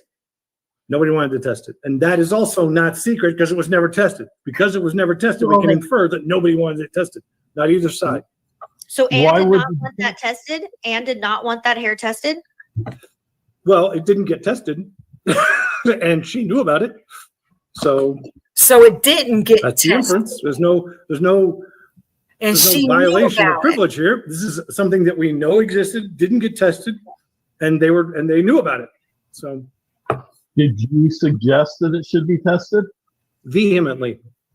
Multiple times. You see that? It was even one of the last things I said as I was walking out the door. I will just tell you this in general.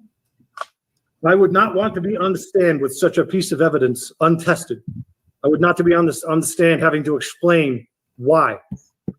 If the prosecution had, well, Dr. Turvey, if this was such an important piece of evidence, why wasn't it tested? That would be Did you a death ever- blow. That's why. Did you ever get an explanation why the defense did not have it tested? Websites your competitors don't want you to know. Part 2. All you do is go to this website, and it lets you find out exactly how much your competitors are making. No.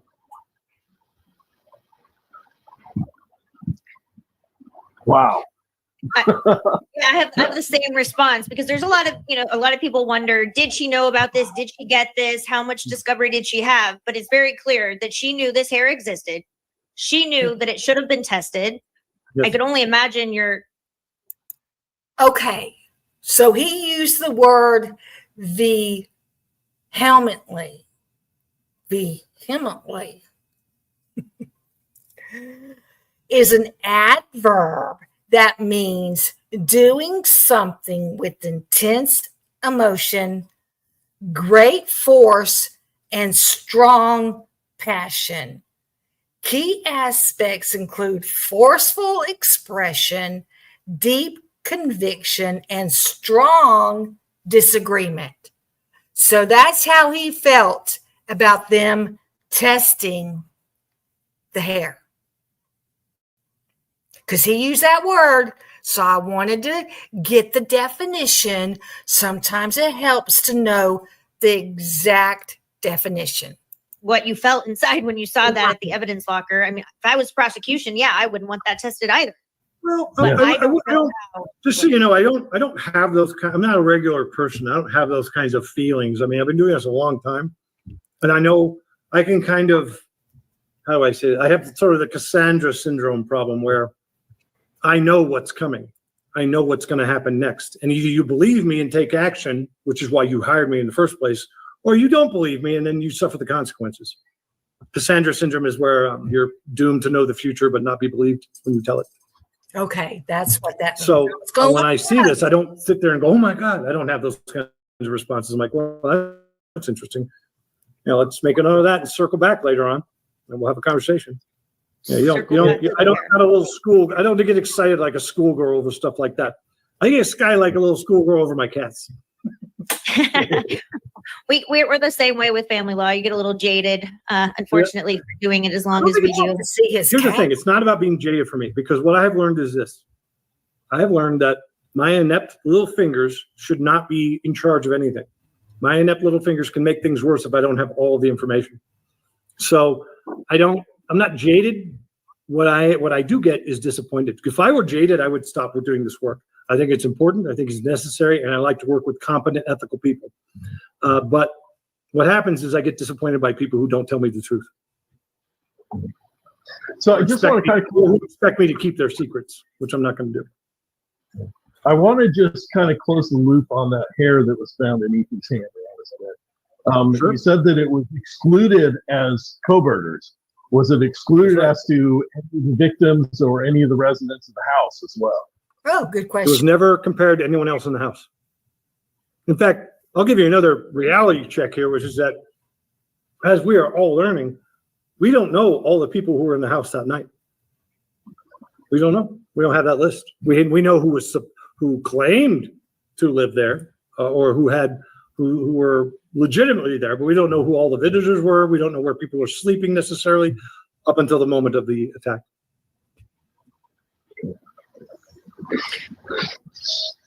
Were there And- any and just- other notable characteristics of the hair that was found? Yeah. What were they?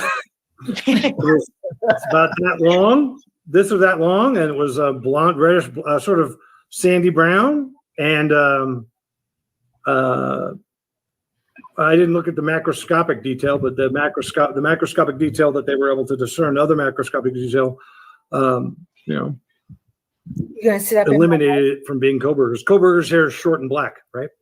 This is medium length and blondish sandy brown. with his fingers. But and more how than long that, it was. all you need is 1 point of difference and you're done. So Was there 71. sufficient substance to that hair that DNA testing could have been done from it? it's a fun question. I don't know because I didn't examine it. What you're asking, I think, Ron, is whether or not there were roots, right? Yeah. Roots can give you one kind of DNA, but it's hair. Hair has mitochondrial DNA. You can test it for mitochondrial DNA, if you just have the shaft. These do that all the time in other cases. So yeah, if you even got a little fragment of hair, you can test it for DNA. Not a confirmatory amount to identify a person or a source, but you can exclude people. Sounds like a certain, potentially a female's hair. Well, I'll tell you this. I will divulge this. When It needs to be tested for whose it is. Right? other people saw it, not me. When other people saw it, they thought it was a female's hair. Okay, so they thought. And I thought, okay, well, that's a good theory. It's also possibly a male's hair. Because men wear their hair different ways. I don't think like that. But let's not guess. That's what I always say. Everybody who saw it thought it was a female's hair. Uh-oh. Hey, let's not guess. Let's test it. Let's test it and find out. Not guess. There are people who will say, and I don't mean to impugn lawyers, but there are many lawyers who are not as, we'll say, enlightened or motivated or competent as you. I agree. And they will say, never ask a question you don't know the answer to. That's the most nonsensical thing I've ever heard. That's something from TV and movies. In reality, if you are trying to find out what's happening in your case, you need to test the evidence that's relevant. You don't ever want to go into court not knowing the answer to those questions. You don't want surprises in court. You want to go in, like the value of me, for example, is you call me in and I'll tell you both the strengths and the weaknesses of your case. You're going to know from where the blade will fall. All right. And that is much more important than me going in and going, rah, rah, rah, you're so great. Your guy's innocent. I don't do that. That's nonsense. That's not going to help you. Waste of money. It's not going to help you at all. I go in there and I say, here's what they got. Here's what it means. And here's what you need to do to figure out whether or not it's accurate. Do you know where that hair is still today? Is it still sitting in the evidence locker? Does Ann Taylor have access to get that hair tested should she want to at this point? I don't know the answer to the logistical question is where it's at right now. Couldn't tell you. It was. Yeah, but Ray is not offering up what this vast amount of evidence is.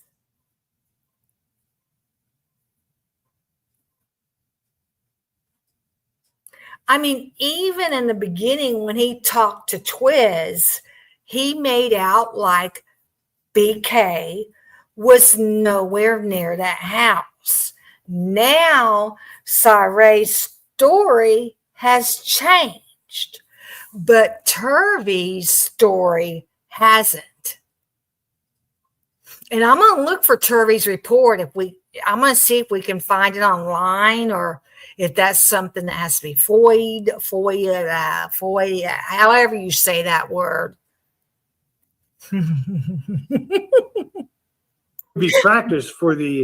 It'll be standard practice for the FBI to return the hair to the Moscow PD. They have the custody of that hair. The court can demand testing at any time if they wanted to, just like the court could demand an allocution in this case, which they didn't do, which is actually required to make sure you're not having a false confession. And I want to make that point really quickly before I lose it. And that is that fully more than 25% of the cases that are worked by the Innocence Project involve innocent people confessing to crimes they didn't commit at the urgence of their attorney. Just remember that statistic. It's pretty important. I think it's important that you brought that up right now, in fact. Yeah. There's other hair that was also found upstairs as well. And one of those clumps of hair supposedly had bloody roots as well. Is that true? I don't know. I'm not aware of that. Okay. So he's there have been, like I said, there have been tons of disclosures on this case subsequent to the plea. And once the plea occurred, my involvement was over. Why are you still using bots for your meetings? How else am I going to remember what happened? Just use granola. Okay, what's granola? So he doesn't know about Kaylee and Maddie. Okay. Yeah, it actually was. And I think it was in Chris's book that there was hair found both next to Maddie and next to Kaylee, which one of which might have had bloody roots, and which also was not consistent with any of the people in the house or with Brian Koberger. So that's not something that you saw, though, right? It's not something I examined. I was focused on sort of reconstructing the. Didn't he say that he was the forensic person for the whole crime scene? So if that's the case, why wouldn't he know about Kaylee and Maddie, what was up there in their bed? How did he not know, but Whitcomb knew? Events of the evening, focusing on the sheath, which was clearly, sort of intentionally placed where it was, well after the crime occurred and blood had dried, and focusing on the staging elements, focusing on the time. Okay, so that's why there was no other blood. Like, we wondered why there wasn't blood on the outside of that sheath, if it was up underneath Maddie or near both of them or whatever. So this was placed long after the crime when the blood had dried. Is that not what he said? So that's why there's not blood on the sheath.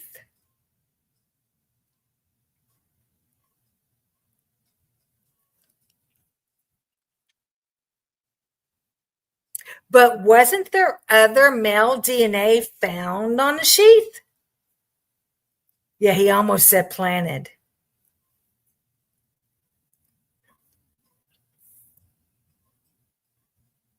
So you can't get DNA on something if the blood is dry. I still think you should be able to test dried blood also. Just saying. Line of events and the different methods of killing that were involved and the different weapons that were involved. Oh, different weapons. Now we're going to get to the knife sheath because I know everybody wants to talk about that. But really quick, with respect to the allocution, because I don't want to lose my train of thought. Yeah. Can you elaborate a little bit more on that? Sure. I mean, I think we were all pretty shocked that Brian didn't have to provide any details regarding the who, what, when, where, why of these crimes. Other than him simply admitting guilt, he provided no additional information. Is this consistent with other cases that you've worked on? No, not only not consistent, it's entirely improper. It would be. And as a family, as one of the parents, I would go crazy if he didn't have to explain what he did, why, when, where, whatever. I would demand that somehow to explain this was wrong, that Brian didn't have to explain. Probably not, because Bill Thompson and Miss Ashley knew that he had nothing to explain because he was innocent. That's what I'm thinking. I may not be thinking logically about that right now, but that's what I'm thinking. They knew he had nothing to say about when, where, why, and how. Thompson and Ashley. That'd be a good song to make, Scully. It would be setting the stage for a great miscarriage of justice without having some confirmatory information to demonstrate because there's no actual direct evidence of his involvement at the crime or the crime scene. We don't have that. So what we need from any defendant in this case would be an explanation of what was done, how it was done, and that explanation. I would like to know which party negotiated that part.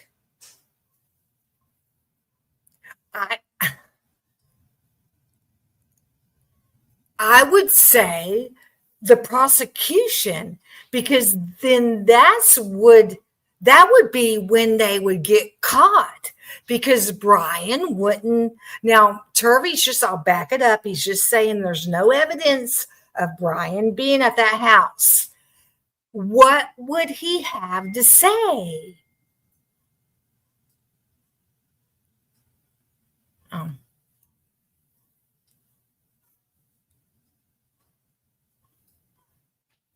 Well, and I don't know how it works post-death 8 hours, but would there start to be like weeping or moisture from the body?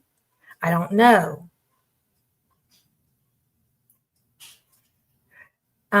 Lucy, she thinks Turvey's out of line. Turvey really makes me question if this crime scene even happened.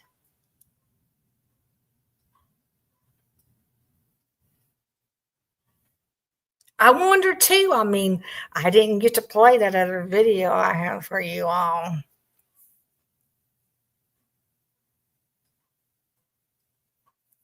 Turvey is full of it, according to Lucy. Let me back it up just a little bit.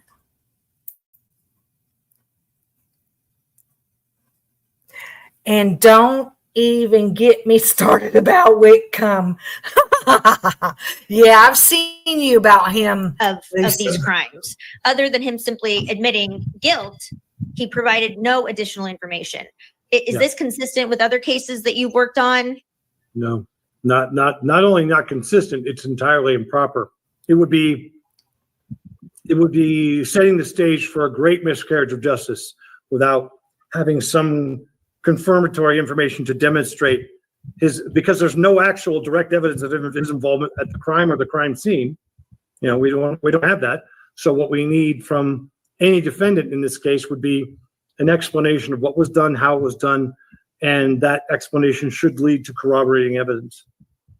You know. And if it doesn't, then we have a problem. And the reason why it matters is because, again, that statistic I cited, which is that, you know, almost a third of cases involve clients or defendants that are pushed to take a plea that are actually innocent because they feel like they don't have an advocate or don't have any support, and but at the time they make they accept the plea, they are alone in the world and mentally deteriorated to the point of giving up. So. That's something you three of us have talked about quite a bit. I don't even think we were aware of how many people take a guilty plea for those reasons you just described. It's a lot. It's a lot, and that's why people like me have a job in that part of the criminal justice realm and the appellate realm. Now, again, I worked a case one time in Colorado, for example. A guy completely confessed to killing somebody. All right. Come to find out, that person was still alive. He got arrested. He got charged. The guy he confessed to killing was still alive. Right? If a person is going to take a plea, then they must allocute. And that allocution requires that they give details of the crime that nobody else has so that they can be certain that they are confessing to a crime that they actually committed. Not like in, let's say, in Latin America, for example, people can people will plead guilty to crimes they didn't commit for money and serve the time for wealthy people. That happens a lot.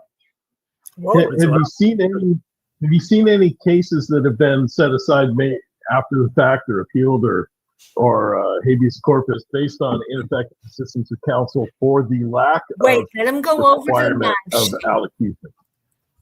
No, because again, it would not be allowed to happen.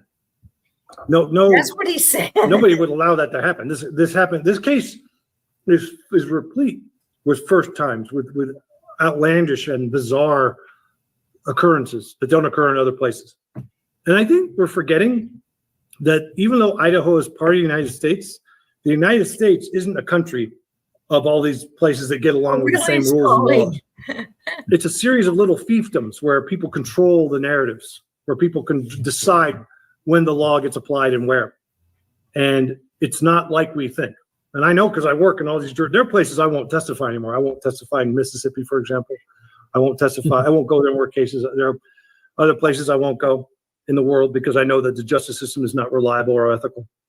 When participating, it actually makes it look like you're being reliable and ethical when they're not. So there are places I will not lend my name to. But Idaho apparently is running its own little system there that's not abiding by sort of the criminal justice norms in death penalty cases that I can tell. And you've worked on, it sounds like, quite a few cases where there was either DNA or some other evidence that led to someone being exonerated, exculpatory evidence, and they're out now. Yeah, many. I worked on a case just a few months ago where my report, it's Kansas versus Julius Beasley. You can look it up. It was just 2 months ago. And I had prepared a report in that case a year ago showing the crime scene was staged and the police had the wrong person. They arrested this homeless woman's boyfriend for stabbing her to death. And I was able to prove the crime scene was staged, the body was moved, she was killed somewhere else and dumped there, and all the elements were there for that. They didn't like that, but they also found out that other people had confessed to the crime, describing it exactly as I had in my report. And so my report, I wound up doing a second report showing that the police had gone back and tried to scrape over everybody who had given information that was exculpatory and hide video evidence and all this good stuff. They were, so the court, the DA actually, the new DA got assigned the case, read both of my new reports and was like, we can't take this to trial. He's not the guy. And they let him out. So I never think of it, I don't think in those terms. I think in terms of what happened. All right. And a lot of the cases I work that are appellate cases, we get people exonerated. You can go through my resume. You can see the cases I've worked where charges have been dismissed in death penalty cases or murder one cases. You can see the cases where people have been exonerated because of my testimony and that sort of thing. And you can also, you may not know, but I've also worked quite a bit for the police and for attorney general's offices in different parts of the world, assisting with prosecutions and assisting with keeping the right people in jail and keeping the wrong people from going to jail. So the world is full of ethical attorneys and ethical investigators and ethical prosecutors, and sometimes they do the right thing when the evidence is presented to them in the right way. Suppose an appellate attorney came to you on behalf of Brian. We don't know if he's talked with anybody or if that's in the works or anything. But let's suppose that an appellate lawyer came and talked to you and wanted to see, or maybe with another expert, do you have any evidence, any thing that you can offer that you think would provide good ground for this being set aside in some manner? Would you have a lot to give them? Well, yes, my report. My report and the report of every other guilt phase expert working on the case. So every guilt phase expert submitted a report that lines up with mine. Every one of them. So what I'm telling you is this is a bizarre occurrence that comes way out of left field with no change in the status of the evidence that appears to point every arrow away from Brian Kohlberger. I would say this. I will say it another way. Often in cases like this, I anticipate a future involvement to being called at the ineffective assistance of counsel hearing for the attorneys involved. Mm-hmm. Because again, like we started out talking about this, can you imagine a situation where a forensic expert was involved directly in trying to conceal exculpatory evidence from the defendant? Can you imagine that? I'm not gonna live that life. That's not gonna work. I have to make sure that everyone understands it. And the other problem is there's nobody talking to Kohlberger except for his family and his attorney, which is still Ann Taylor, which again is, I think, a little problematic, but that's not my call. That's a lot of problematic. That's a lot. I really hope his family at some point sees that maybe they should be talking to someone else at some point. I don't know how that'll happen. If she's controlling everything and access to him, which appears to be what's going on. We talked about this in the pre-interview, and that is that I don't know what Mr. Kohlberger knows or does not know. I don't know what he's been provided or not. I don't know how he's been provided that. I don't have any information about that. What I do know is, in general, when you're working especially on a death penalty case, you have to have a defendant who's actively involved and capable of participating in their defense because they are the decision maker. In this case, what do we got? The argument was, I didn't make this argument. This was a public argument made by Ann Taylor, so it's not a secret. I think she thinks everything she says is a secret, but it's not. The reality is that the argument was he had mental health issues. He was not, he was mentally infirm in a lot of different ways and had different disabilities that he was dealing with. That was her presentation to the world. If you accept that as truth, then it's difficult to see how he could participate meaningfully in his defense. Attention retirees, if you're willing to be at your computer from 9 a.m. to 10:45 a.m. on most weekdays. Even if given all the information.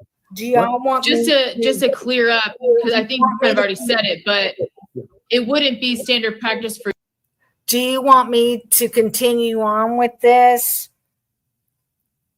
or go to the next video? The one Scully picked,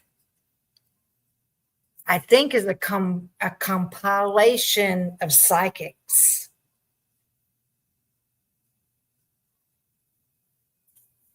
What they said about this case. For you to ever communicate within the scope of your role as an expert with Brian, but you never had communication with Brian.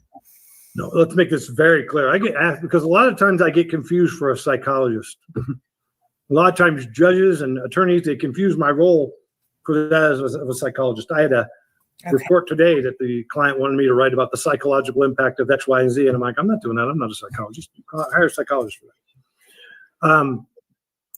I don't talk to defendants unless I absolutely have to. I've done it maybe in 30 years. I've done it maybe 8 times, maybe.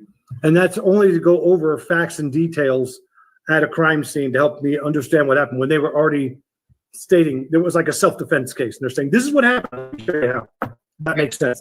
I don't go interview serial killers. I don't go interview mass murderers. I don't interview defendants.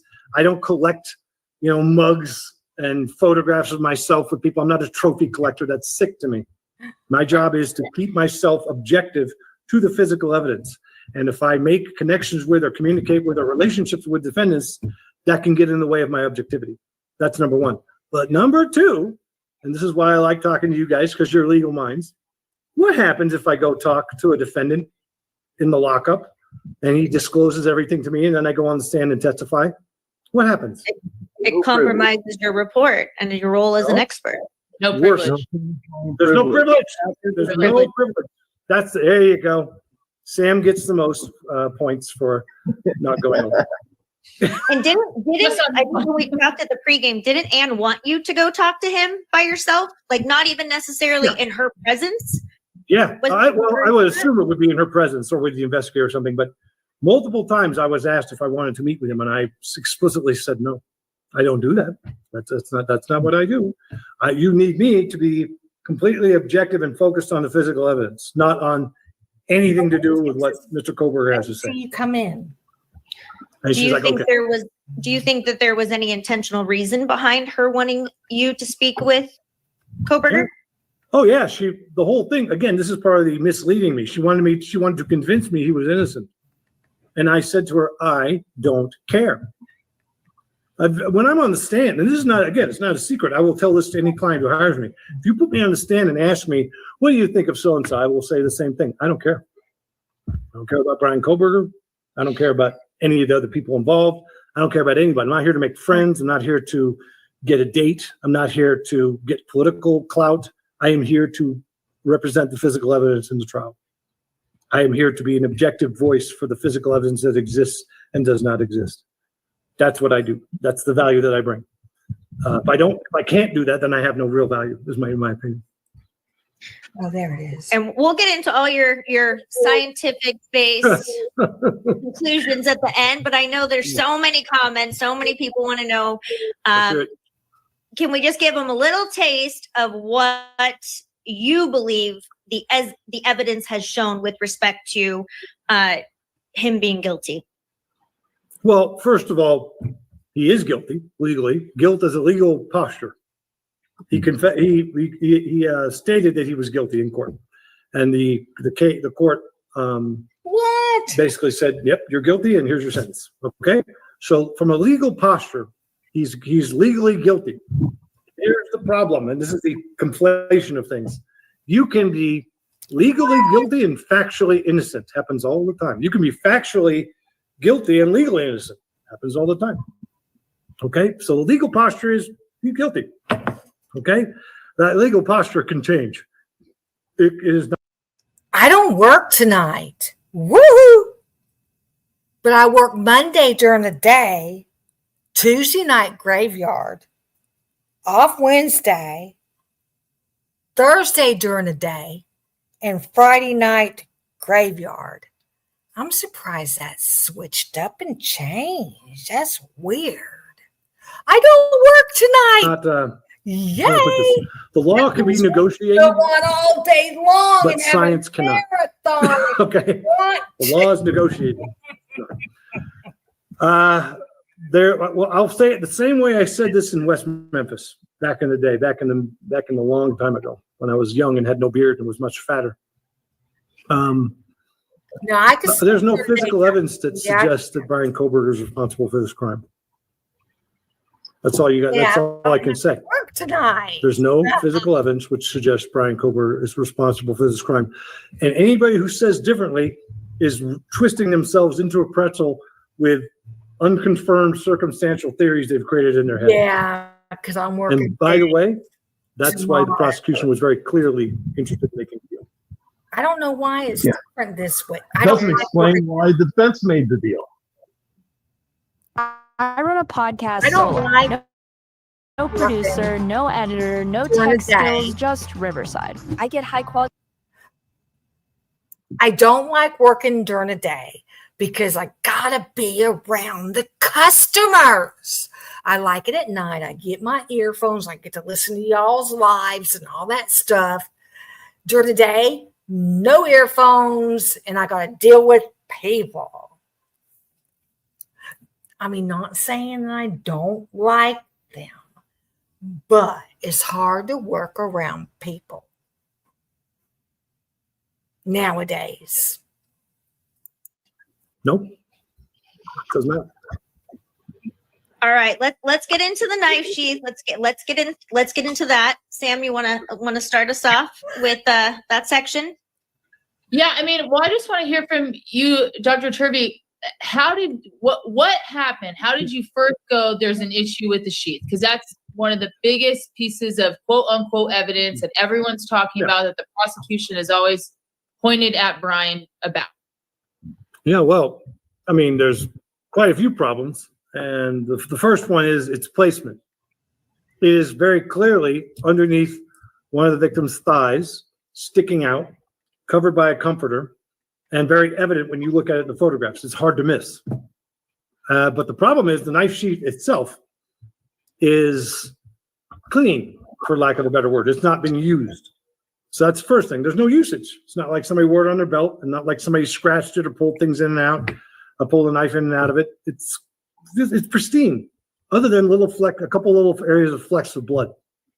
So that's the first problem. One, its placement, the location. You can't drop it and find it in that spot.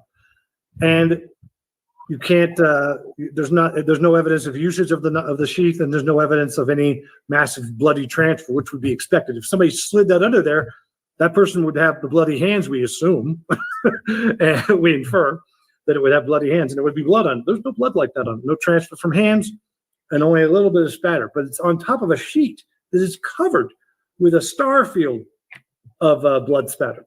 Okay.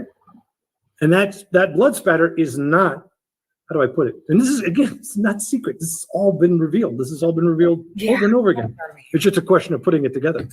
The sheet itself has no transfer from that blood on the sheet to the top of the sheath as it slid into that position. And none of those transfers are smeared, which means it happened after the blood dried. That's the first set of problems we got. The second thing is, it was originally observed to be on the floor by Taylor at the crime scene, all right? Much later on. And then finally, of course, after I'd written my report, we had done a very good job was done of going through some chain of custodies, and I was given this chain of custody and said, Turvey, what do you think? because we think it's a problem, but maybe you have a different opinion because you're a forensic scientist and we're not. What do you think? And I'm like, this chain of custody has been falsified. People go to jail for that. They get put on leave, investigated, fired, and then criminally investigated and go to jail for that. So not in Idaho. Pretty, not in Idaho, apparently it's no big deal. Their own rules. Well, anytime you have anytime you have an attorney or a police officer telling you that chain of custody is no big deal, that to me is a red flag that suggests you should look at every one of their cases to see whether or not they've been falsifying chain of custody. Because a lot of agencies put up with it. A lot of agencies will just ignore when a chain of custody has been falsified. Yeah, and of course, the law enforcement there said there was no problem with the chain of custody. But what I think I've seen as an explanation given was, yes, there's the handwritten chain of custody, which may have been done after the fact or put on there. But there's also these barcodes. Was there an electronically kept chain of custody? That's BS. So ignorant, I can't even respond. Oh my God, it's so bad. It really, whoever is saying that has no idea what a chain of custody is and what the barcodes are for. The barcodes are for locating the item on the shelf. It has nothing to do with the chain of custody. The chain of custody is about who's handled the evidence, who's opened it and closed it, who's received it, who's transported it, so that you can determine whether or not the evidence has been tampered with or altered inappropriately, and therefore who's responsible. If you go through and have one person just create one for everybody, that's not everybody. It's like the same as signing an affidavit. It's a sworn document saying, I am receiving this. I opened it, I examined it, and there's going to be a report, and then I'm giving it back. And then somebody else comes and checks it out. It's a bit, so the idea of the barcode thing, that's anybody who's talking about the barcodes as being a chain of custody, they are a functional illiterate when it comes to forensic science and evidence, custody of evidence. Functional illiterate. That's even some attorneys. I was watching a podcast, I think last night, and I think they were PI attorneys, but one was actually a DA for a long time, and now he's a criminal defense, and he was completely trying to downplay the chain of custody and how it really wasn't that big deal. And even if it was, there was a broken chain of custody, it very likely would not have even impacted the outcome. But Sam and I were not talking with him as an attorney, it wouldn't have. For sure. And what if it would have? So everybody should take note of who that guy was and never hire him for anything. Terrible. I had to unsubscribe. Terrible. There's a lot of ignorance on this issue, but any basic textbook on forensic science explains this very clearly. And what you want to do is have a forensic scientist explain it slowly, like they're talking to a fifth grader when they explain this to attorneys, prosecutors. If this doesn't work for you, we promise a 10-fold refund immediately. Yes, you heard that right. A 90-day risk-free guarantee, or you get 10 times your money back. We are that. Prosecution or defense or police officers, because this kind of stuff puts officers in jail when they fabricate what's called falsification of what we call tampering with evidence, falsification of public documents, false reporting, and forgery. Can you think of any legitimate circumstance where the chain of custody, as it appeared in this, written by one person, the same handwriting, would be legitimate, or would be there would be a good explanation? No, you can't vouch for somebody else. Let's do it this way. Let's say it this way. We're going to do a drug test of me, and we're going to take those drug tests and put it into a bag, and then I'm going to hand it to I'll hand it to one of you, and you'll receive it. Then you'll hand it to somebody else, and you'll receive it. And you'll hand it to somebody else, and they'll receive it, and then it'll be at the lab and be tested. Okay? But then we forgot to do it. So let's just have me go and do it all, do the whole chain of custody and sign your names on everything. And then we're going to go into court and say, this is a legitimate chain of custody for all the people that examined it, and it vouches for everyone. Is that legitimate? Would you trust that? No. Exactly. You're recreating. You're trying to recreate history. Well, remember, there was I actually, in response to sort of Ann Taylor's bizarre claims, I posted a couple of articles related to this very issue where law enforcement officers had been fired for falsifying chain of custody. But there was there's a bigger one. There was I can't remember if it was Austin, Texas, or Dallas, Fort Worth, but one of the Texas Department of Public Safety crime labs, they had a huge DNA scandal a series of them between 2000 and 2008 that got their DNA lab shut down. And one of the things they did was they brought in a new admin, and her job was to go through and make sure all the evidence lined up and was secure and safe and where it was supposed to be, right? The barcodes. Can we find it? Can we find it in the evidence custody, the evidence locker? Well, she didn't have chain of custody for a bunch of the items of DNA. So she just went around and fabricated them and asked people about them. She got fired for that. She got fired when that came out. All right? Because it is an illegitimate, unethical, incompetent, and fraudulent scientific process. You're trying to bolster the credibility and reliability of a piece of evidence by fabricating all the names and signing it yourself. And when you do that, put your job at risk. Would the prosecution have been able to rehabilitate that by bringing in all the people whose names allegedly appeared on that? To say, that's the argument, right? That I think is their posture. That well, we were just bringing people and have them testify about that they actually did do it. That would work potentially, except one, I think the defense would have a huge problem with that because you really can't know whether or not these people are telling the truth well after the fact. But two, not every examination that was known to be done on that sheath was a part of the chain of custody. It was missing. It was missing some of the examinations. Wow. Yeah. In Chris's book, he indicates that there was a period of time it was missing too, which is even more concerning. Yeah. So even if the sheath was not excluded by Judge Hippler, which, who knows what he was going to do based on what he'd done previously, but there still would have been a huge reasonable doubt there for the jury on whether the sheath had been tampered with or could have been tampered with. That's exactly right. Mm-hmm. Yeah, and Ron, I think that's a good point because I know everyone brings up the chain of custody, and some people are saying it's not an issue. But when you're looking at the admissibility of potential evidence at trial, it certainly is an issue. What a judge would do with it may be a different thing, whether you'd agree with that or not. But it's still a very important issue because if it is excluded, then you can't even talk about that at all. It's out. Or the little piece of DNA in the class. Here's the point. The people who are saying that are people who've already decided what they want to be true or what not to be true. Well, let's ask ourselves a basic question. It's like saying physical evidence isn't important or necessary. If that's true, then why do we have crime labs? Why do we bother to train people to collect evidence? Why do we bother to train people to test evidence? Why do we have a whole realm of the criminal justice system dedicated to forensic science and the interpretation of forensic evidence? Why is that important? And more importantly, why is the chain of custody right on the outside of the bag? Why is it right there for everyone to see? And why are we bothering to do the signatures? Why does that matter?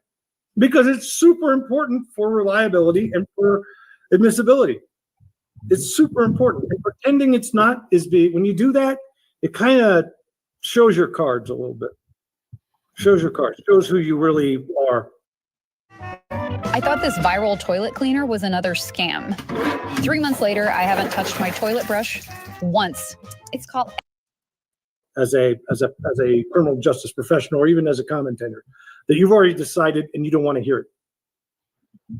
And this chain of custody issue with the sheath, this was something that you were bringing to Ann Taylor's attention right about the time the plea came down, right? Yeah. Well, it was brought to my attention, and then it was asked to me as a question, and I answered the question, and then I was given the assignment of going and looking at all the change of custody for all other important. And what point was that, though, when it was brought to your attention, Dr. Turvey? At what point, roughly, was that at? Well, I don't know when everybody else knew, but it was a question that arose at some point. I couldn't tell you when, but it was brought to my attention about a week prior, and then I was given the task of running down change of custody on other items. And again, so that's not a secret. I'm assuming you shared your conclusions based on your research. I'm assuming you shared those with Ms. Taylor. For sure. And you didn't even really have a chance to finish those tasks by the time he pled guilty, right?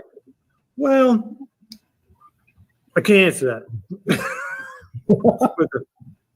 Okay. I completed a lot. Let's put it this way: I completed a lot of tasks.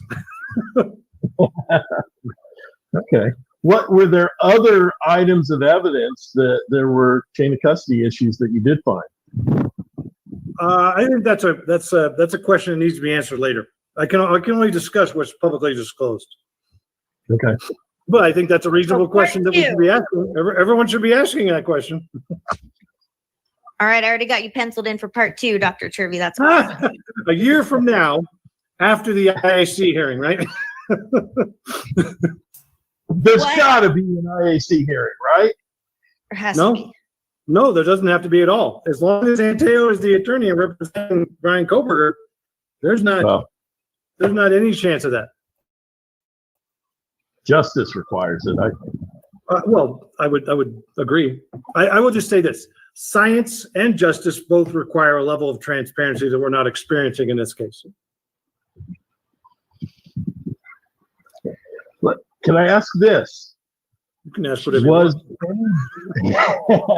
Was any DNA found on that knife sheath ever directly tied to Brian Koberger? Not that I'm aware of. Well, then why are we seeing that all over the place that people are saying that Brian Koberger's DNA was found on the sheet? Let me do this right now. You guys are smart people. I like you guys. You're smart. So how many things do you see daily being discussed about this case that have no basis in reality? Tons. Yeah. So much bullshit. Yep. Yeah. That's the answer. So I know in the book, actually initially the first crime lab that the sheath was sent to, they returned it saying there's no chain of custody, right? In Texas, no, that was you're confusing two different events. Right? Hey, man. One is the Idaho State Police Crime Lab. They are the ones who originally said, "Hey, we got the sheath now. I need a chain of custody form for this because there's not one on it." So they asked for one, and a few days later, I found the Moscow police sent them one that they had fabricated. All right. Then there's the other issue of the testing of the DNA on the sheath, which is about on the clasp, which was done at the lab in Texas, I think. The initial testing. But so these are two separate issues. And lab in Texas, Othram. Okay, I have a report I'm going to put in the chat that's about the DNA forensic and all that stuff, but I don't see Brent Turvey's name in it. Oh, yay, Mandy, yep. Nick Balance and all their names are all in there, but I don't see Turvey. I'm going to keep on looking. Find his report. Sorry, what? Was that Othram Labs? The lab in Texas? I can't recall independently. The DNA was not my part, was not my area of expertise. The DNA interpretation is not my area of expertise. What I know is that at the Franks hearing, pretty much everyone agreed that the DNA that they found was an investigative lead and not sufficient to make an identification. I know that in the book, in Whitcomb's book, Chris's book, he indicated that the FBI essentially gave Brian Koberger's name to local law enforcement as a tip, so that it's as strong as they can get. Do you have any information about that, or did he get that from others? That's something you'd have to ask the FBI about. I don't. I mean, I think that answers the question. That everybody who testified at the Franks hearing did not perceive this as a nail in the coffin. They perceived it as an investigative lead that should be followed up on. Tell Senator Ossoff to stop voting for higher taxes. John Ossoff voted for higher taxes on Social Security. But then, cameras start rolling and people get in front of the camera and a microphone gets stuck in their face and they don't want to look like a slapped ass. So they start saying stuff. I'm more than happy to look like a slapped ass, by the way. Well, I can tell you, Dr. Turvey, this case, it needed you. It needed Chris. It needed you to speak out. I can tell you as 3 attorneys sitting here, it is wild to me how few professionals have actually spoken out about how badly this case has been screwed up. I've thought about that a lot. I'm glad you brought that up because I've thought about it a lot. There's nothing remarkable about what I'm doing in this case, given my 30 years of experience with other cases. I'm just doing it the same way I do all my cases, following the law, making sure that grading materials disclosed, making sure that testing occurs that should occur, giving good advice to make sure that everybody's rights are protected. My real question is, why are so many other people frightened and not speaking up? And the reason why, in my opinion, is that they're compromised by money, or two, they get a little close to something that they've never been close to before. Oh, A little, never mind, that little was power, the little chat. celebrity, little something, and they get excited. I want the And they link. just run amok. They start doing things that are against their nature. And I'm used to being somebody who is not popular. I'm not interested in being popular. I'm not interested in making friends, and I'm preserving my professional integrity for my other cases. That's what I do. When I'm thinking about I have more than once dumped myself off a case because an attorney was engaging in inappropriate, unethical behavior. And I said, I'm out, and I'm not doing this, and you go do your own thing on your own. That doesn't mean I need to speak up about it because it's maybe just unethical behavior that I don't like maybe they're using cocaine, or maybe they're cheating on their spouse, and I find that out. And I don't want anything to do with them. They're a hand grenade with a pin pull, and I don't want to be around when it goes off. Okay? Oh, wait a minute. Here's something by But I Miss think there's a Fox. lot of people who don't know how to behave anymore. I think we're missing people that know how to behave in the criminal justice system. I think everyone who's just trying to get their glory. And I want to ask this directly so everybody can know. How much am I being paid for this interview? I'm not paying you. That's right, nothing. Did I ask for anything in exchange for this interview? No, absolutely nothing. No, nor would I. I already been paid for my time and my work on this case. I don't need money. Is the least of my interest because I'm protecting my reputation for future cases. Right? I have other cases I'm working in. My reputation has to be protected for those, not just this one. All right. And one of the things that grabbed our attention to you is when we were going through the reports. This is even before we had ever even talked for the first time for our pre-call, over a month ago. Okay, yeah. Your report, it provided conclusions and your expert opinion, which is what so many of the prosecution's experts did not do. They couldn't tie things together. They didn't even. Here's a video of Miss Potts reading Brent Turvey's full unredacted report. I'm going to try to figure out where I get that because I haven't seen it in the video link description. I'll be right back. Most of them didn't even give an expert opinion, which is the purpose of an expert. But, I would say the three of us did a pretty good job on your report when we were going through all of the issues with not even knowing everything we know today. Right. But you were very, very methodical and scientific, and your analysis was always spot on. And Right. Remember, I didn't give you that report. Let's do a little timeline here. No, I did not you did provide not. you my report. I didn't have to. No, Because I'm talking about the it's the one that was released. It is That's right. Sutton's response to my report, where she basically agrees with everything and says everything I'm saying is possible and comes to no real conclusions of her own other than he must have been naked running through the house committing the crime. That's how he didn't have transfer material on him. That might be one of the stupidest things I've ever heard. It's her trying to make her client happy. This is the problem if you only work for one side or if you're trying to get work with another side. You twist yourself into a pretzel trying to make people happy. I never worry about making people happy. I know they're going to be mad with me when I'm done, so I don't care. But the point is, my report and the findings of my report were released in that disclosure and then published by Fox News back in January or February 2025. Then in March 2025, no. When was it? Was it this year? People Magazine, I think this year got a copy of my report in Discovery. Or at least they said they did. And then they produced a whole article about it. What's interesting is they didn't contact me to ask me for comment. So that was interesting too. That is interesting. Yeah, but so my findings are out there. They're already out there. They're publicly available, and I'm one of the only experts whose findings from the defense are available. But I can tell you this: I wasn't standing on the corner by myself.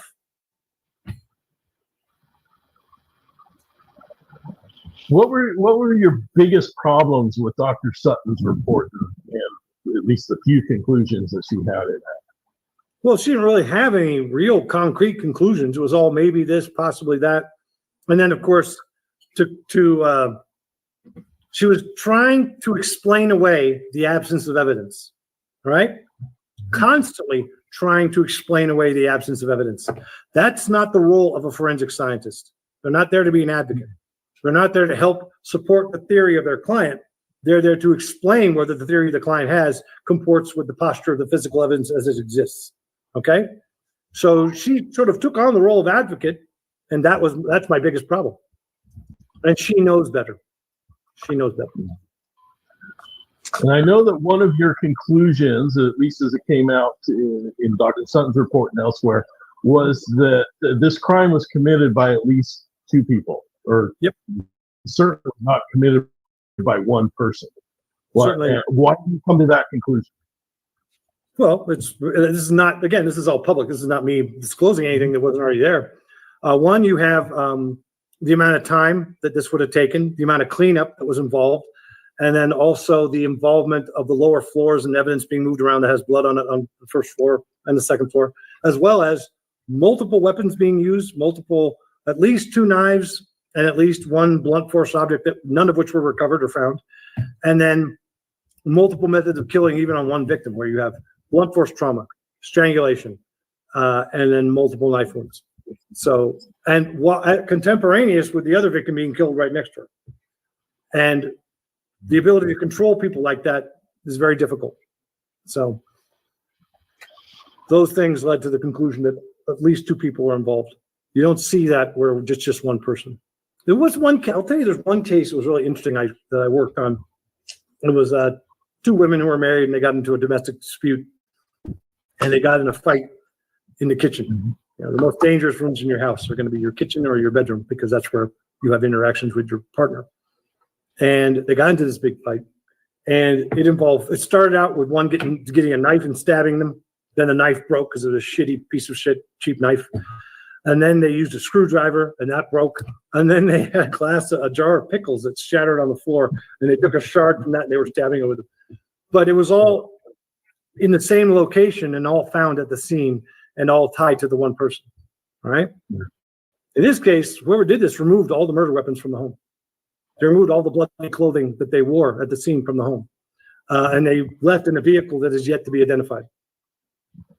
Kind of interesting how guard down to the metal and tested it with everything they had. They couldn't find any evidence of transfer evidence from the crime scene into that vehicle. So it was eliminated. Now, in your experience, is that something that would be normal for them not to find, stripping that vehicle down to the nails and not finding any connection back to the defendant? Well, think of it this way. You commit the crime, you got blood on your hands, you got blood on your feet, you got blood on your clothes, hair, face. Unless you go take a shower, which there's evidence that could have happened, because the first floor bathroom was completely cleaned. Could have been, but that would have taken more time and required a lot of confidence on the part of the person. You know, somebody who was very confident they weren't going to be interrupted. If they then moved into the vehicle, that might be true. Might be, but you'd have to show that evidence of that cleanup, and you have to sort of. So I can see the possibility, but it makes more sense if the person spent that time in the house cleaning up, which there's evidence there was time spent cleaning up in that bathroom with these clothes and with the removal of items and objects from the first floor bathroom. And Chris points out in his book that there was nothing remaining in that bathroom that would be normal to have, toothbrush, towels, normal things in that bathroom. Does that point to any? More than that. Yeah, it's more than that. So go into that. Every other bathroom has floor mats, toilet paper, garbage, dirty clothes, towels, bath products. You go into that bathroom on the first floor, there's nothing. I mean, there's some shampoo and conditioner, I think, in the shower stall, but there's no garbage. There's no toilet paper. There's no floor mats. Everything's gone. Everything you expect to be is gone. And that's the bathroom that's being used by other people. But that's not the most important. That's important, but then you add that to the fact that there's a bracelet found on the floor in the bedroom to the right. You walk into that bedroom, you walk into that house on that with a stairway to the left and the bathroom in front, and there's a bedroom to the right. If anyone wants to get FOIAs, now's the time to do it, because when you get closer to what's going on with Brian, whatever they're going to do, like court or whatever, you know they're going to put another gag order on this, right? Most likely, right? And I can't find that document that has his report in it. I'm still looking. Right. And in that bedroom, on the floor, police identified and photographed a bracelet that had blood on it. And they anticipated collecting it. And so they moved it to a location on the desk next to a computer keyboard. There are so many things that are waiting for those who are willing to endure the fire. And I think a power drink. Well, that item was left there, was photographed days later by another crime scene investigator still in that location, never collected, not on the evidence list. How is that even So possible? never tested then too. Never collected, never tested, never even sourced. Well, how is that possible? I mean, the problem we have is we have a movie and TV idea of how crime scenes are processed, all right? If you watch the body cams in this video, it's very instructive on this case. And those are, again, they've all been released. And what it shows is people that are traumatized, people that are upset, people that are excited, making judgments and making statements that are unsupported. I think first officer at the scene said, I think it's a murder-suicide. Looks like he killed her and he died, that kind of stuff. People say and do things. They decide what the narrative is, and then they start collecting evidence that supports and reinforces that narrative because that's what they're looking for. And once you do that, you're off the plot. All right? You're gone. You're done. You don't really have any idea what's going on. It happens all the time. I work cases where I'm looking at a group of people standing around talking to the police, and their feet are all covered with blood and blood spatter, and there's a murder weapon in the corner, and the officer never once collects their clothing or even notices the murder weapon because they're excited. Remember, these guys are not experienced homicide investigators. This is not what they do. Everybody there is brand new. They're new to the world of homicide, let alone mass homicide. How does it happen? Inexperience, lack of training, too much adrenaline. Would it have been customary to leave the bracelet where it is and then it be collected without even moving it to the desk? I mean, that seems to be more logical. Yeah. Somebody got excited and distracted. You would leave it there, take a photo in situ, then you put maybe a ruler down to give a size, take a picture of that. Then you put an evidence placard down, give it a number, and log that in. Take a picture of that, and then you take close, medium, and long range shots of each item of evidence, so that the purpose of doing crime scene investigation and documentation like this is so that you can take any piece of evidence that you found at the crime scene and put it right back in the crime scene where you found it. If you can't do that with every item of evidence that you've collected, then you have been negligent. Your job is to collect the evidence and document it in such a way that you can put it right back where you found it, to the inch. It's not that hard. It just takes time. Were there other items of evidence found in like the spare bedroom that weren't tested or appeared to have just been left? There was a crock on the second floor bathroom that appeared to have bloody material on it that was documented but never collected. One shoe, one crock. And that, by the way, was the bathroom with the washer and dryer in it. Interesting. Now, assuming to your knowledge, Anne knew about these things as well, that they weren't the bracelet being lost. Yes. And I know it sounds remedial asking that, but this is what people always want to say. Well, she didn't know, or this wasn't known to the defense. And I'll give her more credit than you're willing to. She knew better than me most of the stuff that was problematic. That's one of the reasons why she had my respect throughout my examination. She had a encyclopedic knowledge of the case, back and forth. So any claims of ignorance at this late date she knew more than me, because I was giving her my findings, which again, all widely reported. but she was also getting findings from her other experts. And I wasn't getting it. By the way, I was not receiving that. I was not getting it because that was not my role. My role was not to evaluate the work of other defense experts. Now, I know a lot of people want to comment that, oh, she was just saving that for trial. I don't believe that to be the case, but can you potentially elaborate if that is customary to not challenge the issues pre-trial and just quote unquote save it for trial? Well, I'll respond in general without trying to get inside her head because she obviously did not want to go to trial. That's not a secret either. She made the deal. Without getting in her head, I'll just say in general, absolutely. There are times when it is an attorney makes a tactical decision not to disclose something, but hope that it gets revealed on the stand. There are also times when you're barred from saying certain things and you kind of got to wait for the door to be open so that you can address issues.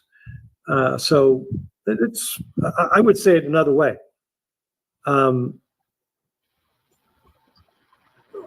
Since there was no trial in this case, we can't know what was in anybody's head about that strategy. What I know is these issues were all brought to the floor. They were all understood by all involved, and there was an agreement across everyone that there was no direct evidence implicating Koberger at the scene. That was understood, very clear. Not something that was hidden or misunderstood. And again, that's not a secret. That's something that she was saying to the world at any chance she got. So. And by that, I mean the filings that she made, which were public and that sort of thing. The world was watching. Let's move into the beer pong table that is known around the world, which also the White Claws, the box of White Claws that Chris brought up in his book that I think shocked all of us as well. Are those a couple issues that you could?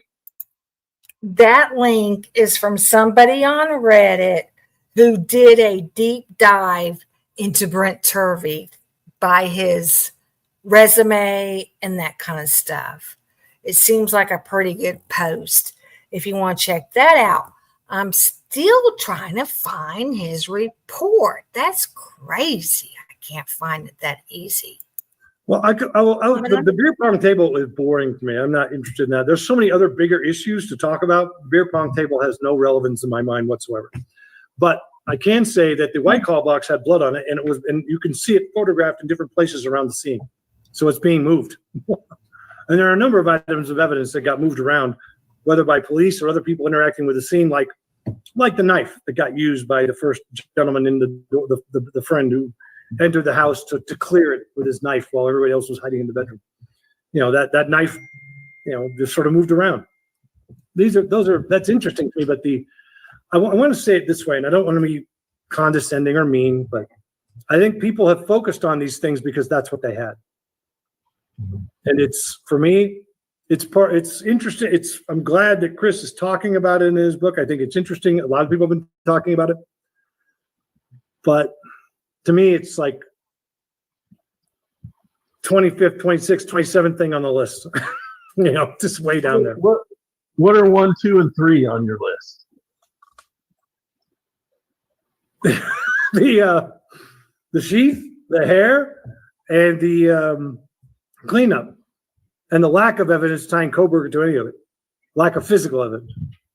Is there any? But also, what's really important is the 911 call. The 911 call is full of false statements by the people on it about what's going on and what happened and what they're observing.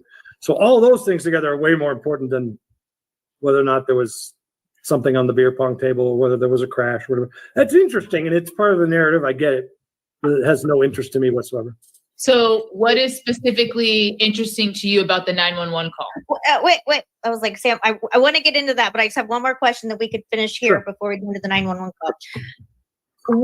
Do you believe the narrative is on par with what is being represented by the prosecution? And I think something that people don't entirely get in Chris's book is that I don't know that Chris entirely believes that the narrative as is what it was claimed. They're going off of what was presented by the prosecution and what was known to be true, or at least that was the presumption.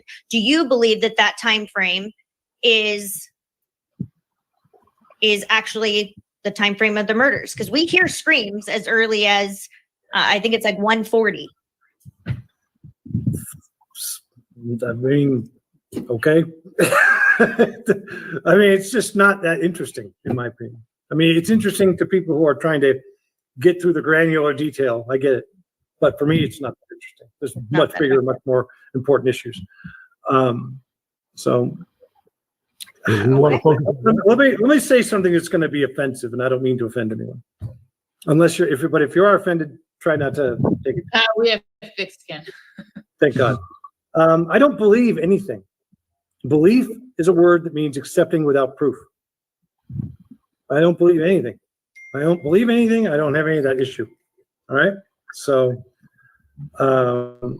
so when you ask me, do I believe this? Do I believe that? I don't believe anything. I require proof. I base my findings, my expert forensic findings, on facts and evidence. Right. I don't do belief, and I don't do guesswork. Use what the evidence supports and what the evidence doesn't support. And that's why I say that the beer pong table is, it's like a little stroke fantasy of a bunch of fangirls and fanboys out there who really just want to get into that granular detail that doesn't move the needle. All right. I know that sounds offensive, but that's the way it is. It's not offensive at all. Thank God. It's very straight up. All right. So with respect to the 911 call, and I just want to say it was actually the 911 call. I think it was Outcast's original 911 call, or that he did. That was what got us into the case. Oh, really? Was the 911 call, the 8-hour delay? How is this even possible? And I remember playing it for Sam, and that was truly where we got involved in this case, because it just didn't make sense. It didn't make sense. Well, what we're learning, of course, what we're learning is what all of us who were examining the case already knew at the time, but now is publicly disclosed, is that during the 911 call, there was the inference or the claim that they just kind of woke up to this. Well, no, they didn't. They were on their phones the entire time talking to people. I won't go into the detail of that, but they were all up talking to different people. All right. So they weren't asleep. That's first thing. Second thing is they claimed that they saw one of their friends unconscious in their room. Well, each of the two rooms has two people in it with blood everywhere. And the idea that they could see the person non-responsive and not see the other dead person next to them and the blood everywhere is sort of nonsense. So let me just say a generic thing that may or may not be applied to this case. One of the only studies on staged crime scenes that have ever been done was done by me some years ago. And one of the key elements that you find is that people who stage crime scenes, they want someone else to find the body. They don't want to be the one who finds it. So they orchestrate events so that other people find it. Maybe that's relevant here, maybe not. Investigatively, I'd want to look at that. But I do know that the 911 call is full of things that don't make any sense. All right, like I just said. And that by itself should be a problem for anyone examining this case. Is there anything else significant about the cleanup, or is there any other direct evidence that you see outside of what you mentioned that evidence is a cleanup? Well, other than the cleanup? Not to make fun. Like, for example, the commentary that somehow the diluted blood could be mixed with saliva.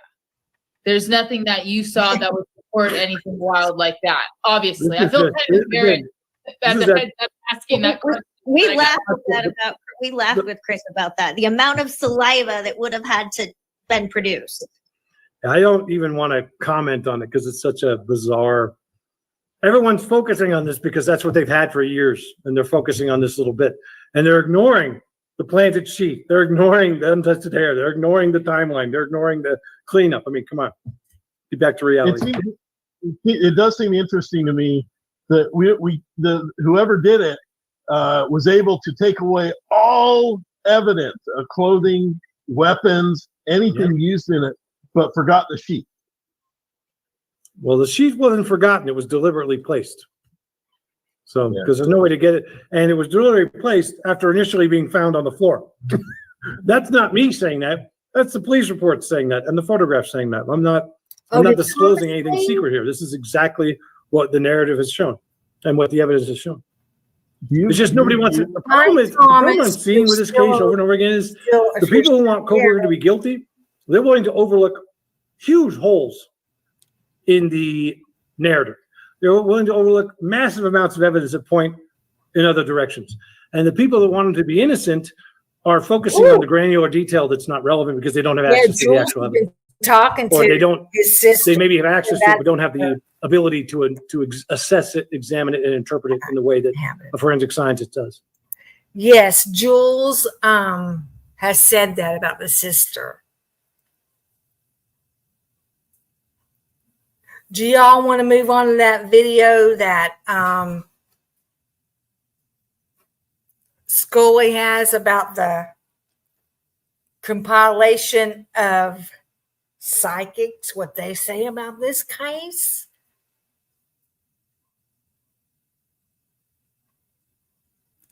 Do you think we've got the gist of what Brent Turvey is saying?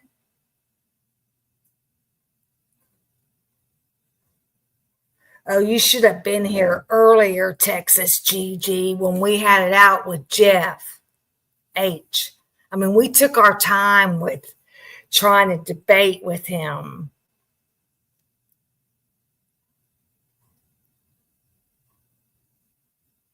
Oh, okay.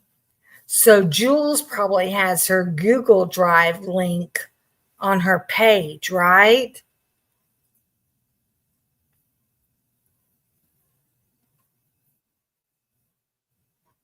Yeah, you should have. You can rewind. I mean, and listen to what I said. I was reading comments from chat and I got heated, I think. I was raging, but I wasn't going to rage quit. Amy rage quit it. She rage quit. She got out of there. She said, I'm tired of hearing this for the 1,000th time. And who was it?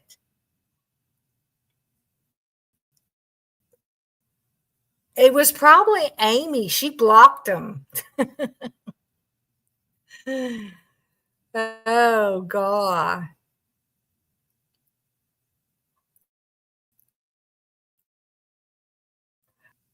Thumbnails. Scully's got it going on with the thumbnails now.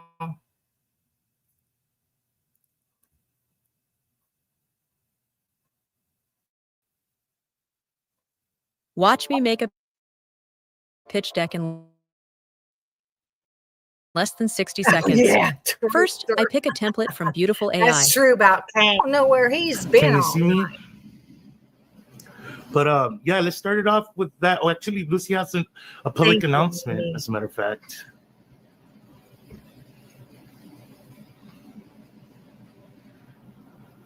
Now, if it's just these three ladies, I don't want to watch them. They were. Hopefully, we don't get snitched on. I don't You know like. who. I didn't like Fucking watching snitch. them.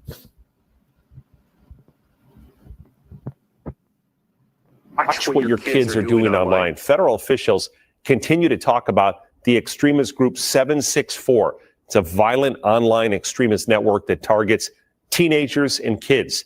And that threat extends to families right here in our state. Sasha Loftus joining us live in the newsroom. Terrifying to hear this for parents. Sasha has more on this group's message. Yes, Brian, the FBI here in Las Vegas telling our 8 News Now investigators that this is important. Is that Viviana's cousin? I think that's Viviana's cousin. To know about the threat, especially for families and parents, as you said. Now, the extremist group originated about 5 years ago, and since then, the FBI has investigated hundreds of people tied to the network. Agents say abusers target teenagers and kids online using platforms like Discord, Roblox, or even social media apps, specifically looking for those dealing with mental health challenges and convince them to carry out shootings or other violent acts or even to harm themselves. Special Agent in charge, Chris Delzato, says this is all happening right here in Southern Nevada. Our office has multiple. Have you guys seen that Black Mirror episode? There's a good Black Mirror episode that gives a very great depiction of this. This has been going on for years, where a girl gets tricked into or gets caught. Well, somehow they get coerced into like getting posting naked, and then they get threatened that they're gonna send the said video or compromising pictures to their contact list. So they get forced into doing fucked up things. Fuck, I forgot who we saw that did a great coverage where these poor girls are like being forced to do like horrible acts on camera or else. Like to the point where like they're being forced to like self-harm. I forgot who covered it, but it's very, very sad. 764 investigations pending.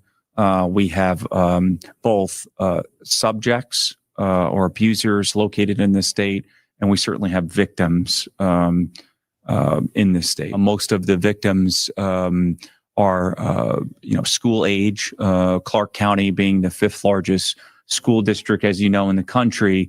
We are a target-rich environment for 764 activity. Now, he says a lot of those 764 members, many identified as men over 25, start as victims themselves, then build rapport through the network by luring as many young people as they can. Now, he says parents should always watch what their kids are doing specifically online, look for any sudden change in behavior or even an urge to talk about self-harm or harming animals. Brian. 764 originated in Texas, founded by a then 15-year-old boy who named it after his hometown zip code. He's currently serving an 80-year prison sentence. Stop watching this ad. Go to Wix and grab your... For the latest on this and other stories, visit 8newsnow.com and tune into our live newscasts on Channel 8 every day at 6 and 11 p.m. or weekdays from 4 to 7 a.m.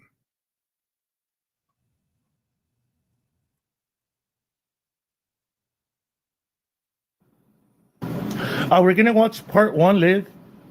Oh, Bubbly here? Where's Bubbly? I didn't see her name before she kills me. Is Bubbly in here? Where's Bubbly?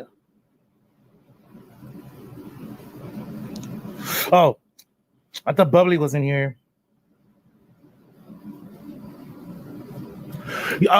They're under fear and then also or else consequences. And a lot of these girls fall victim to it because, they hack into their computers and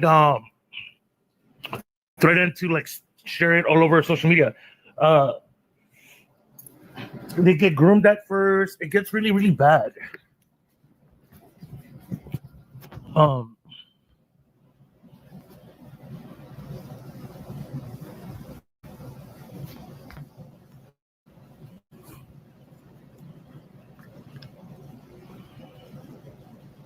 Bubbly? It happens to boys too.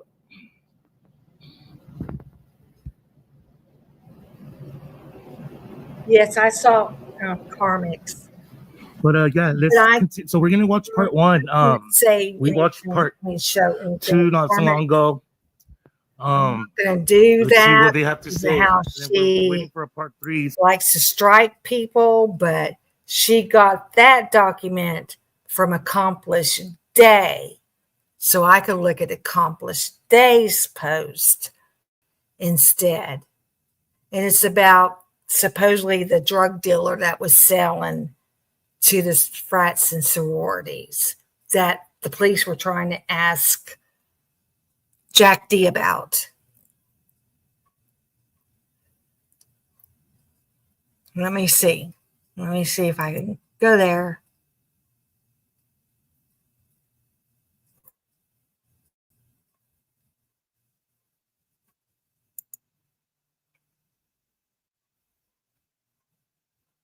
No, let me do this.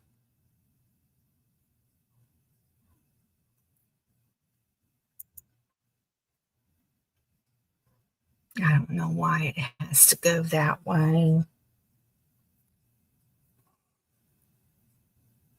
Now it's going to act up on me.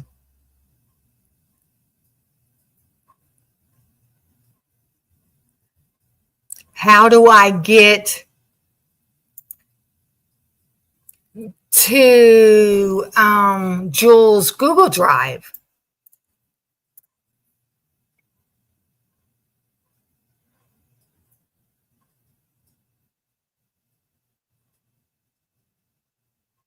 Yeah, I don't know where she got that from the police station. I don't know where Carmick got that. I didn't even know it was out there.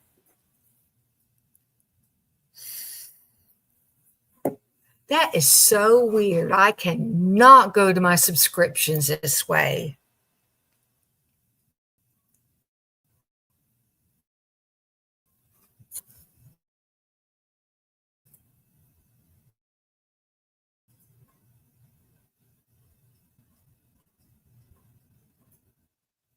Oh, wow. This is a lot.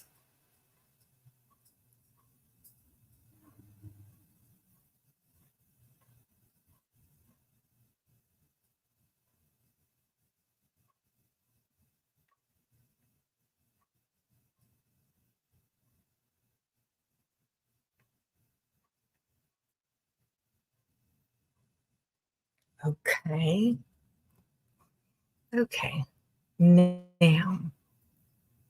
I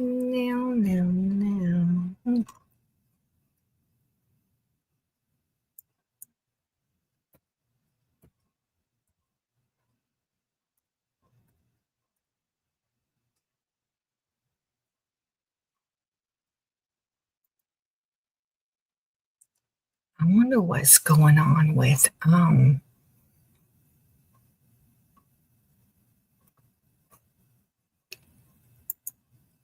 all of these reports. My goodness gracious. She's got a lot of stuff.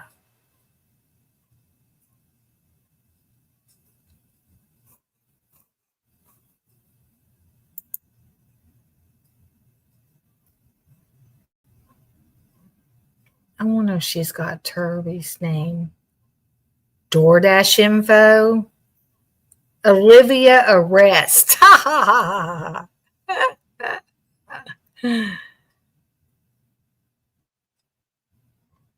Well, where's the most recent one? I just saw you had it.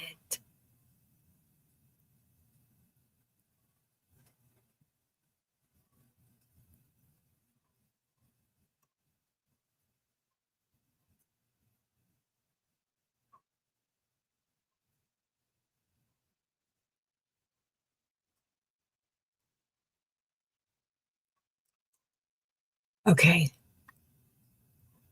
I believe this is it. Yeah, she has Jules. She tagged. Now, if you can read this thing.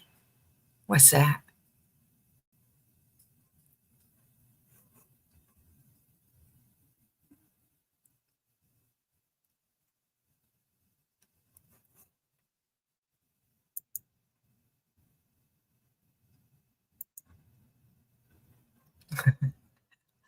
I look funny. Let me see.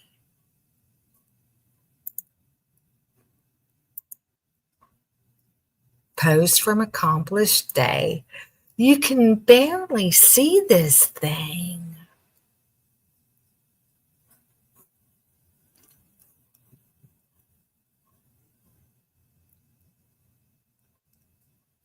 Okay, it says on November 21st, 2022 at approximately 11:57 hours, I was asked by Captain Tyson Barrett to follow up on a possible lead in the 112 King Road homicide case.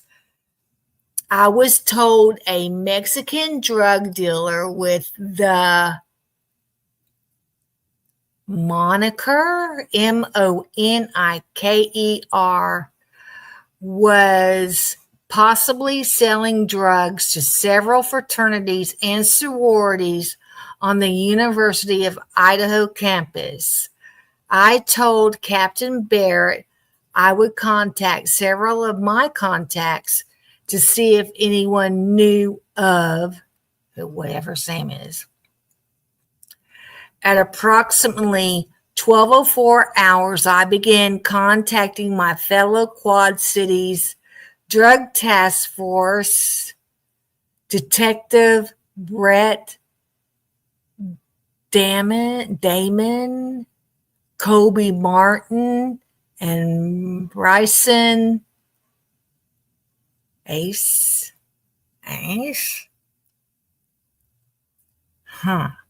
None of the detectives had heard of selling cocaine in the Quad Cities.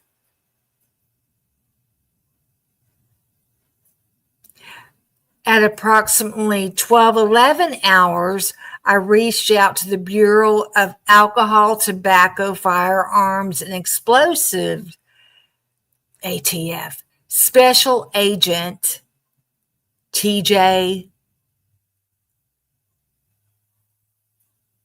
somebody. Why?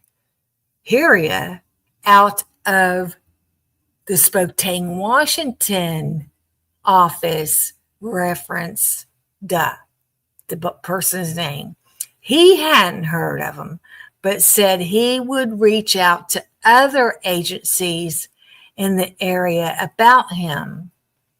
I also spoke to blah, blah, blah at approximately 13:13 hours and blah, blah, blah at approximately 17:25 hours. And blah, blah, blah said they never heard of a blah, blah, blah selling cocaine in the area. Blah, blah, blah said he would contact me if he heard anything. I also spoke with Brandon D. Meyer with Benton County Sheriff's Office in Washington at approximately 16:25 hours. He hadn't heard of him either. So, nobody's heard of him.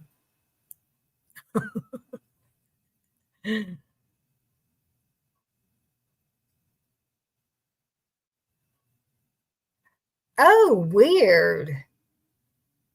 Ever since the PCR filing by BK, your feed is suddenly full of Tommy Jude videos.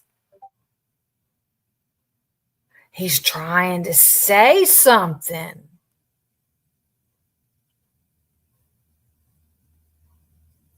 Oh, you're fine, Edie. You were fine. You were fine. I mean, everything you were saying, Edie, was true. He just didn't like you calling him an idiot.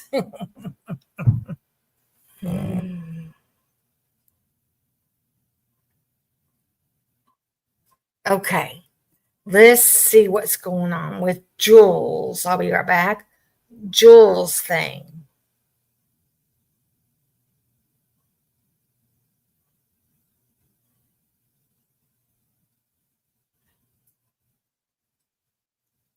I wonder if I can search in here. Let me see.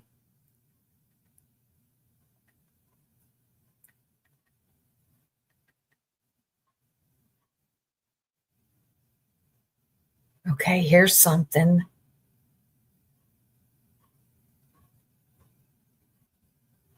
"14 pages. Yes, this is what I found off of. Okay.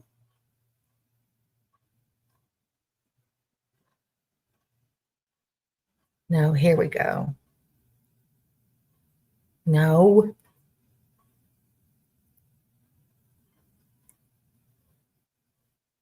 Oh, come on.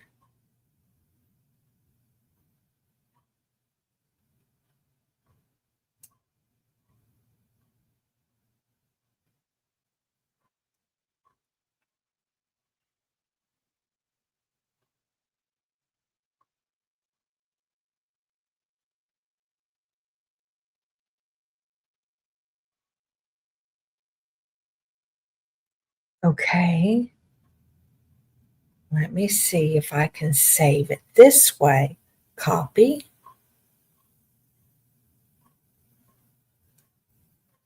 Okay, this is it again. I mean, you got to read all four. Come on. You got to read all 14 pages to find Brent Turvey.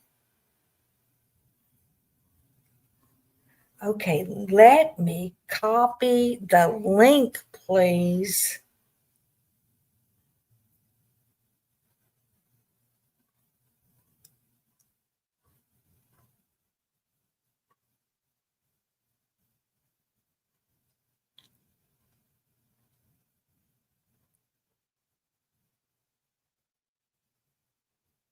Let's see if it gives it.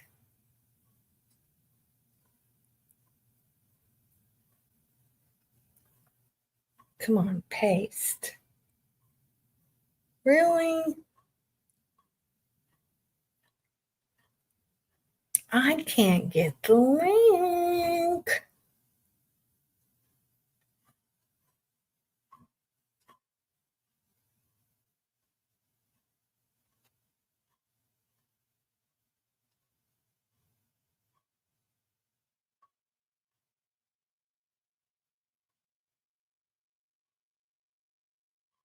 Mhm.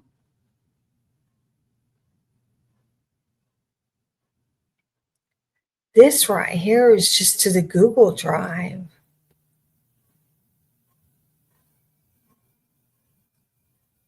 What about going this way? No.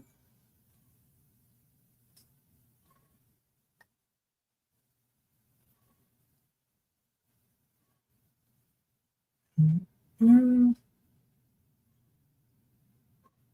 No, I can't get the.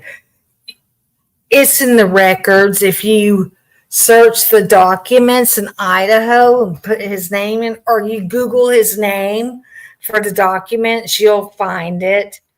That's how I found it earlier.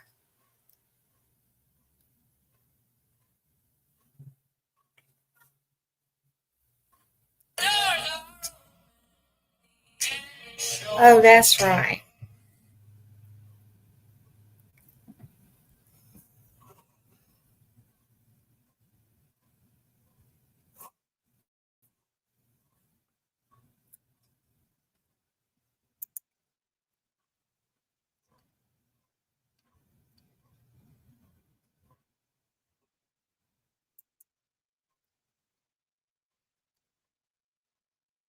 Okay, this is a short. Let me see what this looks like. Yeah, there it is. Okay, let me go back.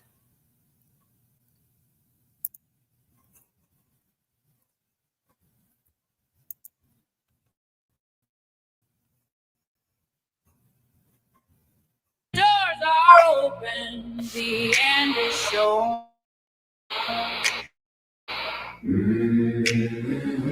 Judgment Day. The last shall gather, the first shall know. Judgment Day. Judgment Day.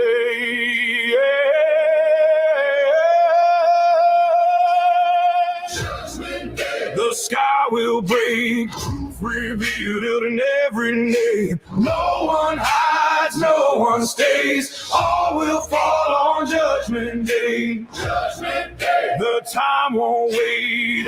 Every soul will face its fate. Voices rise, the walls decay. All will stand on Judgment Day.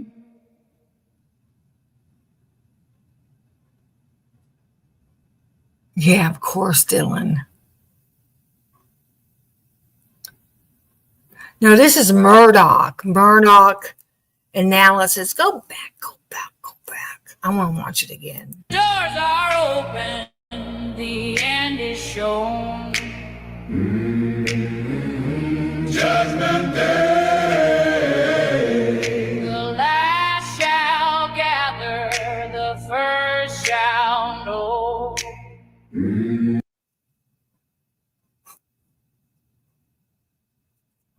Okay, this is chat GPT, because there isn't a known object such as a ruler, dollar bill, or standard floor tile size to use as a scale. The image is also cropped and taken at an angle, which introduces perspective distortion. That said, I can make a rough visual estimate. The visible black dress shoe appears to be approximately 10 to 11.5 inches long. That would roughly correspond to men's US size 8 through 11. Women's US size is 9.5 to 12.5.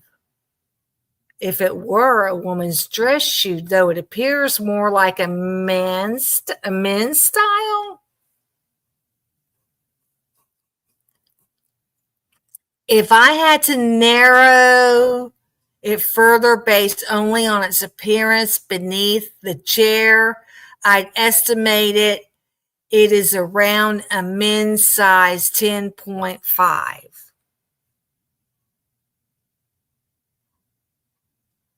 Okay. So it's a big shoe. It couldn't have been worn by Bethany or the other girls, right? Because Dylan is the biggest out of them all, I guess. Judgment Day. Judgment Day. There it is.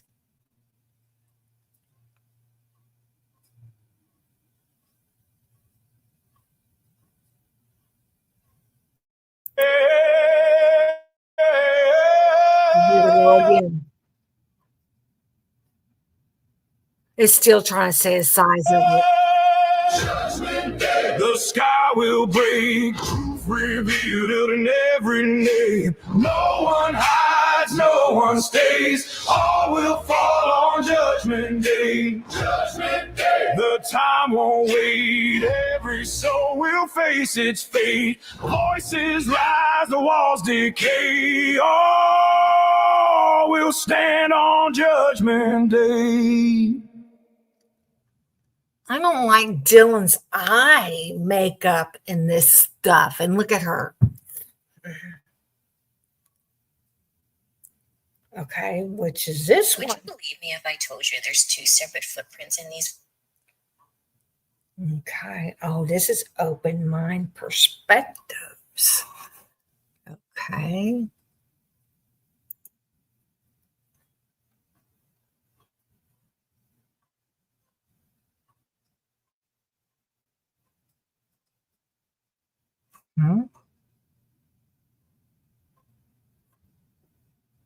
Okay. I think this is open mind perspectives. Would you believe me if I told you there's two separate footprints in these photos? Oh, come back. Would you believe me if I told you there's two separate footprints in these photos? There's one right here. Zooming in closer. And in this picture, there's a different one. We're going to zoom in closer. Have you seen it yet? Now you see it. I'm trying to raise you. Here's a better picture, more defined. And this is what I think the shoe matches. All the triangles at the bottom, recreation pattern, overlaying pattern, and a side-by-side with the lines enhanced. And if you're wondering how I found out how wide the shoe was, I researched what flooring they had in her room and was able to find the manufacturer dimensions and do the simple math. Would you believe me if I told you there's two separate footprints? Would you believe me if I told you there's two separate footprints in these photos? That's open There's mind. one right here. Zooming in closer. And in this picture, there's a different one. We're going to zoom in closer. Have you seen it yet? Now you see it. Here's a better picture, more defined. And this is what I think the shoe matches. All the triangles at the bottom, recreation pattern, overlaying pattern, and a side-by-side with the lines enhanced. And if you're wondering how I found out how wide the shoe was, I researched what flooring they had in her room and was able to find the manufacturer dimensions and do the simple math. Really? Would you believe me if I told you there's two separate footprints in these photos? There's one right here. Zooming in closer. And in this picture, there's a different one. We're going to zoom in closer. Have you seen it yet? Now you see it. Here's a better picture, more defined. And this is what I think the shoe matches. All the triangles at the bottom, recreation pattern, overlaying pattern, and a side-by-side with the lines enhanced. And if you're wondering how I found out how wide the shoe was, I researched what flooring they had in her room and was able to find the manufacturer dimensions and do the simple math.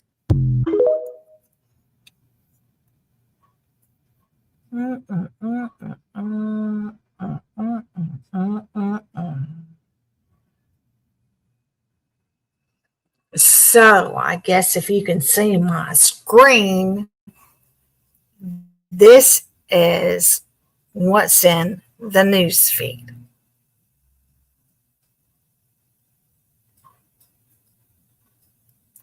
Let's see what the hot topics are.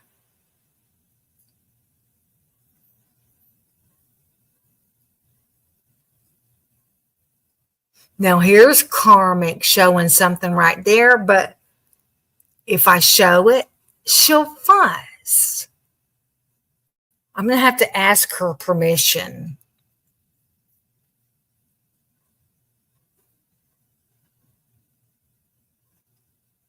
It turned on him. What's Birdie got to say about that?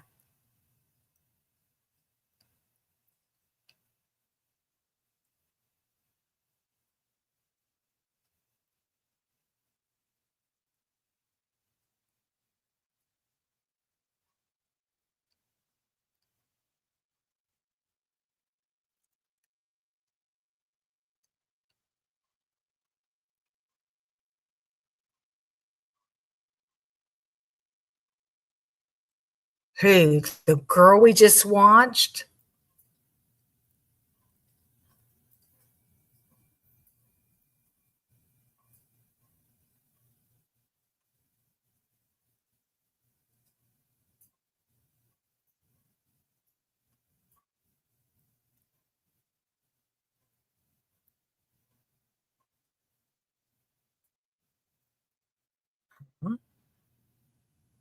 That must be a psychic right there. But I don't care about watching the psychics because you don't know if that's not fact. What's this, a tale of two Murphys? What's going on with Murphy? Everybody's like thinking he may have really gotten hurt.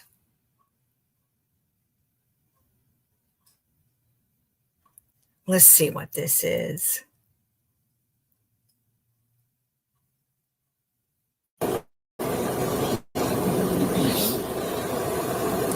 Seems to be a pretty slow weekend. I was expecting to be busier with. I'm pretty sure it's the football game and Saturday. Like I was expecting busy, but it's slow. Yeah, it's good. Yeah. People are inside Jesus. Oh, fucking cool. Yeah. You think? No, me. Yeah. So.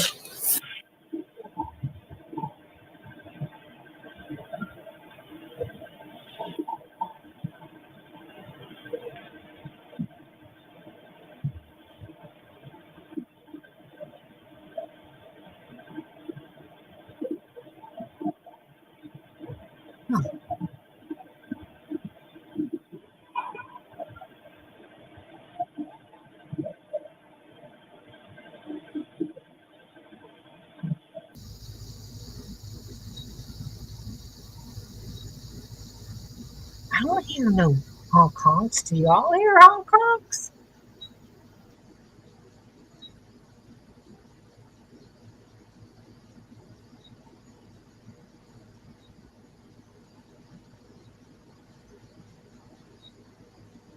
Oh, it's supposed to be 30, 27 seconds. Hold on.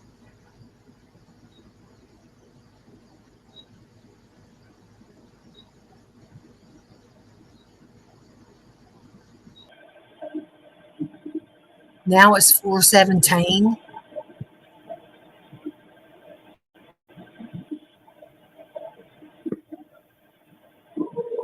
Oh, this was when Jeff said Xana was getting attacked.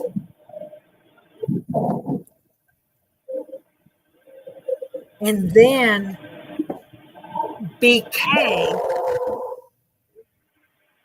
gets out there at 4:20 like a NASCAR driver.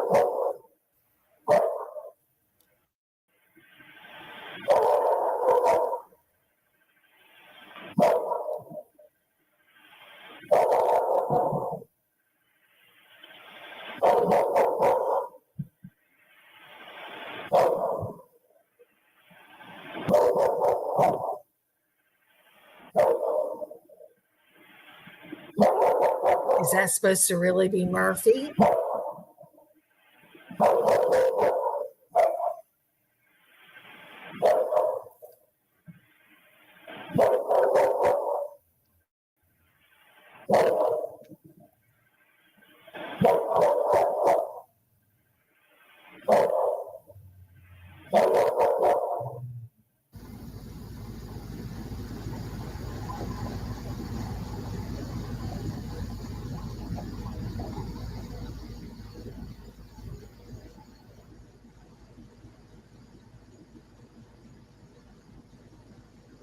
Okay, you don't hear Murphy barking on the Linda Lane camera.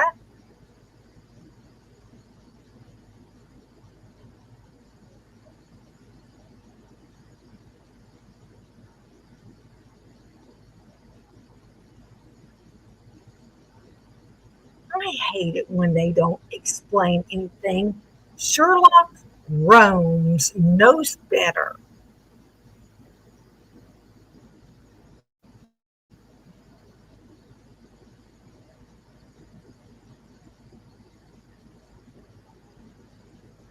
I don't hear any dog barking. Nothing like that. So I appreciate it. yeah. In the future, I know it might seem like it's weird that cops walk around in plain clothes, but we do have a job to do. So if I yell at you guys, hey, come talk to me, probably should go that route instead of walking away. All right.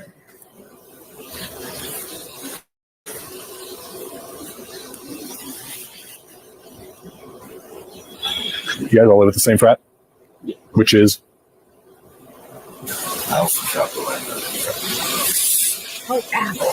what's you guys' tradition with flipping a car at the beginning of each year? I snapped it, so I didn't join like a month ago. Oh, what's you guys' tradition with flipping a car at the beginning of each year? I snapped it, so same frat, yeah. Which is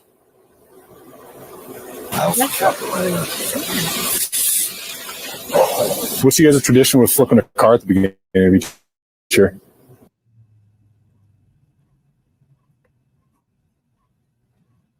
Well, that didn't explain nothing, Sherlock Holmes.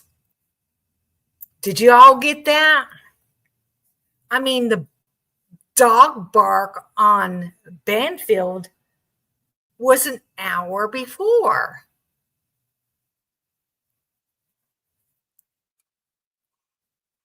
Here's Idaho Pledge, Turn, and Prestige from Sherlock.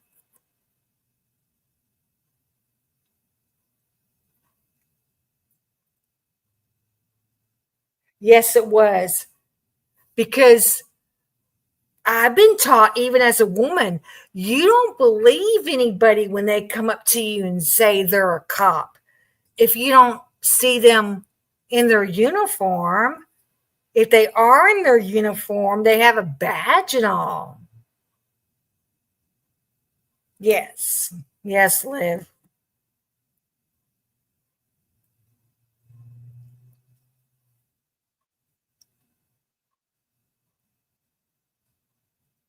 Huh. No, I don't know. What's going on with this one? It has Megan Kelly in it.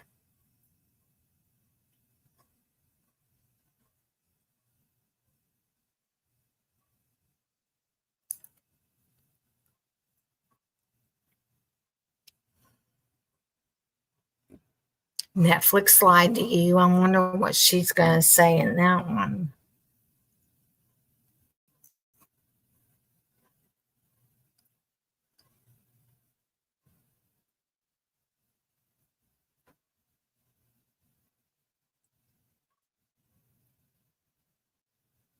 This was an hour ago with Harsh Reality. What the heck? Let's watch it. I like Harsh. He's got some thumbnails now, too. What if you could make a song using only your voice? Let's start with the drums. I'm gonna hit. Well, hello there. How are you doing? Do not adjust your television set. That's right. I am brown, kind of like a bit like mahogany. You're looking absolutely amazing. I'm going to get straight into the meat and potatoes as what happened. What actually happened? I went away and the world went mental. The world went mental. I like Harsh. Brian Koberger, as we know, is looking to challenge his plea deal. Say, nah, actually, now I've had time to think about it, I think I might have been mugged off somewhere along the line, and I would absolutely happen to agree with him, which was something that we've challenged since the beginning.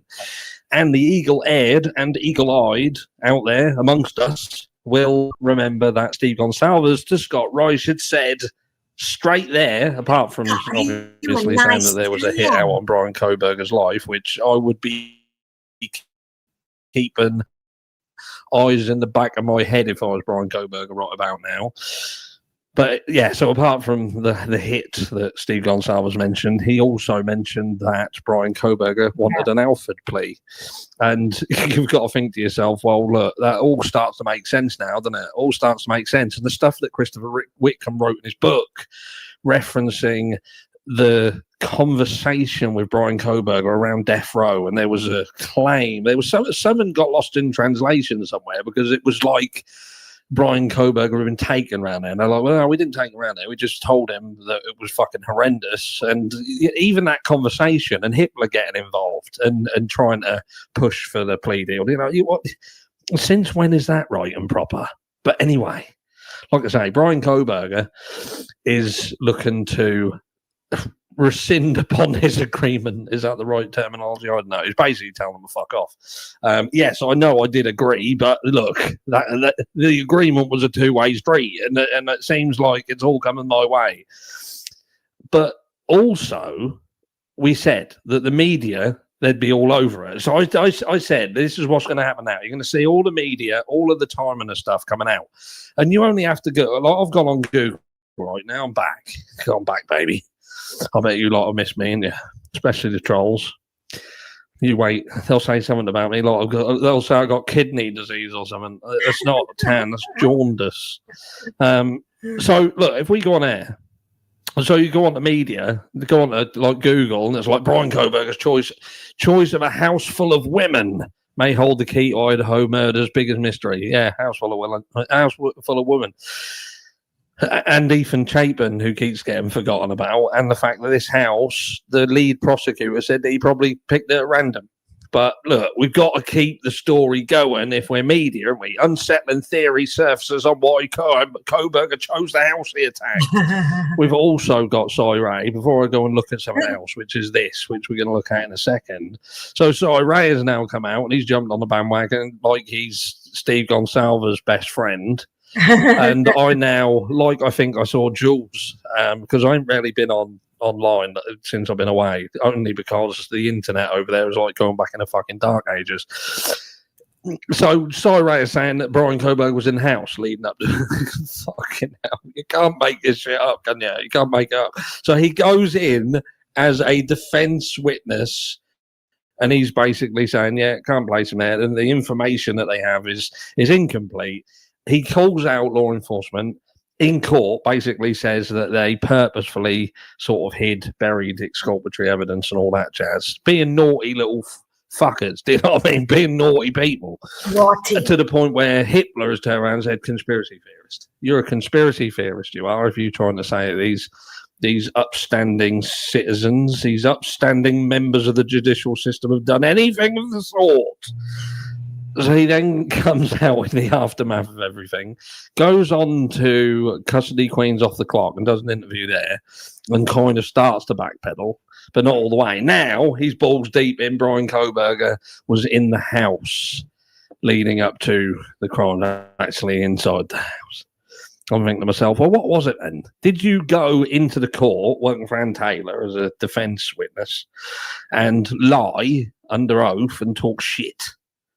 Or are you lying now? Do you know what I mean? It's what you're saying now, bollocks. So because you can't, unless you've been given some evidence, which he seemed to allude to with Custody Queens Off the Clock, that there's this evidence that if we were all privy to it, we would feel differently about Brian Koberg. Would feel differently, I have you know. Sadly, you're not likely to ever see the evidence, and the evidence that they did use to convict, well, not even convict him, just get him to enter into a plea deal. That evidence, as per Cyril before he changed his mind, was fabricated. It was fabricated. It was buried. Exculpatory evidence was buried. Evidence that sort of would say that it couldn't have been Brian Koberger in the areas which they said he was. That was all, and even started stepping out of the realms of what he is a specialist in. Like, I'm not going to take it away from Cyril and say he's not a specialist at what he does, and that there is some, you know, there's some goodness behind the technology. But what I now struggle with is a person who goes into court and says one thing and then comes out and says something else. And there seems to be this little huddle of people sort of over here in the corner with their little greasy hands rubbing together. And before the trolls get to it, and they're like, well, isn't that what you're doing? You're doing content on the Idaho 4 case and you're getting paid. Do you know what I mean? You're getting paid to do this content. I'm a fucking content creator. I could make a video on anything and get paid on it. I talk about the Idaho 4 case because I feel that there has been a miscarriage of justice. And I feel that there was people who lied in the case. But I feel that there was evidence that was fabricated and other evidence that was withheld, which up to recently Cyril did agree with. He actually was one of the people who jumped with us and was like, yes, there are things that's wrong. But now he is in the corner huddled with the hand-rubbing clan, all of the people who are making some bucks off the back end of it. And I still say, with respect to Cyril, is that he knows where his bread's buttered. He can't piss off the very people that will make up the largest proportion of people who likely buy his book. So look, don't hate the player, hate the game. But then I think to myself, what else have I missed? What else have I missed there? Because obviously this Netflix thing's come out, isn't it? And I'm going to go live later on today, so join me. That'd be lovely, because we'll go through some of the videos and some of the people who are talking about it right about now, and we'll have a good catch-up. But I had to look at this. I went over to Reddit, of all fucking places. I don't know why I do it. It says, this post, look, to everyone who blamed the wrong people and bullied them over these murders, how do you feel now, knowing you were wrong all along? And I thought to myself, well, that must have been from the plea deal. Do you know what I mean? It must have been they've thought, well, he's pled guilty. So, 2 hours ago, as of recording this video, which is Saturday, August the 1st, at 22:28 in the PM in UK, keep on going. to everyone who blamed the wrong people and bullied them over these murders, how do you feel now knowing you're all wrong and all along? What has happened? Has something else happened? It says, when no one knew who murdered these 4 innocent people, so many immediately started blaming those who were close to the victim. So who did it then? Who are we now saying did it beyond a reasonable doubt? Have I missed something? Have I missed something? Am I going to look in a minute and there's a video, I don't know, by Jules, and it says Brian Koberger did it. Look, there's a fucking video of him hovering around the house with loads and loads of arms, with multiple weapons. I don't know. But so look, this person seems to now think that we now know who did it. I don't know whether he's watched Netflix and it's got, well, he did it then. Netflix, they must know who they did it. That's right, isn't it? If they said Brian did it, Brian did it. I know they started to question things, but it was same old. As far as I'm aware, from what I have been sort of told, it was a bit rinse and repeat. Social media has become a scary place. And to all the so-called journalism content creators, stop pretending to be investigators. There's a reason you're not professional journalists. No, you're right. There is a reason why we're not professional journalists in mainstream media. And that is because they all sing from the same hymn sheet. They are weaponized in order to push specific narratives, specific agendas at specific times. They will not challenge. They will not swim upstream. And even when there is something that is a massive great neon sign that says red flag, they will not fucking challenge it. They will not challenge it. And you always know the people who suckle on the teat of it. And there are multiple sort of content creators, or even people who started out good. And they would question things. Like Annie Elise, for instance. Annie Elise used to be fantastic until she jumped into bed with mainstream media. And now all of a sudden it's like, no, we must again suck on the teat that is mainstream media and make sure we do not upset them, because if we keep him on their side, then they may promote my videos, they might mention my name, and I will become big like them. I will be able to be, I wasn't going to say Brian Enton, he's not big though, he's tiny, but he's got a big following.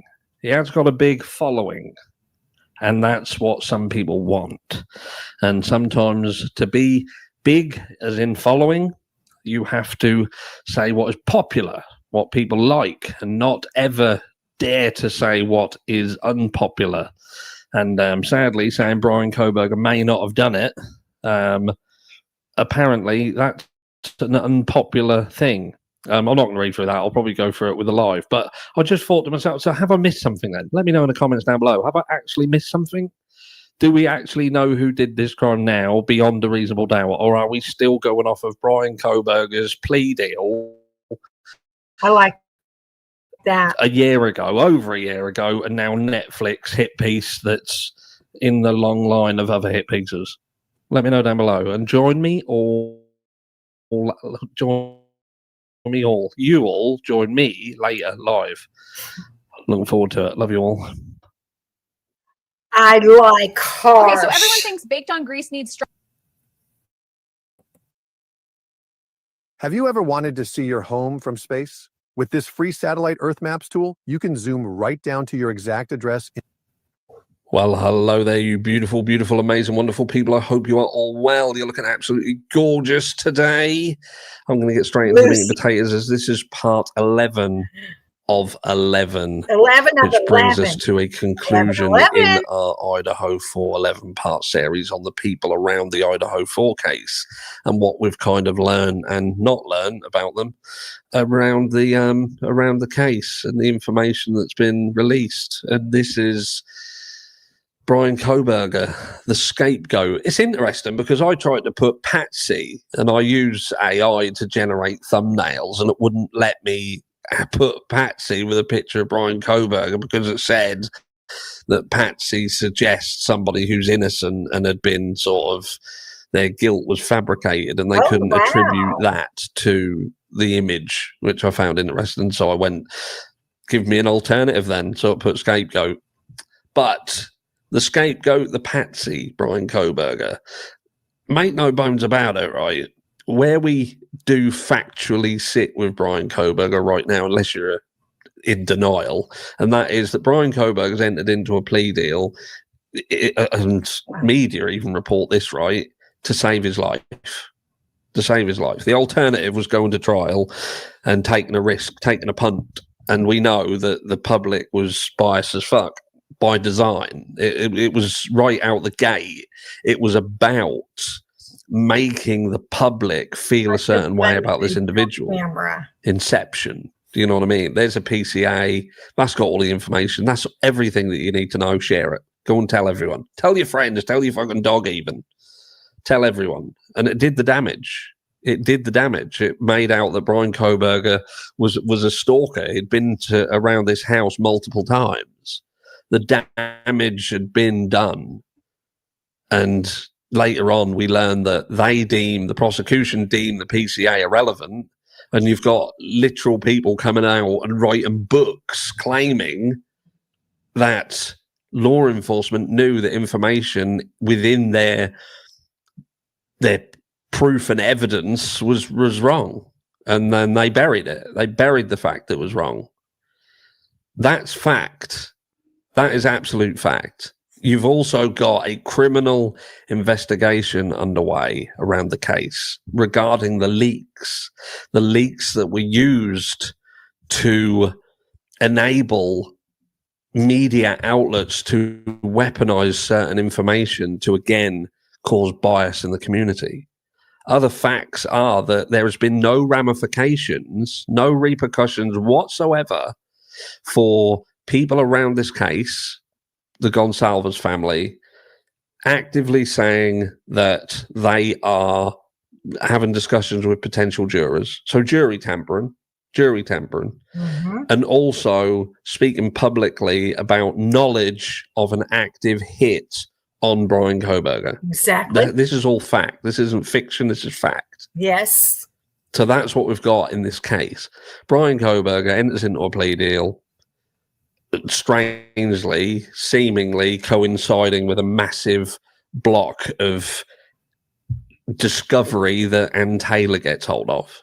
Oh, wow. We also have Brent Turvey, That's Dr. cool. Brent Turvey, saying that there was basically DNA that wasn't tested. And ironically, I covered this a few weeks back. You then have Alex Murdoch, who has been granted a second trial because of fuckery around that. And the fuckery around his situation weren't nowhere near as bad as Brian Kohberger's. And I said at the time, at the very least, Brian Kohberger's situation deserved a reset. Prosecutorial misconduct, mate. And his defense team were not doing their fucking job and stood in court and said, we're not ready. Ineffective assistance of counsel all day, every day, and twice on a Sunday.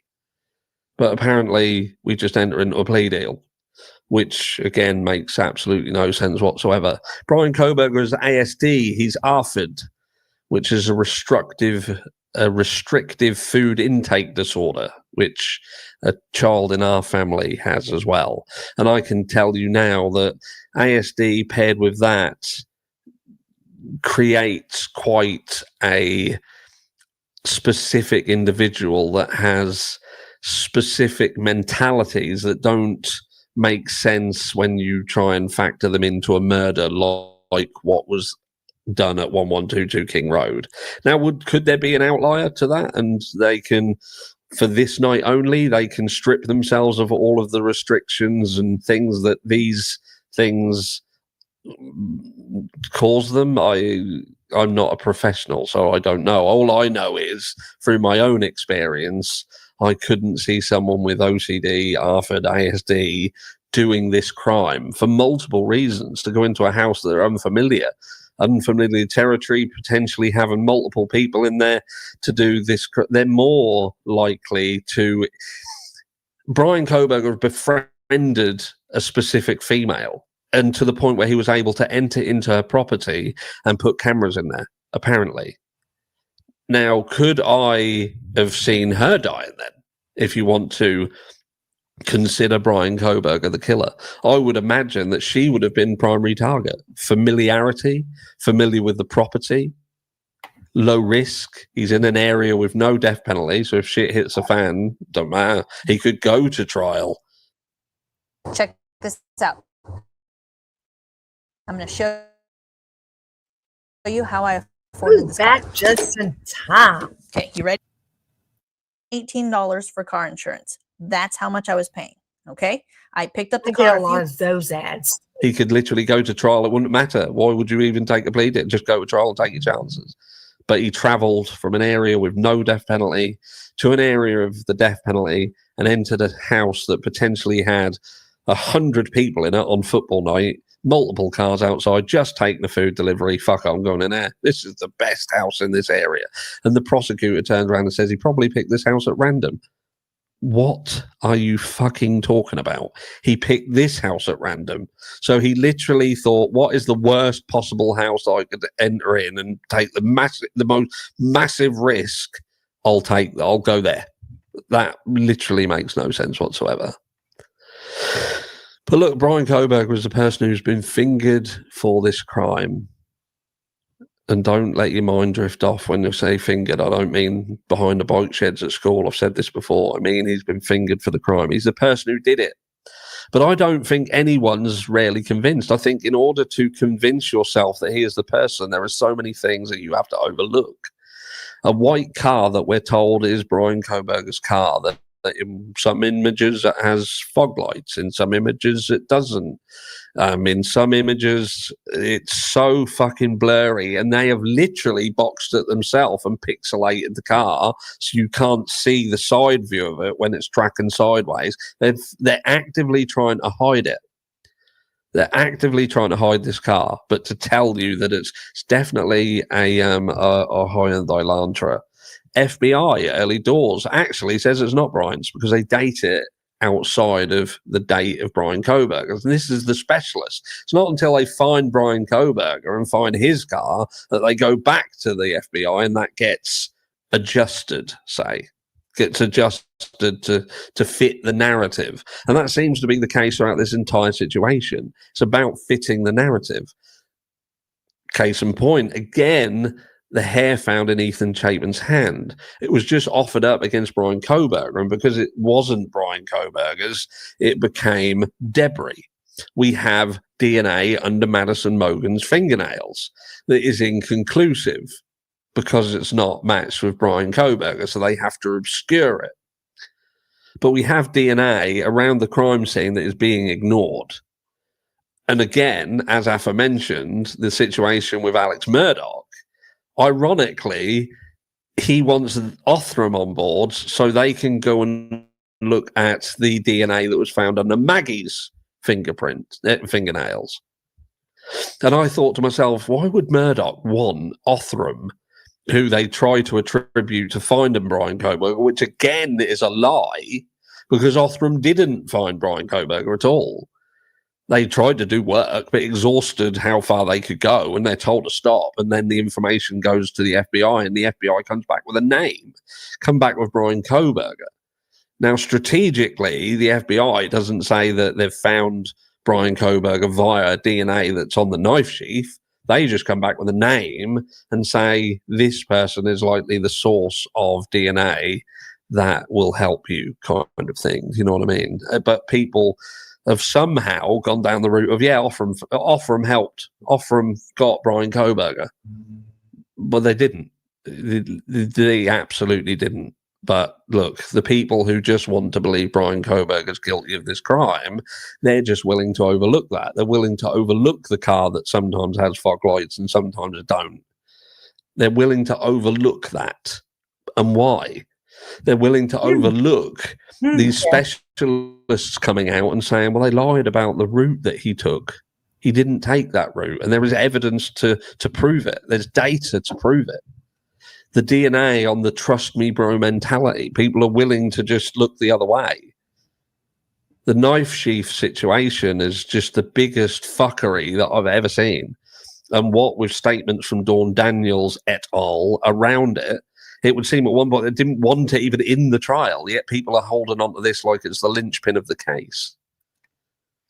But so many people around this case are so hell-bent on saying Brian Koberger is guilty that they are willing, and I put this a few weeks back, I think it was in Community Feed, and I said some people are just so willing to be seen as right that they're willing to watch the world burn around them. Yeah, the world is burning, but I'm right. how is Brian Koberger entering into a plea deal and this case concluding the way it did? How is that justice? How is that a transparent judicial system that has done its job by the book? And how can anybody realistically sit there and say that they are happy with this conclusion and the way it panned out? They asked, do the ends justify the means? I built this website in 5 minutes with Wix Harmony. I'm So I came getting across this money, image recently and Harsh. thought to I'm myself, getting what if I some built an entire money. brand around this? And I think it's got to the point where many people around this case and who have been looking at it are well in the realms of, yes, the ends do justify the means. And I think you miss where having that mentality could lead. But the downside is, if it lands on your lap with either you or a loved one, I wonder whether you'll still have that mentality then, because the floodgates have been opened now. It's like these people in control will do things to test. Many people attributed the Idaho 4 case to being a psyop.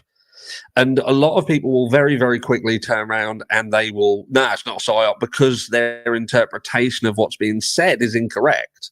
Because they think as soon as you say psyop, you mean, oh, so it didn't exist. These were all crisis actors. No one actually died. They're all in, and the whole thing was a fugazi.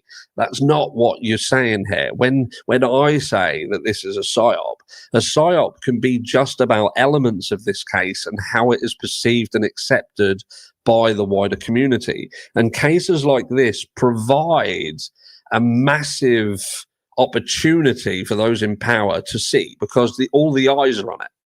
Everybody's on it. So let's do this in this case. Let's change things, let's manipulate things, and let's see how that's accepted.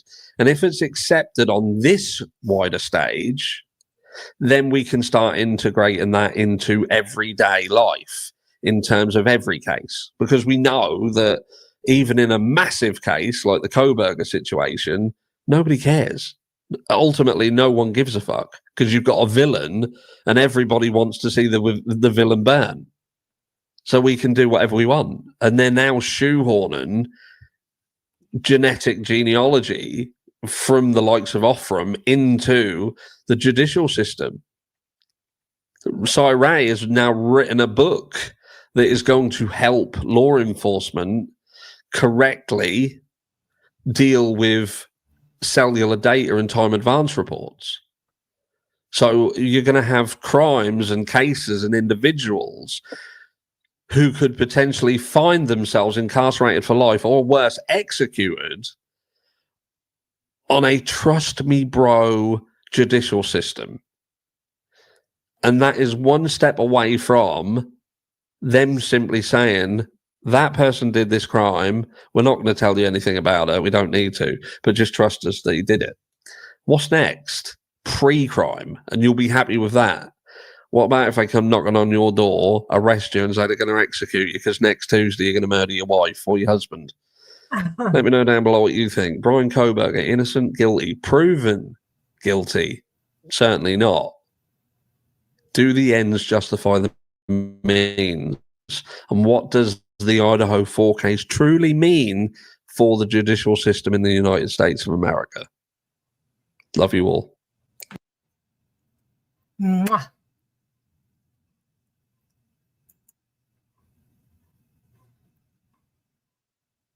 Meet Beautiful AI, a faster way to build presentations for work that impress, without a designer, without hours of time.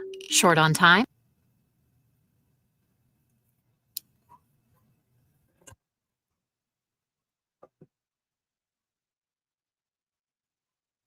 So his live is scheduled for 6:30 now. That's 6:30 Eastern time.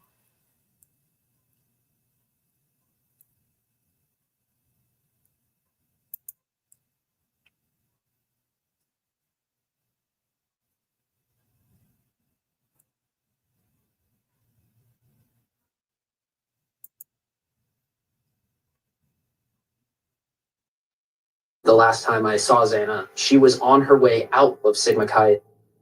Hey, what's going on, Vandals? My name is David Barrichello. The night of November 12th, I was a sober bro. I volunteered to be sober that night so that anybody who needed a ride anywhere could get one. Got home as quick as I could. It was like my intuition was telling me something was wrong before I even knew. People had targeted me specifically because I did have a lot of kind of public information out there on social media, my Facebook and my TikTok. It came like a freight train out of nowhere. My Facebook inbox was full. So that night I had left an apartment complex near the King Road house at 4 a.m. And I remembered thinking to myself that it was eerily quiet. No, it wasn't. Usually you can see the last remnants of people leaving a party, but it was silent. She was on her way out of Sigma Chi, and she was like, "You never come hang out at my place. You got to come over more often." That was one of my biggest regrets. But I never got the chance to, just because of the way I took it for granted.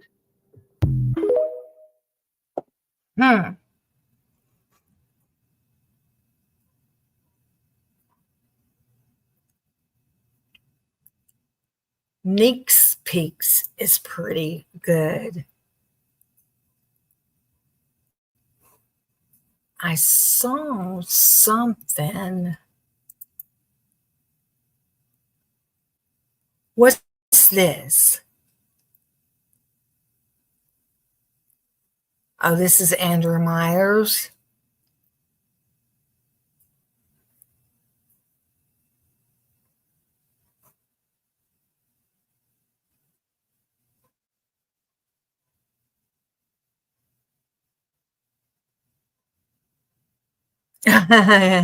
Thank you, Jeff. I'll take that compliment.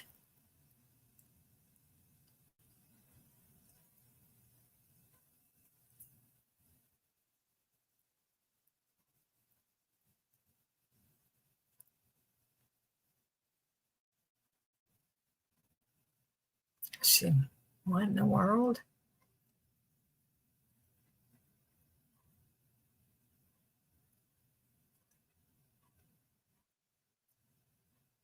Typically, Unique didn't go live for long.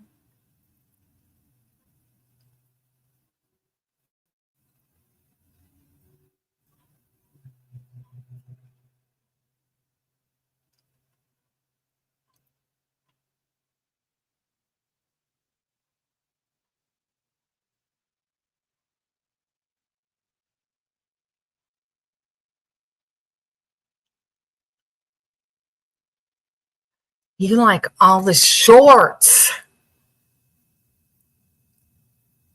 I'm trying to find something that talks about something for at least 10 to 15 minutes.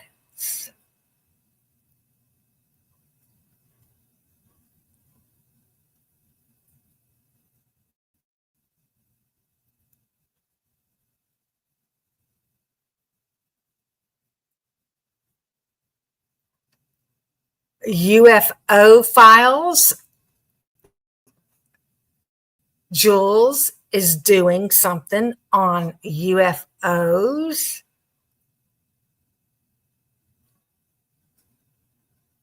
Go back up.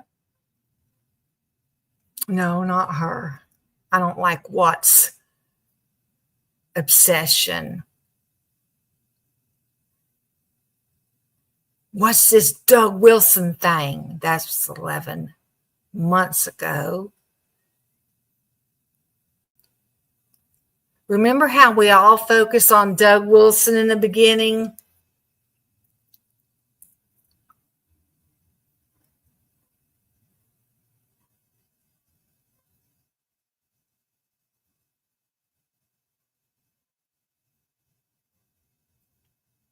Well, where's all my Idaho things?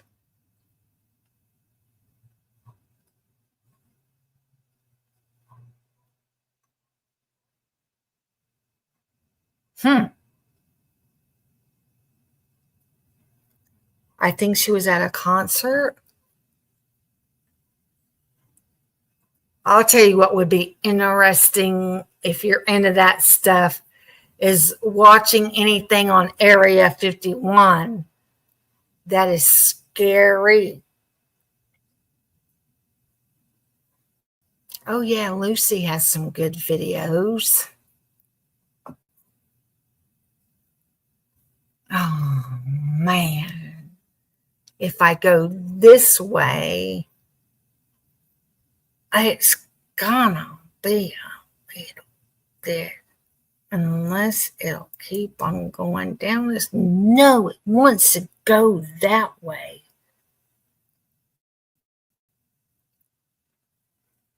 Mm.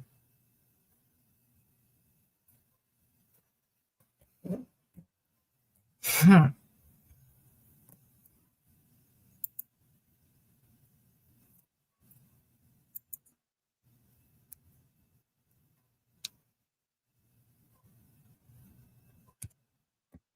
Yeah, that quarter November stuff.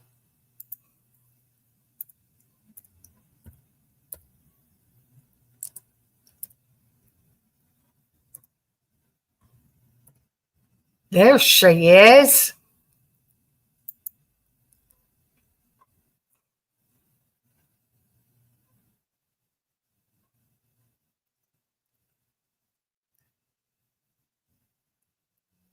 Lucy has 4,000 subscribers. That's pretty darn good.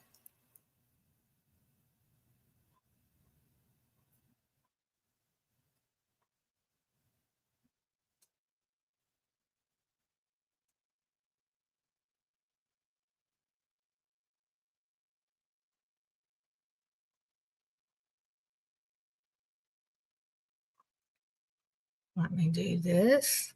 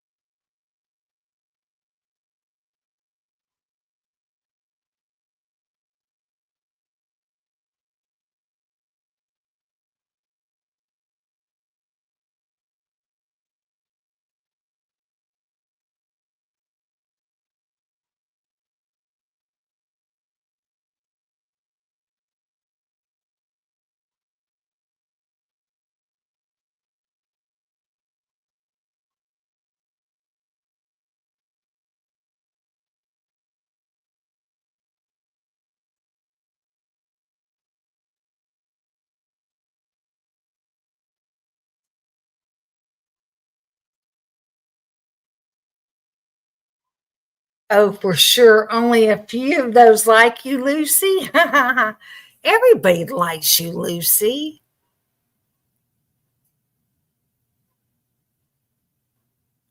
Ooh, I wonder what that is about Twizzle Stick or Twiz.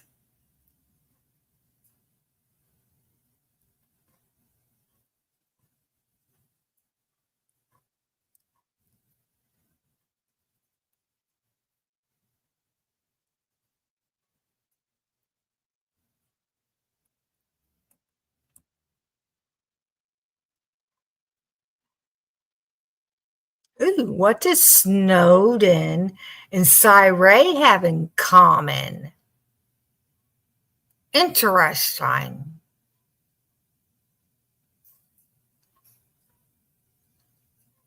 Hmm.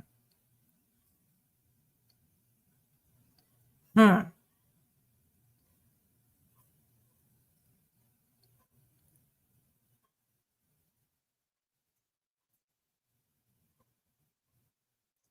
Kaylee's lungs and liver slashed.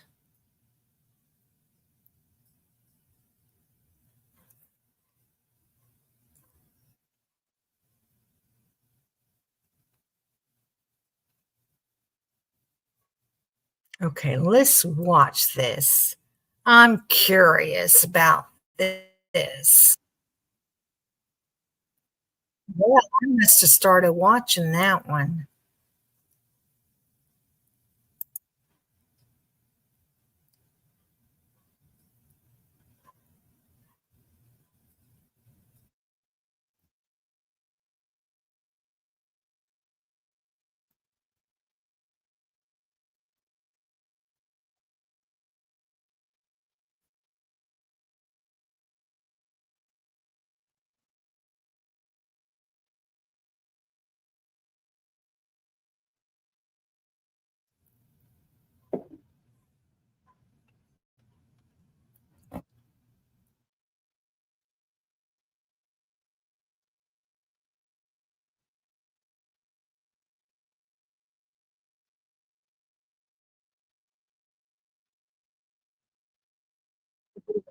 Yeah. Law enforcement can query the database maintained by AT&T with an administrative subpoena, which does not require a judge's signature in most states. The program was quietly launched in 2009 and defunded after it was revealed to the public in 2013.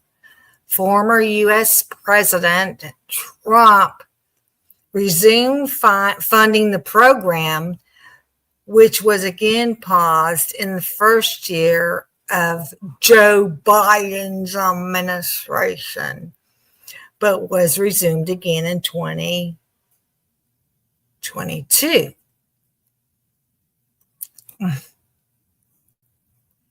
And I'm trying to scroll down this letter. In this letter, Wyden asked for permission to share information that he says would justifiably outrage many Americans and other members of Congress in questions of legitimacy of the program. Hemisphere was renamed to the more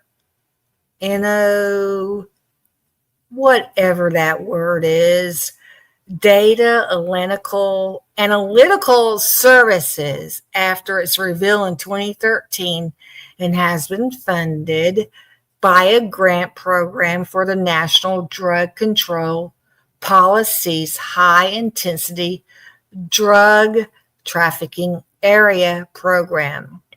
But the program was not exclusively used in drug cases.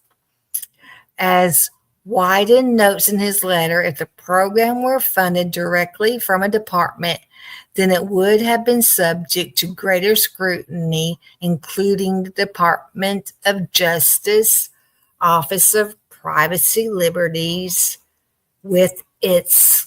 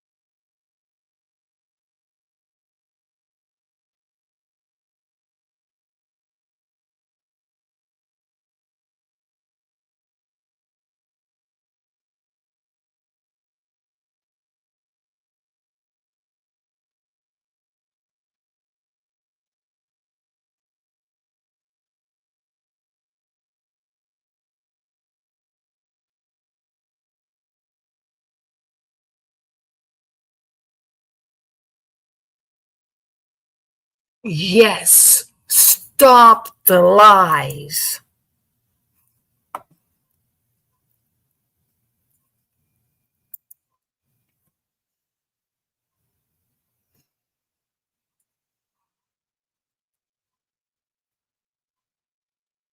Let's see what her most recent one is.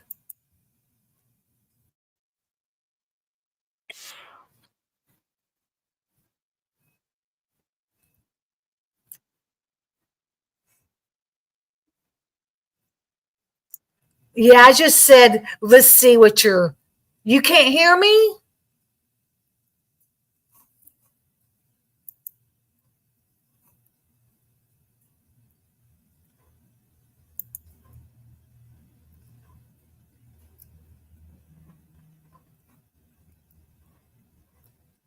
Can you hear me now?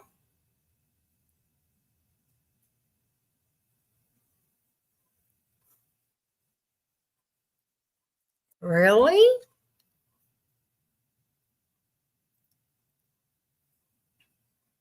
You can hear me now? Okay. Now let me go back and let's see if we can hear Lucy's video. Okay, let's see if we hear this. Can you hear that?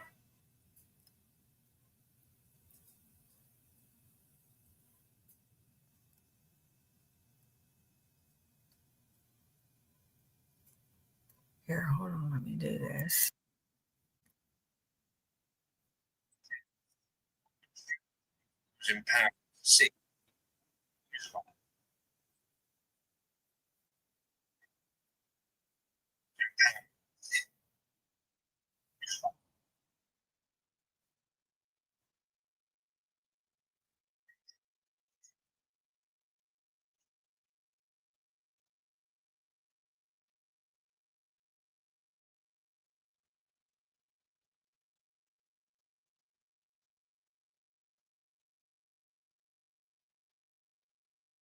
No, I don't see Lucy.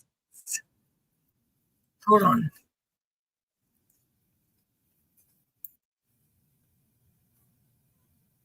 I might not be sharing this. Oh, StreamYard.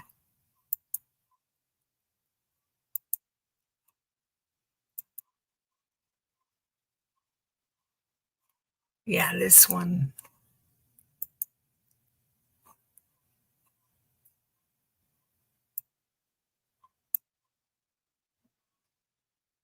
Okay, now I'm going to play. Depends. It's a matter of speaking, you know. They're going pretty well for me. Well, okay. There's a coup d'etat where the president is shot and the prime minister goes missing. Yeah, but if that's your gig, man, that's a good day. You know, I mean, it's perspective. But I've got to get you there first, okay? Okay. So let's take the years after I left the FBI, from Afghanistan.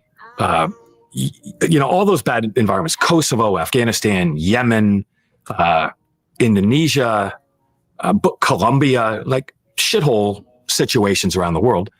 That was my life for a very long period of time. When I left the FBI and went to the journalism cover, and I was working intelligence operations in many of those countries.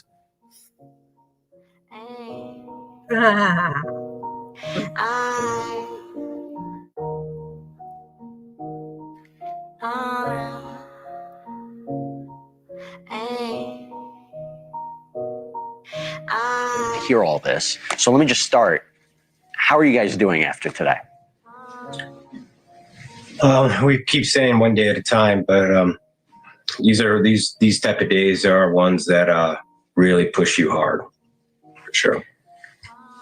Is there anything that came out from these filings, from this report, that gave you any kind of answers that you might have been looking for about what happened?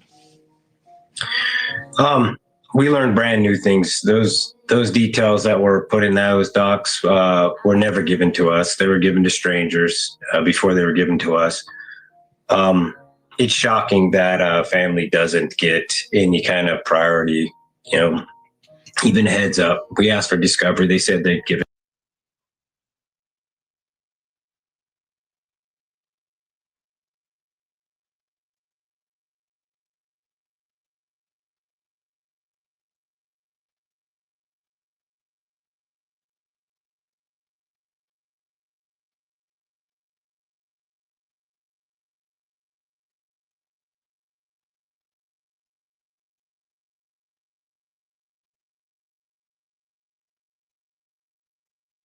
Do you all want me to read this?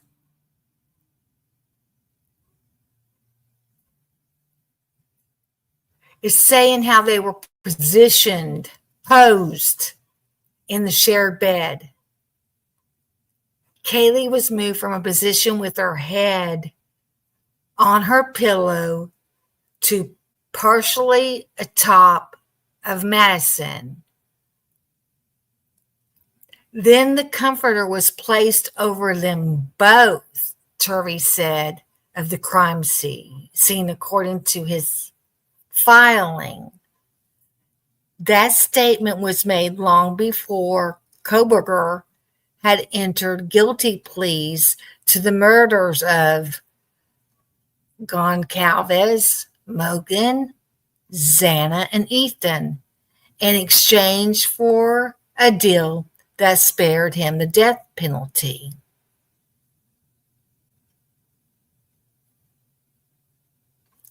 The theory was based on the location of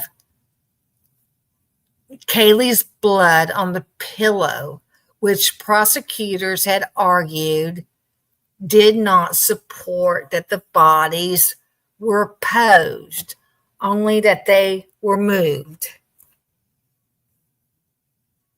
It to us, but they never did.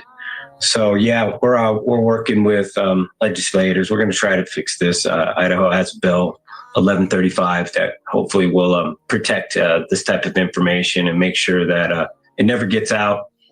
Especially in he played 4 cases of murder, capital, all of them, and in the same breath he waived his rights to even challenge it.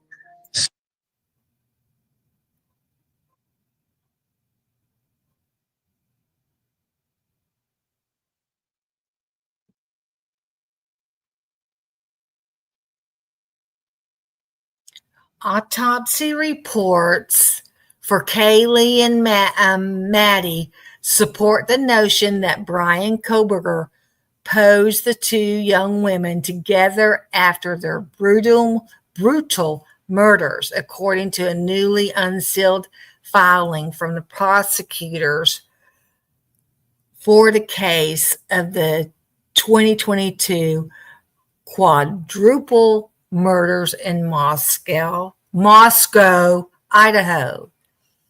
Dr. Brent Turvey, the crime scene expert for the defense, first positioned this theory after reviewing the autopsy reports according to the filing. This evidence suggests that after both victims were killed or unresponsive, they were posed in their shared bed.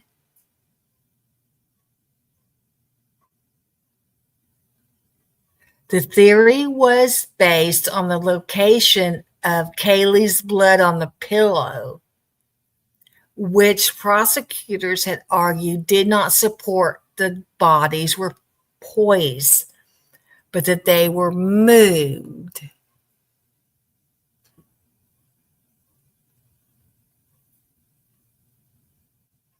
Prosecutors called Turvey's theory a possibility, but not a determination, noting in the filing that the blood could have spread because Kaylee moved during the attack or after suffering a blow to the head. Furthermore, argued prosecutors, it would be impossible to know what the true intentions of the killer were, even if the 2 were moved. The 2 girls were in Maddie's room and sharing her bed, as Kaylee had moved out of the house and was visiting for the weekend. The autopsy report determined that both young women died from multiple sharp force injuries, with Maddie suffering 28 stab wounds and Kaylee being stabbed at least 38 times. Jeez.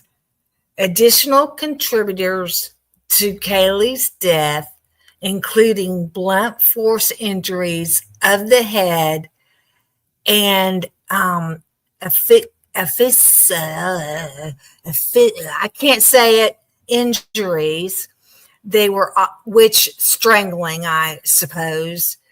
There were also punctures on the outer table of the skull, injuries to the teeth and tongue, had a hemorrhage into the chest cavities, according to the filing.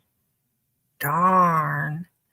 It was also noted that neither of the girls had blood on the bottoms or the tops of their feet, indicating they were not upright or moving about the area at any time during the attack.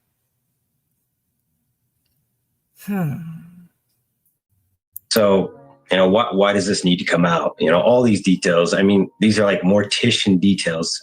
It has nothing to do with a case that's never going to happen. Just to be clear, you're saying, did you even know it was going to come out today, or were you just shocked? Were you shocked by that? We had no idea. We had no heads up, none whatsoever. It goes to the media before it does us, and that's awful. We just find out through our phone starts going off. That's awful. That's awful. And now you are confronted with this. The people will say this information can help maybe shed some light into the timeline of the attack, the intention of this, the injuries sustained by all four. I didn't get it. Were awful. But the injuries sustained by Kaylee and Maddie and where they were positioned and how many injuries they sustained to their face and neck, does this give you an indication that Bryan Kohberger was targeting them specifically? No, I think there's some timing advance records that kind of lead me to believe that it was another person that they were looking for. I mean, Matt might have been part of that, but there was two individuals. But I think all the families tried not to go down a road where we blamed each other, or we tried to say one person's kid was more responsible or had a role in this or something like that. We tried to keep it. Unfortunately, we had to do this all together, and pointing at each other wasn't something we were willing to do. No. And by the way, I didn't know that you didn't know this information that was coming out before today. You mentioned that I believe you're going to be meeting with the governor. What are you hoping the change will be? It's things like this. You can't. We had a prosecutor who was extremely weak. He was way over his head. He didn't know what he's doing, and he hid these. There's a reason 6 months later these things are coming out, because he never would have had the support of his community if these would have came out and said, "Hey, I'm going to go make a plea deal with this guy, and I'm not going to get the details of all the surroundings. The when, where, what, and how you did this."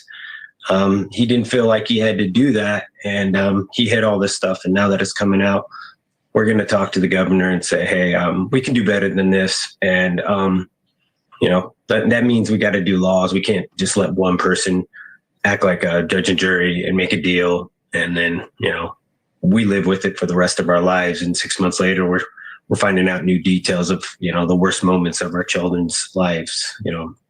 It seems like a nightmare that this couldn't be legal. So after all the chaos, they became a stable country. Yes. But you weren't there at the time. I have no interest in a stable country. Okay. No. But we hope to make sure that it isn't legal in Idaho in the future. And talking about legality, you and the other families have filed a wrongful death lawsuit against Washington State University, where Kohberger had been attending. Can you tell us the status of that and what you're looking for there? We're just looking for accountability. I don't have an update on it.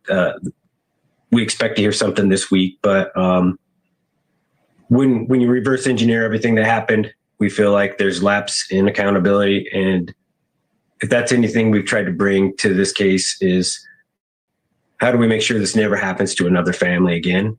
And if there was things that were missed, let's make sure that we address those and we make our community and our world a better place. So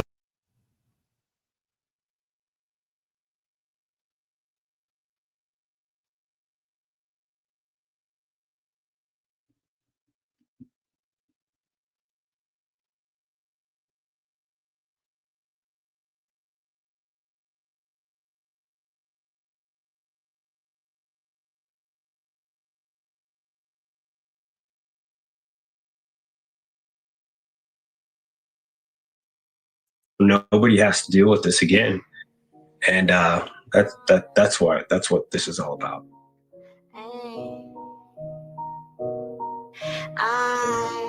Let's talk about the show tonight, Keith. What can we expect with Dateline? Well, this is your friend Shane Bishop and I, but mostly Shane, has been working on this for a long time, since right back in the beginning, and has developed. Shane has a list of people who are on the inside and who are very good sources about what's happened here in Idaho. So we're familiar with a good deal of the evidence that the state will bring against Brian Koberger. His attorney is not speaking yet, but we have a lot of this material that the prosecution will rely on, I think, to try him. I don't know. We can't say that we have it all, but we have a lot of it. And we can almost have a timeline of his movements and the movements of the killer, whether it was him or not, in the days, hours, minutes leading up to the murder and afterwards. You also have a couple of interviews from people that we haven't heard from before. We have. I mean, we've heard from some of the people who met Brian Koberger early on, as soon as he moved to Pullman, Washington. And he went to a pool party, for example, and there was an incident at the pool party which was just kind of strange and unsettling for the people who were there. He worried a couple of the women who were by the pool wearing bikinis, and he was just a little leering, I think. They tried to brush him off, and one of them tried to get her husband involved, but he just seemed not to be aware of social cues. So there was that. And then, one of the other people there then ran into him later on a hike and was puzzled by the fact that he was walking alone into the night when everybody else was getting out of this area that they were hiking in because it was nighttime. And then we discover, of course, that he was somebody who loved the nighttime and was out at night all the time. Interesting. Walking around, looking around. Yeah. Right. Well, that was I think one of the points his defense attorneys made early on, that he was out driving, looking at the stars at night, the night of the murders. Yes, and there, and that might be an answer that satisfies. I don't know, but you have to have some comeback to the fact that it's glaringly obvious that he spent a great deal of time alone in the dark during his time there. Tell me about this video that of a car that may have been his, or a car that looked similar to his, that you all have obtained. Well, it's a car that the authorities believe was his, the white Elantra that we've heard so much about. You see the video. It's really quite remarkable video. It shows the period leading up to the murders, just before this car kind of approaches. And by the way, the camera is on a neighboring house. You can't quite see 1122 from this house, but you can see the movements of the car as it's heading down into this kind of controlled area where 1122 is. And it's going round and around. And every 3 minutes or so, the car will kind of come around and go away again, and then come back and then go away again, as if somebody is, casing the house or is trying to make up his mind about something. Certainly, the authorities believe it was the killer. They are accusing Brian Koberger of being that person. But then what we see is the car pulls in to what would have to be 1122 King Road and disappears like it's parked. 13 minutes later, it reappears, going hell-bent for leather around the corner and out of sight, and isn't seen again. So the authorities are pretty convinced that this is a video of the killer in his car, making up his mind. The 13 minutes where the car is not visible to the camera is when the murders are occurring. And then afterwards, you see the car drive away. And we're going to see that tonight. We will see it, yes. Wow.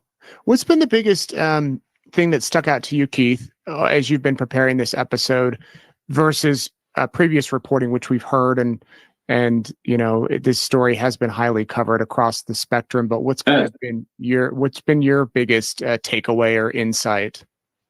Well, that video is pretty extraordinary, and it tells you a lot. It also weighs pretty heavily as a piece of evidence, I think. A good deal of the evidence is circumstantial.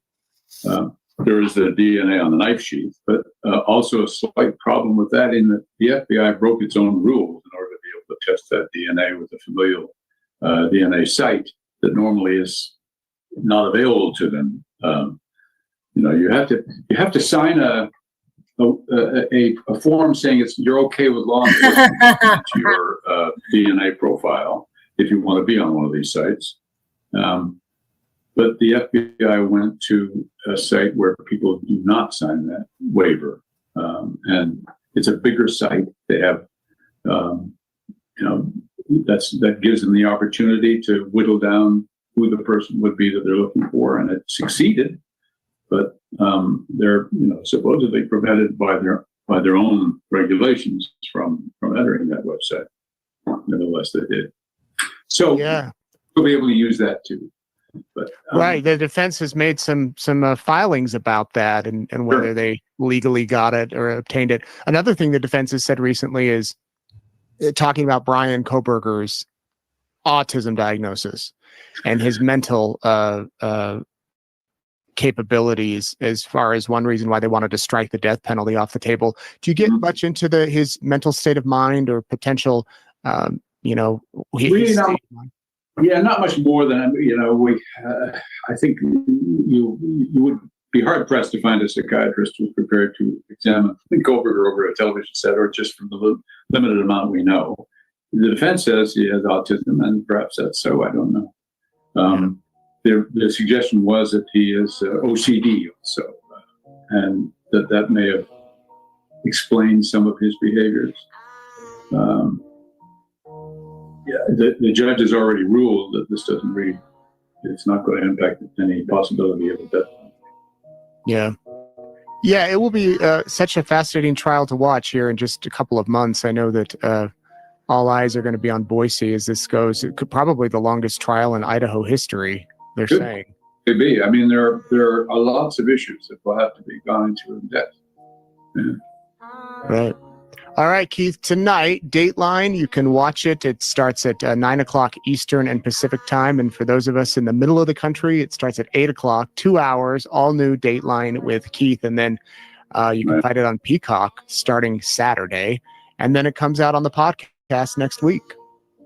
You're extremely to say those things. Thank you, Nate. Yes. Anything you want to add? No, I just... There's some extraordinary reporting, and I do not take credit for it in this report, and it certainly is worth watching.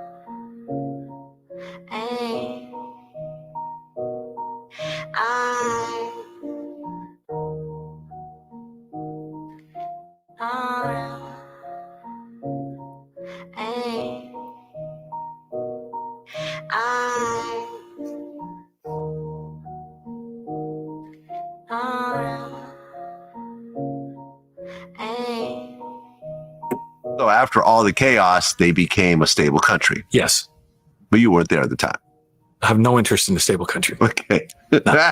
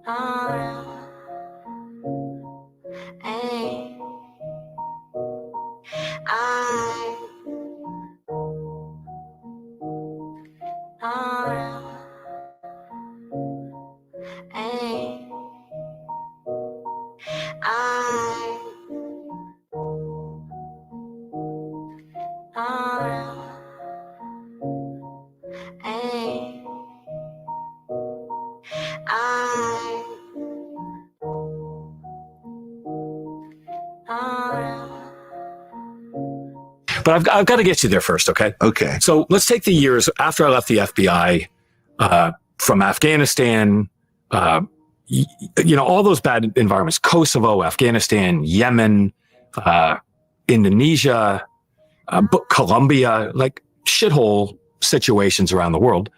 That was my life for a very long period of time. When I left the FBI and went to the journalism cover, and I was working intelligence operations in many of those countries,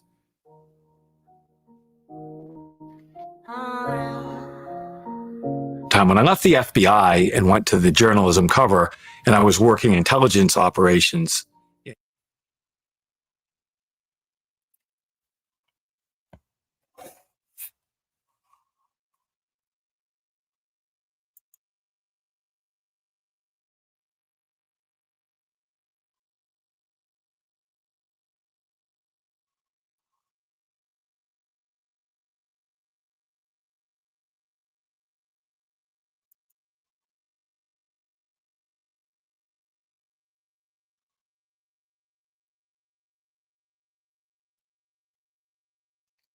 Okay. What's next?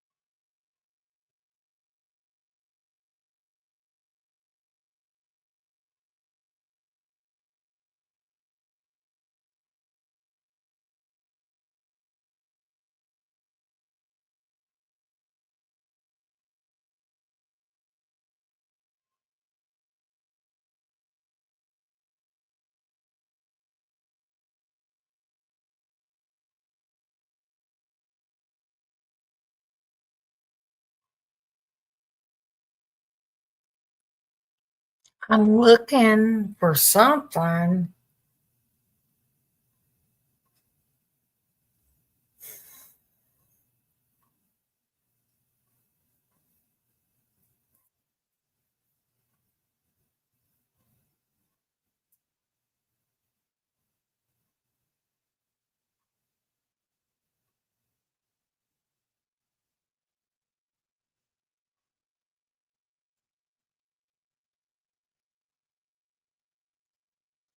I have to restart or it just won't record what I'm doing.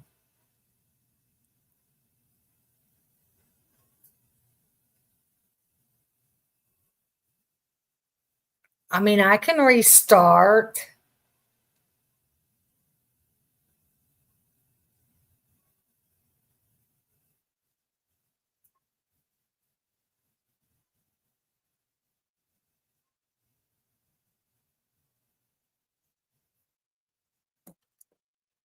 So I just end the stream and just start another one up.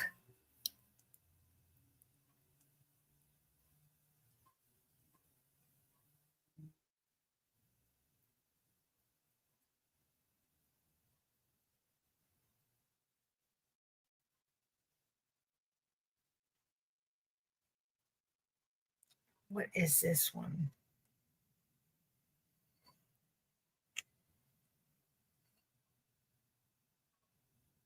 Huda. Miss Huda.